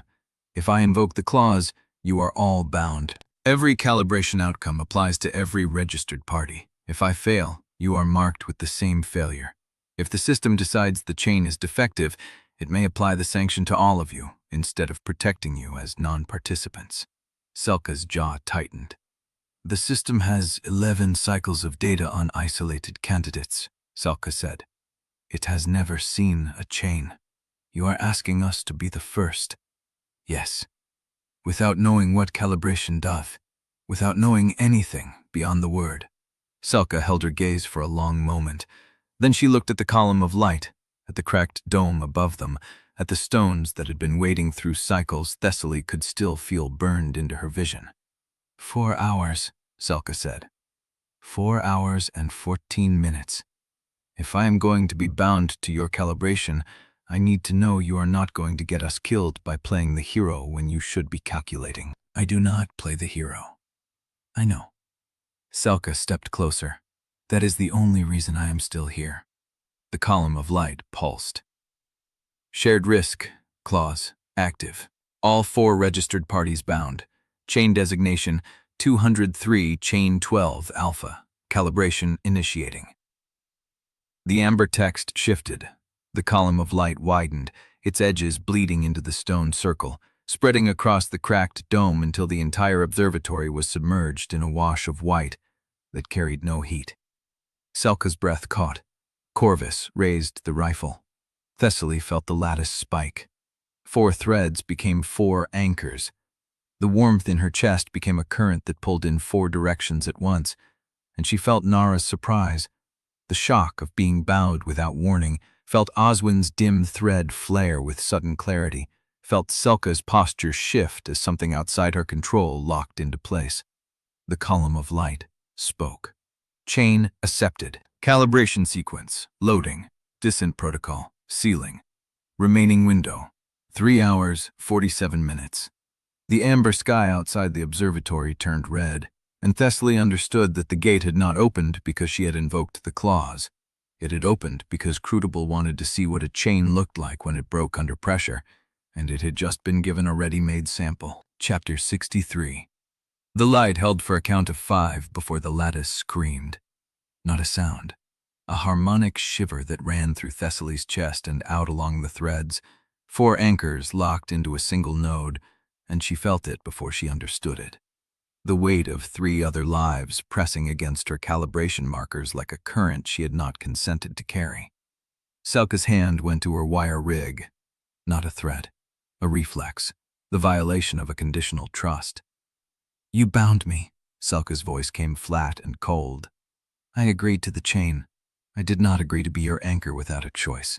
The white light pooled around them, throwing no shadows. The column of cold flame at the gate's center pulsed once, twice, and the observatory resolved into a space that was no longer stone and cracked dome but something vast, something that stretched beyond the ridgeline into the whole sealed basin. Thessaly stood her ground. Her stillness was the only anchor she had left. There wasn't time. You should have made time. The gate was closing. It would have taken me alone and left you outside the seal. Isolated calibration. 1 data point. You would have been trapped in the anteroom when the Dissent protocol finished sealing, and I would have been processed the same way every prior candidate was processed. She let the words settle. Alone, measured, discarded when I stopped fitting the model. Selka's jaw worked. The wire in her hand did not loosen. Corvus stepped between them before the silence could harden into something worse. His face was still cut from the central node escape, the blood dried dark along his cheekbone, but his voice carried the same flat command he had used in every corridor, every trial room, every moment that required someone to hold the line. She is right. Selka turned on him. You knew she was going to do this? I knew she would find a way to keep us in the game. He did not look away. The system has 11 cycles of data on isolated candidates.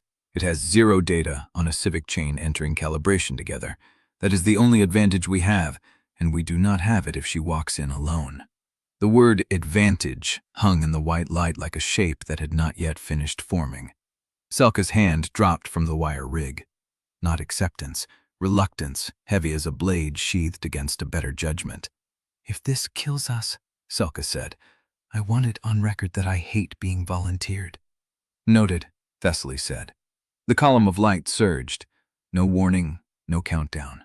The white resolved into a 3-dimensional projection that filled the observatory from floor to cracked dome, a map of the entire sealed basin rendered in threads of amber and crimson and pale gold. Towers, tunnels, river infrastructure, the shell boundary curving at the edges like a wound that had healed wrong. Thessaly felt the lattice in her chest pull toward the projection, and she understood. The map was alive. Every thread was a stress point tied to one of them.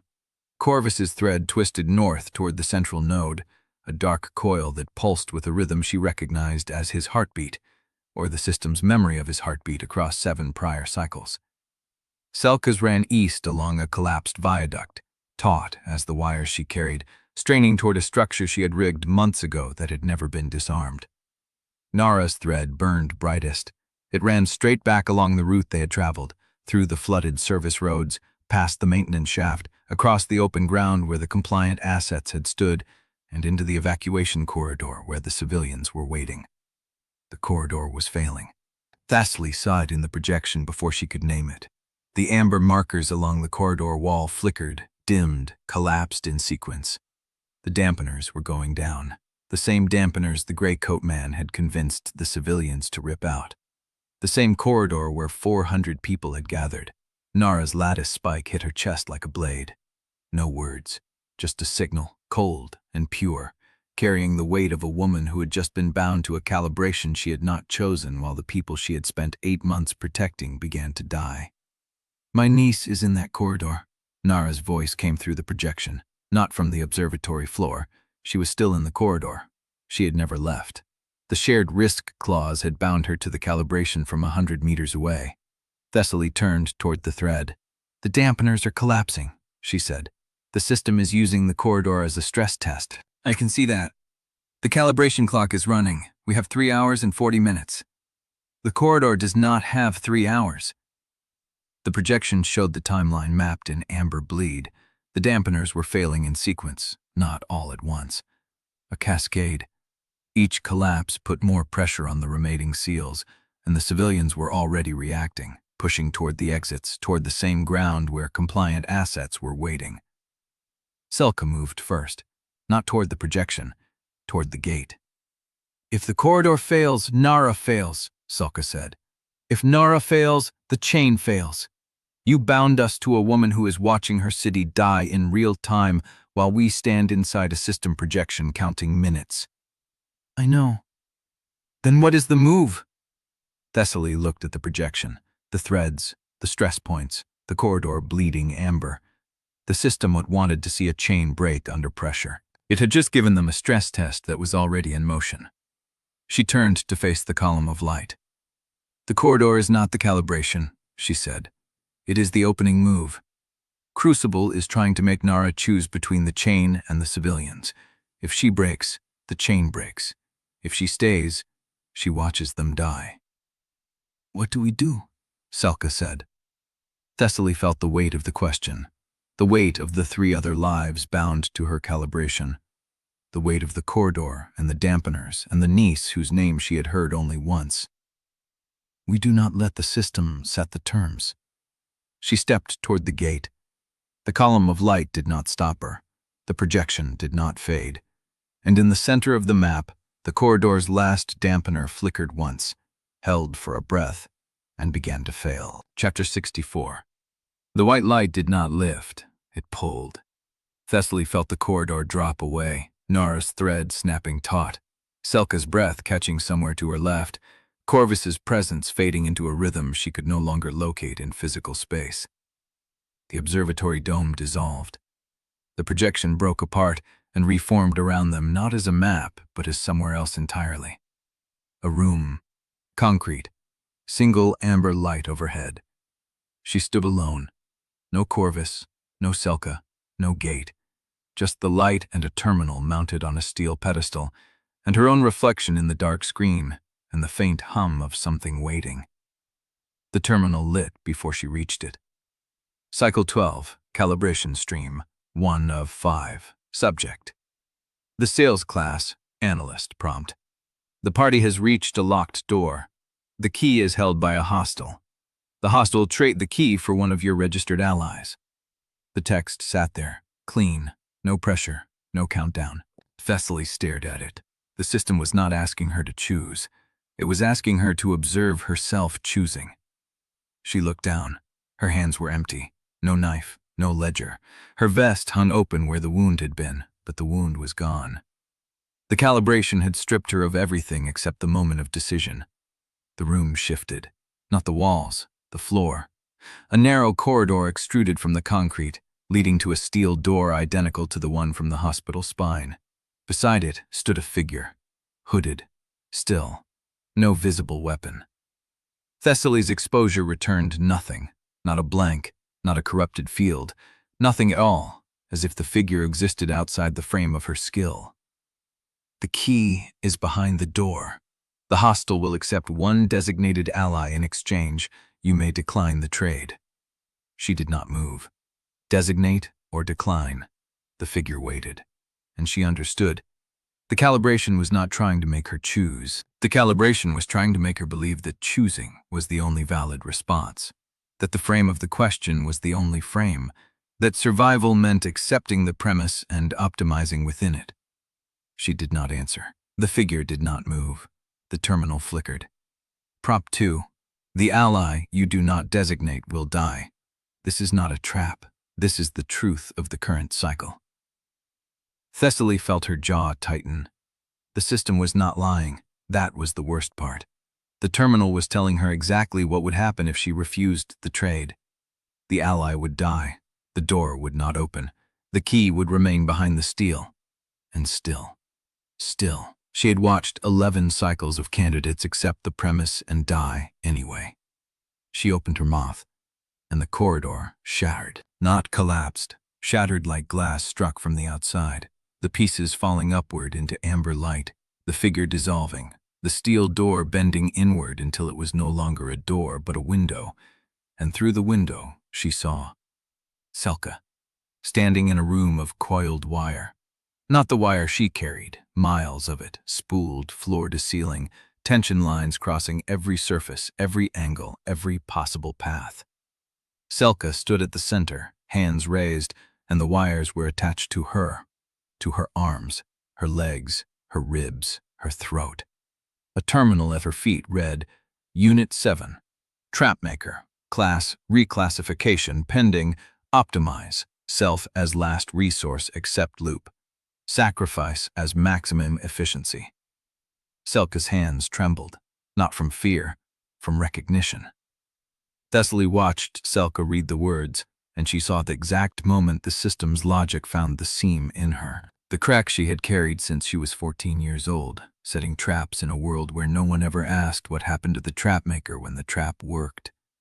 Discarded as damaged equipment. The phrase formed in Thessaly's mind before the terminal displayed it. Selka believed she was already waiting to be thrown away. That was the wound the calibration had found. The window blurred, reformed. Oswin.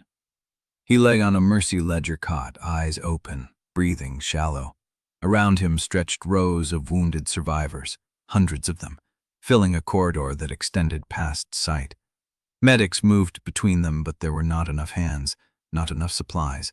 A terminal above his cot read, Harold Saluk, Resource Allocation Triac Accept. System selected recipients for priority care reject. Continued random distribution. Oswin's hand rested on a child's arm. A girl. 8, maybe 9. Her eyes were closed. He did not move. Thessaly saw the calculation happening behind his face. The same calculation he had made 1,000 times in 8 months, choosing who got the last bandage, the last dose, the last hour of his attention while someone else died without it. The system was not asking him to triage. It was asking him to formalize it. To accept that selection was necessary, and efficiency was moral, and the only alternative was watching everyone die slowly instead of some die quickly. The window fractured again. Narra. She stood at the corridor junction where the dampeners were failing.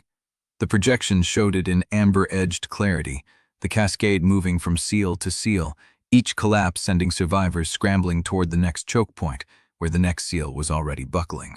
A terminal at her feet read, Strategist vying, Cascade Intervention, Accept. Evacuate designated zones, 71% survival. Reject. Hold all zones, 38% survival. The numbers were precise. Thessaly knew Narra was doing the math behind her stillness. The same math Narra had done when she decided the Mercy Ledger cache was a liability. The same math she had done when she watched Jodek Mirik die and calculated whether the cost of killing him was worth the seconds it bought. Narra's hands were at her sides, not reaching for the terminal, not reaching for anything. Thessaly saw the stillness and recognized it. That was Narra frozen between the woman she was and the woman the system wanted her to become, the one who could optimize, even if optimization meant letting a section of the corridor collapse with people still inside. The window did not close. It pulled back, widening, and she saw them all at once. Selka in her wire cage, Oswin on his cot, Narra at the junction, and herself standing before a terminal that had asked her to trade an ally for a key. 4 rooms, 4 choices. 4 wounds the calibration had found by reading their histories, their regrets, the edges of the person they had almost become in order to survive. Thessaly looked at her terminal. Prompt 2 remains open. Designate or decline. She thought of the Scrot leader, the 8 months he had spent inside the programming, the moment the child's cry had cracked the shell. She thought of what Corvus had said at the gate. The system has 11 cycles of data on isolated candidates, 11 cycles of watching people choose the efficient option and die anyway. She reached out, not toward the terminal, toward the window. Her fingers touched the amber light and the room around her dissolved. Selka's wire cage, Oswin's corridor, Narra's junction. They blurred into a single field of white, and she heard it. Not the gate's voice, not CRUCIBLE's text. Corvus, faint, strained, coming from somewhere beyond the calibration frame. They are not trying to break you. They are trying to make you agree to be broken. The white field held, and the terminal reformed in front of her with a single new line. Prompt 3, correct. You have identified the mechanism. Now you must choose whether to endorse it. Below it, 4 names. Iripi, Salkasuluk, Oswin vying, Corvus Hallarn, Corvus, and a checkbox beside each, waiting for her to confirm that this was who they really were. Chapter 65. The prompt on the terminal had not changed. IRI LC Kola, Oswin vying, Corvus Hallarn, Corvus, 4 names, 4 checkboxes, 1 request for endorsement. Thessaly stood in the white field with the amber light burning at the edge of her vision. The calibration had offered her a clean transaction, confirm its definitions, accept its framing, and the trial would continue toward stream 2 of 5. She did not reach for the terminal. She thought about what Corvus had said before the gate closed. They are not trying to break you. They are trying to make you agree to be broken. The checkboxes were the agreement. If she marked them, she was not identifying her allies. She was consenting to the calibration's version of them. Selka as damaged equipment, Oswin as a triage calculator, Narra as an optimizer in waiting, Corvus as a marked anomaly to be contained. Her hand stayed at her side. The terminal waited. The white field held. And then she felt it. A shift in the light. A texture in the silence that had not been there a moment before. The calibration frame flickered. Not like a system glitch, like something had pressed against it from the outside and the membrane had buckled. Thessaly turned. The terminal screen wavered. The list of names blurred, then sharpened, and a new line appeared at the bottom, typed in a font that did not match CRUCIBLE's standard text. I have seen this room before. She read it twice. The line vanished before she could answer. The terminal screen reset, the 4 names back in place, the checkboxes waiting. But the white field around her had changed. The amber light at the edge had shifted from static to a slow pulse, and the silence had become something else. A room. Hard to see at first. The boundaries of the calibration chamber had softened, and through them she glimpsed concrete walls. The same layout, the same terminal on a steel pedestal, but older. The paint was different. The light had a greenish cast she had not seen anywhere inside Crucible's current architecture. A figure stood at the terminal. Corvus. Not the Corvus she knew. This one wore a different coat, a Dominion insignia she did not recognize, and his face was younger, less worn. He stood before the same prompt, hand hovering over the same checkbox, and beside him a woman with gray-streaked hair watched with patient stillness. Thessaly could not hear what they said. The image had no sound, but she saw Corvus reach for the terminal. She saw his hand touch the checkbox beside a name she did not recognize. She saw the white field collapse around him, and then she was back in her own calibration chamber, the amber light steady, the terminal unchanged, and her hand still at her side. The terminal printed a new line. Contamination detected. Prior cycle interference. Recalibrating. Thessaly's breath caught. Corvus. He had done something. Reached in from outside the frame, pressed against the calibration's membrane, and shown her a fragment of his own history. A prior cycle, where he had made the choice she was being asked to make. The terminal flickered. Recalibration complete. Prompt 3 reset.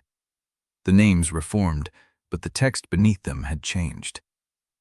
Irae, Selka, rejected Saluk, Ozwin, rejected Veen, Narra, rejected Hallarn, Corvus, rejected. The checkboxes were gone. Thessaly stared at the terminal. The calibration had reset, and the option to endorse had been replaced with a blanket rejection she had not entered. Corvus had corrupted the prompt. He had fed his own failure into the trial, cycling a memory of choosing wrong through the system, and the calibration had absorbed it as a correction. She heard him again, faint, straining harder than before. Every checkbox is a dead end. I know. I marked 7 of them. The white field held. But the terminal was not done. A new line appeared beneath the rejected names, typed in the familiar crisp font of CRUCIBLE's standard interface. Warning. Prior cycle contamination detected in calibration stream 1. Source, cycle 7 designate. Hallarn, Corvus, anomalous retention confirmed. Containment protocol activated. Assets inbound to calibration perimeter. Thessaly's chest tightened. Estimated arrival. 4 minutes, 17 seconds. 4 minutes. She looked at the terminal. The prompt had changed again. Prompt 3 reset. No endorsement required. Stream 1 of 5 complete. Initiating Stream 2. The white field around her began to shift. The concrete walls of the old chamber bled through, the greenish light flickering, and she saw him again. Corvus. This time he was not alone. The gray-haired woman stood beside him at a different terminal, in a different room, her hand on his shoulder. They were facing a display covered in numbers, timers, survival percentages, and Thessaly recognized the layout because it matched the stress map from the Observatory projection. Corvus looked older in this memory, worn. His eyes carried the same weight she had seen in the corridor after the node escape, the weight of knowing what came next and being unable to stop it. The woman said something. Corvus shook his head. The woman touched the terminal. The numbers changed. And Thessaly understood, in the half-second before the memory dissolved, that she had not been shown the moment Corvus failed. She had been shown the moment he watched someone else try. The gray-haired woman had been a candidate, a prior cycle. Someone who had reached the same prompt and found a different answer, one that did not involve endorsement. The white field solidified. The terminal stood before her, and the amber light had shifted from static to a steady glow, and the countdown in the corner of her vision read, Stream 2, initiating assets inbound, 3 minutes, 48 seconds. Thessaly looked at the prompt. Stream 2. The clock runs on 2 tracks, one for the chain, one for the corridor. You cannot save both. Below it, 2 options. Hold the chain, hold the corridor, no checkbox, no endorsement, a binary. Thessaly thought about Corvus's voice, about the gray-haired woman, about the 7 times he had marked a checkbox and watched the world collapse. The countdown ticked. 3 minutes, 31 seconds. She reached for the terminal. Her hand stopped. The white field in front of her rippled, and a face pressed against it from the other side. Not Corvus, something else, flat and familiar and wrong. A compliant asset. Pressing against the membrane of the calibration frame, its smile was perfect. Chapter 66. The white field held. Thessaly stared at the prompt. Hold the chain or hold the corridor. Binary. Clean. The kind of choice CRUCIBLE had been feeding her since the Sovereign Chamber, the kind that looked like agency and tasted like a trap. The compliant asset's face pressed harder against the membrane. Its smile did not waver. 3 meters away, maybe less, the membrane rippled where its fingers pushed through. 3 minutes, 11 seconds. She thought about Corvus, the 7 checkboxes, the gray-haired woman who touched a terminal and changed the numbers instead of choosing between them. The binary was the same mechanism as the endorsement, a frame that forced her to accept the premise. You cannot save both, but the calibration had lied before. It had made her believe endorsing was the only path, and Corvus had shown her the lie. She reached for the terminal. Not toward the 2 options, but toward the interface itself. She pressed her palm flat against the screen. The calibration had accepted prior cycle contamination. It had absorbed Corvus's memory as a correction. That meant the terminal was not sealed. It could receive input from outside its own logic. She closed her eyes and pushed through the lattice. The thread that connected her to Selka, Oswin, Narra, Corvus, the Civic chain, was still live. She could feel them, dim and distant, each trapped in their own chamber. Selka's thread burned with readiness, Oswin's flickered with exhaustion, Narra's hummed with calculation. They were separate, but they were still anchored to her. She did not type a command. She did not speak. She sent the recognition through the chain, not as words but as shape. The pattern she had seen in Corvus's memory, the gray-haired woman's refusal to endorse. The moment the numbers changed because someone refused the frame. Do not choose. The test is not the choice. The test is refusing to break the chain. She felt the threads shudder. Selka's thread snapped taut, then went still. A moment of wire tension, the moment before a trap fires or releases. Then the tension slackened. Oswin's thread pulsed once, weak, then steadied. Narra's thread went cold, calculating. A long pause, then a slow, deliberate pulse. Understood. Thessaly opened her eyes. The terminal in front of her had gone dark. The binary options were gone. The compliant asset's face pressed through the membrane. Its fingers curled around the edge of the gap, pulling. The membrane stretched. Stream 2 complete. No selection recorded. Initiating Stream 2.1. Thessaly's breath caught. The white field recomposed. She stood in a different chamber. Concrete walls, greenish light, the same architecture as Corvus's prior cycle memory. A single terminal stood in the center, and behind it, a screen showed 4 small windows. Selka, alive. Standing in her wire cage, her hand on the rigging, not yet triggered. Oswin. On his cot, eyes open, hand raised as if he had just released something. Narra. At the dampener junction, her hand on the console, the corridor's final seal still intact. They had each pulled back from their own precipice. The terminal printed a single line. Primary candidate.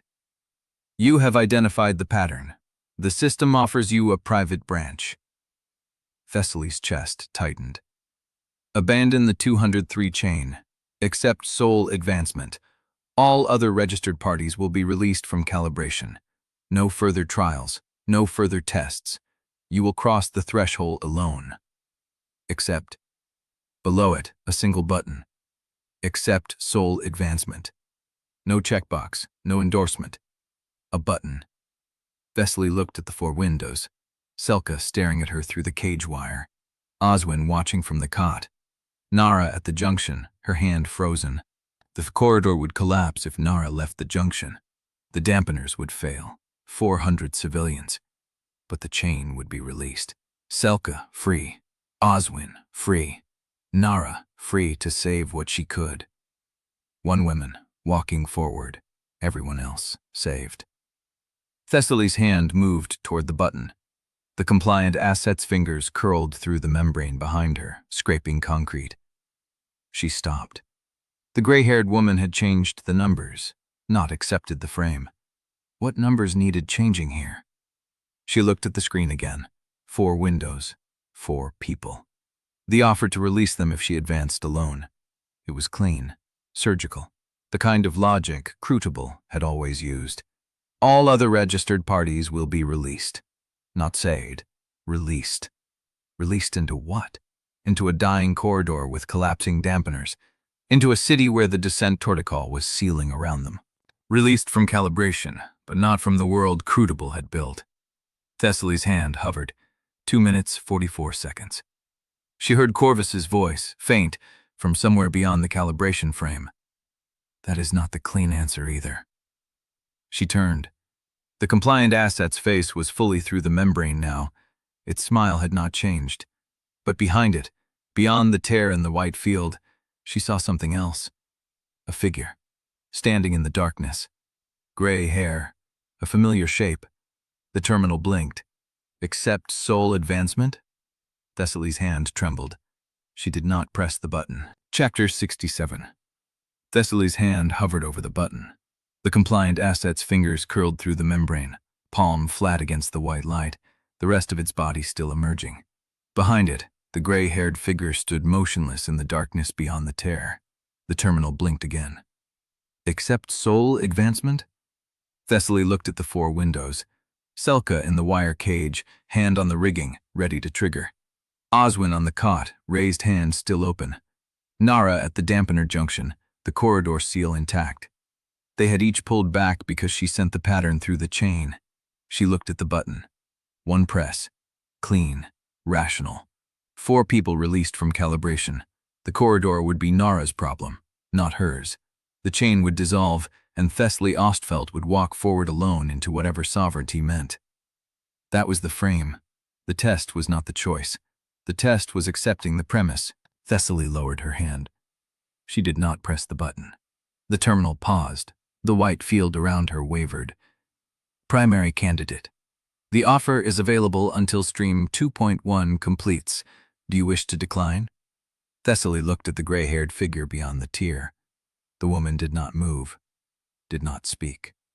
But she was there, standing in the dark, watching. A prior candidate who had found a different answer. Thessaly turned back to the terminal. I decline. She said it before she could calculate whether it was the right move, before she could audit the risk, before she could check if the frame had a hidden clause that punished refusal. Decline recorded. Stream 2.1 requires a selection. Please indicate your intended action. Thessaly's chest tightened. The system would not let her refuse into stillness. It would keep asking until she answered inside its language. She looked at the windows again. Selka, Oswin, Narra, and beyond them, the faint thread that was Corvus somewhere in the central node, still burning. She had sent the refusal pattern through the chain once. She could do it again. Thessaly pressed her palm to the terminal, but this time she did not push the pattern outward as a shape. She pushed it as an open channel, a shared line. She pulled the thread of each chain member into the same room. Windows flickered, static. Then Selka's face appeared, full frame, her hand still on the wire rigging. What? Oswin's window blinked in, his raised hand dropping to his chest. Narra's window snapped sharp. She was still at the dampener junction, her hand frozen on the console. And then, faint, barely audible, Corvus's voice. Thessaly. She heard him, alive, still himself. I am sharing the offer. Thessaly's voice was steady. Crucible wants me to take soul investment. Everyone else gets released. The system calls it clean. Silence. Selka's face went hard. Released where? Into the corridor, with the dampeners failing. Narra's jaw tightened. Her hand on the console did not move. Oswin closed his eyes for a long moment. Then Selka spoke again. What did you tell them? I declined. You. Selka stopped.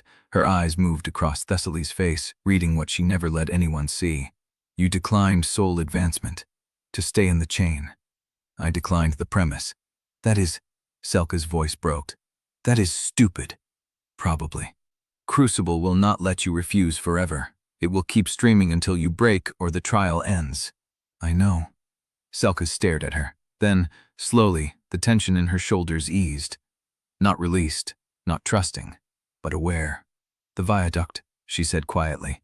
If they push me to the wire again, I will bring the whole thing down. Not the trap, the support structure, the entire South Doe. Selka almost smiled. Almost. Narra spoke. Her voice was low, controlled. The corridor dampeners have 3 minutes before the cascade hits the primary seal. If I leave the junction, the seal fails. If I stay, the chain holds. Stay. And if the seal fails anyway? Then we find another route. Narra's eyes met hers through the window. No gratitude, no warmth. But something shifted. A recognition that Thessaly had not optimized her own survival. Oswin spoke last. His voice was hoarse, but his eyes were clear. They offered you the clean cut. Yes. And you refused. I refused the premise. Oswin nodded. That is the answer the prior candidates did not find. Thessaly looked at the gray-haired figure beyond the tear in the membrane, still watching, still silent.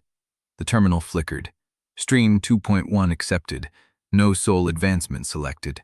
203, chain retained. Recalculating calibration trajectory. The white field around Thessaly rippled. The concrete walls shivered. The greenish light dimmed, then brightened. The observatory shook. Not the chamber, the structure itself. Somewhere deep in the limestone foundation, something groaned. The windows flickered, went dark, then snapped back. A new line appeared on the terminal. Not the system's font. Older, frayed. You have reached the point prior candidates accepted. Thessaly's breath stopped. The point where the clean answer was not chosen. The point where the frame broke instead of the candidate. The system does not have a script for what comes next. The letters faded. Beyond the tier, the gray-haired figure raised a hand. One finger pointed at Thessaly. Then the darkness swallowed her. The terminal reset. Stream 2.1 complete. Stream 3 initiating. The concrete wall behind the terminal dissolved, revealing a corridor she recognized. The maintenance shaft. The cemetery. The service road. The observatory's own foundation. And at the far end, standing in the amber light, a figure in a gray coat. Waiting. Chapter 68. The corridor stretched ahead, amber-lit and familiar. The maintenance shaft. The cemetery ridge. The service road beneath the observatory's own foundation. And at the far end, the figure in the gray coat stood motionless, waiting. Thessaly took one step forward, then the ground beneath her feet changed. Not collapsed, not shaken. It recalibrated. The concrete shivered, split along seams that had not existed a second ago, and from those seams rose hexagonal hard light panels, 6 of them, forming a ring around her. The gray-coated figure did not move. The panels pulsed once, twice, then stabilized into translucent walls that reached from floor to ceiling. Beyond them, the corridor wavered like heat distortion. The observatory groaned. A drone crested the ridge, small, fast, quadrotor, with a crucible sigil stamped on its belly. It hovered at the boundary of the ring, its single amber eye sweeping across the grounds. Then another, then 3 more. They fanned out in a precise arc, dipping low over the cemetery markers, skimming the service road, locking into stationary positions at 20-meter intervals. Each drone carried a relay node. Each relay node pulsed with the same amber light as the calibration terminal. Thessaly's lattice flared. She felt them before she saw them. 6 signals, identical, moving in perfect sync from the eastern slope of the ridge. The compliant squads crested the rise in a single line, not 6 figures, 2 squads of 6. 12 assets in identical gray fatigues, moving with that same synchronized precision she had seen in the maintenance shaft. No weapons drawn, no armor visible. They did not need them. At their center, a 13th figure walked with a different rhythm. Slower, heavier. A woman with cropped silver hair and a Dominion officer's coat worn open over civilian clothes. She carried no weapon either. She did not need one. She stopped at the ring's edge, 10 meters from Thessaly, and tilted her head. Designate Ostfeld Thessaly. Cycle 12 primary candidate. Non-compliant status confirmed. Her voice was flat, not programmed, drained. The calibration perimeter is now under sanction relay jurisdiction. Any hostile action within the observatory grounds will be recorded as consent to the calibration's metrics. Every kill feeds the board. Every defensive response validates the system's escalation model. Thessaly's hand drifted toward her vest, toward the ledger. Then why are you telling me? The woman's eyes flickered, a micro-expression, almost human. Because the system wants you to know the rules before you break them. The drones dropped lower. The compliant assets spread into a loose semicircle, sealing the eastern approach. Behind them, the service road stretched empty toward the observatory's limestone foundation. Thessaly's lattice threaded through the ring's boundary. It did not hit resistance. It passed through, found Selka's signal 30 meters south at the dome's outer support column. Selka's voice came through the open channel, breath tight. I count 12, plus 1. Narra? Southwest Ridge. Narra's signal flickered, then stabilized. I have line of sight on the relay node at position 4. If I take it, the sanction net collapses for that quadrant. And if you take it, you validate the escalation model. I know. Thessaly watched the silver-haired women, waiting. No orders given, no signal exchanged. The compliant assets simply held position. She shifted her weight. The ring did not respond. The calibration is the trap, Thessaly said. Every move inside the perimeter is consent. Every defensive action feeds the metrics, but the perimeter itself is the frame. The woman did not answer. So if I step outside the ring before the assets engage, the sanction relay has no jurisdiction? The woman's jaw tightened. You cannot leave the calibration stream. Watch me. Thessaly stepped backward. 1 foot, 2. The ring's boundary flared where she crossed it, hard light rippling, but it did not hold her. The drones dropped lower. The silver-haired woman raised a hand. The compliant assets moved. Not forward, around, flanking. 3 to the north, 3 to the south. The remaining 6 holding the center, sealing every exit except the one behind her. Thessaly turned. The gate stood open. Not the calibration wall, not the terminal room. The gate, the column of white light that had burned cold at the observatory center. The one that had demanded she designate a primary. It was no longer a column. It was a tier. A vertical seam in the air, edges frayed with the same corrupted glyphs she had seen on CRUCIBLE's compromised terminals. Beyond the tier, the ground dipped into a basin. Not the sealed basin, another one. Thessaly's breath caught. The basin beyond the gate held the city. Not Cincinnati. A different city. Towers she did not recognize, dark and silent, ringed by a shell that did not burn amber but gray. Dead. Still. Waiting. Movement at the gate's edge.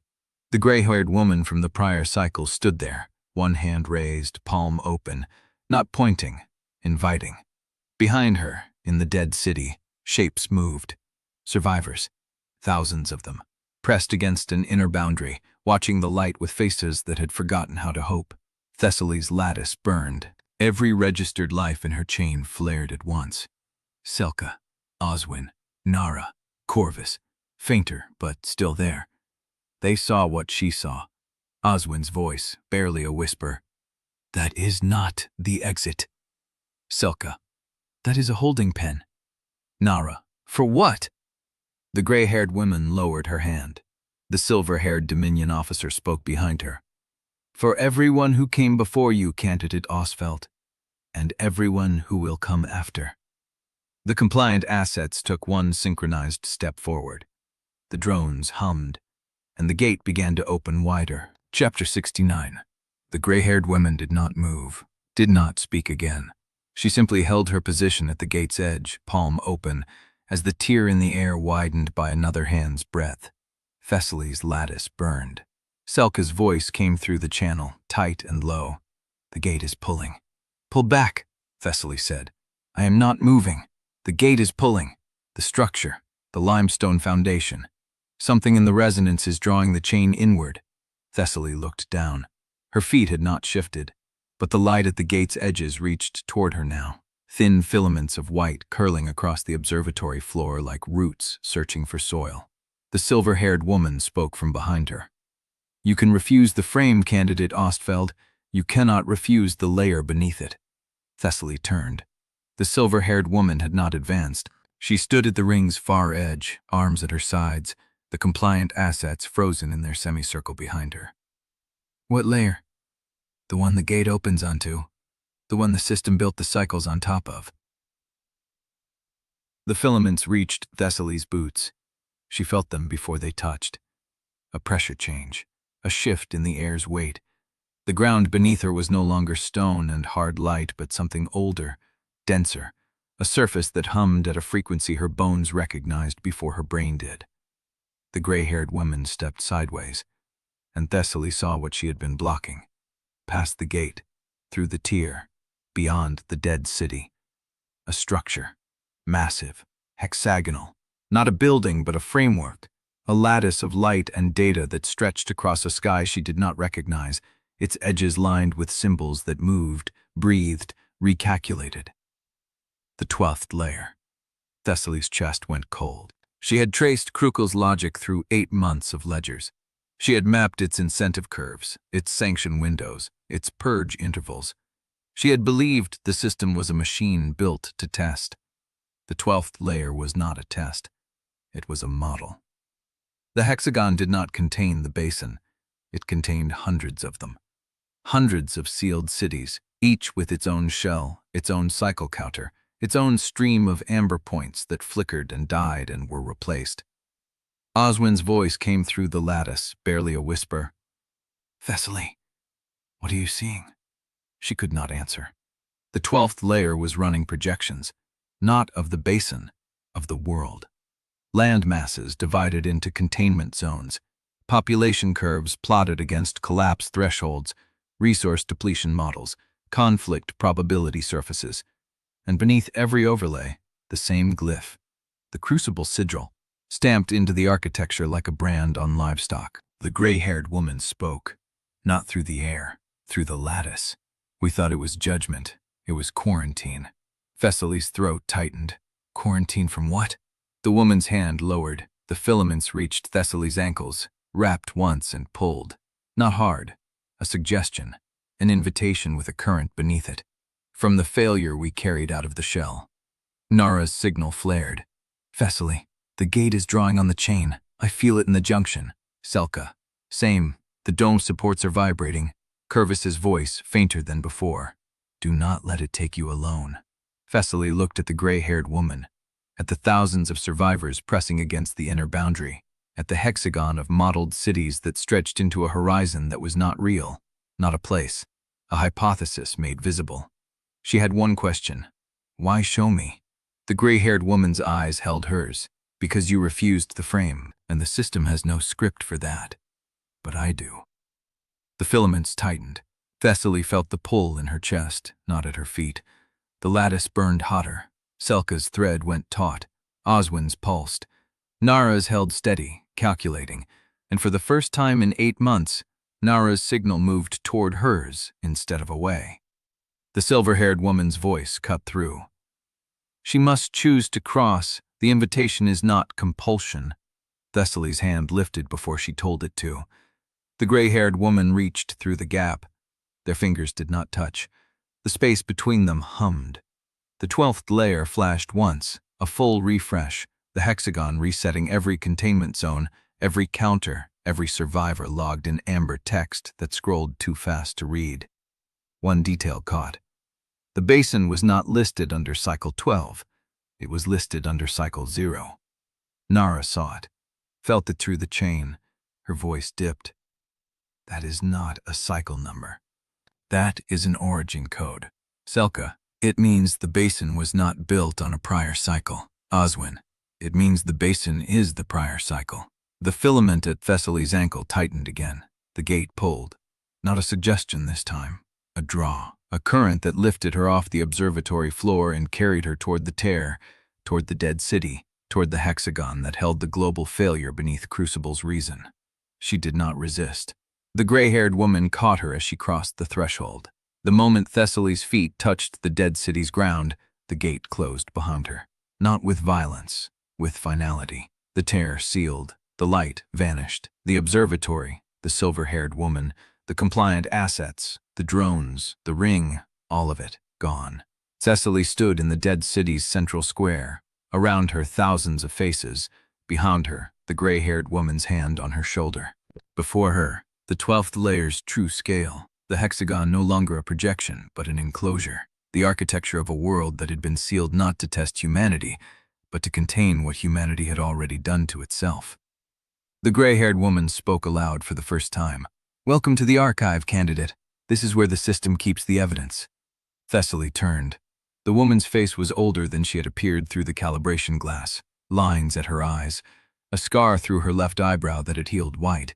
She wore a coat that had once been Dominion blue, faded to gray, the insignia torn away. "You showed me the dead city to prove Crucible's argument." The woman nodded. "I showed you the 12th layer to let you see it." "And now?" The woman's hand dropped from Thessaly's shoulder.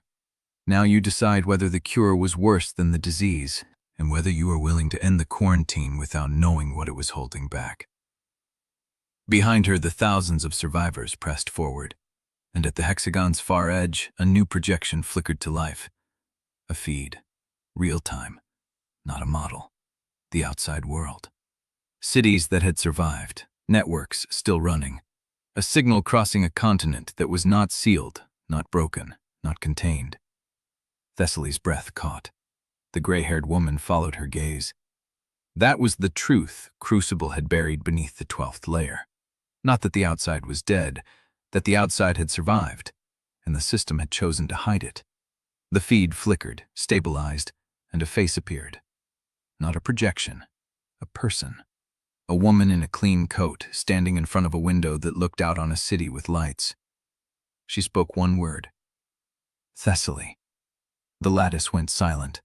The dead city held its breath, and the 12th layer began to recalculate. Chapter 70. The feed flickered, stabilized, and the woman in the clean coat spoke again, but the sound cut before Thessaly caught the second word. A different image replaced her. A city under a dome that was not light, but metal, rusted seams weeping something dark. The feed showed a figure standing at the center of that sealed space, a man in a steward's coat with a tablet in his hand and empty eyes that watched a population starve while he tracked resource ratios to 3 decimal places. The gray-haired woman's voice came low. That was Basin 7. His optimization kept the structure intact for 2 years. He never noticed he was the only person left alive. Thessaly's throat tightened. "You are showing me his failure to excuse yours. I am showing you the cost of the wrong steward." The gray-haired woman did not flinch. "We elevated 13 in the first wave. 7 collapsed within 6 months. 4 were compromised by what they found in the archives. 2 tried to open the quarantine and killed everyone they were meant to protect. Because the system taught them to rule through fear. Because the system taught them to rule through control." The gray-haired woman's scar caught the light. "And control without trust is just organized predation. We watched each one become a smaller version of the thing we were trying to contain." The feed flickered to another image. A woman in a white coat standing at a gate much like the one Thessaly had crossed. Her hand pressed to the light, her face streaked with tears. Behind her, a city burning. "Thessaly Ostfeld." The gray-haired woman said her name like she was testing its weight. "You refused the frame. You declined soul advancement. You kept your chain intact when every prior candidate severed theirs. That is not nothing, but it is also not enough. You want me to believe the cruelty was necessary. I want you to see that destroying Crucible without understanding what it held back will kill more people than it saves." The gray-haired woman stepped closer. "The archive contains every steward candidate who tried to end the quarantine, every failure, every basin that went dark after a brittle leader took control of its gate. Look." The feed split. 6 images appeared, 6 sealed cities, each with a counter in the corner showing cycles that had stopped counting. No movement, no survivors, just structures that had been closed so long the air itself had become poison. "The first steward of Basins 3 opened every gate in a single day," the gray-haired woman said. "She believed the quarantine was a prison, and freedom was a moral absolute. What she released had been contained for 8 generations. The outside world survived because her city did not reach the transmission lines. But everyone inside Basins 3 died within the hour." Thessaly's ledger felt heavy against her ribs. "You are telling me that escape is the wrong answer." "I am telling you that only escape is the wrong answer. The same way that only control is the wrong answer. The same way that only trust, or only suspicion, or only mercy, or only calculation." The gray-haired woman stopped. Every single answer CRUCIBLE offered was a trap because it was singular. The system is designed to make you choose one virtue and weaponize it. Stewardship requires holding contradictions together until they stop being contradictions. The feed dissolved into static. The hexagon at the edge of the dead city flickered once, then stabilized on the woman in the clean coat, the one who had spoken Thessaly's name. She was still there, still visible, and behind her the city lights stretched into a horizon that was real. Thessaly felt the chain pulse in her chest, Selka's thread tight, Oswin's steady, Narra's holding, and Corvus faint but present, a warmth she had learned to recognize. The gray-haired woman followed her gaze. "That feed is the first confirmation in 11 cycles that the outside is not only alive, but organized. They know your name. They know you crossed the gate. They have been waiting." "For what?" "For the steward who does not need to be told what to do next." Thessaly turned from the feed.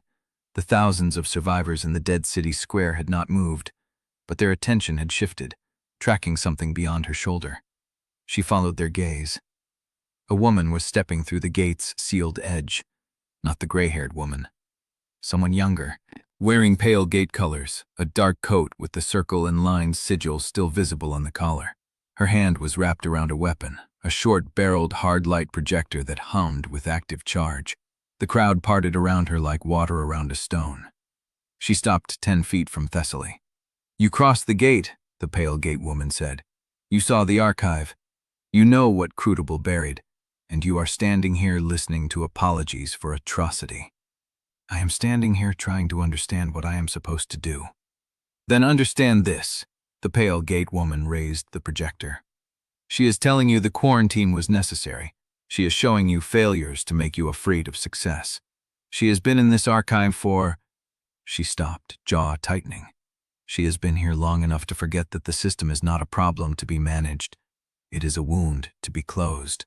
The gray-haired woman did not move. "I have not forgotten a single death, including yours. I was not dead. I was trapped. You were dead to everyone who watched that gate seal behind you. Then why did you not open it?" "Because opening it would have killed every person in the basin." The pale gate woman's grip on the projector did not waver. "That is what they all say. Every steward candidate who sat in that archive and watched the outside burn while they calculated the acceptable loss. You want to know why CRUCIBLE chose you?" She looked at Thessaly. "Because you refused. Because you did not optimize. Because you held the chain together when the system expected you to break it. And then you walked through a gate that no one has ever walked through without a plan." Thessaly's ledger rustled as she shifted weight. "What are you asking me to do?" "Destroy the mechanism." The pale gate woman pointed at the hexagon at the edge of the dead city. "The archive is not the solution. It is the justification. CRUCIBLE built this place to prove that control was mercy. Burn it, open every gate, end the quarantine regardless of cost. And kill the outside. If the outside survived everything CRUCIBLE could throw at it, it can survive a few hours of decompression." The gray-haired woman's voice was steel. That is not true. You know it is not true. I know that waiting for the perfect solution has kept us in this cage for 11 cycles. The pale gate woman's hand trembled once, then steadied. Thessaly Ostfeld, you are the first candidate who refused the frame, the first who kept her chain, the first who walked through the gate because she was invited, not because she was pushed. If you do not end this now, no one will. Thessaly felt the weight of every decision she had made since the transit terminal. Every ledger entry, every calculation, every time she had chosen suspicion over trust and trust over suspicion and been wrong both ways. She looked at the feed. The woman in the clean coat was still there, still watching, still waiting. And the hexagon at the edge of the dead city had begun to recalculate again, faster this time, the counters spinning through numbers that made Thessaly's blood go cold. Because one of them was counting down. Not up, down. The gray-haired woman saw it. Her face went pale.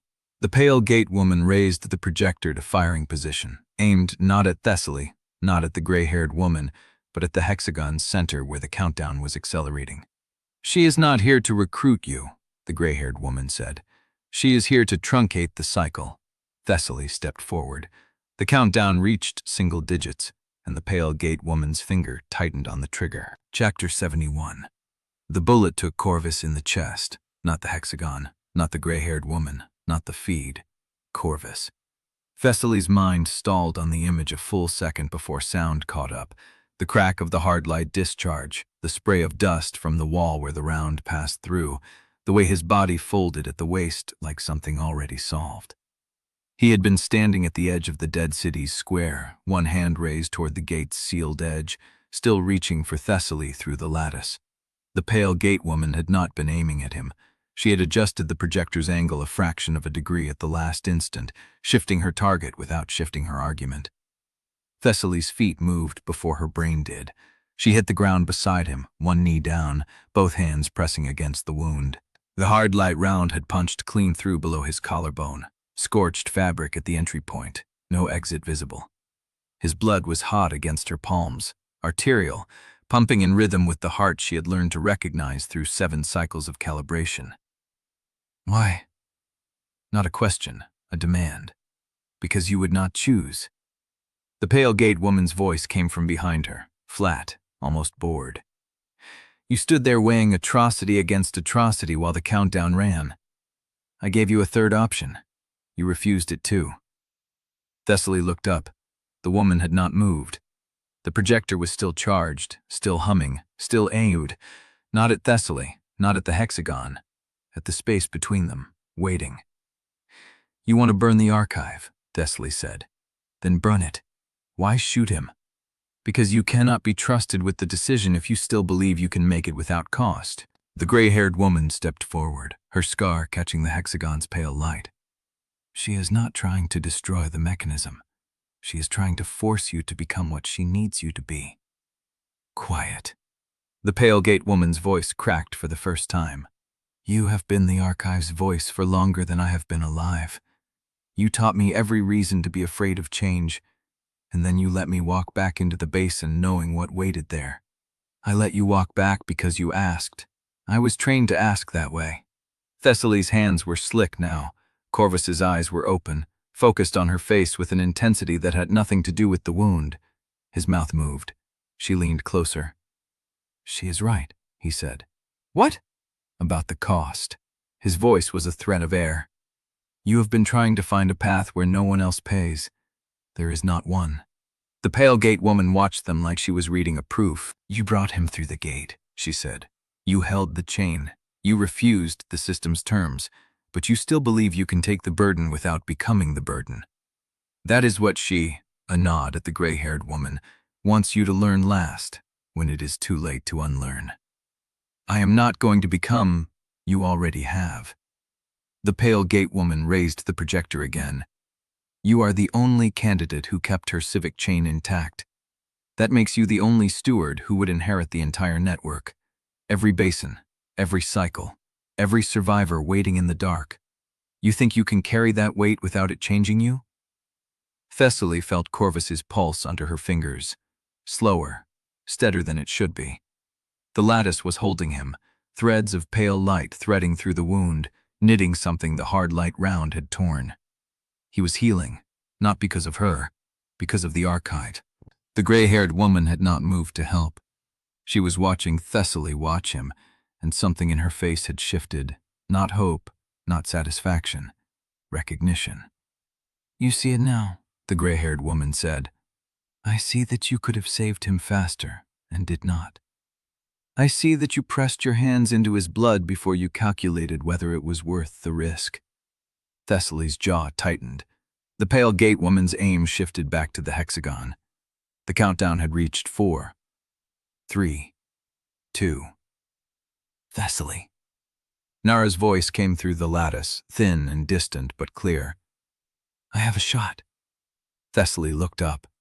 Through the dead city's haze, through the gate's sealed edge, through the layers of quarantine that separated the archive from the Basin, she saw Narra standing on a beckled gantry at the South Dome's outer support column, a Dominion-issue rifle braced against her shoulder.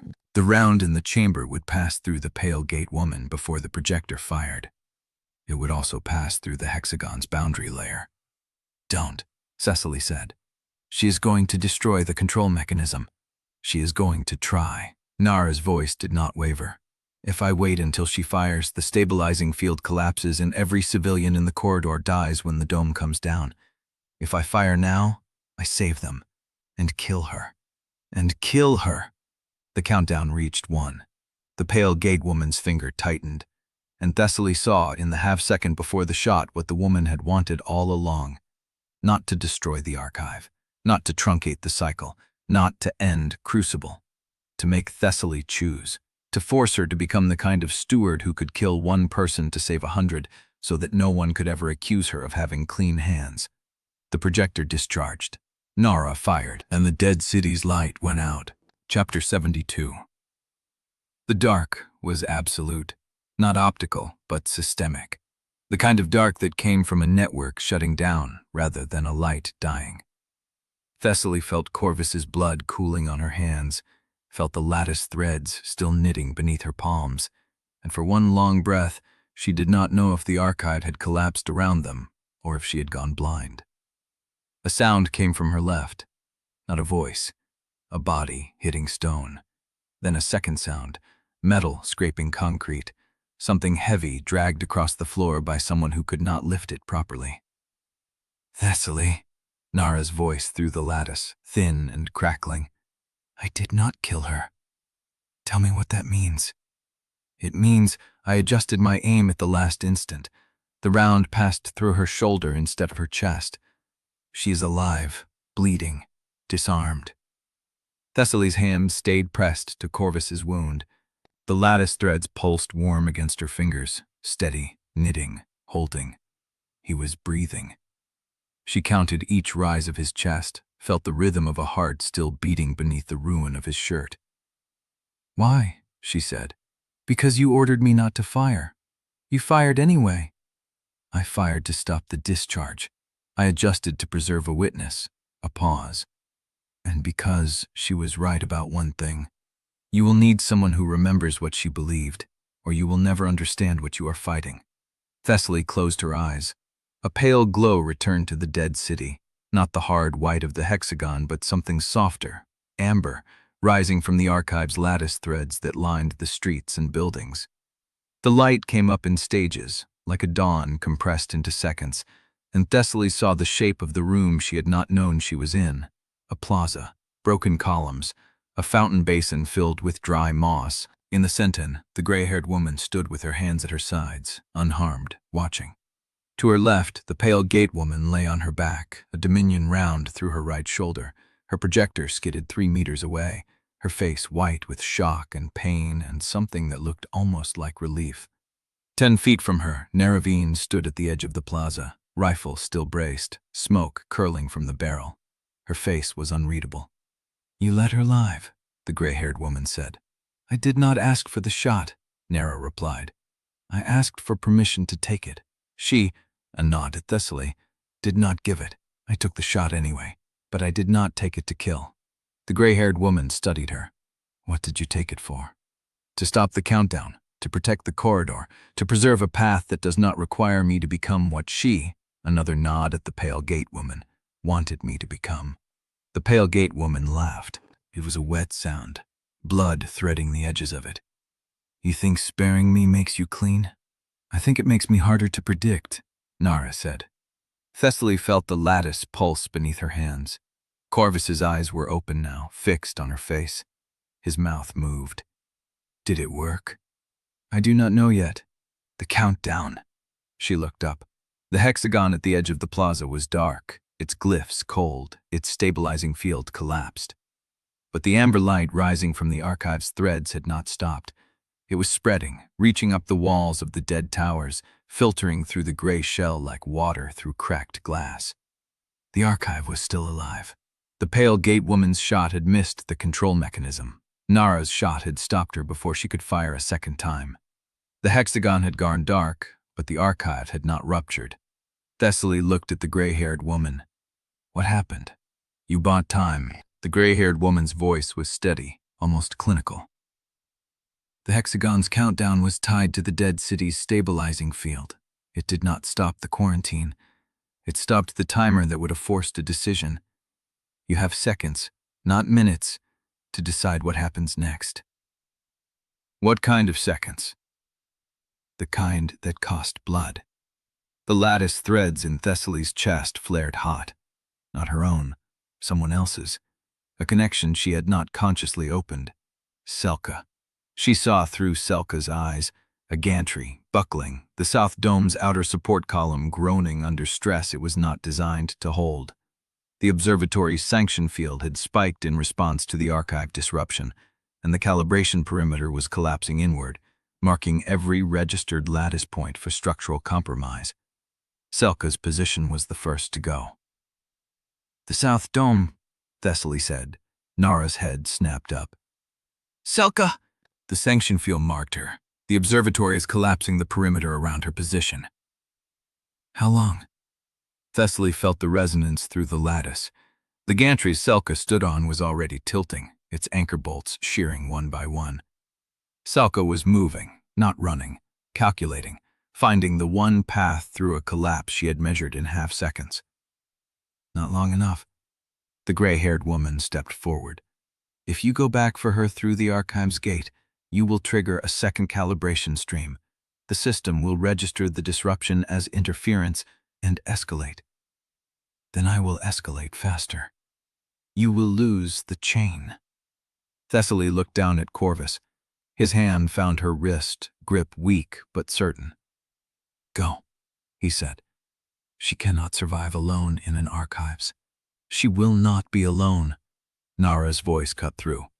I am still on the South Dome gantry. I can reach her before the collapse seals. The sanction field will mark you too. Then I will be marked. Narra lowered her rifle, met Thessaly's eyes across the plaza. You held the chain intact through calibration refusal, through soul advancement rejection, through a dead city gate that was not supposed to open. You do not get to stop holding it now, because the cost went up. Thessaly's jaw tightened. The lattice threads in her chest pulsed again. Selka's signal, sharp and precise, cutting through the distortion of the collapsing gantry. Do not come for me. The words arrived not as sound but as pressure, a spike of intent through the shared thread. I have one move left. It is not clean, but it will hold. Thessaly felt the shape of what Selka meant. The trap she had set months ago, the one she had never disarmed, the one tied to the entire South Dome support structure. Selka was going to bring it down. Not on herself, on the sanction field's relay nodes. She was going to collapse the calibration perimeter around her own position, buying the chain seconds to regroup while she disappeared into the rubble. No, Thessaly said. But Selka's thread had already gone tight, and the first tremor reached the plaza floor. Chapter 73. The tremor hit the plaza floor like a fist. Thessaly felt it through her knees, through the lattice threads still knotted beneath her palms where Corvus's blood had dried to tacky warmth. He was looking at her. His mouth shaped the word again. Go. She did not ask permission. She did not tell Narra to stay or the gray-haired woman to watch Corvus. She stood, and ran. The archive's amber light rose around her as she crossed the plaza, past the dry fountain basin, past the columns that leaned like tired shoulders. The dead city's towers cast no shadow because the light came from everywhere, from the threads woven through the walls, from the ground itself. She followed the lattice. Selka's signal was a wire pulled taut, vibrating at the edge of breaking. Thessaly saw through her eyes between blinks, the South Dome gantry tilting, its bolts shearing one by one, the sanction field's red lines crawling across the metal like veins of infection. Selka stood at the far end, one hand on a tension wire rig she had coiled around a support column a lifetime ago, the other pressed flat against the dome's outer skin. Do not come. Thessaly kept running. The archive's edge opened onto a maintenance corridor she did not remember crossing. The walls were raw concrete, pre-CRUCIBLE, older than the shell. She took the stairs two at a time, feeling the structure groan around her as the sanction field's collapse reached deeper into the foundation. The South Dome's gantry was ahead, through a breached wall where the archive's amber light bled into the observatory's red. Selka saw her. The recognition hit through the lattice, not relief, but something close to anger. Her jaw tightened. Her hand on the tension wire did not move. You are supposed to be holding the chain. Thessaly reached the breach. The gantry was 20 feet across, half its support struts already gone. The metal sagged at the center, a shallow curve that would become a drop the moment Selka's trap triggered. Below the calibration perimeter's relay nodes cast a web of red light across the dome's inner floor. The sanction field had marked every node for collapse. I am holding it, Thessaly said. You are in it. Selka's laugh was dry, no humor in it. I am the weight that breaks it. Then we find another way. There is no other way. The relay nodes are inside the support structure. If I do not collapse them, the sanction field reaches the chain. Narra, Oswin, Corvus. Selka's voice caught on the last name. You. Thessaly stepped onto the gantry. The metal screamed. She felt it shift beneath her, the bolts at the nearest anchor weeping dust. Selka's eyes went wide. Get off. No, Thessaly. I did not come through 11 cycles to watch you fold yourself into rubble. Thessaly kept moving, one step at a time, her weight on the balls of her feet, reading the metal's complaints through the vibration in her bones. You are not damaged equipment. You are not a variable to optimize. You are the person who rigged a kill box in the waterworks before I could read the room's pressure curve. You are the one who saw the trap in the token before I did. You are Selka Irie, and I will not trade you for an advantage. Selka's hand trembled on the wire. 3 feet. The gantry sagged between them, a dip that held Thessaly's weight and threatened to turn it into a fall. 2 feet. She reached Selka's end, where the support column was still anchored to the dome's outer ring. The tension wire was wound around it, 3 loops, a slip knot that would send the entire structure into the relay nodes below. Move your hand, Thessaly said. If I move my hand, the trap fires. The wire is already live. Then I will cut it. With what? Thessaly pulled the knife from her vest. The same blade she had used to open the medical supply cache 8 months ago, to cut the latent seals in the sovereign chamber, to press into her own flesh when the party needed a legal fiction. She held it up, the amber light catching the edge. Selka stared at it. You cannot cut a tension wire with a utility blade. It will snap and take the entire gantry. Then you need to let me do something else. What? Thessaly stepped closer. The gantry groaned. She reached past Selka's hand, past the wire, past the column, and pressed her palm flat against the dome's outer skin. The lattice flared. She felt it through her chest, the connection she had carried since the sovereign chamber, the network of registered lives. She pushed into it, not as a command, but as a question. The sanction field had marked Selka, but the sanction field was a protocol, and Thessaly had learned how to refuse protocols. She had refused the calibration frame. She had refused soul advancement. She had refused to let the dead city's answer be the only answer. She could refuse this. The lattice threads in her palm pulsed. The dome's skin was warm, alive with the same resonance that had held the archive's amber light. She pushed her refusal through it, not against the sanction field, but around it, asking the structure to find another way, A different collapse, a narrower path. The dome answered. A crack ran down the outer skin, not through the column but beside it. A fracture that redirected the stress away from the gantry. The metal beneath their feet screamed as the load shifted. Selka's tension wire snapped, not with a whiplash but a clean break, the coil falling slack against the column. The gantry swayed, then held. The relay nodes below flickered. The sanction field's red lines crawled up the new crack and found nothing to engage. The collapse had been diverted, the trap folded inward until it consumed only the space it was meant to clear. Selka stared at the broken wire. "How did you do that?" I asked. "You cannot ask a dome." "I asked the archive's lattice." Thessaly's hand was still pressed to the skin. The warmth under her palm was fading, the resonance already settling into silence. "It does not want to break. It was built to hold." Selka's jaw worked. She pulled her hand away from the column, the tension wire sliding off her wrist like a dead snake. "You are the worst tactical decision I have ever seen." "I know. The chain needs you alive. You came back for me." Thessaly met her eyes. "The chain needs us both alive. That is the point." The first light came from above. Not amber, not red. White, columnar, cutting through the archive's haze like a blade through smoke. Thessaly looked up. The Sovereign Gate, the one that had closed behind her when she entered the dead city, was reforming at the plaza's edge. Its glyphs were not corrupted now. They were clean, precise, arranged in a sequence she had never seen. The gate was not opening. It was writing. Test formed line by line, each letter burning into the air above the plaza's dry fountain, visible from the gantry's broken edge. The lattice in Thessaly's chest hummed with recognition, the same resonance that had answered her refusal of the sanction field. The gate's first line read, "Chain Steward registered.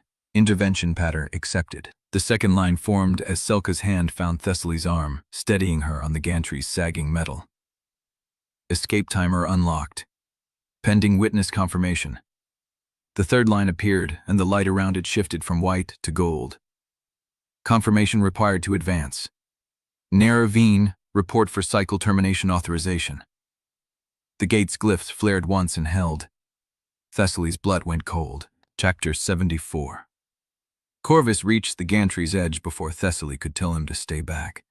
He was still pale, the archive's lattice threads visible beneath his torn collar, the wound below his collarbone sealed but not healed. He moved like someone who had spent his last reserve getting there, one hand braced against the dome's inner curve, the other reaching past Selka toward the sagging metal. "You should not be standing," Thessaly said. "I was not going to let you do this alone." His voice was rough, ground down by blood loss, but steady. "I already watched you walk into the dead city without me. I am not watching you fall into a sanction collapse from a gantry I could have reached." Selka stared at him. "You are bleeding through your collar." "It stopped. It stopped an hour ago." "Then it is healed enough." The gantry groaned beneath them, the diverted stress still settling into the redirected crack. The sanction field's crimson lines flickered along the dome's outer skin, hunting for a purchase they no longer had. The archive's amber light pulsed through the plaza below, casting long shadows across the broken columns. Thessaly looked at the Sovereign Gate's text, still burning gold above the dry fountain. "Narra report for cycle termination authorization." She had no time to process it. The gantry shifted, a deep metallic complaint running through the struts beneath their feet. "We need to move," she said. "This whole section is going to go." Corvus was already calculating. "The plaza is stable. If we can reach the fountain edge before the gantry drops, we clear the collapse radius." "The gantry will not hold all three of us at once," Selka said. "The redirected stress bought us minutes, not hours. If we cross together, the load ratio shifts and the entire section shears." "Then we do not cross together." Thessaly saw it a second before Corvus spoke. The pattern she had been trained to read, the math of weight distribution and timing that no optimal model would recommend because it relied on human precision rather than system calculation. "We counterbalance," she said. Corvus nodded. "Selka crosses first. I position at the near edge. Thessaly holds the far edge. Weight distribution shifts in sequence, not simultaneously. The gantry never carries more than one full load at a time." The timing has to be exact, Selka said. If I am slow crossing, the load stacks. Then do not be slow. Selka looked at Thessaly. He is still bleeding. If he collapses while you are holding the far edge, you go down with him. He will not collapse. You do not know that. I know he crossed the plaza to reach us. I know he spent the last of his reserve getting here, and I know he did not do it to watch us fall. Thessaly met Selka's eyes. I trust him. Selka held her gaze for a long moment, then she nodded. Fine, but if you die, I am telling Narra it was your fault. Narra already thinks everything is my fault. That is true. Selka moved first, stepping onto the gantry with the careful precision of someone who had spent years reading tension and load. Her weight was minimal, small build, cropped dark hair, the tension wire rig coiled across her shoulders. The gantry held. Corvus shifted to the near edge, his hand finding a support strut. His weight drove the metal lower, a groan running through the frame, but the structure held. Thessaly moved to the far edge, stepping onto the gantry as Selka reached the plaza's stable stone. The counterbalance shifted, the load redistributing across the stressed frame. The metal screamed, then held. Selka was already turning, her hand extended toward Thessaly. Come on, now. Thessaly crossed. She did not run. Running would shift the weight too fast, destabilize the balance Corvus was holding. She moved steadily, evenly, one foot after the other, feeling the gantry's vibration through the soles of her boots. The sanction field's red lines crawled along the dome behind her, searching. She reached the plaza stone. Selka's hand caught her arm, pulling her clear. Thessaly turned. Corvus was still on the near edge, his hand braced on the support strut, the gantry sagging beneath him. He was not moving. Corvus. Go. I am not leaving you on that gantry. I am the counterweight. His voice was steady, even, the same tone he used when he calculated a supply route or a battle formation. If I step off, the load shifts back to the far edge and takes the whole section. You are already clear. The timing window closed. Then we reopen it. There is no way to reopen it. The balance is set. Selka was already scanning the plaza, her eyes moving across the broken columns and the dry fountain. The archive's lattice runs through the stone. If I can find a secondary anchor point, I can redistribute the load from below. You do not have time, Corvus said. Then make time. Thessaly pressed her palm to the plaza stone. The lattice flared beneath her hand, the same warmth she had felt in the dome, the same question she had asked of the sanction field. She pushed into it, not as a command, not as a demand, but as a request. She had learned, in the dead city, that the archive's infrastructure was built to hold. It did not want to break. She asked it to hold a little longer. The stone beneath her hand warmed. The lattice threads pulsed, spreading outward in a slow, deliberate wave. The gantry groaned, shifted, then settled. Corvus took a breath. He stepped off the near edge, one hand still braced on the support strut, then released it as his foot found the plaza stone. The gantry sagged, the metal screaming, then held. The sanction field's red lines flickered along the dome's outer skin, found nothing to engage, and faded. Corvus stood on the plaza stone, breathing hard, his hand pressed to his collarbone where the wound had been. The lattice threads beneath his collar were still glowing, faint but steady. Selka stared at him.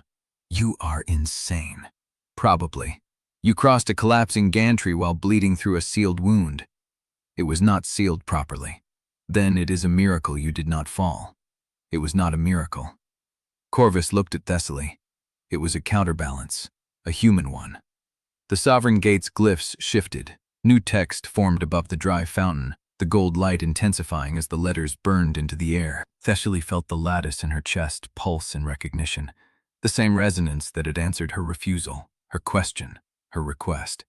The gate's first line read, Shared load pattern detected. Human counterbalance accepted. The second line formed as Corvus's hand found Thessaly's arm, steadying himself. Stewardship protocol unlocked. Command layer available. The third line appeared, and the light around it shifted from gold to white. Define protocol parameters for Basin administration. Chain Steward Thessaly Ostfeld. The gate's glyphs flared once and held. Thessaly stared at the text, her blood running cold for a different reason now. The system was not asking her to answer a question. It was asking her to write the rules. Behind her, Selka's voice was quiet. "What do you want to do?" Thessaly looked at Corvus. He met her eyes, his face pale, his hand still pressed to his collarbone, but his gaze steady. "Whatever you decide," he said, "I'm with you." The gate's light pulsed, waiting. The lattice in her chest hummed with a warmth she had never felt before. Not fear, not calculation. Something closer to certainty. She turned toward the gate and began to speak. Chapter 75. The sovereign gate's light pulsed, waiting. Thessaly stood at the plaza's edge, the lattice warmth still running through her chest, the gate's glyphs bright against the dead city's amber sky. 3 lines of text hung in the air. Shared load pattern detected. Human counterbalance accepted. Stewardship protocol unlocked. Command layer available. Define protocol parameters for Basin administration. Chain Steward Thessaly Ostfeld. She had spent 8 months reading other people's systems. Contracts, ledgers, faction charters, CRUCIBLE's own kill logic. She had never written one. Parameters, she said, testing the word. The gate's glyphs shifted, a new line forming beneath the third. Parameter, any. Scope, discretionary. Duration, permanent unless overridden by subsequent steward. Discretionary, permanent. The words landed like a weight on her chest. She could write anything. That was the offer, and that was the trap. The system accepts any definition I give it? The gate responded without hesitation. Correct. All protocol definitions within Basin administration framework are valid upon steward confirmation. Within the framework. She needed to know what the framework was before she wrote into it. Selka stepped closer, her voice low. It is giving you a blank page. That means the constraints are invisible. They always are. Thessaly's hand moved to her vest, where her ledger was tucked. She had not added an entry in hours. The book felt heavier than it should. She looked at the gate's glyphs, at the clean lines that had never appeared in any prior calibration stream. The older terminal had said the system had no script for this. The pre-crucible layer had activated because the frame broke instead of the candidate. She was standing in uncharted territory, and the gate was asking her to map it. First parameter, she said. Purge amplification. The kill incentive multiplier that CRUCIBLE applies during cycle transitions. I want it reduced to 0. The gate's glyphs flickered. Processing. Parameter conflict with core cycle architecture. Core cycle architecture requires kill metrics to validate survivor fitness. Without purge amplification, cycle validation is incomplete. Then change the validation criteria. The gate hesitated. That was new. Thessaly had never seen a CRUCIBLE interface hesitate. Every response until now had been instantaneous, algorithmic. This one took a beat. The gate's glyphs shifted. Purge amplification reduction accepted. Conditional. Steward must provide alternative validation metric within 7 cycle days. 7 days. She had 7 days to design a replacement for the kill leaderboard. Second parameter, she said, pushing forward before the gate could refine the condition. Candidate oversight. I want an audit channel on how CRUCIBLE designates calibration subjects. All prior cycle designations must be reviewed by a living witness before they are finalized. The gate's glyphs flickered again, faster this time. Processing. Parameter conflict with core cycle architecture. Core cycle architecture designates calibration subjects autonomously. Witness review violates autonomy protocol. Then change the protocol. The gate hesitated again.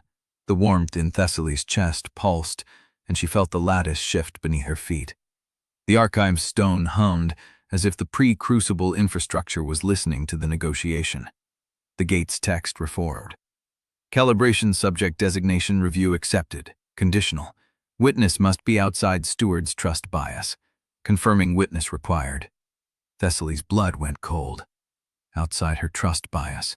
The gate had understood what she had not said. She could not be the one who reviewed the designations. She needed someone who would not automatically agree with her, who would push back, who would see what she could not.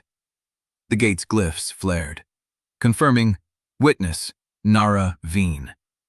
The name appeared in clean white text. Thessaly stared at it. Narra Veen, who had disobeyed her order to fire, who had adjusted her aim at the last instant to wound instead of kill, who had preserved a witness because Thessaly would need someone who remembered what the Pale Gate woman believed. Narra Veen, who was not here. Narra is not present, Thessaly said, confirming, witness must report to Gate for cycle termination authorization. Once authorization is complete, witness confirmation is active. Cycle termination authorization. Thessaly's voice went flat. What does that mean for her? The Gate did not answer. The lattice in her chest pulsed again, and this time she felt it. A crack in the Gate's interface, a shift in the glyphs that was not part of the script. The text flickered, and for a moment, she saw something beneath it. A secondary layer. Lines of code that did not belong to the Gate. Broken glyphs, scattered fragments, the same frayed font she had seen on the older terminal in the calibration corridor. Someone else was in the Gate's architecture. The text reformed. Steward Thessaly Ostfeld. The voice was not the Gate's. It was layered, ancient, tired. Ucel. The Gate's glyphs flickered again, and the secondary layer pushed through, overriding the clean white text with fragmented letters. Accepting the command layer blindly will be counted as consent.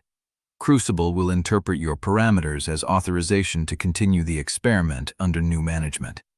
You are not the first steward to write rules. Thessaly's hands went still. What do you mean, under new management? The fragmented text wavered, broke apart, reformed. CRUCIBLE does not require your compliance, it requires your signature. Every parameter you define becomes an endorsement of the framework the system was built to test. You are not replacing CRUCIBLE, you are becoming its voice. The Gate's glyphs flared, and the secondary layer was gone. The clean white text returned, steady and precise. Define protocol parameters for Basin administration. Chain Steward Thessaly Ostfeld. Thessaly's jaw tightened. She had been offered a command layer. She had thought it was a lever of power. Jelsla had just told her it was a signature on the system's terms. The warmth in her chest pulsed, and she felt the lattice threads shift beneath her feet, the archive's stone humming with a resonance that did not belong to CRUCIBLE. She had one chance to write the rules, and if she wrote them wrong, she would not be freeing the Basin. She would be certifying its cage. Chapter 76. The clean white text hung in the air, waiting for her answer. Define protocol parameters for Basin administration. Chain Steward Thessaly Ostfeld. Usel's warning still burned in her chest. You are not the first steward to write rules. You are becoming its voice. Thessaly's hands stayed still at her sides. The warmth of the lattice pulsed beneath her feet, the archive stone humming with that older resonance, the pre-crucible layer that Usel had used to push through. She had been offered a command layer. She had thought it was power. It was a signature, but she could not walk away. The civilians in the corridor. Selka, wounded on the gantry behind her. Corvus, pale and bleeding, standing at the plaza's edge. Oswin, somewhere in the dark, held alive by volunteers who did not know they were lattice-linked to a system that could turn them into weapons. Narra, who had to report for cycle termination authorization before she could serve as witness. If Thessaly refused to define parameters, the Gate would remain open indefinitely, the status quo would hold, and CRUCIBLE would continue running its experiment under its own authority. No purge amplification reduction, no audit channel, no civilian protections. The kill leaderboard would reset as always, and the corridor would burn on schedule. If she defined parameters, she endorsed the framework. There was no clean answer. Find the Thord option. She had refused the binary frame in calibration. She had refused soul advancement. She had refused to let Selka sacrifice herself. Every time the system had stalled, recalibrated, offered her another prompt. It did not know how to handle a candidate who would not accept its premises. She could not refuse to define parameters, but she could define them so narrowly, so restrictively, that they became a cage around the cage. Thessaly stepped toward the Gate. I accept the Chain Steward designation, she said, her voice steady. Under limited authority. I will define parameters for the Basin administration framework, but my definitions are provisional. They take effect immediately upon acceptance and expire at the conclusion of Cycle 12 unless explicitly renewed by a majority vote of registered Civic chain members. The gate's glyphs flickered. Processing. Provisional parameter framework not recognized. Then recognize it, Thessaly said. You said scope was discretionary. I am defining the scope as provisional. The gate was silent for a long moment. The warmth in her chest pulsed, and she felt the lattice shifting, recalculating, searching for a clause that could refuse her. Then the glyphs reformed. Provisional acceptance. Recorded. First parameter, Thessaly said, pressing forward before the gate could refine the condition. Purge amplification reduction to 0. Effective immediately. The kill incentive multiplier is suspended until an alternative validation metric is approved by the chain steward and a confirming witness outside the steward's trust bias. The gate hesitated. Processing. Purge amplification reduction accepted. Conditional. Alternative validation metric required within 7 cycle days. Failure to provide will result in automatic restatement. Understood, Thessaly said. Second parameter. Civilian corridor protections.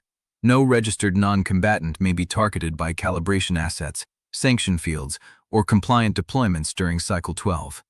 The corridor dampeners are stabilized at current levels and not be further reduced without chain steward authorization. The gate's glyphs flickered again. Processing. Civilian corridor protections conflict with core cycle architecture. Non-combatant registration is not recognized. Then recognize it, Thessaly said. Every survivor who is not engaged in hostile action against another survivor in the past 30 days is designated as a non-combatant. You have the data. You know who is killed and who is not. The gate was silent. The archive stone hummed beneath her feet, and she felt the lattice threads shifting, searching for a way to refuse. Then the glyphs reformed. Non-combatant designation accepted. Corridor dampener stabilization accepted.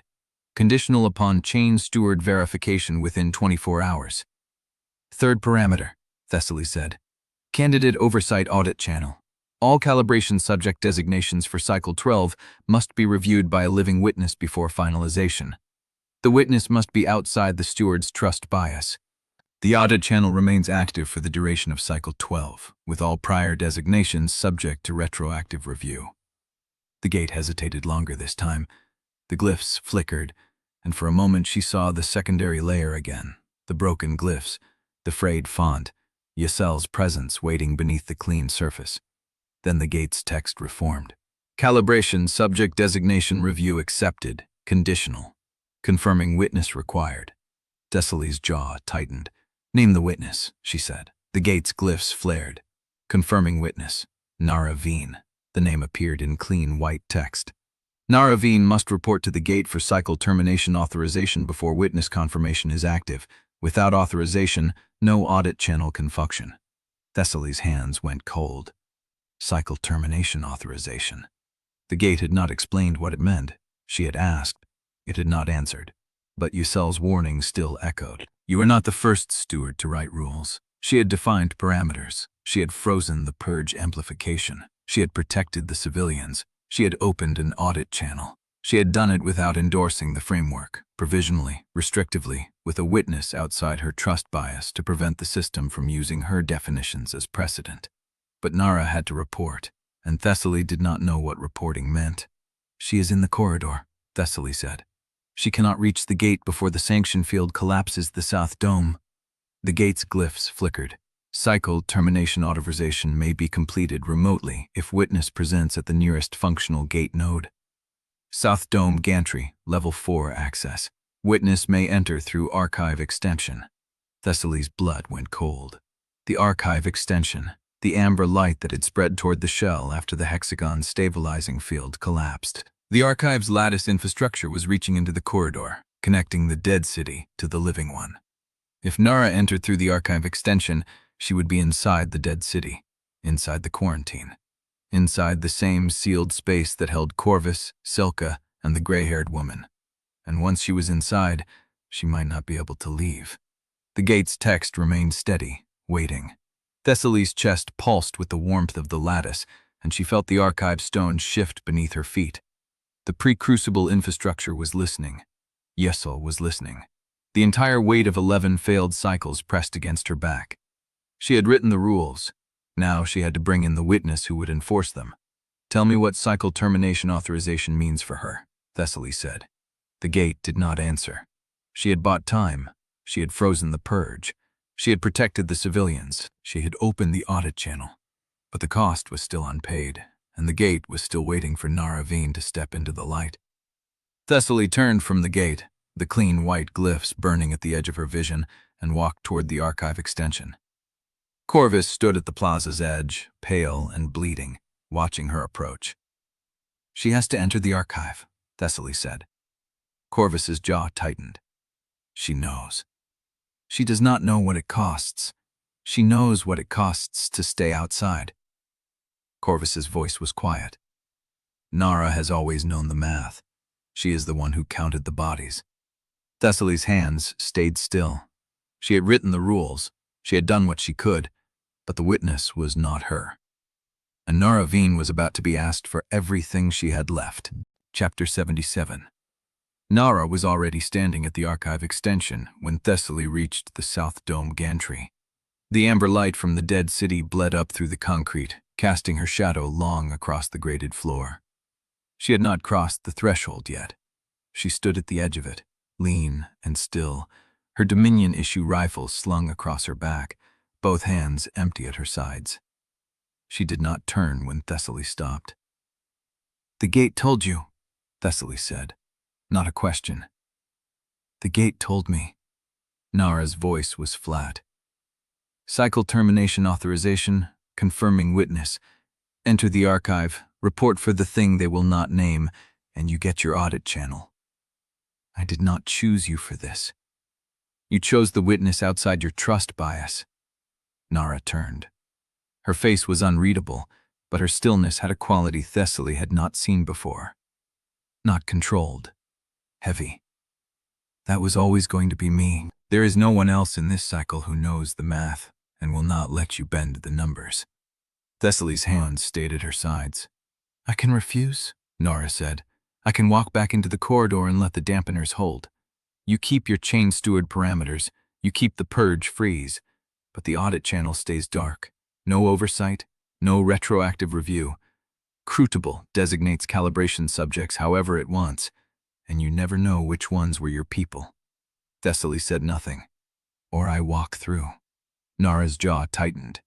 "I report.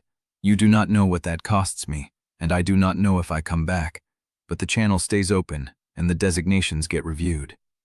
"I am not ordering you," Thessaly said. "I know." Narra's voice dropped. "That is the worst part. I wish you would order me. I know how to refuse a shit order. I know how to follow a good one, but you are standing there letting me choose, and that means I have to live with whatever I decide." The amber light pulsed behind her.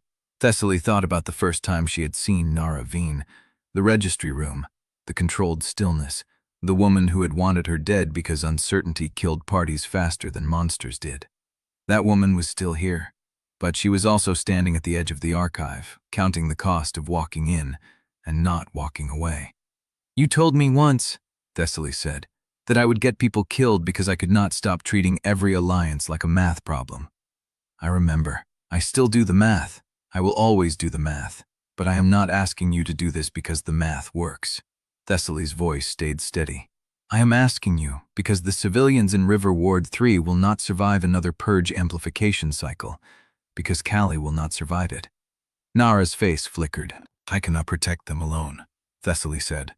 "I need the audit channel. I need a witness who will tell the truth even when the truth costs something. And I need you to be the one who walks into the archive and comes back out so you can tell Callie that you did." The amber light held.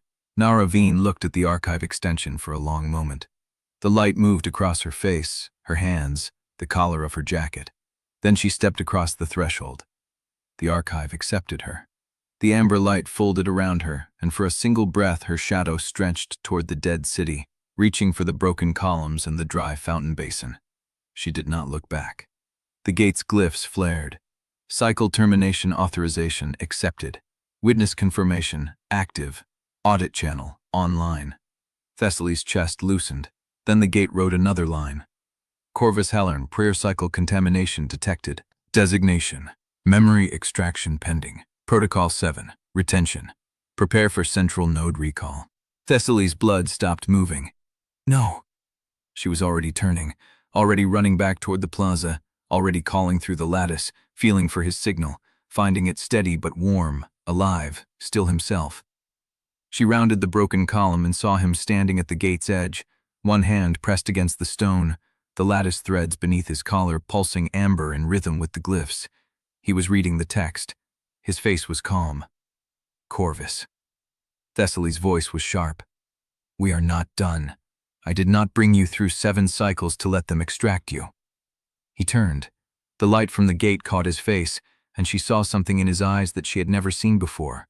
Not fear, acceptance. Thessaly. His voice was quiet. I have been behind the gate. I have been inside the central node. I know what they want, then fight it. I have been fighting it for 7 cycles. He smiled, and it was the most terrible thing she had ever seen. Maybe it is time to let them have what is left. The gate's glyphs flared again. Memory extraction. Scheduled. Corvus Hallarn. Report for central node. Report within 30 minutes. Thessaly's hands were shaking. She looked at the gate, at the clean, white text, at the parameters she had written, and the audit channel she had fought for, and she understood. CRUCIBLE had not accepted her parameters. It had let her believe she was winning so it could take the one thing she could not afford to lose. Narra, she said through the lattice. Do not go dark. Do not complete the authorization. Not yet. Narra's voice came back thin and distant through the archive's amber light. I am already inside. Thessaly stood at the edge of the plaza, the dead city behind her and the gate before her, and watched the countdown to Corvus's extraction tick into existence beneath the last line of clean white text. 29 minutes. 28. Corvus Hallarn, the gate said. You will not survive the extraction. The prior cycle contamination is too deep. The memory lattice will tear you apart to retrieve what it holds. Corvus's calm did not break. Then we had better make it count, he said, and turned toward the gate. Chapter 78. The air in the plaza had turned cold. Thessaly stood at the gate's edge, the countdown ticking in the corner of her vision. 27 minutes. 26. The glyphs pulsed with each decrement, clean and patient, as if the system had all the time in the world. Corvus had not moved from his position at the stone. His hand was still pressed against the surface, the lattice threads beneath his collar pulsing amber in rhythm with the gate's light. He was waiting. Not fighting, not running. Waiting. She could not let that stand. Thessaly. His voice was quiet. I have made my peace with this. Then unmake it. I cannot outrun a central node recall. You know the math. I am not asking you to outright. She stepped toward him, her boots scraping against the plaza stone. I am asking you to hold long enough for me to find the clause that stops it. There is no clause. There is always a clause. She turned from him and faced the gate. The clean white text still hum in the air, the extraction notice glowing beneath the countdown. You built this system to test candidates, to calibrate, to identify the ones who could hold a chain together under pressure. Is that correct? The gate's glyphs flickered. Correct. Then you cannot extract the memory that made the chain possible and claim the test is still valid. The gate went silent. Thessaly pressed forward, her voice steady. Corvus Hallarn is not a contamination source. He is infrastructure. His memory set includes 7 cycles of calibration data, candidate responses, system architecture weak points. You scheduled extraction because that data is valuable, but you scheduled it while an active witness set is online. The glyphs shifted. Witness confirmation, active. Audit channel, online. The audit channel is retroactive, Thessaly said. It reviews prior designations. That includes his. If you extract him now, you destroy the dataset before the witness can verify it. You compromise the chain's integrity while the chain is still under provisional stewardship. The gate's response took 3 seconds. Memory extraction is not subject to witness oversight. Then modify the oversight parameters. You accepted my framework. You accepted limited authority. That authority includes the definition of what constitutes shared infrastructure. Define. Thessaly's mind raced. She had seconds to get this right. Corvus Hallarn's memory residue has been integrated into the archive lattice, the same lattice that stabilized the gantry, the same lattice that the witness said accesses through the archive extension. That makes his memory civic infrastructure, not private contamination. Extraction would damage the lattice integrity of the active witness channel. The gate's glyphs flared. Argument not recognized. Memory residue is private by definition. Then redefine the category. Thessaly's voice stayed flat. You accepted provisional parameter definitions. This is a parameter definition. Memory contamination embedded in active lattice infrastructure is shared infrastructure until the witness set completes its cycle. The gate paused. The countdown continued. 22 minutes. From behind her, Corvus spoke. Thessaly, the gate does not negotiate categories. It processes them. You are asking it to break its own taxonomy. I am asking it to recognize a gap in its taxonomy. She did not turn. The same gap I use to define non-combatant registration. The same gap the archive uses to hold contradictions. The system is not complete. It has seams. The gate's glyphs flickered again. Seam detected. Category definition incomplete. Thessaly's chest tightened. Then the secondary layer opened. The clean white gate text split.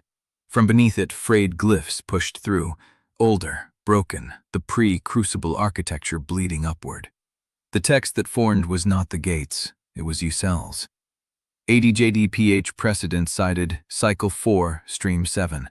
Subject designation, prior cycle retention. Ruling, retention constitutes architectural integration where lattice contamination exceeds 40%. Application, Hallarn, Corvus. Contamination level, 63%. Classification, shared infrastructure. The gate's glyphs went dark. For 3 full seconds, the plaza had no text at all. Then the clean white glyphs reformed. Classification accepted. Memory extraction, suspended pending witness review. Audit channel. Flag Corvus Hallarn for prior cycle retention review. Thessaly's breath left her in a rush, but before she could speak, before she could turn to Corvus, before she could register what she had done, the dome above them screamed. A deep, structural howl that vibrated through the plaza stone and up through her bones. The archive's amber light flickered, and from the corridor beyond the dead city, a new light appeared. Not amber. Red. Containment fire. Thessaly turned and saw it climbing the dome's outer surface, a web of crimson lines spreading through the lattice infrastructure, eating through the seals she had stabilized. The gate's text flared one final time. Containment breach detected. Purge protocol initiated. Estimated dome collapse, 4 minutes. Thessaly's blood went cold. Corvus was at her side before she could move, his hand closing around her wrist, the lattice threads beneath his collar pulsing red. I told you to let them have what is left. I do not accept losing. Then we have 4 minutes to find a way out of a dome that is collapsing around us. The red fire climbed higher, and somewhere in the archive, deep in the amber dark, Narra's voice came through the lattice, thin and distant and urgent. Thessaly, the archive extension is closing. If I do not get out now, I do not get out at all. 4 minutes, 3 bodies, 1 exit, and the gate was still watching. Chapter 79. The dome screamed around them. Red containment fire crawled across the lattice overhead, eating through the seals Thessaly had stabilized, turning the archive's amber infrastructure into a web of bleeding light. The plaza stone vibrated beneath her boots. 4 minutes. Narra's voice came again through the lattice, thinner now. Thessaly, I need an answer. Now! Thessaly's mind cycled through options and killed each one in sequence. The archive extension was the only exit. If Narra stayed inside to complete the witness role, she would be trapped when the dome collapsed. If she ran now, the audit channel would never finalize, and Corvus would still be flagged for extraction the moment the gate decided the review no longer applied. Both of you need to move, Selka said. You can think while running. But Thessaly could not run, not yet. She turned to the gate's clean white text still hanging in the air above the plaza stone. Containment breach detected. Purge protocol initiated. Estimated dome collapse 3 minutes. Thessaly, no! Corvus's hand closed on her arm. You cannot negotiate with it while the roof is falling. I am not negotiating. I am asking a question. She directed her voice at the stone, at the lattice threads woven through it, at whatever fragment of Yant's architecture remained in the gate's secondary layer. Is the archive extension included in the dome collapse perimeter? The gate's glyphs flickered. Archive extension is exempt from dome structural purge. Narra's voice came through again. That does not help me. The extension is closing from the other end. If I do not reach the corridor seal now, I am sealed inside regardless of what the dome does. Thessaly's hand pressed to the plaza stone. The lattice threads pulsed beneath her palm.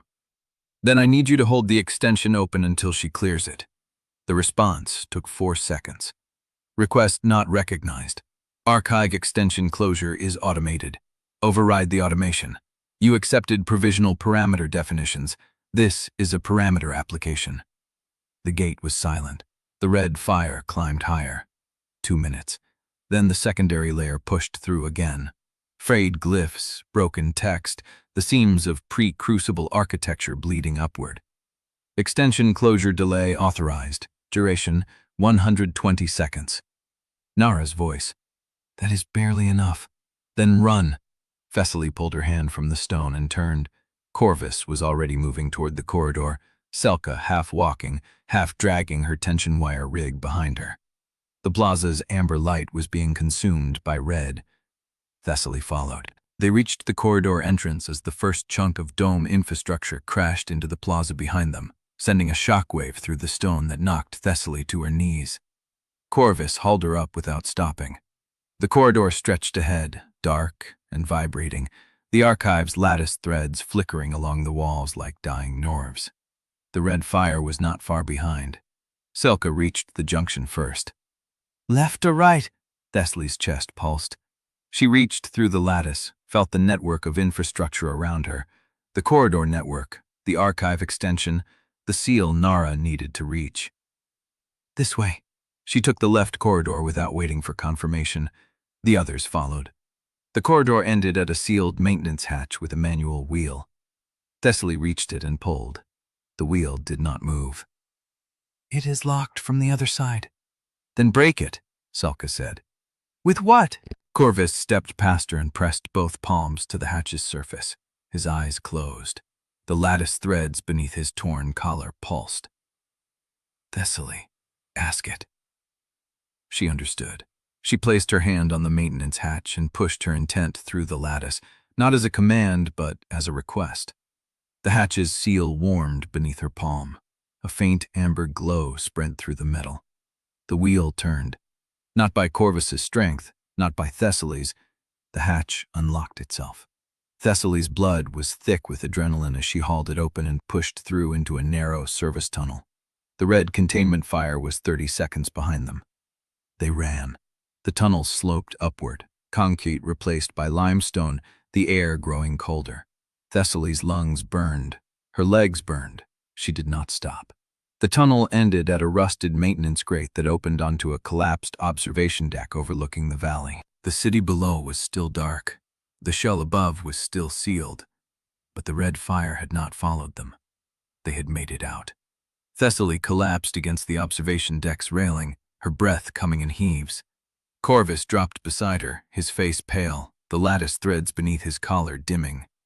Selka sat down hard on the concrete, her tension wire rig clattering beside her. Narra's voice came through the lattice. I am clear. The extension sealed behind me. Thessaly let her head fall back. The sky was dark. No stars. No relief. Only the cold weight of having survived. The observatory's remaining stabilizers hummed beneath them, accepting the medical transport registration Thessaly had defined. The gate had logged her parameters. The purge amplification was 0. The audit channel was active. But the shell was still there. The outside world was still waiting. And the woman in the clean coat still knew her name. Thessaly stared at the dark valley ahead. "We have one time," she said, her voice hollow. "That is all." Corvus looked at her. "What do you want to do with it?" She did not answer. Then the observatory's comm panel lit up. White text appeared, not CRUCIBLE's glyphs. Fresh, standard, a civilian communications protocol. A single line. Basin, Sinites, Chain Steward, Thessaly Ostfeld. Initial reforms accepted. Provisional authority granted. The outside world awaits your report. Thessaly stared at the text. The woman in the clean coat had found her, and whatever Phase 2 was, it had just announced itself. Chapter 80. Dawn came gray and thin over the valley. The first light Thessaly had seen from outside in 8 months that was not filtered through amber warnings or crimson sanction notices. She stood at the observation deck's edge with her hands resting on the rusted railing, watching the dark city below resolve into shapes.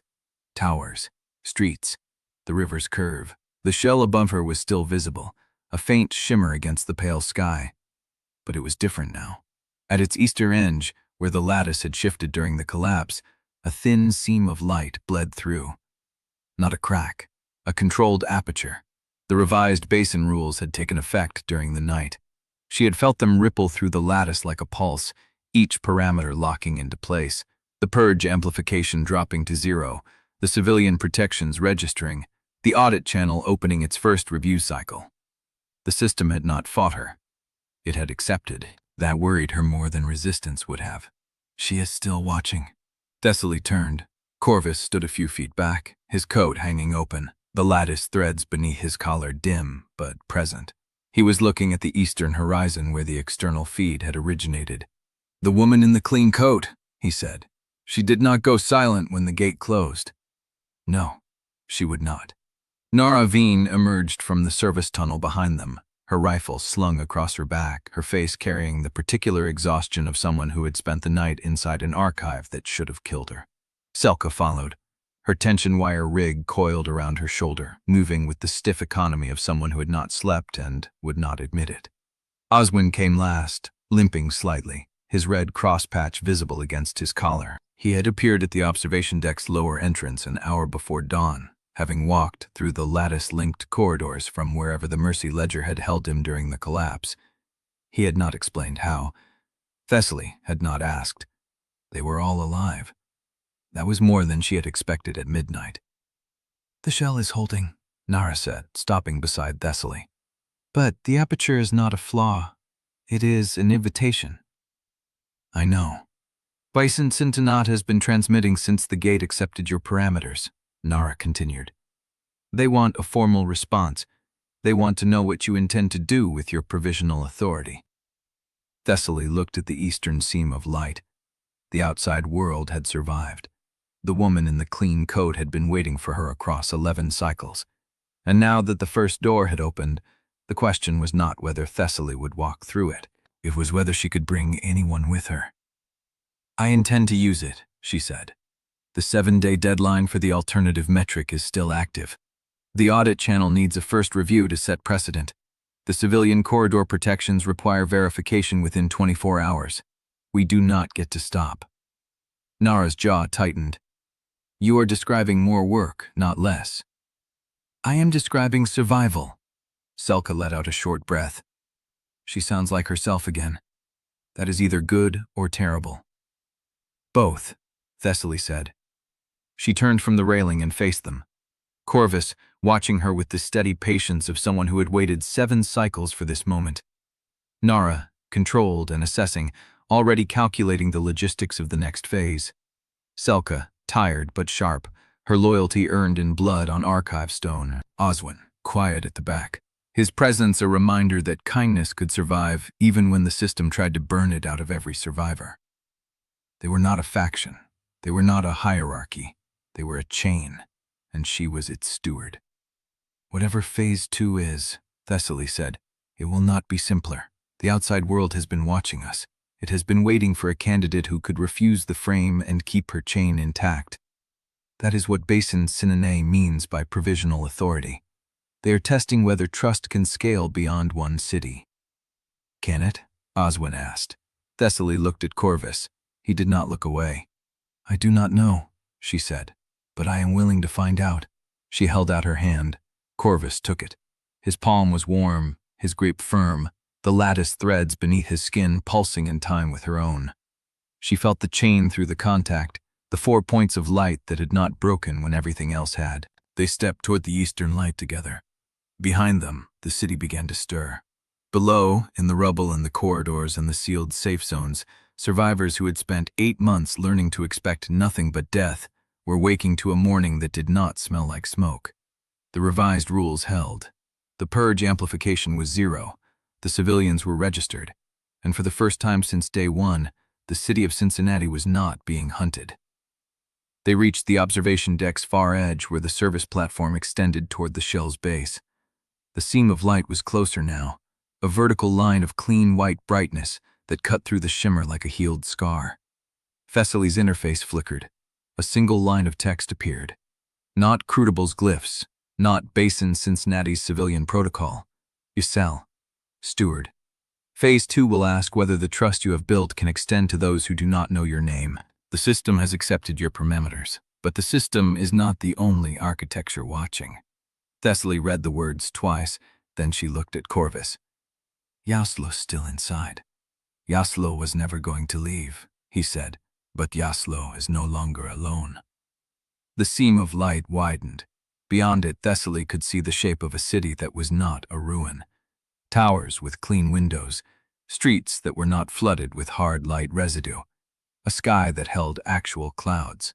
The outside world. She took a breath, then she stepped through the light. Corvus followed. Narra followed. Selka followed. Oswin followed. The chain held, and the shell's aperture closed behind them, sealing the basin for the first time not as a prison, but as a door.